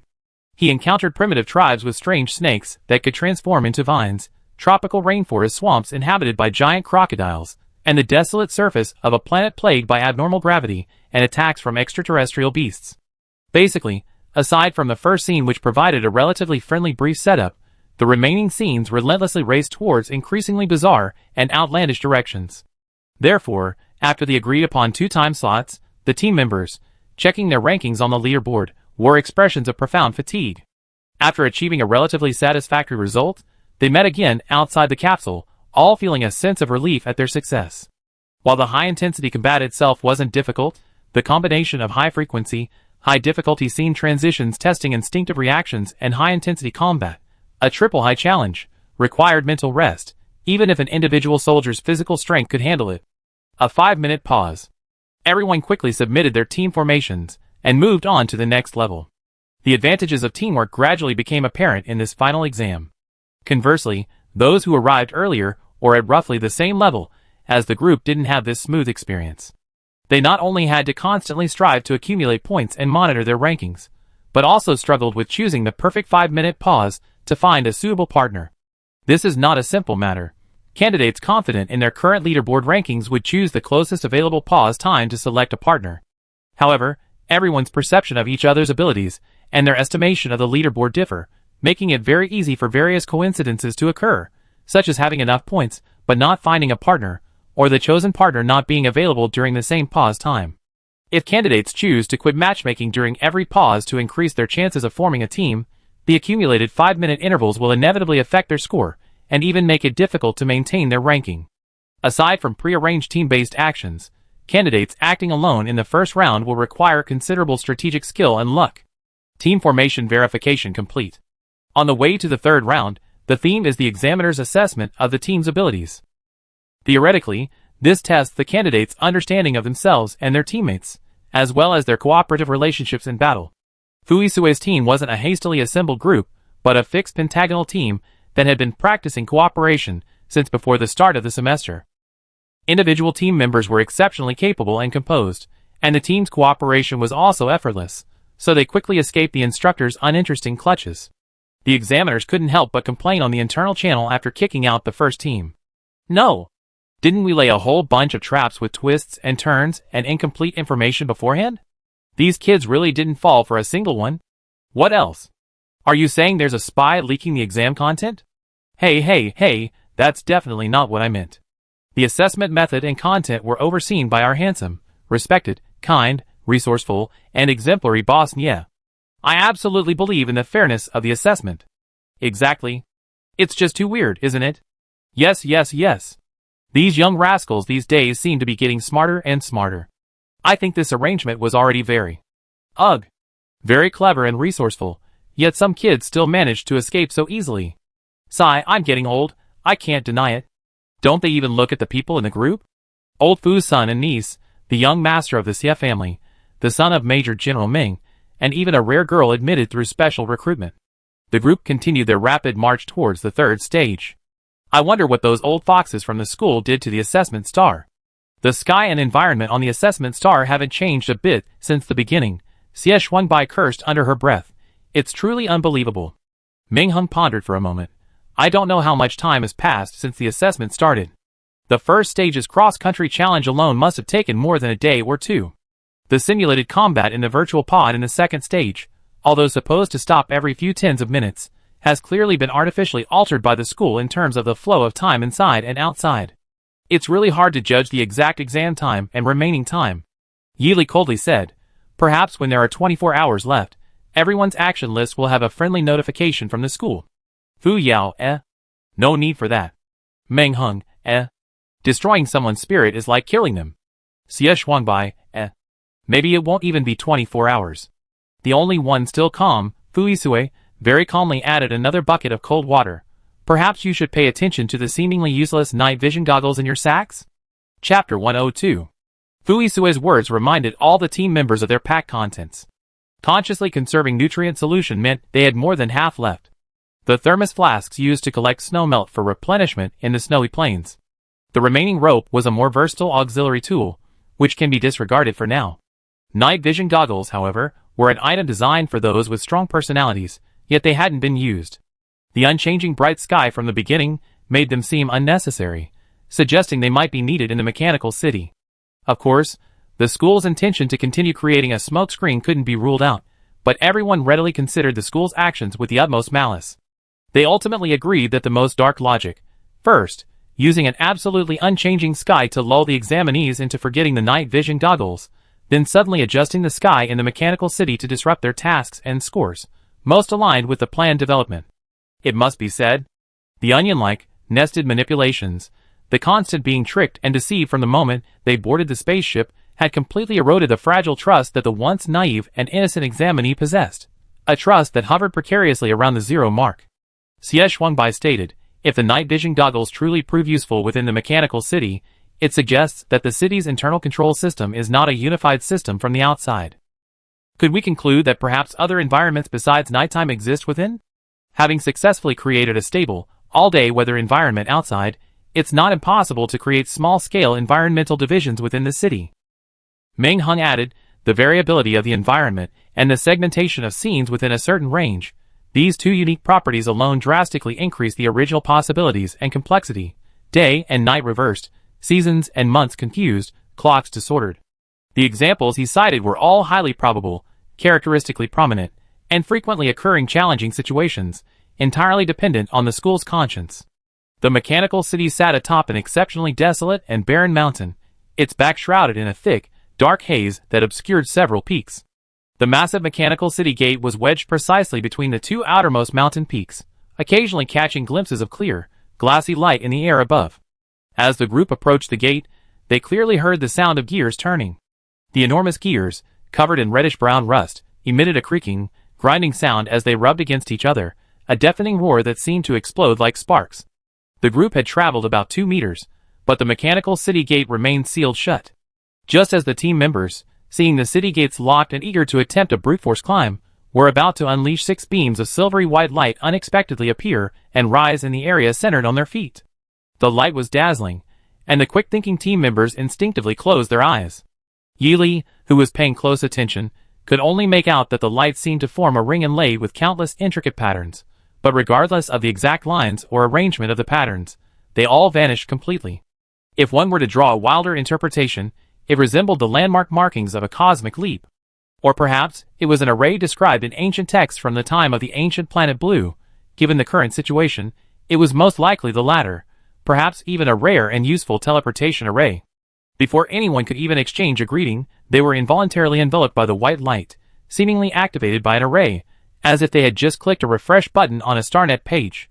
Everyone. The 6 people vanished simultaneously into the teleportation arrays at 6 different locations, leaving no trace. After a long and intense wave of dizziness, Yili steadied himself and landed successfully. Stepping onto the ground of the mechanical city, he felt no tactile sensation of poured concrete. Streets and alleys of varying widths, paved with sand and rubble, were scattered throughout the city. Only the wide, open main roads had kerosene streetlights every few meters. The buildings lining both sides bore distinct mechanical elements and a steam-age style. Large swathes of houses within the city were constructed with reddish-brown and iron-black steel pipes as their framework, then cast in special cement to form square boxes of varying sizes. The rough-lined doors and windows had several delicate, exquisitely crafted small gears at their opening and closing joints. The brass-colored gears were precisely locked in grooves, only opening when the correct password was entered to welcome their owner home. Yili surveyed the surrounding landscape, taking in the abundance of steam mechanical elements. She recalled the team's pre-entry assumptions about the city's zonal divisions. She quickly raised her neck, the tip of her tightly tied black ponytail hanging straight down beside her beautifully sculpted shoulder blades. The slight tilt of her pretty face brought her gentle, hazy tea-colored eyes directly to the city's dome. The sky above the mechanical city seemed no different from the normal sky outside. The scene reflected in her tea-colored eyes was beautiful, yet it possessed an unreal, surreal quality. Yili concentrated some of her spiritual energy in her eyes. The perfect sky previously reflected in her tea-colored eyes slowly shed its illusion, transforming into a crystal dome artificially pieced together from countless shimmering, iridescent glass fragments. She squinted, matching her surroundings with the colors of the sky and the fragments. The twilight of the mechanical city, at sunset, contrasted with the orange fragments in the sky. The mechanical city's mission hadn't changed or expanded like the previous 2 stages due to the triggering of the scene. It remained a complex structure connecting 3 large buildings: the lower underground city, the middle broken cloud ladder, and the upper mechanical floating city. Since Yili could clearly see the naturally formed, beautiful glass dome above her, it wasn't hard to deduce that the teleportation array had taken her to the uppermost mechanical floating city area. She wasn't picky. She only cautiously thought to herself, as long as it's not the broken cloud ladder, it should be fine. Following the rules of the mechanical city assessment, Yili selected the 2 starting weapons from the provided basic weapon arsenal in a nearby shop and equipped them. She then carefully drew the weapons from their sheaths and practiced their movements a few times to familiarize herself with them. According to the mission instructions, candidates entering the arena must find NPCs within their initial traversable area to trigger the mission. These NPCs are randomly generated and deployed by the internal system, carrying not only the crucial mission details for the candidates, but also their own backgrounds, personalities, and daily routines, much like the popular holographic online games of today. Yili nimbly darted back and forth within her currently active area, searching. Even the most elusive NPCs are helpless against being trapped in a limited area. She tirelessly conducted a thorough, carpet-like search, leaving no corner unchecked. And she actually found a lone survivor hidden in the shadows behind a massive gear used as a guide at a street intersection. It should be alive. Yili was about to use the scabbard of his long sword to check the other party's life status. Unexpectedly, as soon as the scabbard entered the area surrounded by gears, the NPC, who had been seemingly lying flat behind the giant gear, suddenly jumped up as if from the dead. A man in brown clothing darted out from the protection of the massive body, which was the same color as the gear. The man rolled sharply from the shadows, his leap so swift and without afterimage. He suddenly unleashed an explosive force beyond the comprehension of ordinary people in an extremely short time, his movements silky smooth and extremely natural, as he reached out to run towards Yili. The man's clothes were wrinkled, and his unkempt hair had a faint sheen of oil.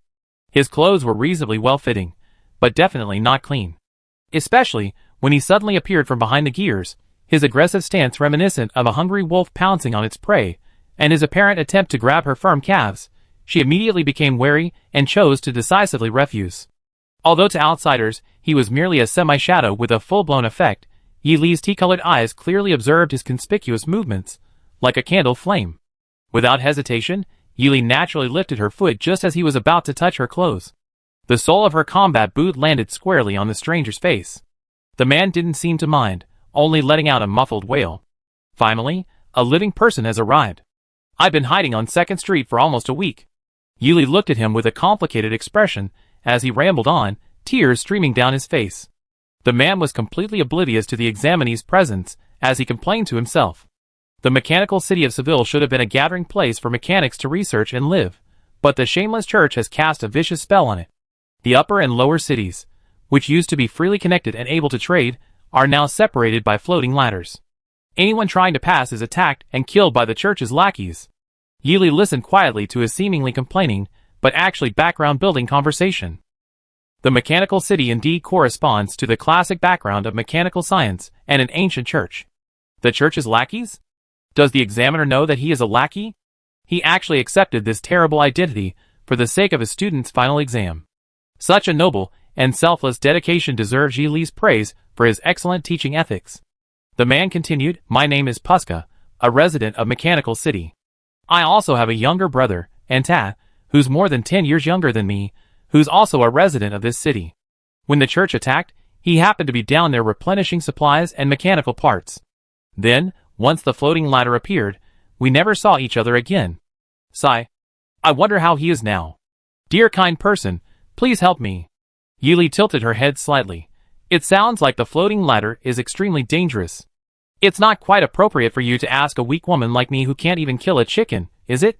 She feigned helplessness, pretending to turn away to find another task. Puska, worried that she would be alone after leaving, anxiously called out to her, "My dear lady, please believe me, I have absolutely no intention of making things difficult for you." Eager to gain Yili's trust, Puska quickly pointed to the cluster of buildings near the intersection. Among the countless imposing steel skyscrapers, he swiftly located a small, gray building and meticulously explained to Yili, earnestly pointing out that a small, seemingly decorative gear embedded in the building's water pipes was actually a hidden inspection machine. This is a strength-testing device designed by the church's uncivilized lackeys after they arrived, mainly for identifying external strength. If the device's light is yellow or red, it means the opponent's strength is insufficient. If the device glows green after scanning, it means the matter is easy for the opponent. We won't waste other people's lives. If the opponent's strength is insufficient, we find a way to send them away. If a strong person like you, from outside the church, appears, residents like me will come forward to ask for help. If the church's ladder hadn't been built specifically for the residents of our mechanical city, we wouldn't be in this predicament, caught between a rock and a hard place. What do you want me to do?" Yili maintained a safe distance from the man. Puska suddenly looked up, her eyes shining. "Are you willing to help us?" Yili's expression was calm. "I decide based on what you specifically want me to do." Although he didn't agree, Puska was still so excited he danced with joy. He hurriedly said, "Actually, we made some preparations for the church's difficulties, but part of it requires the help of my brother Anta. If you can bring him up, we can find a way to drive out the church." Yili initially thought it was simple, just bringing someone up, but upon closer inspection, it was quite complicated. The floating ladder was the church's stronghold in the storyline, and the instructor's attacks would entrench there during the final exam. She didn't even know the intricacies of it. The difficulty alone wouldn't be easy, though it wouldn't be a problem for her alone. However, if she were to involve an unknown NPC whose temperament and personality were unclear, it would be hard to guarantee anything, not to mention the uncontrollable debuffs or unexpected events the NPC might cause during her mission. Besides, if she followed Puska's suggestion, that would mean I have to make 2 trips, one up and one down, doubling the danger. Wouldn't it be more convenient to just bring what you're carrying down? Or bring up what your brother is carrying? You wouldn't need to carry a whole person. She offered an easier solution to Puska's request. Puska seriously discussed it with her. "I could go down. But it's really embarrassing to have a young lady like you carry a rough man like me. And Ta is younger, you can just tuck him under your arm and carry him up." Yili, Okay, I take the little boy. Puska continued. "As for the things, because we're afraid of being discovered, they're all kept close to our bodies. Taking them out separately might be inconvenient." Yili readily accepted this. The little boy wouldn't be too heavy, and considering the trust level among the residents of the mechanical city, bringing both of them up together wasn't out of the question. Besides, letting Puska and Anta meet should increase the NPC's favorability quite a bit. Okay. After considering it for a moment, Yili readily agreed, "I accept this task." Chapter 103. Puska excitedly rushed forward again, wanting to shake hands firmly to express her gratitude. Yili calmly declined this unwelcome enthusiasm, proactively shifting the topic to the map of the mechanical city, choosing the shortest and most convenient route to ensure their mission progressed smoothly and favorably. Unbearable enthusiasm could be refused, but the huge sums of points and favorability points could not. The upper city area was arranged in a standard block layout, basically similar to the clear separation between markets and residences in ancient Blue Star. As long as the mission takers followed the map's instructions and steadfastly moved in the chosen direction along the marked paths, finding any of the floating ladder entrances leading to the underground city was easy. The lower city area was now called the Underground City, or the Labyrinth City, by the residents of the Mechanical City.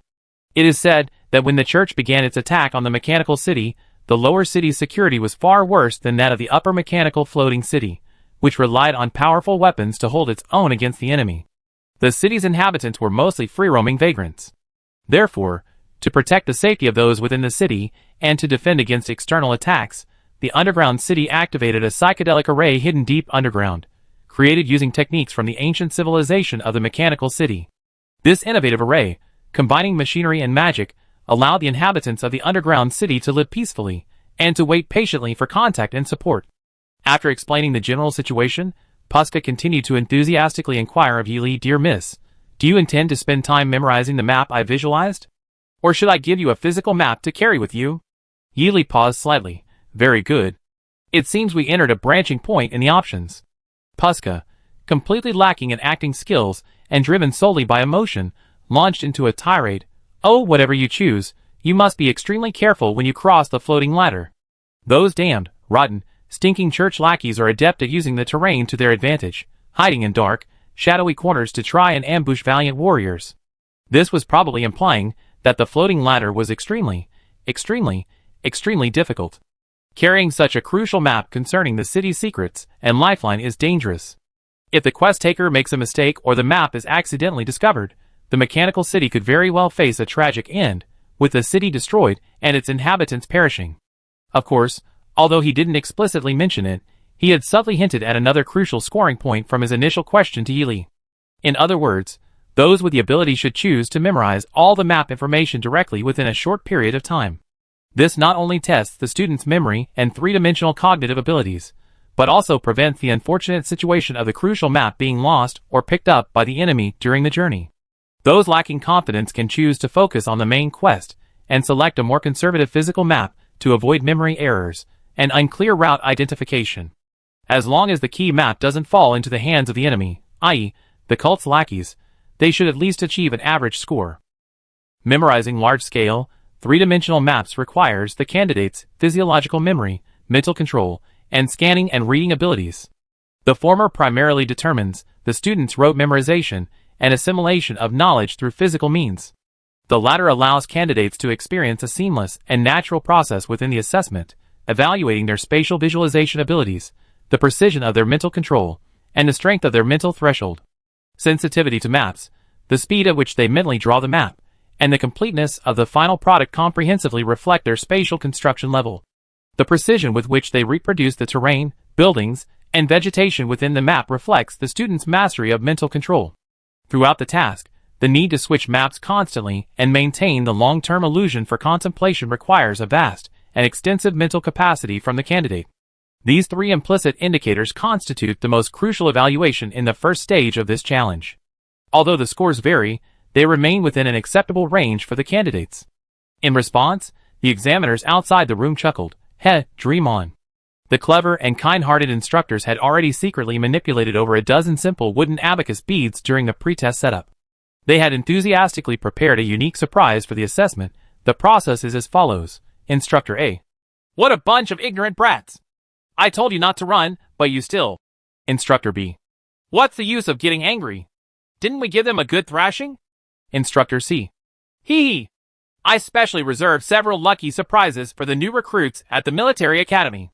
Those cowards who choose the latter and those idiots who can't keep secrets will both receive an achievement." Instructor D. "A brain recycling station?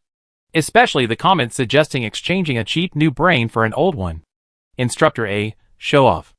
Instructor E still couldn't help but criticize Instructor C's bizarre taste in retrieving achievement titles. Others call it clear stupidity. You, a great genius, stupidity that's clear. In plain terms, is your brain filled with absolutely pure stupidity? The very pleasant thing is, the candidate appearing in this mission actually stumbled upon the trigger.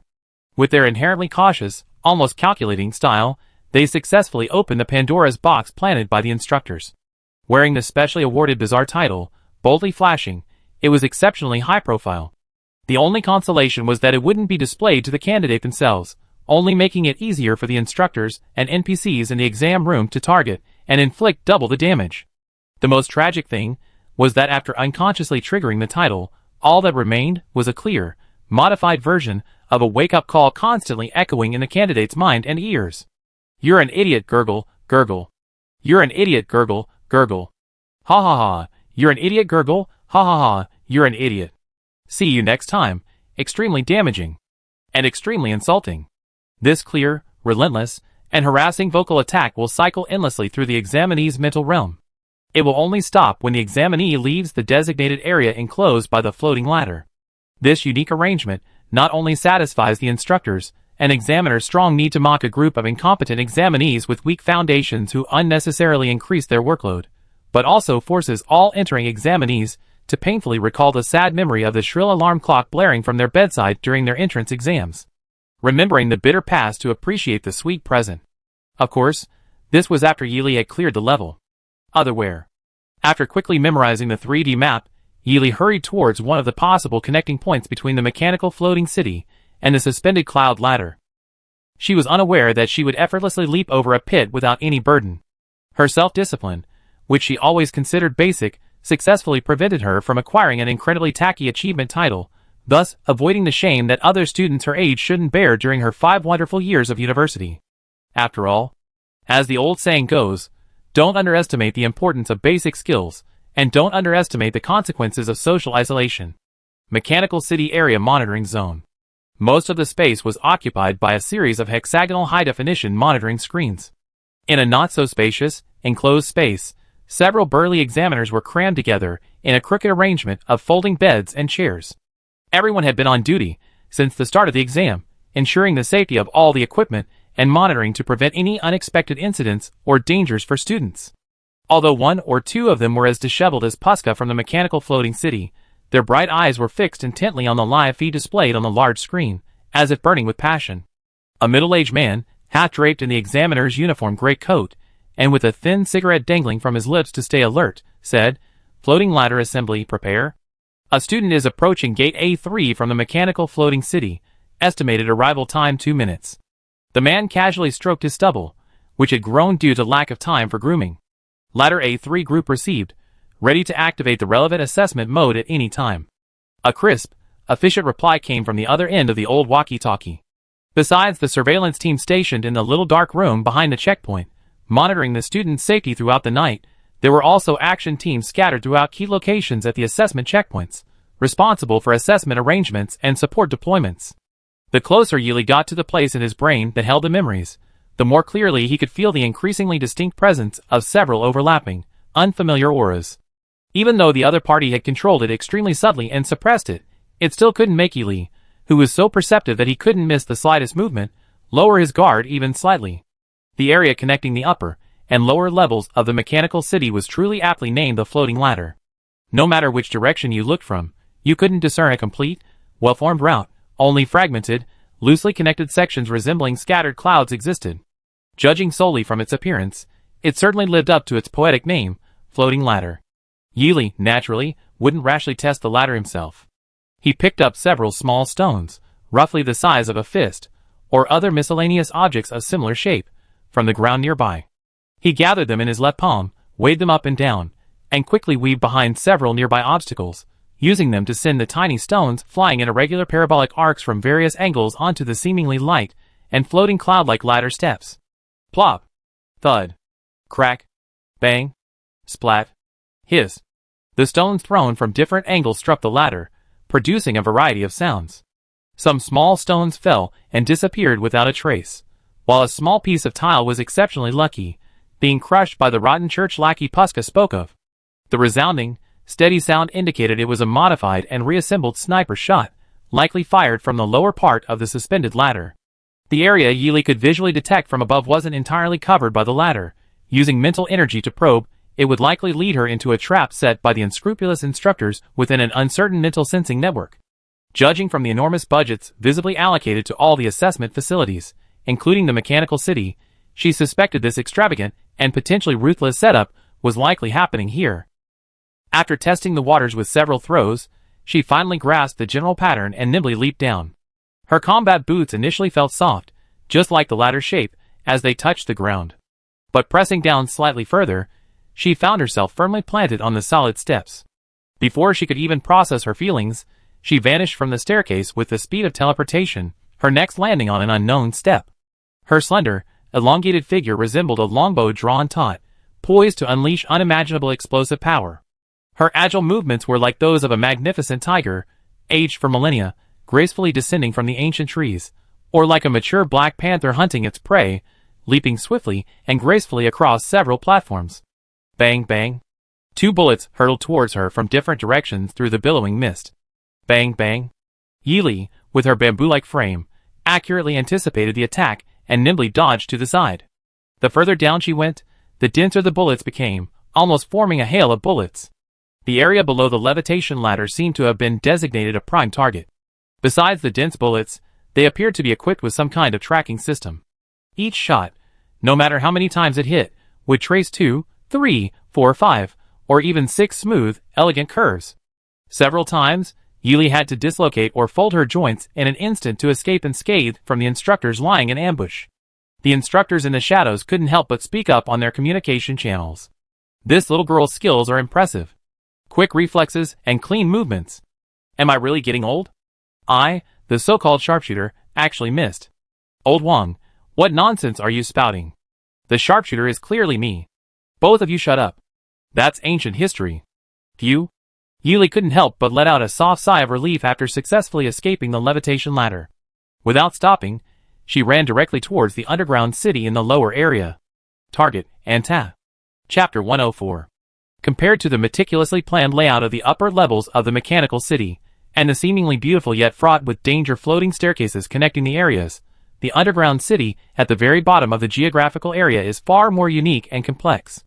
Known as the Maze City, it is even more winding than expected, with undulating streets and paths, interspersed with various irregular, uneven, and protruding spatial lines forming an elusive terrain.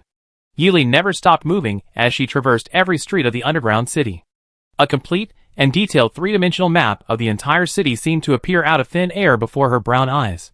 A small black dot representing her own existence, rapidly approaching the destination marked with a red dot. Fortunately, she had completely memorized the underground city map that Puska had given her. Otherwise, she would likely either be trapped and die in the long, haphazard streets, or be arrested by the residents of the underground city by accidentally stepping into an unknown area. The underground city. Gear Street. Yili spent 5 minutes running from the floating ladder to the address Puska had given him. In Gear Street, there was a small, narrow workshop, almost half embedded and half hidden between 2 massive buildings, much like the narrow building on the upper level. It was like a larger, less conspicuous gear used as decoration. Yili found a nearby step, slightly bending his knees to brace himself. He pushed off lightly with the toes of his combat boots, shifting his footing midair, and then deftly climbed onto a gear groove on the workshop's exterior. Following the gear code he had learned from Puska, he began to rotate it. Squeak, squeak. The gears, which had served as a protective layer for the small workshop, had their outer shell peeled away. Upon opening it, Yili couldn't help but show a helpless expression as she peered inside. She had thought that while Puska was neurotic and excessively enthusiastic, she wouldn't so easily trust a complete stranger. Giving out a detailed map was already strange, but exposing the vital location where her own brother was hiding was unbelievable. She clearly had a backup plan. Peeling away one outer shell revealed another, a hard shell inside. The person inside was clearly startled by the commotion outside. Before Yili could consider how to proceed, someone inside asked in a muffled voice through a small window resembling a prison exercise window, "Who's there?" His voice was deep and hoarse. Unlike the voice of Puska's young brother, it sounded more like that of a weathered old man. Yili raised an eyebrow slightly. "I've been asked by someone in Upper City to find someone's younger brother." "Where in Upper City?" A hoarse, unpleasant old voice slowly drifted out from inside again. "2nd Street," Yili replied calmly. "Who asked you to?" "Puska." Snap. As she uttered the name, the small window suddenly slid open. The face that appeared was completely different from the hoarse, aged voice. It had a head of small, curly brown hair, wide, deep blue eyes, and a rosy, still childish face. Its 2 tiny paws clung to the inside of the small window, perfectly matching Puska's description of her beloved younger brother. The moment Yili saw the little one, she understood the reason for the old man's voice. After all, it was a vast city named after and famous for its mechanical inventions. It wasn't hard to explain why a child among the residents would possess a simple voice changer, and she didn't dwell on it for too long. The child was very wary. He asked Yili about Puska's appearance and clothing, as well as the whole story of how she met him and accepted his commission. The person inside seemed to ponder for a considerable time before cautiously opening the locked door and revealing the interior to the stranger. Yili wasn't concerned about the scene inside the mechanical workshop. As someone who was practically in the same line of work as Anta and Puska, she knew exactly what kind of devices were inside. However, Anta's situation made her subtly raise an eyebrow. The child's exposed face was rosy and healthy, but she hadn't expected him to be sitting in a wheelchair. Their conversation at the small window had simply been him adjusting the wheelchair seat using a mechanical device. Yili showed no sign of distress, but Anta considerately explained her condition. "I had a serious illness when I was young, and I had to have my lower leg amputated. It was replaced with a very advanced mechanical prosthesis, which works fine as long as it's maintained regularly. However, the church's attack was very sudden and swift. When I went to the dungeon to buy materials, the metal I needed was blocked outside the city by the church, preventing me from entering. My prosthesis is also not functioning properly during its maintenance period, so I have to carefully hide in the secret workshop and use a wheelchair. Miss, if you really want to take me to the upper city to find my brother, I'm afraid you have to carry me the whole way. Please don't push yourself." Yili, Anta's lower body was paralyzed, so naturally, someone needed to do the hard labor and take the blame. She thought Puska's carrying the little brother up analogy was incredibly strange. She was speechless that it actually contained that element. From her perspective, it was indeed a very practical solution. After all, placing a hidden little bomb whose true nature was unknown in a long or dangerous environment, close to its vitals like its chest or back, would be suicidal. The suspended ladder in the middle strictly required her to maintain free movement of at least 4 limbs while inside. Therefore, the only option that simultaneously met the requirements of being far from vitals, easy to carry and run, and having a relatively stable and experienced control over changes in the hostage's condition along the way, was under the armpits. Moreover, upside down is the priority. The little boy sitting in the mechanical wheelchair had dark eyes that shone like black grapes. The pretty little curly hair had an exceptionally soft feel in the sunlight, and her features were delicate and pleasing. She maintained a pitiful, upward-facing angle of about 45 degrees, seemingly trying to elicit sympathy. Yili's lips twitched slightly, but her heart remained as hard as iron, unyielding. As the youngest freshman at Sothos University, she had never considered herself a younger sister, and felt no obligation to love this younger girl. Yili merely gave a slight twitch of her lips, saying nothing more, her mind already made up. Whoosh! Yili stepped forward, her long, strong arm decisively grabbing Anta's waist with one hand, lifting her lightly, and turning her to hold her firmly. The originally slender and petite boy looked like a sack hanging on a galloping steed. Anta was already mostly preoccupied with his adorable scheme to survive and be taken away. Therefore, he was completely unprepared for this sudden action, especially such a forceful one. After all, the impression he left since their first meeting was one of gentleness and quietness. Who could have imagined that such a beautiful and delicate young lady would suddenly uproot him like a willow tree? Anta didn't even have time to cry out before a gray cloak was draped over his head and wrapped around him, and then he felt himself being carried away like cargo. "I'm taking you back to the upper city now, don't move," Yili commanded calmly, without saying anything more. Anta felt incredibly awkward being half lifted, half carried, but could only puff out his cheeks in the darkness and resignedly accept his predicament. Yili wasn't having an easy time either, inexplicably carrying an extra burden. Recalling the 3D map etched in his mind, Yili quickly selected the nearest ladder entrance and swiftly traversed the underground city streets. He reached the suspended ladder in 5 minutes. Yili rested briefly behind nearby cover, then tightened the straps on the boy, who was half tied and half tucked under his arm, before climbing the ladder. "We're going up the ladder, don't move." The boy, almost entirely wrapped in black cloth, had been jostled quite a bit. But he could only succumb to reality and mumble, "I know." Yili stretched slightly in place. Then, with a creak, creak, creak sound, folded and tightened his supple arm, bending slightly to gather his strength. The change happened in an instant. Even little Anta, bound to Yili, didn't react in time. She had already shot towards the floating ladder, like an arrow released from a bow. Yili tried to adjust her momentum midair, but suddenly felt a heavy weight on her. This unexpected turn of events forced her to quickly climb the nearest step before being spotted by a sniper. From that brief moment of anomaly, she immediately knew that a crucial clue was missing. Yili pursed his thin lips and patted the gray cloak. "What have you been hiding from me?" Anta, huddled under the gray cloak, trembled timidly, her voice still muffled. "I thought my brother told you.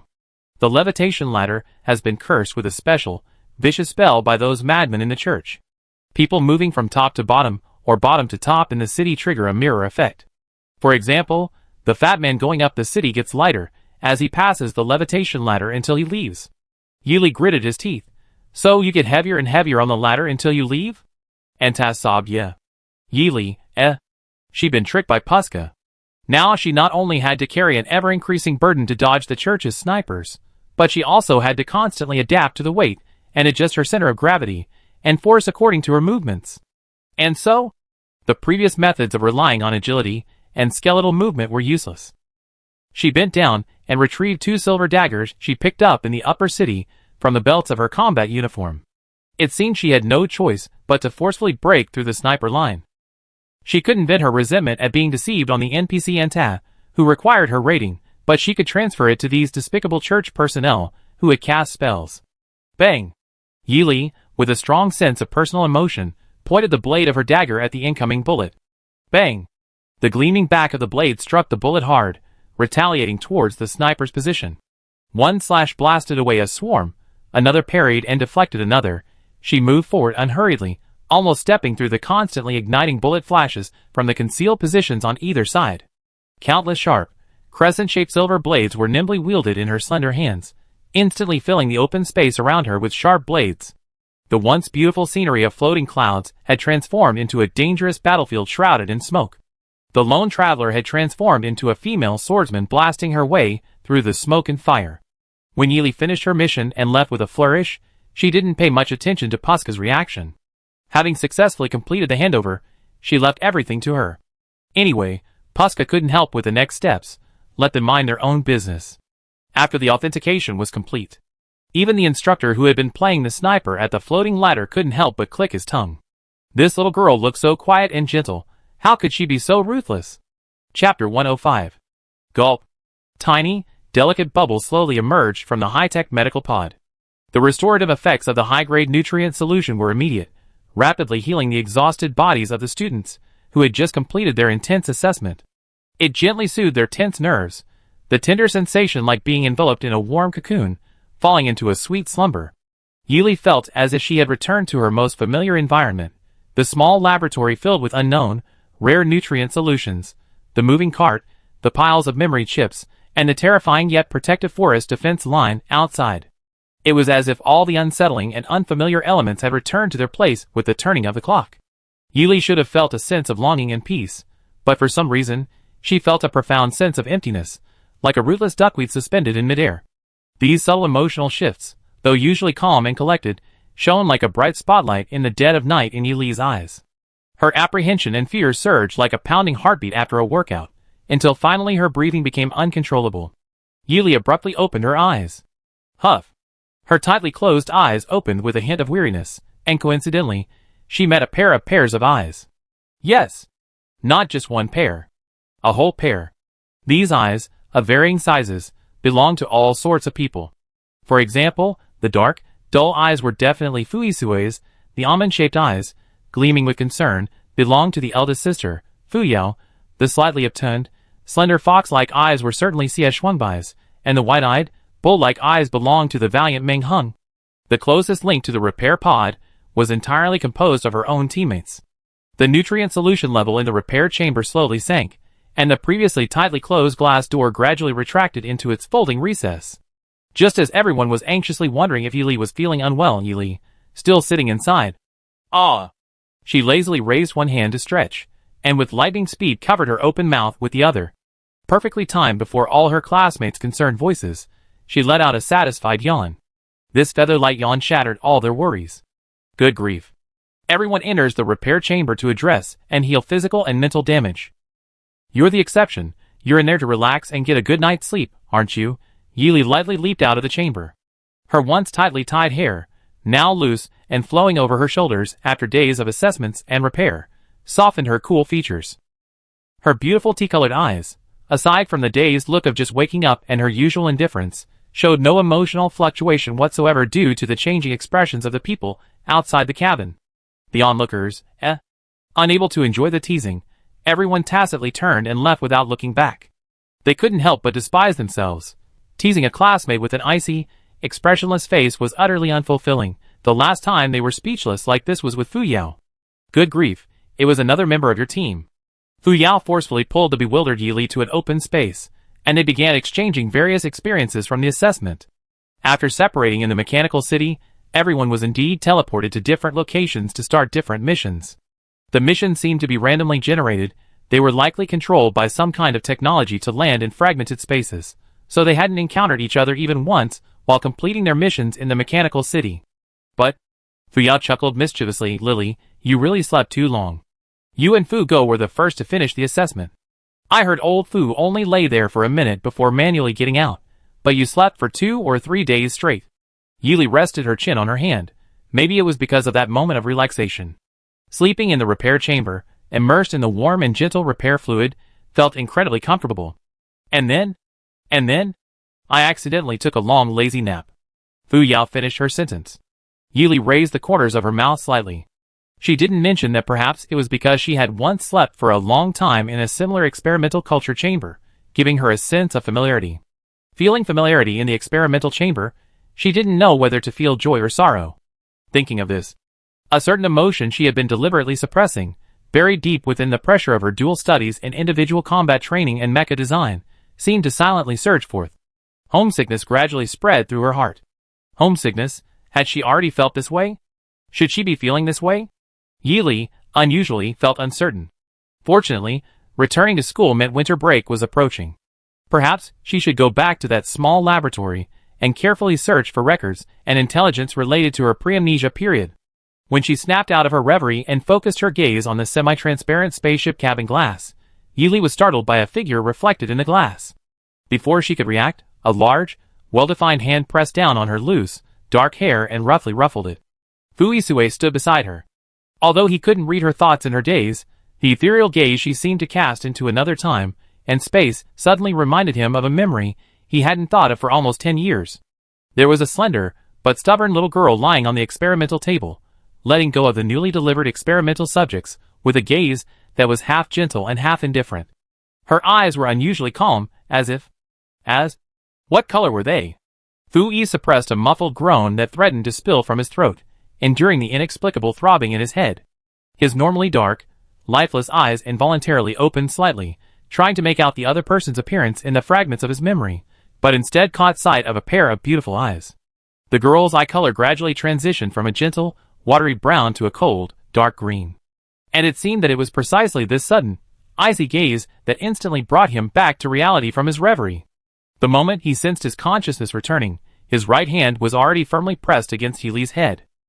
Yili had already composed herself somewhat, and her expression, reflected in the cabin window, held a rare air of utter despair. Captain Fu, please have mercy. If you keep pressing down, I'm worried I might stunt my growth. Ever since her mentor-disciple relationship with Cui Sheng began, and after being subjected to the extremely insulting attack of a short man, Yili had become exceptionally concerned about her height. After all, no one wanted to rely on a telescopic control panel for every part of their mecha repairs in the future. The thought was incredibly embarrassing. Fu Yi slowly withdrew his hand, the intense tension of recovering fragments of memory, and the relief of regaining them both instantly extinguished by her cold water. He had to temporarily swallow the many past events he wanted to directly verify with the parties involved, under the slightly strange gazes of Fu Yao, Xie Shuangbai, and Ming Heng. Fortunately, there should be a buffer period between returning to school and the official holiday date, so he doesn't need to discuss top-secret information with the other party in a public area with poor confidentiality at this time. However, never underestimate a student's eagerness to go home for vacation, especially those who not only want to leave school, but also suffer from homesickness. The vacation dates marked by the school are clearly very flexible.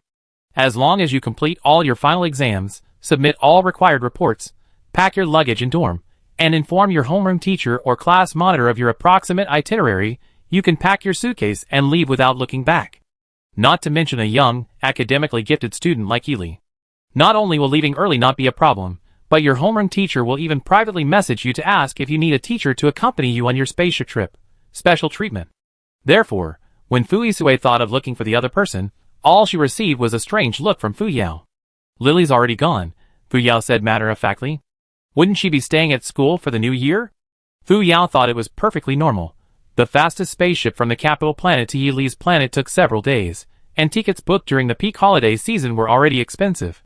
The homeroom teacher had specifically communicated with Yili in advance to arrange the specific time and book the ticket for her, so she had to take advantage of the last bit of the cheap period to get home. Fuisue's question was completely unnecessary. Yili took the earliest flight the day after the assessment. She was already sitting in a seat near the entrance, when it was barely light.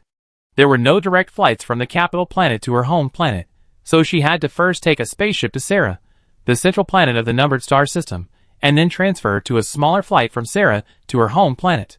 She estimated it would take about 3 days. Fortunately, she had the spatial key given to her by her master. All her luggage was carried easily and lightly inside, without any of the cumbersome or uncomfortable feeling of being overwhelmed. Before boarding the spaceship, Yili even sent advance notice to her master and Shiro, both located on a numbered planet. Of course, she received a candid, mocking laugh from her master, and a meme of her friend's tearful face as she struggled with her studies. Security check complete. Spaceship takes off. The universe outside the cabin window remained vast and boundless.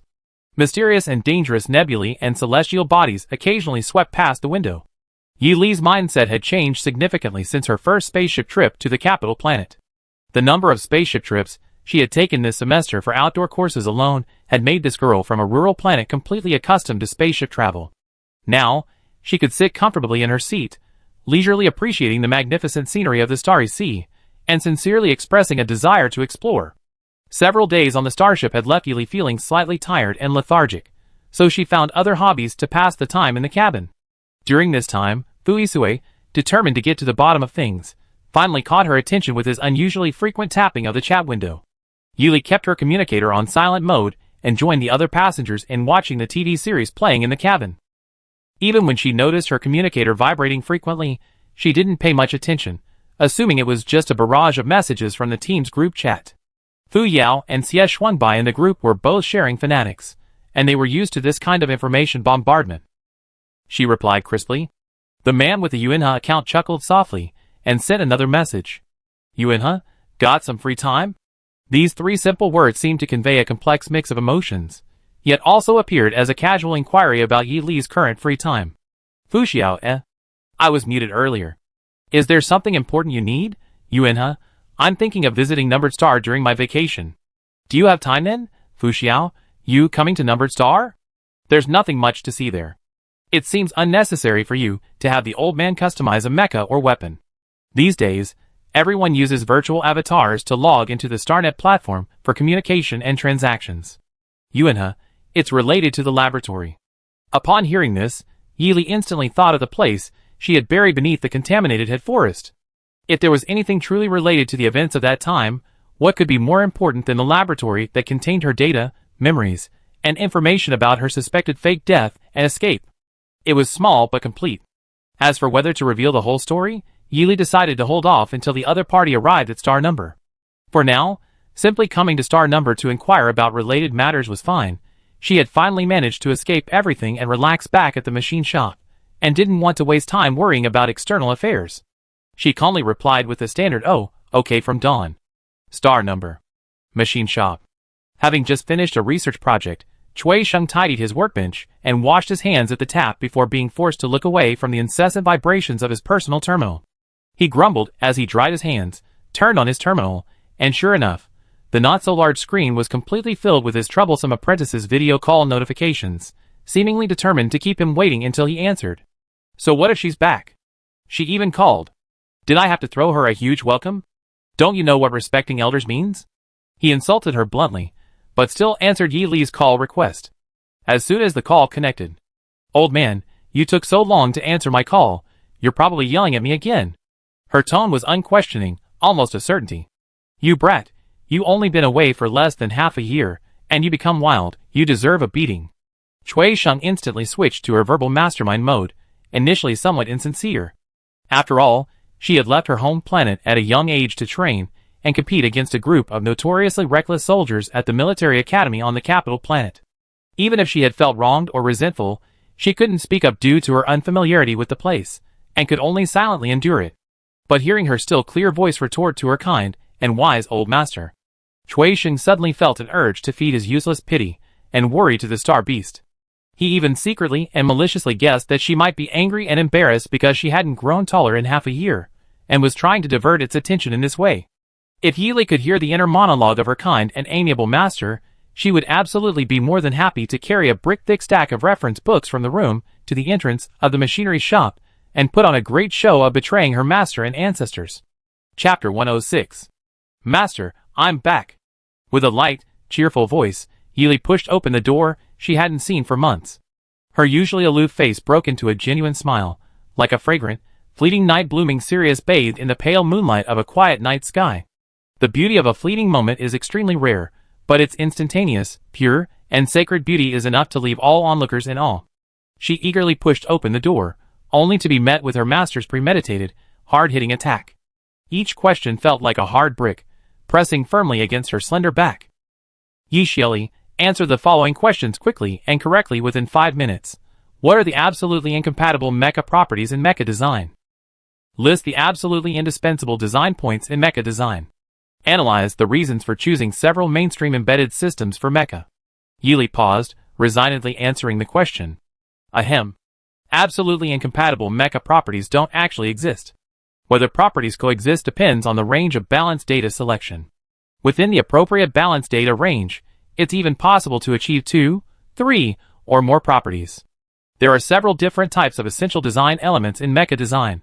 Basic properties include offensiveness, defensiveness, agility, endurance, and balance. Range properties include long range, protracted, and variability. Among the more mainstream embedded systems for mechas, I would choose an intelligent assistance system.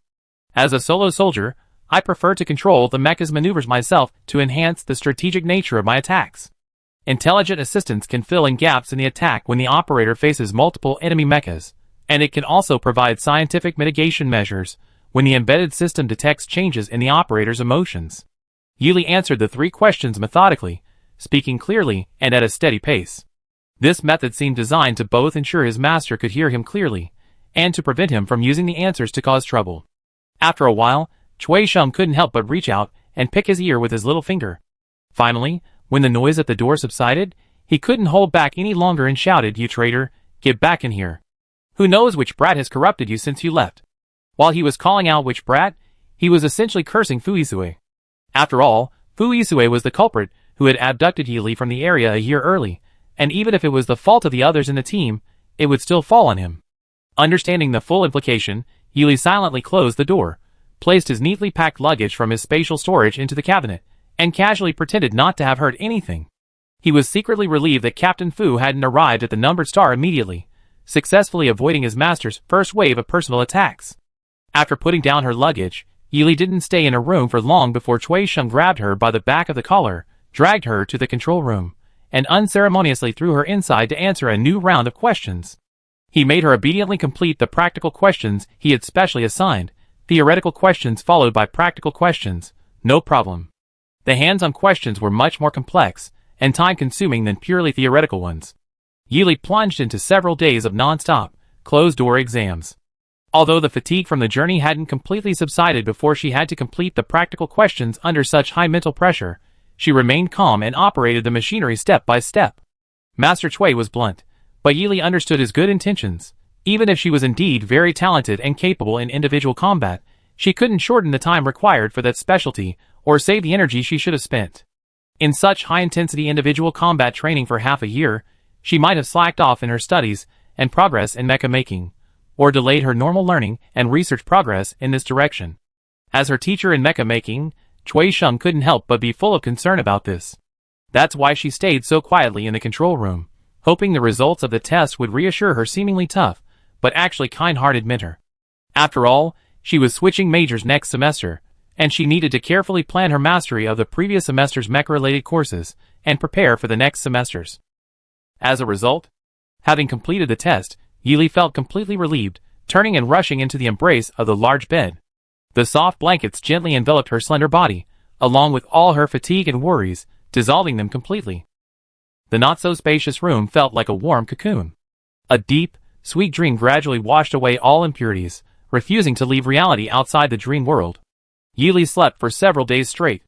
Thus, immersed in her dreams, Yili missed all the messages on her personal terminal. Planet K563. Like the other numbered planets, this one didn't have distinct seasons. However, it was showing signs of cooling. The sky, perpetually gray, only occasionally tinged with a brighter gray-blue during clear periods. After nearly a week of not receiving any messages from Yili via his personal terminal, Fuisue, having just left the Sothos Military Academy, settled his affairs and headed directly to planet K563 in his private starship. As he disembarked, he was greeted by a sky ablaze with gray. The howling winds were dozens of times stronger than on the capital planet.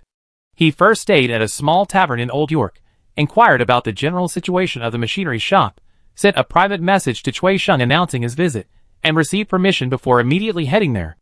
Yili, fast asleep in her room, was completely unaware of this.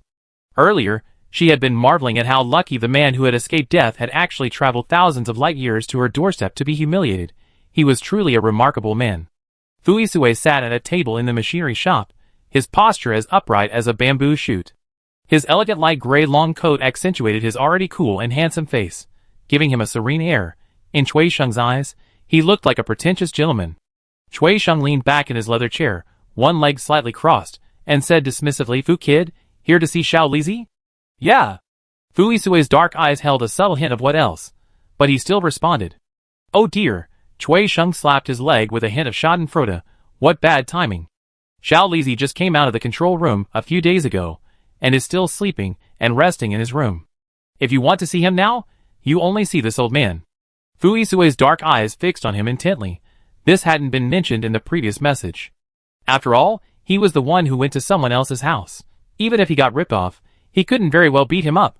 Furthermore, Cui Sheng's difficult temper and perverse sense of humor were already well known throughout the Sothos Military Academy, and later, his eccentricities only intensified in the mecha pilot world. In his haste, preoccupied with a past grievance, he forgot his guard and unwittingly stepped into the other's trap of perverse humor. Squeak! A remarkably clear sound of a door opening echoed loudly in the shop. Cui Sheng's previously relaxed, flamboyant smile abruptly froze, turning icy. Fuisue turned his gaze towards the source of the noise, his dark eyes meeting Yili's as he rubbed his half-open eyes, feeling his way out through the door and along the wall. Yili, oblivious to the strange atmosphere in the shop, calmly received the less-than-kind glare from his senior mentor in his clear, tea-colored eyes, tilting his head in confusion, his eyes almost overflowing with doubt. "You brat!" Cui Sheng gritted his teeth and hissed. The old man, who had reigned supreme in the world of mischievous pranksters for decades, had unexpectedly capsized in his own little ditch, and at the hands of his own foolish apprentice. Yili subconsciously avoided Master Cui's meaningful gaze, but when she looked away, she saw Fuisue sitting silently, and suddenly seemed to understand something. She forced a smile. "Captain." "Okay." But, when she saw Fuisue's deep, focused gaze again, she suddenly recalled something else that seemed very important, but had been carelessly forgotten. The neglected memory suddenly began to attack her fiercely, and the surging emotions made Yili unconsciously want to dodge, only to be met again by her master's exceptionally resentful and extremely frustrated gaze. Very well, she had just escaped one danger only to fall into another. Looking left or right seemed to be pointless. Yili longed to go back to sleep, pretending she hadn't had enough rest. Cui Sheng snorted, "A guest here, you brat. Sit down right now." Yili reluctantly went to the only empty seat. Usually, the outer room of the machine shop only had her and Master Cui's seats plus a chair for a guest. Now, Master Cui and Fuisue were already seated, making the empty seat very obvious. She reluctantly sat down and obediently greeted, "Good morning, Master." "It's not early." Old Master Cui rolled his eyes, annoyed. "It's still dark outside." Yili was startled and instinctively stood up to look out the window. Sure enough, the sky outside was gloomy, and the streetlights, set to their ambient light, were only dimly lit, barely illuminating their outlines in the darkness. It's completely dark. She couldn't help but sigh softly towards the outside, finally exhaling the pent-up frustration in her chest. The movement of closing the window was rather forceful, inadvertently illuminating the interface of her personal terminal hanging on her wrist. A large, black, flashing date symbol and related information appeared in the center of the screen, with a large date January 15th hanging there. It seemed like a cruel twist of fate, or perhaps an unseen force at work. She happened to see the date precisely at that moment. The usually quick-witted Miss He, though slightly groggy from just waking up, immediately realized what was happening. She awkwardly turned back and pouted at her master who had been digging the pit. "You scared me. On K563, it's dark from morning till night every year around this time." "What do you mean, sleeping until it's dark again? That's just a bluff." Shui Sheng gave his drowsy apprentice a sharp rap on the head to wake her up. "All right, sit up straight. I just wanted to test if you're clear-headed. Otherwise." Yi Li, in her confused state, wouldn't gain any advantage by talking or exchanging witty remarks with the cold-faced, cunning, and shrewd brat next door. Even the slightest hint of something she revealed would be seized upon and relentlessly attacked. If she were to genuinely confront him now, she might be completely fooled. Although Shui Sheng often called Yi Li his rebellious apprentice, she was still his disciple, and how could he let her stumble so badly? Yi Li didn't sit down. She turned and went to the washroom to wash her face before sitting down. Seeing that she seemed to have regained some clarity, Shui Sheng left the outside area to the two young men and strode towards his work area. Considering the other party's purpose in coming, Yi Li felt it wasn't safe to chat in the outer hall, so she invited them into the small meeting room in her operating room to discuss the matter. Fu Sui naturally agreed. Yi Li's operating room. Small meeting room. Although the deadline had long passed, Yi Li still quickly read through the message the other party had sent her on the personal terminal, quietly waiting for their inquiry. Frankly speaking, if this were Yi Li, who had only recently been assigned a star, her attitude would naturally be similar to when Fu Sui took her to see Yushanin for a blood test. She absolutely didn't want the dust and grime of the past to hinder her current progress. But from the day she slept in the repair chamber for 3 or 4 days, something seemed different.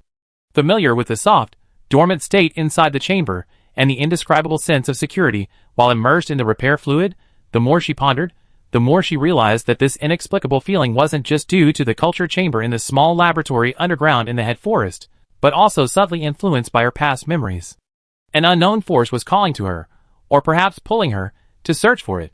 She didn't want to know the details of the fragmented memories, but she couldn't refuse to search for the emotional fluctuations within them, though she had to maintain secrecy. Yi Li composed herself, her clear tea-colored eyes still gentle. "Captain Fu asked." Seeing that she had organized her thoughts, Fu Sui didn't hesitate and directly told her everything he had suddenly recalled on the day the assessment ended. Then, his dark eyes fixed on her, seeking confirmation. Yi Li hadn't expected this.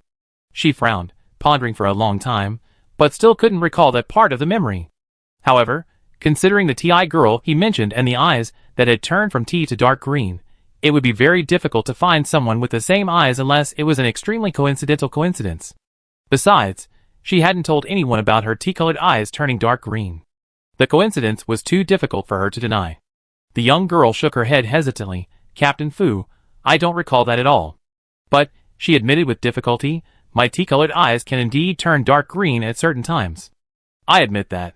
Fu Sui gave her a knowing look. Yi Li raised her paw weakly, "A rare occurrence, although I don't have any fragments of memory about that. There's something else you might be interested in, but it requires you to accept the condition of mental memory locking." Chapter 107. Mental Power Memory Lock. This refers to an extremely special and rigorous method of mental power secrecy, where, based on an agreement between both parties, the requesting party's mental power binds and locks the relevant memories of the requested party in the form of threads. While this method is arguably the most secure, its operational conditions require both parties to possess extremely high mental power.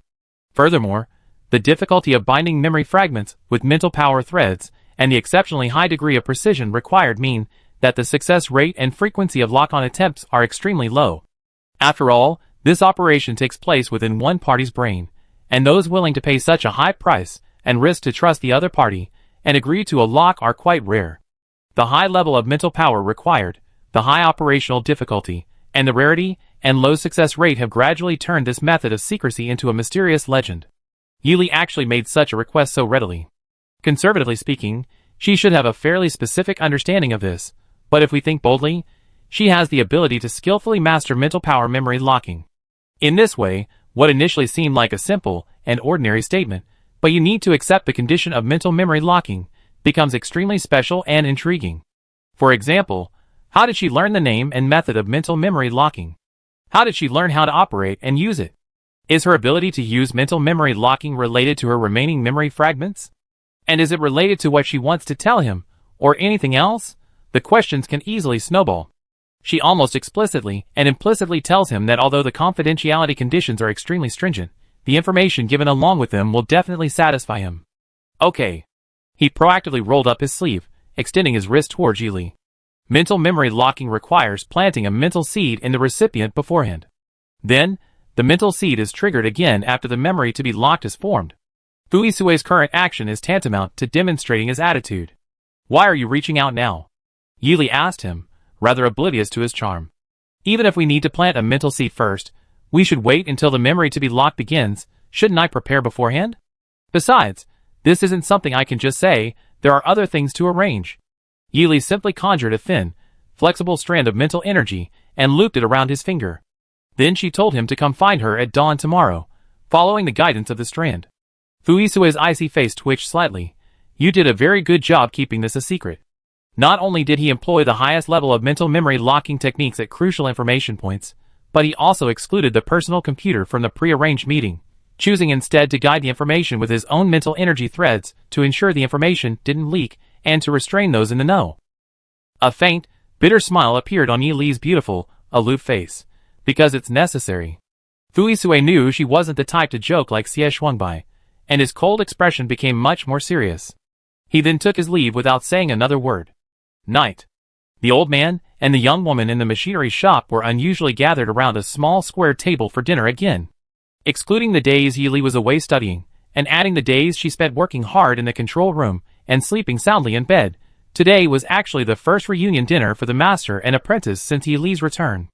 At the dinner table, the two continued their lively discussion about their core professional fields, with Yili recounting her colorful experiences at Sotho's military academy. She also complained about Cui Sheng's notorious reputation at the academy, which made her hesitant to openly introduce herself, fearing she might be secretly beaten up by his countless generations of disciples and grand disciples to avenge their sect. Cui Sheng, who considered himself as arrogant as the sun, naturally disregarded his defeated opponent and her disciples and grand disciples. He not only rejected all her complaints, but also openly encouraged her to relive his glorious past and achievements, demonstrating his utterly selfless and carefree teaching style. After the meal, a domestic robot, upgraded to its current generation, dutifully emerged from hibernation and meticulously cleaned the messy table. A little tipsy, Cui Sheng staggered to the weapons rack in the shop. His callous fingers trembled as he fumbled for the top shelf, expertly pressed the fingerprint button, and a sizable hidden compartment popped open. He casually pulled out a plain-looking pistol and tossed it to Yili. Here you go. His voice was hoarse and strained from the alcohol, yet still arrogant. Master? Yili quickly caught the pistol that had fallen from the sky and asked in confusion. Cui Sheng simply turned and walked into his room. Bullets can limit mental power. Without adding anything further, he returned to his room with the help of the housekeeping robot. Yili stroked the unremarkable pistol in his hand, a complex feeling welling up inside him. Indeed, even if Master Cui Sheng were indifferent, he would probably have a general idea of her background. It was highly unusual for Fuisue to visit at this time. After their conversation, she left so decisively. It is not difficult to conclude that the two had reached some kind of tacit understanding and taken some action. But Master Cui still chose not to ask her anything, only giving her a bullet gun that could restrict mental power. This restriction on mental power couldn't be used by her to restrict herself. It was most likely to prevent her from being harmed by Fuisue, so it was a necessary self-defense item. She silently prepared her luggage for tomorrow, and then unceremoniously grabbed a smaller invisibility device from the weapon rack and stuffed it into her spatial storage. She might not be able to say many things now, but one day she would tell everything to her master, who treated her like a disciple and family. The next day, early morning, Fuisue changed into a light and practical outfit, took the invisibility device, and, guided by the mental power threads on his wrist, his figure silently left through the back door of the tavern like a ghost, heading in the direction indicated. The night sky on star number 1, was even darker than he had anticipated. Apart from the howling wind and the occasional faint animal cry, it was as quiet as a dead city, a stark contrast to the still brightly flashing neon lights of star number 1 at midnight. So quiet. So dark. Fuisue even thought that using the invisibility device was a waste of resources. He felt that he could perfectly blend into this lightless, abyss-like darkness with his own abilities. Thinking this, he still activated the invisibility device and continued forward. Since the other side had such high secrecy requirements, he couldn't afford to let even the slightest mistake be made in some insignificant detail. He moved quickly towards the edge of the city, concealed by the dark veil and the invisibility device. Although his knowledge of K563's terrain was limited to a three-dimensional map, he could still sense that he was heading towards the edge of the city, or more specifically, the contaminated zone's defensive line. It seems, Fuisue thought to himself, my destination is probably near the contaminated zone. The pulsation of the mental energy threads on his wrist gradually intensified until Fuisue entered a particularly secluded wild forest outside the contaminated zone's defensive line, where it finally subsided. Wild growth and jagged vegetation best described the place, and stepping on the dense thickets of grass occasionally produced a rustling sound. The mental energy threads completely stopped and disappeared beside a few ordinary, barren trees. As Fuisue sensed the disappearing threads of spiritual energy on his wrist, and subconsciously looked down to verify their veracity, a very faint sound came from the barren tree slightly to his left. Suddenly, an exceptionally agile figure nimbly flipped down from the once dense, canopy-like branches. Yili, hanging upside down, found herself face to face with him. Yili wasn't embarrassed. She slightly shifted her body, using her toes to lightly touch the thick tree trunk for leverage. She easily changed her posture in midair and landed steadily. Walk? She didn't explain further, simply reaching out and lightly tapping his wrist. She effortlessly condensed the spiritual energy that had been threaded back into a small spiritual seed, sending it quickly to the memory storage area in his brain. Fuisue didn't struggle, letting her do as she pleased. After completing the first step of locking onto mental memories, the two headed towards the depths of this desolate forest, where the inside and outside were almost identical except for the even dimmer light. Perhaps because the two had reached a sufficiently stable agreement, or because the activation of the mental memory lock gave Yili enough security and autonomy over her privacy, she gradually became more talkative as they ventured deeper into the forest. Most of her conversation revolved around precautions and plans for entering. We're going into the contaminated area of the head forest, as you probably guessed. Let's enter through a hidden opening in the defensive line. Once we reach the outer boundary, we need to retract our invisibility devices and proceed into the depths of the forest in a normal manner. Why retract our invisibility devices? In a contaminated area, automatically revealing one's presence would attract countless attacks from contaminated animals and plants. Therefore, concealing one's movements and advancing stealthily is the normal course of action. Yili's suggestion completely contradicted common sense. If she weren't not foolish or prone to making baseless accusations, Fuisue would have completely ignored her. Yili explained, carrying a stealth device might be a valuable asset outside contaminated areas, but on the numbered planet, it's mostly a death sentence. While the contaminated areas outside are vast, they generally have specialized agencies and teams responsible for regular monitoring and cleaning. However, the contaminated areas on the numbered planet are essentially left unattended year-round. This means that every nook and cranny of these areas is infested with pollutants. The inner areas may be small, but the pollutant levels are definitely near saturation. The stealth device works by mimicking fluctuations similar to the surrounding environment to conceal its presence. It can simulate fluctuations, but cannot actually generate the polluted aura. If an area that was originally saturated with pollution suddenly appears, untouched by the pollution and exhibiting strange fluctuations, it will undoubtedly send an abnormal signal to the surrounding polluted plants and animals. Many powerful polluted plants and animals, eager to expand their territory or obtain fresh nutrients, will try to infiltrate it. If you try to escape, you will disrupt the concentration changes over a larger area, and the hidden dangers that are targeting you will increase. So, Fuisue continued, so the best solution is to consciously taint your exterior with the pollution aura from the initial outer stages. And as you move inward, gradually taint yourself with new pollution auras and constantly adjust the pollution aura so that you don't exhibit a life state different from the environment that attracts other polluted plants and animals. Under Yili's expert guidance, the two quickly arrived at the outer edge of the head forest. Fuisue had expected a speed battle, but instead, a fierce melee ensued. Mixing with the local atmosphere during a fight is the easiest way. Besides, if we subdue these local tyrants, traveling through the head forest will make the star beasts and alien plants from other regions wary. Unless it's a matter of territory, they'd likely not attack us easily. The slender, aloof woman in pure black combat gear effortlessly dodged the relentless attacks of the star beasts and alien plants, simultaneously delivering increasingly powerful punches. Then, she extended two gleaming blades from her sleeves, effortlessly cutting or repelling the countless pollutants that relentlessly attacked, as if she were preparing beef in her own kitchen. Blood gushed out like exploding, bloody fireworks, the murky aura of which quickly clung to their bodies as the blood splattered onto their combat suits during the battle. Fuisue, like her, charged forward with sweeping, powerful attacks, killing with lightning speed. In his eyes, Yi Li's actions went beyond simply moving freely among thousands of troops. They were more like a demon king returning from a campaign. Yi Li, her combat suit stained with blood, ended the battle. The restless star beasts and exotic plants around her, overwhelmed by her aura, reluctantly retreated. Fuisue followed behind her, continuing his rapid march deeper into the forest. Yi Li spoke again. The polluted star beasts and exotic plants of the head great forest have grown wildly without natural enemies for a long time, giving them a strong spirituality. Their instinct to bully the weak and fear the strong is particularly pronounced. If there's a problem, they be the boss if you can subdue them. Fuisue tentatively asked, "Did you figure this out yourself?" Yi Li didn't shy away from the question. The rare-grade materials I prepared when I became an apprentice all came from the generous gifts of the innermost region of the head great forest. In other words, she gained this valuable experience through hard work and skill. Fuisue, truly the queen of the head great forest.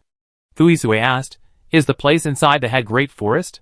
Yi Li frankly replied, "Yes, but it's still quite a distance." Chapter 108. Following Yi Li through the forest, fighting and navigating its twists and turns, Fui finally reached the innermost area of the head forest. Yi Li's movements were more agile here than before. The slender black figure seemed to move freely even with her eyes closed, and she even had the energy to temporarily provide explanations. The vast area ahead is the territory of S+ and SS+ level exotic plants, scarlet vine, and crimson salt tree. Scarlet vine. It's an exotic plant with terrifyingly sharp thorns on its shell, harder than the scales of a star beast of the same level. Contrary to its incomparably powerful shell, its lashing vines are more cunning and insidious than a swift and venomous snake. The purplish-red sap oozing from its sharp thorns has extremely strong corrosive effects, causing astonishing physical and magical damage. Yi Li used a game term that Meng Hung had once told her. Fuisue asked, "About how corrosive is its sap?" Yi Li, drawing on his experience, estimated, "If one drop touches our combat suits, they dissolve but won't harm our skin. 2 drops separately, be prepared to run around naked. 2 or more drops combined, and we're basically done for." Fuisue regretted not wearing his best combat suit, but thankfully he had a habit of carrying an exoskeleton. "What if I wore an exoskeleton?" Yi Li continued walking. The vampire roots of the crimson salt tree love to absorb the metallic components of exoskeletons. It's safer and lighter to just wear the combat suit. The crimson salt tree. Another powerful alien plant in this area of the inner ring. It uses its intricate network of vampire roots to twist and attack any passers-by. Its underground root system is distributed like the web of countless six-eyed weaver spiders, spread out in a way that even if you blast open a small patch of land with a bomb, it will only leave the original rooted area barren for years. Fuisue waited until she finished introducing the red salt tree before interjecting, unable to resist gently grinding his teeth as he asked, "Aren't you afraid your combat suit will be corroded?" Yi Li replied, "I'm wearing 2 layers of combat suits." Meaning she had 4 chances to try and fail. Besides, this wasn't her first time here. She wasn't unfamiliar with the scarlet vine and the red salt tree. Fuisue truly felt the meaning of the shared lineage between master and disciple. However, Yi Li didn't fully adopt Cui Xing's wicked sense of humor. She also had her reasons for not informing him beforehand. Firstly, she didn't want Fuisue to guess her location based on leaked information before they actually arrived. His ability to gather intelligence and deduce from the smallest details had even forced the sharp-tongued and arrogant Cui Xing to directly reprimand her several times. Secondly, it was also due to his sufficient confidence in her skills. After all, from the start of the semester's military training, her usual academic performance, and even the tacit cooperation within her group, all proved that her combat capabilities were no less than his own. Even without prior preparation, it wouldn't matter, he could simply imitate her the snipe and the clam fight method. The fisherman reaps the benefits to get through. Ordinary individuals might struggle with this tactical maneuver, but not him. And Fuisue clearly didn't let Yi Li's information go unanswered. Amidst the horrific scene of 2 scarlet vines and 3 sections of vampire roots colliding and exploding in midair, both of them nimbly escaped and successfully reached their final destination. The innermost part. Everywhere, withered, dragon-shaped, vigorous branches coiled and intertwined between heaven and earth. Countless enormous hands completely obscured the already dark, gray sky above, leaving not a single ray of light, and even the faintest breeze and air currents barely lingered. Yi Li instructed Fuisue to move as lightly as possible, slowing their pace to the absolute minimum. Almost breathlessly, they arrived safely above the hidden underground door, nestled in a corner surrounded by the dragon-shaped, withered tree. After quickly verifying the entrance, Yi Li pulled Fuisue, who was avoiding eye contact, and leaped down through the suddenly appearing black hole. After confirming someone had entered, the previously unseen entrance vanished silently. Whoosh! 2 figures slid down the narrow passage to this hidden underground location, one after the other. As soon as Yi Li landed, she lightly jumped to her feet, smelling a familiar, slightly decaying scent, and for some inexplicable reason, felt a sense of returning home. The first thing Fuisue did upon landing was to stand up with heightened alertness and survey her surroundings. To be honest, the place wasn't exactly spacious. If Yi Li had truly been here for several years, it was indeed quite remarkable. "This is it," Yi Li said, instinctively wanting to run towards her big bed, where she had slept for years. But she still retained some rationality. "Come with me to the cultivation room first. I take you to the rest of the place. This place isn't big. Even if we search carefully and repeatedly, we can finish everything by tonight. According to our prearranged agreement, you can access all the memories here. But none of the original documents can be taken out of this place. Everything must be recorded in your brain, within the memories locked by your mental connection with me. You can browse through it at will, or continue reading it within your memory after you leave. It is absolutely forbidden to show it to anyone other than you in any way." Her tone and expression grew increasingly serious as she spoke, her originally beautiful, gentle tea-colored eyes gradually turning into deep, dark green pupils. An uncontrollable aura of power emanated from the corners of her eyes and brows, her slightly lowered pupils seeming like sharp needles, filled with an unspeakable ferocity and aggression. Her voice grew colder. "Furthermore, if the person in your memory is indeed me, then you are the second time I have planted a seed of mental memory lock on you. The consequence of being betrayed twice by a top-tier mental power user with a powerful locking seed. You wouldn't want to know." The dark green pupils, imbued with absolute power and terror, strangely intertwined with Fuisue's childhood memories, unconsciously stirring feelings of gratitude and shame in him towards the owner of the dark green pupils. Under the combined pressure and persuasion, he unconsciously followed her words. Hiss. He bit his tongue lightly and sharply, forcibly regaining a sliver of clarity from his dazed state. Fuisue tried to process the strange sudden change in Yi Li's personality. After a long while, he realized that the real Yi Li, who had been blatantly suppressing him earlier, was now standing outside a sophisticated incubation chamber, absent-mindedly stroking the broken glass. The culprit behind the impact that could shatter the outer wall, which was several times harder than ordinary incubation chamber glass, into shards could only be the person in front of him. After a few seconds of stunned silence, Yi Li suddenly and coldly withdrew from his uncontrollable emotions. Back to the main point of his trip. Find me anywhere, ask me anything you want. Now that he had brought him here, Yi Li had no intention of hiding anything further. Fuisue was equally blunt. You were here when you woke up, and there was no one else besides you. Yi Li replied, to be precise, it's more like my bodily functions were in a state of dormancy or prolonged coma due to some factor. So someone kept me like a frail old man in the incubation chamber behind me, leaving me to my fate. Fuisue stepped forward and carefully tapped on the glass of the incubation chamber, then took out his personal equipment and roughly scanned the remaining nutrient solution inside. Anything capable of holding a comatose person in a culture chamber for years must be extraordinary, Yi Li said calmly. Of course, it wouldn't be ordinary, otherwise I probably would have died in there long ago. The two observed the rest of the chamber. Fuisue noticed a mark on the outside that appeared to have been run over by a roller. Although covered in dust, it was thinner than in other areas. Can you continue the story? Yi Li happily recounted the scene. Judging from the scene, I practically crawled out by breaking through the glass. The nutrient solution could only maintain basic bodily functions. After crawling out, I could only get around using the small experimental cart that was lying nearby. The lighter dust on the ground is probably where I ran over while using the cart. So what did you do then? Yi Li frankly replied, I found a few vials of nutrient solution in the lab and drank them down. Fuisue didn't ask her about the possibility of expired or problematic nutrient solutions. As Yili calmly faced the situation, a large hand steadily pressed down on her soft head, so that she didn't even have time to protest before being forcefully pressed down again. She thought to herself, does Fuisue hate to see her grow taller? This is the prime time for her to grow taller. Being pressed down like this will really affect her height.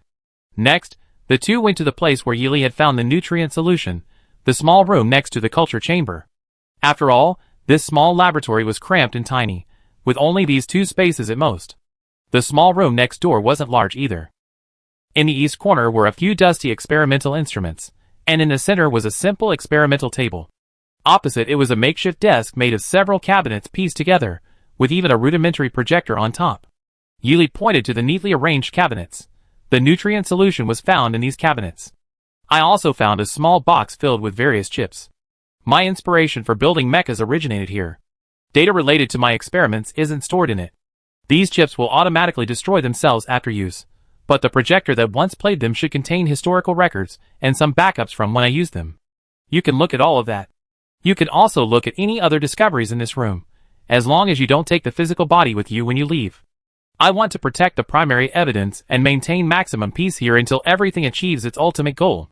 She finished speaking, turned, and left, handing over the excavation rights of this place entirely to the other party. He opened all the drawers of the cabinets, and carefully examined the items and materials inside.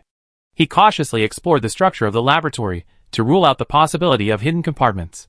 His efforts paid off, and he finally found 2 pages of report paper in a secluded gap between the upper and lower drawers. Beyond that, it was difficult to find anything more. Fuisue's long eyelashes drooped, completely concealing the endless darkness deep within his eyes.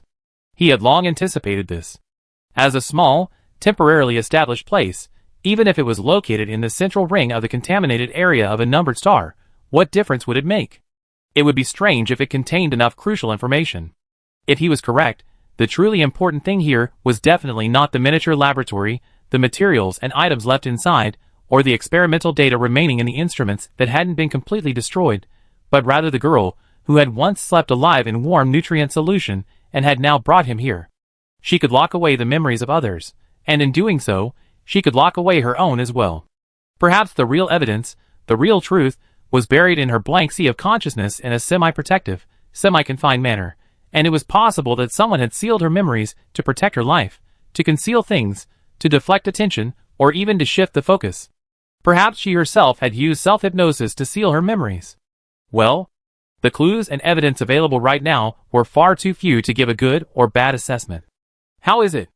Yili tapped the partition, asking Fuisue about the search results. The images of several professors and teachers displayed on the teaching videos stored in the projection machine are very clear. We can use their appearances to search for them. Yili nodded. I think about it some more. She carefully recalled. Apart from the memory chips used to fill gaps in her knowledge and skills, the consumed nutrient solutions and the broken glass exterior remained untouched. The memory chips. The small box containing the memory chips seemed to have a very small mark on its outer shell. Right, I remember there was a blurry little mark on the box containing the memory chip, deliberately erased. A pattern formed by a roughly vertical line or outline and lines or outlines symmetrically arranged at a 45-degree angle. I feel like I've seen it somewhere before. Yili raised her hand to press her temples, forcing herself to search her memory, a three-part mark. Her brain raced with her thoughts, as if several nerves in her skull were being pulled and tugged, causing excruciating pain wherever her thoughts touched. Almost instinctively, she crouched down and curled into a small ball, as if trying to alleviate the excruciating pain throughout her body, as if her collarbones had been ripped out. But she still didn't want to give up the search for a solution and seek an easier path. Since she had already begun to endure the pain, she might as well endure it to the extreme before stopping. If she still didn't get a seemingly relevant answer or clue, then she could only blame herself for being incompetent, and all her suffering would be in vain. Three marks? No, perhaps 3 pieces? No, 3 marks. She clutched her throbbing brain tightly, enduring the excruciating pain under Fuisue's restrained gaze, her hoarse voice screaming through suppressed emotions. The marks from the military academy's mini-competition. Ignoring the lingering, agonizing waves of pain still crashing over her head like an unpredictable tide, Yili felt a surge of emotion. In her agitation, She hastily grabbed a corner of Fu Isue's clothing, using immense strength to pull him close. It's a chicken claw mark, and a sapling mark. Upon hearing this, Fu Isue's expression instantly darkened horribly. Chapter 109. Chicken Claw Print. The Sapling's Mark. With Yi Li's hoarse prompting, memories seemed to rewind rapidly. Thanks to Fu Isue's exceptional memory, and the fact that everyone was eager to leave work and therefore chose a quick battle to minimize the time, these two not-so-unremarkable symbols were found. Fu Isue pulled a yellowed notepad and a makeshift ballpoint pen from the nearby table, and began to systematically list and structure the information Tianyin had given them with Yi Li, highlighting those related to the marks. The system's opening introduction included two pieces of information: the virtual year 1234 AD, and the location within the area where the southern Banyan Tree Sea is situated. The time doesn't seem real, but the information about the southern Banyan Tree Sea's location might correspond to an endless sea of trees on a planet within the Fanlin starfield. Is there more than one endless sea of trees? In other starfields, the endless sea of trees is a specific name for a particular place. But in the Fanlin starfield, where trees are abundant and dense, the forests are exceptionally vast, so it's roughly equivalent to the name of a forest in the outside world. But this is limited to the specific starfield of Fanlin. After all, other starfields are vast, and it's normal for a planet to have an unknown sea of trees. That's true. Yi Li agreed. Otherwise, if it fell into the ears of those in the know, it would be equivalent to telling them the address of their experimental base. But it's still a semi-explicit indication. Fu Yi listened carefully to Yi Li's description of the two markings, drew their approximate appearance on a yellowed piece of paper, and confirmed it with her. Chicken claw prints are a symbol with only 3 claws, and any 2 claws are symmetrically spaced. Similarly, the saplings have symmetrical spindle-shaped leaves. It must be said that if it weren't known that these were the symbols of a malicious research laboratory, an uninformed person would probably mistake them for childish doodles, at most laughing it off without paying much attention. After obtaining Yi Li's consent, Fu Yi carefully put away the paper with the 2 markings. Yi Li asked a couple of questions, but quickly lost interest. She walked to her culture chamber, sat down, and unconsciously dozed off, leaning against the intact glass side. For someone who had experienced this firsthand, the fastest way to obtain information was certainly not by searching and verifying suspected locations. Perhaps triggering fragmented memories in a dream would yield more information. She vaguely recalled the pain she had felt after the mecha pilot exam, which was thought to be growing pains, and the inexplicable, indescribable torment that had plagued her body since military training after arriving on the capital planet. Perhaps these were all hints, or the breaking of a chain. As she pushed harder to break through her current sealed limits, it might symbolize the gradual unsealing of hidden fragments of memory, clearing away the dust and becoming clear.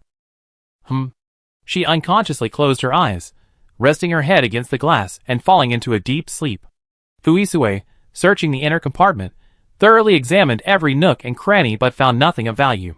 Turning her head, she saw Yi Li sleeping peacefully against the glass of the incubation chamber, her eyelashes drooping gently. Fu Isue noticed the dust and debris clinging to her pure black combat uniform, and took out a specially made dust-proof cloak from her spatial storage, carefully draping the soft cloak over her outer garment. Although he had finished his investigation, there was still plenty of time, so he wasn't in a hurry to leave. He decided to stay and wait for her to wake up before they went out together. Fu Isue found a clean spot to sit and quietly closed his eyes to rest. He also wanted to try to understand what Yi Li had been thinking at that moment. Hiss. A slight sound. Fu Isue didn't pay it any mind. Sizzle, sizzle. It sounded like an extremely faint electrical crackling. Sizzle, sizzle. It seemed to be mixed with the harsh sounds of machinery being operated. Unbeknownst to Fu Isue, who had been sleeping peacefully against the glass wall, Yi Li suddenly opened her clear, watery brown eyes. However, the previous softness had rapidly deepened into the dark green pupils that had suddenly appeared when she threatened him earlier. The light in her eyes was gone, and she was almost dazed. Meanwhile, Fu Isue, who had been resting with his eyes closed, was also not at ease. A delicate yet resilient pulling force suddenly arose within him, as if trying to drag him into an unknown, unfamiliar territory. Since the battlefield was within his mind, he couldn't afford to be careless, forcing him to mobilize all his mental energy to fight against it. The two mental energies remained evenly matched in the brief tug-of-war. However, Fu Isue, with his home field advantage, was clearly superior. While fighting it, he was distracted by the opponent's origins, and couldn't help but worry about Yi Li outside. Here, it was just the two of them. If he was affected by this strange, interfering mental energy, Would Yili be in the same situation? No. He silently resolved the current situation even faster. Just as he was about to increase his mental energy output, the strange mental energy that had been pulling him suddenly thinned out and quickly withdrew its released power. The deep green of Yili's eyes faded, and he slowly closed them again. Before Fuisue could react, that spiritual energy suddenly burst out of his head. Having eliminated the hidden danger from the outside, Fuisue almost simultaneously opened his eyes abruptly. He immediately checked on Yili beside him, and only after checking did he realize that Yili was still asleep. Relieved, he shifted his gaze to the ground in front of him. The burst of spiritual energy did not take this opportunity to leave. Its faint, almost extinguished white light gracefully transformed into a tiny matchstick figure, standing motionless on the dusty floor, as if it had something to say to him. Fuisue's voice was cold. Why is your spiritual power appearing in my mind? The white stick figure trembled as if sighing, this is just a wisp of my remaining spiritual power. I was merely clinging to life in the external water storage tank of incubation chamber number 5. Now I'm almost completely worn away, turning into scattered spiritual particles for life to absorb, which is why I was able to enter the brain by chance. I was accidentally stimulated by your spiritual power wisp, and regained a sliver of consciousness. Perhaps my original self never imagined that one day I would see her alive again. The white stick figure couldn't help but sigh softly again, and another speck of light floated from its body, seemingly confirming its imminent complete annihilation. Fuisue's eyes were as black as an abyss, his peripheral vision sweeping over the still quiet Yili. The original spiritual power that could survive here must be related to Yili's past memories, and the she he spoke of was naturally the Yili beside the woman. Just happened to be here? He didn't believe such a vague explanation of coincidence. The white light figure shook its head frankly. No, it was my true self who sent her here. To atone for my sins. Atonement. Fuisue kept savoring this word in his mind. After a long while, his dark gaze swept over the white light figure, which had already dissipated by half in a short time.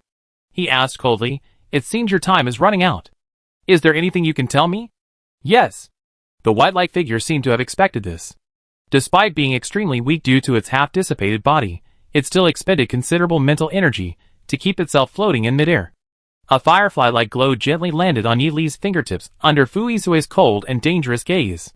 It touched them slightly, then seemed to slump against the slender fingers, beginning its slow and deliberate reply. I don't actually know much, and I probably can't say much either. But I will tell you anything that might interest you. I have only one request. Everything I tell you should be reserved for when she wants to know. Why? The little white figure's weak tone was deliberately emphasized. It's just her wish. Her wish? It should be Yili's wish before she lost her memory. The little white figure didn't waste any time and continued. You must know about the Three Fingers and Green Sprouts organizations. They are actually two rotten branches growing from the same main branch. I don't know which one came first, or which one came later. All I know is that she seems to have always existed in the eyes of the experimental personnel. Perhaps the personnel in charge of this batch were also relatively new, or perhaps the veterans fell in the attacks between themselves and from the outside. In any case, they deserved to die. When I died, many memories vanished, but the one imprinted in the threads of my spiritual power was the raging fire that nearly burned the entire planet's sky that day. Countless earth-shattering explosions and blasts shattered all the laboratory facilities in the base. A vast spiritual force, powerful enough to crush warships and extending into the cosmos, sealed off all transmitted data and messages. It seemed that the interiors of laboratories in various locations were completely and utterly destroyed. Someone, like a madman, screamed hysterically at a certain point. Ha ha ha. The byproduct of annihilating all evil is the destruction of evidence of all sinners. Is it worth it? Is it worth it? Is it worth it? You're such a softy, ha ha ha. The little white figure seemed trapped in its memories, unable to escape, only vaguely aware of the recurring scenes and strange conversations between blurry figures. Heh. Fool. Since we're going to completely annihilate you, none of you will escape. Your garbage data won't leak out, but that doesn't mean your incriminating evidence wasn't preserved. I want the clear justice of heaven, I want the innocence and fairness of the innocent, and I want your disgrace even more. Don't even dream of being remembered for your virtue, while trampling on flesh and souls, but I guarantee you all enjoy the eternal infamy drowned in spittle, and the wailing of wronged spirits. Madman. You crazy woman. Well said. Yuan Qianbin, do you think you're researching a potential enhancing technique to benefit the people? Aren't you just creating a bunch of pathetic artificial madmen? What? Only now do you have this self-awareness. Let me tell you, it's too late, haha. Yuan Qianbin. He was one of the key figures who held real power during the implementation of the Green Seedling Project. He found his match. Fu Yisui followed the sound to the light that was now reduced to a wisp of spiritual energy. The other struggled to utter its last words. She shouldn't have wanted to remember. If she changed her mind, she would remember, because it wasn't someone else who was sealed. All the spiritual energy dissipated into spiritual particles that possessed only sentience but no intelligence. Although it didn't finish its last sentence, Fu Yisui clearly understood the meaning behind its words. The one who sealed Yi Li's memories was no one else, nor could it be anyone else, only she herself could do such a thing. Just like how she sealed a part of herself within her own memories back then. Heh. Fu Yisui's deep, dark eyes remained cold and piercing, but the corners of her eyes unusually curved slightly. So she's an old hand. He suddenly felt an itch to flick her smooth forehead. But remembering the details conveyed by that spiritual force, he silently refrained. What kind of pain would make someone willingly seal away all their memories and start from scratch? He didn't even dare to think about it. Never mind. It can't be rushed. Yi Li slowly woke up from her sleep, feeling a bit dizzy. If it weren't for her exceptional constitution, which made illness impossible, she would have almost thought she had caught a cold from sleeping on the floor. Well, when she got up, she felt an unbearable yet strangely familiar pain all over her body. It was probably because another lock within her body had been opened. Had this become a normal part of her life? Awake? Yi Li opened her eyes, and saw the handsome and aloof Fu Yisui sitting not far away. His bamboo-like back leaned slightly against the cabinet, his right hand casually resting on his bent right knee, his left leg outstretched, outlining a taut line.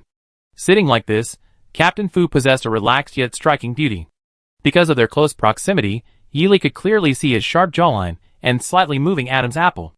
Even in his simple combat uniform that covered his entire body, he unexpectedly exuded a sense of asceticism. Especially when Yi Li met his dark yet subtly gleaming eyes. She almost couldn't resist slapping herself to wake herself up. She was definitely not fully awake. Otherwise, how could she have witnessed Captain Fu's menacing beauty? Or something must have happened in her dream that she was unaware of. Lost in her own thoughts, Yi Li didn't notice her own disheveled hair. Her tea-colored eyes were hazy like autumn water, and her cool, beautiful features were tinged with a touch of innocent naivete. Fu Yisui's other large hand, which had been resting on the floor, itched involuntarily in the shadows, but he could only helplessly rub the accumulated dust off the floor.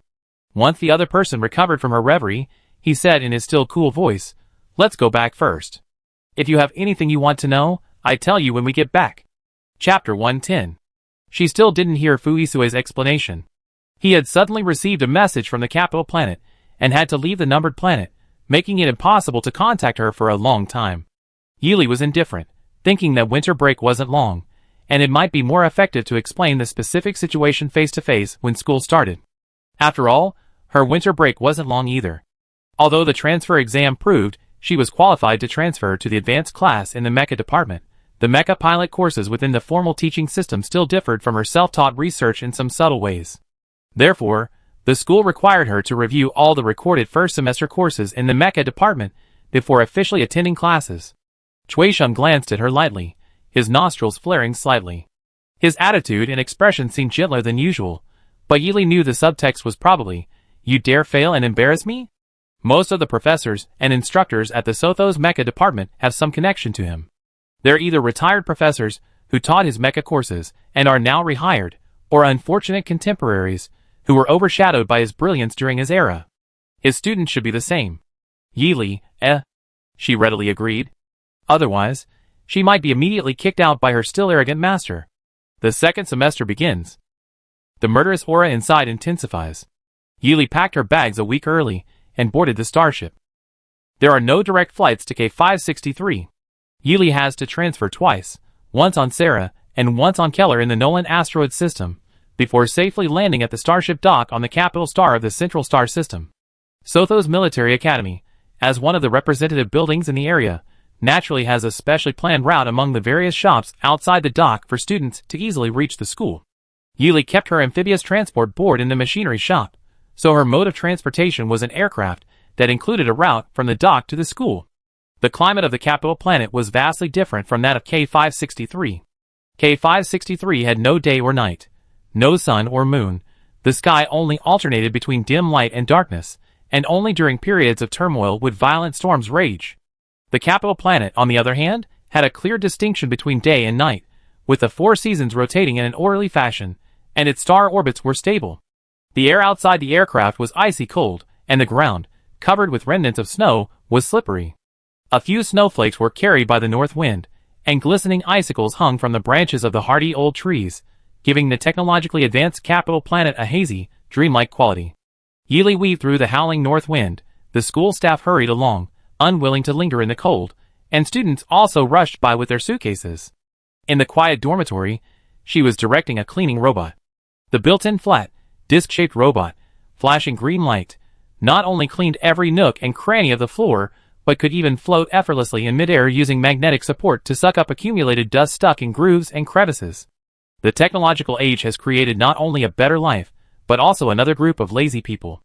Yeely wasn't idle before the official start of the semester. After quickly reviewing the semester's course content, she set her sights on the school's open labs.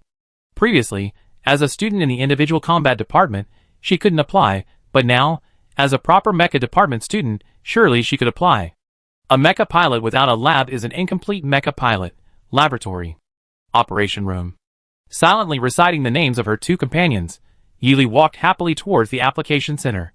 The application center was located at the main entrance of the designated research area. Ordinary registration applications could be submitted in the lobby, granting access to laboratories in various departmental teaching buildings. Small experimental areas, accessible only to researchers like Yushanin, were located there. Larger, more advanced experimental areas, requiring star-scale research achievements, were secretly arranged by the higher-ups of Sotho's military academy in special areas within the campus equipped with extremely high-level camouflage and shielding systems. Yeely was now applying for access to ordinary laboratories within the teaching buildings. Schools hadn't started yet, so the manual application windows were closed, but applications could still be submitted via card at the machine. That's right. Yeely already possessed her student card for the mecha department, and according to the agreement made when she transferred departments, her original student card for the individual combat department was still intact. Holding student cards for both departments, allowing free access to laboratories and combat zones, was Yeely's compensation from the school for bearing the burden of 2 departments as a minor. Beep. The green light in the card slot indicated successful authentication. The machine screen displayed the available laboratory slots. Unsurprisingly, only 2 remained. Both rooms were located in corners, and both were marked as having air conditioning malfunctions and requiring repair. Yeely casually chose one, room N5 on the 2nd floor of the laboratory building reserved for the mecha department. Student card registration complete. She stuffed her student card into her pocket and headed towards the laboratory building. 20 minutes later, 2 hurried figures rushed in from outside the application hall. One grabbed the other's hand and pulled her into the hall. Both were pretty and delicate-looking girls. And Ran, walking ahead, seemed to be giving her roommate a rather disappointed look. Lab spots are hardest to get during the semester. We don't already have significant results to qualify for a small lab area. Even if there are enough labs in the teaching building, it's first come, first served, and a few days later. You're so leisurely saying take your time. When I came, the lab building was full of lights. There might not be any extra spots. Of course, I won't go into this unprepared, Lu Zhizhi explained calmly, as she was being pulled along. I asked around on WeChat Moments, and they said there are 2 rooms left with malfunctioning air conditioning and heating systems. We can each take one. Lu Anren scoffed, I hope you're telling the truth. Lu Zhizhi is Lu Anren's cousin, lively and cheerful, and very straightforward. She was a well-known social butterfly within the mecha department, her social circle encompassing all 5 freshman classes, and even upperclassmen from the department. Therefore, the information she gathered from inquiries about available labs on her social media was highly reliable. Unfortunately, almost wasn't the case. She hadn't anticipated an exception. So, when the 2 girls confidently swiped their cards to reserve their labs, an unexpected development occurred. Only one of the 2 labs they thought they had secured was left. Lu Zhizhi explained in surprise, how could this be? Lu Anren sighed, looks like we have to share a lab. Lu Zhizhi reopened her personal terminal while her cousin was applying. Her social media feed still showed empty labs. Many students in the mecha department came from wealthy families, and most of them said they would only return on the day of registration. Competing with students at school for a standard-sized lab room was far less convenient than the spacious lab her elders had set up at home. Unexpectedly, her first attempt before the new semester ended in disaster, forcing Lu Anren to choose the remaining lab, with the two switching places. Yili remained holed up in the lab. Like a long-term resident, she stayed until the very first day of school. Her face, which had become slightly fuller at home, had become thin again, and even her usually good skin showed faint bluish-black tinges under her brown eyes. As she dragged herself back to her dorm, her roommates, who were tidying up, nearly reached for their personal computers to call the school clinic. "Xiaoli, are you alright? Xiaoli, are you alright?" Fang Xiu and Su Xian each supported Yili, who looked like she was about to faint. Fu Yao's almond-shaped eyes reddened, and she couldn't believe it. "Are you really the Lili I know, the one who could take down two big guys with a wave of her hand, and even fight against star beasts with her bare hands?" Yili calmly explained, "Thanks for the invitation. I'm just a weak and powerless mecha pilot."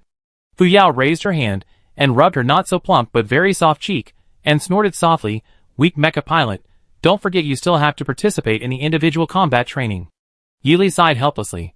"I'm bearing burdens that I shouldn't have to bear at my age." Ding. A notification popped up on someone's personal terminal. Fang Xiu and Su Xian, who had just placed Yili on the sofa, simultaneously lifted her up again, and very tacitly began to move her out of the dormitory. "Come on, you delicate mecha pilot.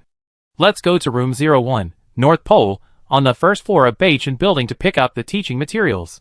Yili remembered her personal computer, which she had set to silent.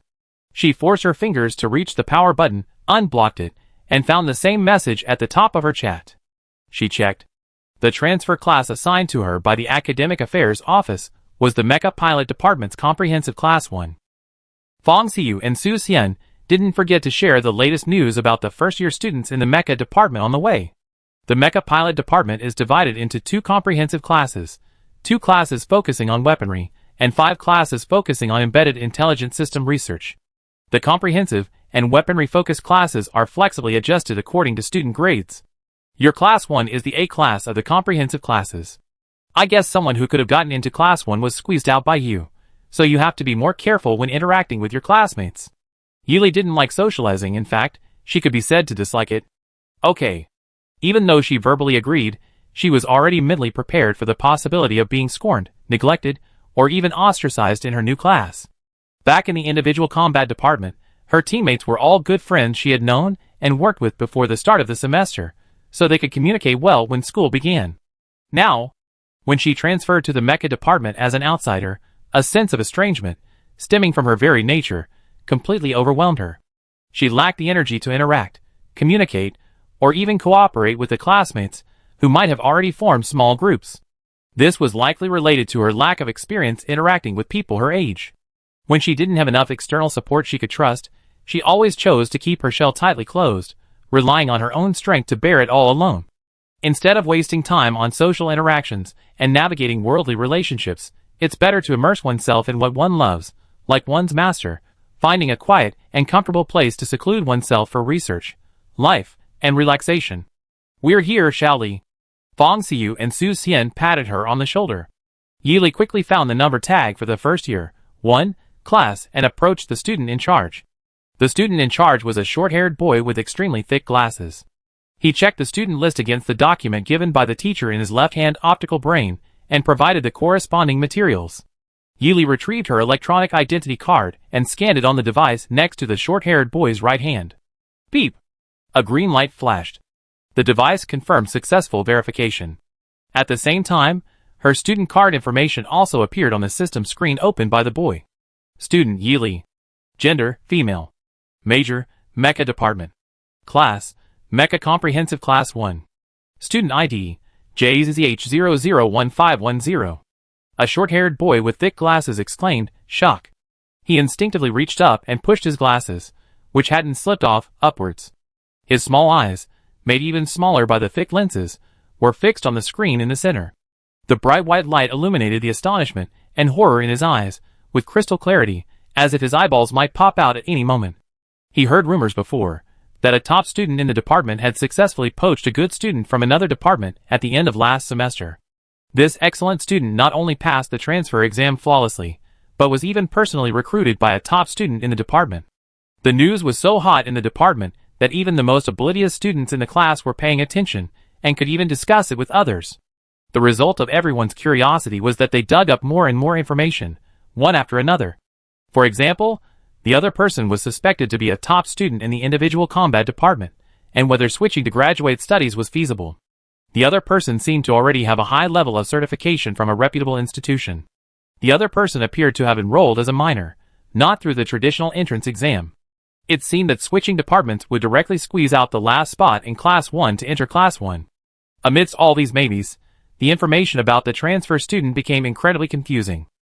Suspicion, surprise, disdain, resentment, apprehension, and observation, a complex mix of emotions, like a spilled spice jar, were difficult to describe, but the one thing they all shared was curiosity. Du Jun, considering himself still somewhat detached from worldly interests, was naturally among those curious. However, curiosity aside, switching departments was like crossing a mountain, and everyone couldn't keep up. The only time they could witness the other person's true colors was at the time of the report. When Du Jun unexpectedly met the person in person, even though he had somewhat anticipated it, he couldn't help but be shocked by the other person's appearance. There was no other reason. Besides being a student in the mecha department, the other person was also a student with an extremely high reputation.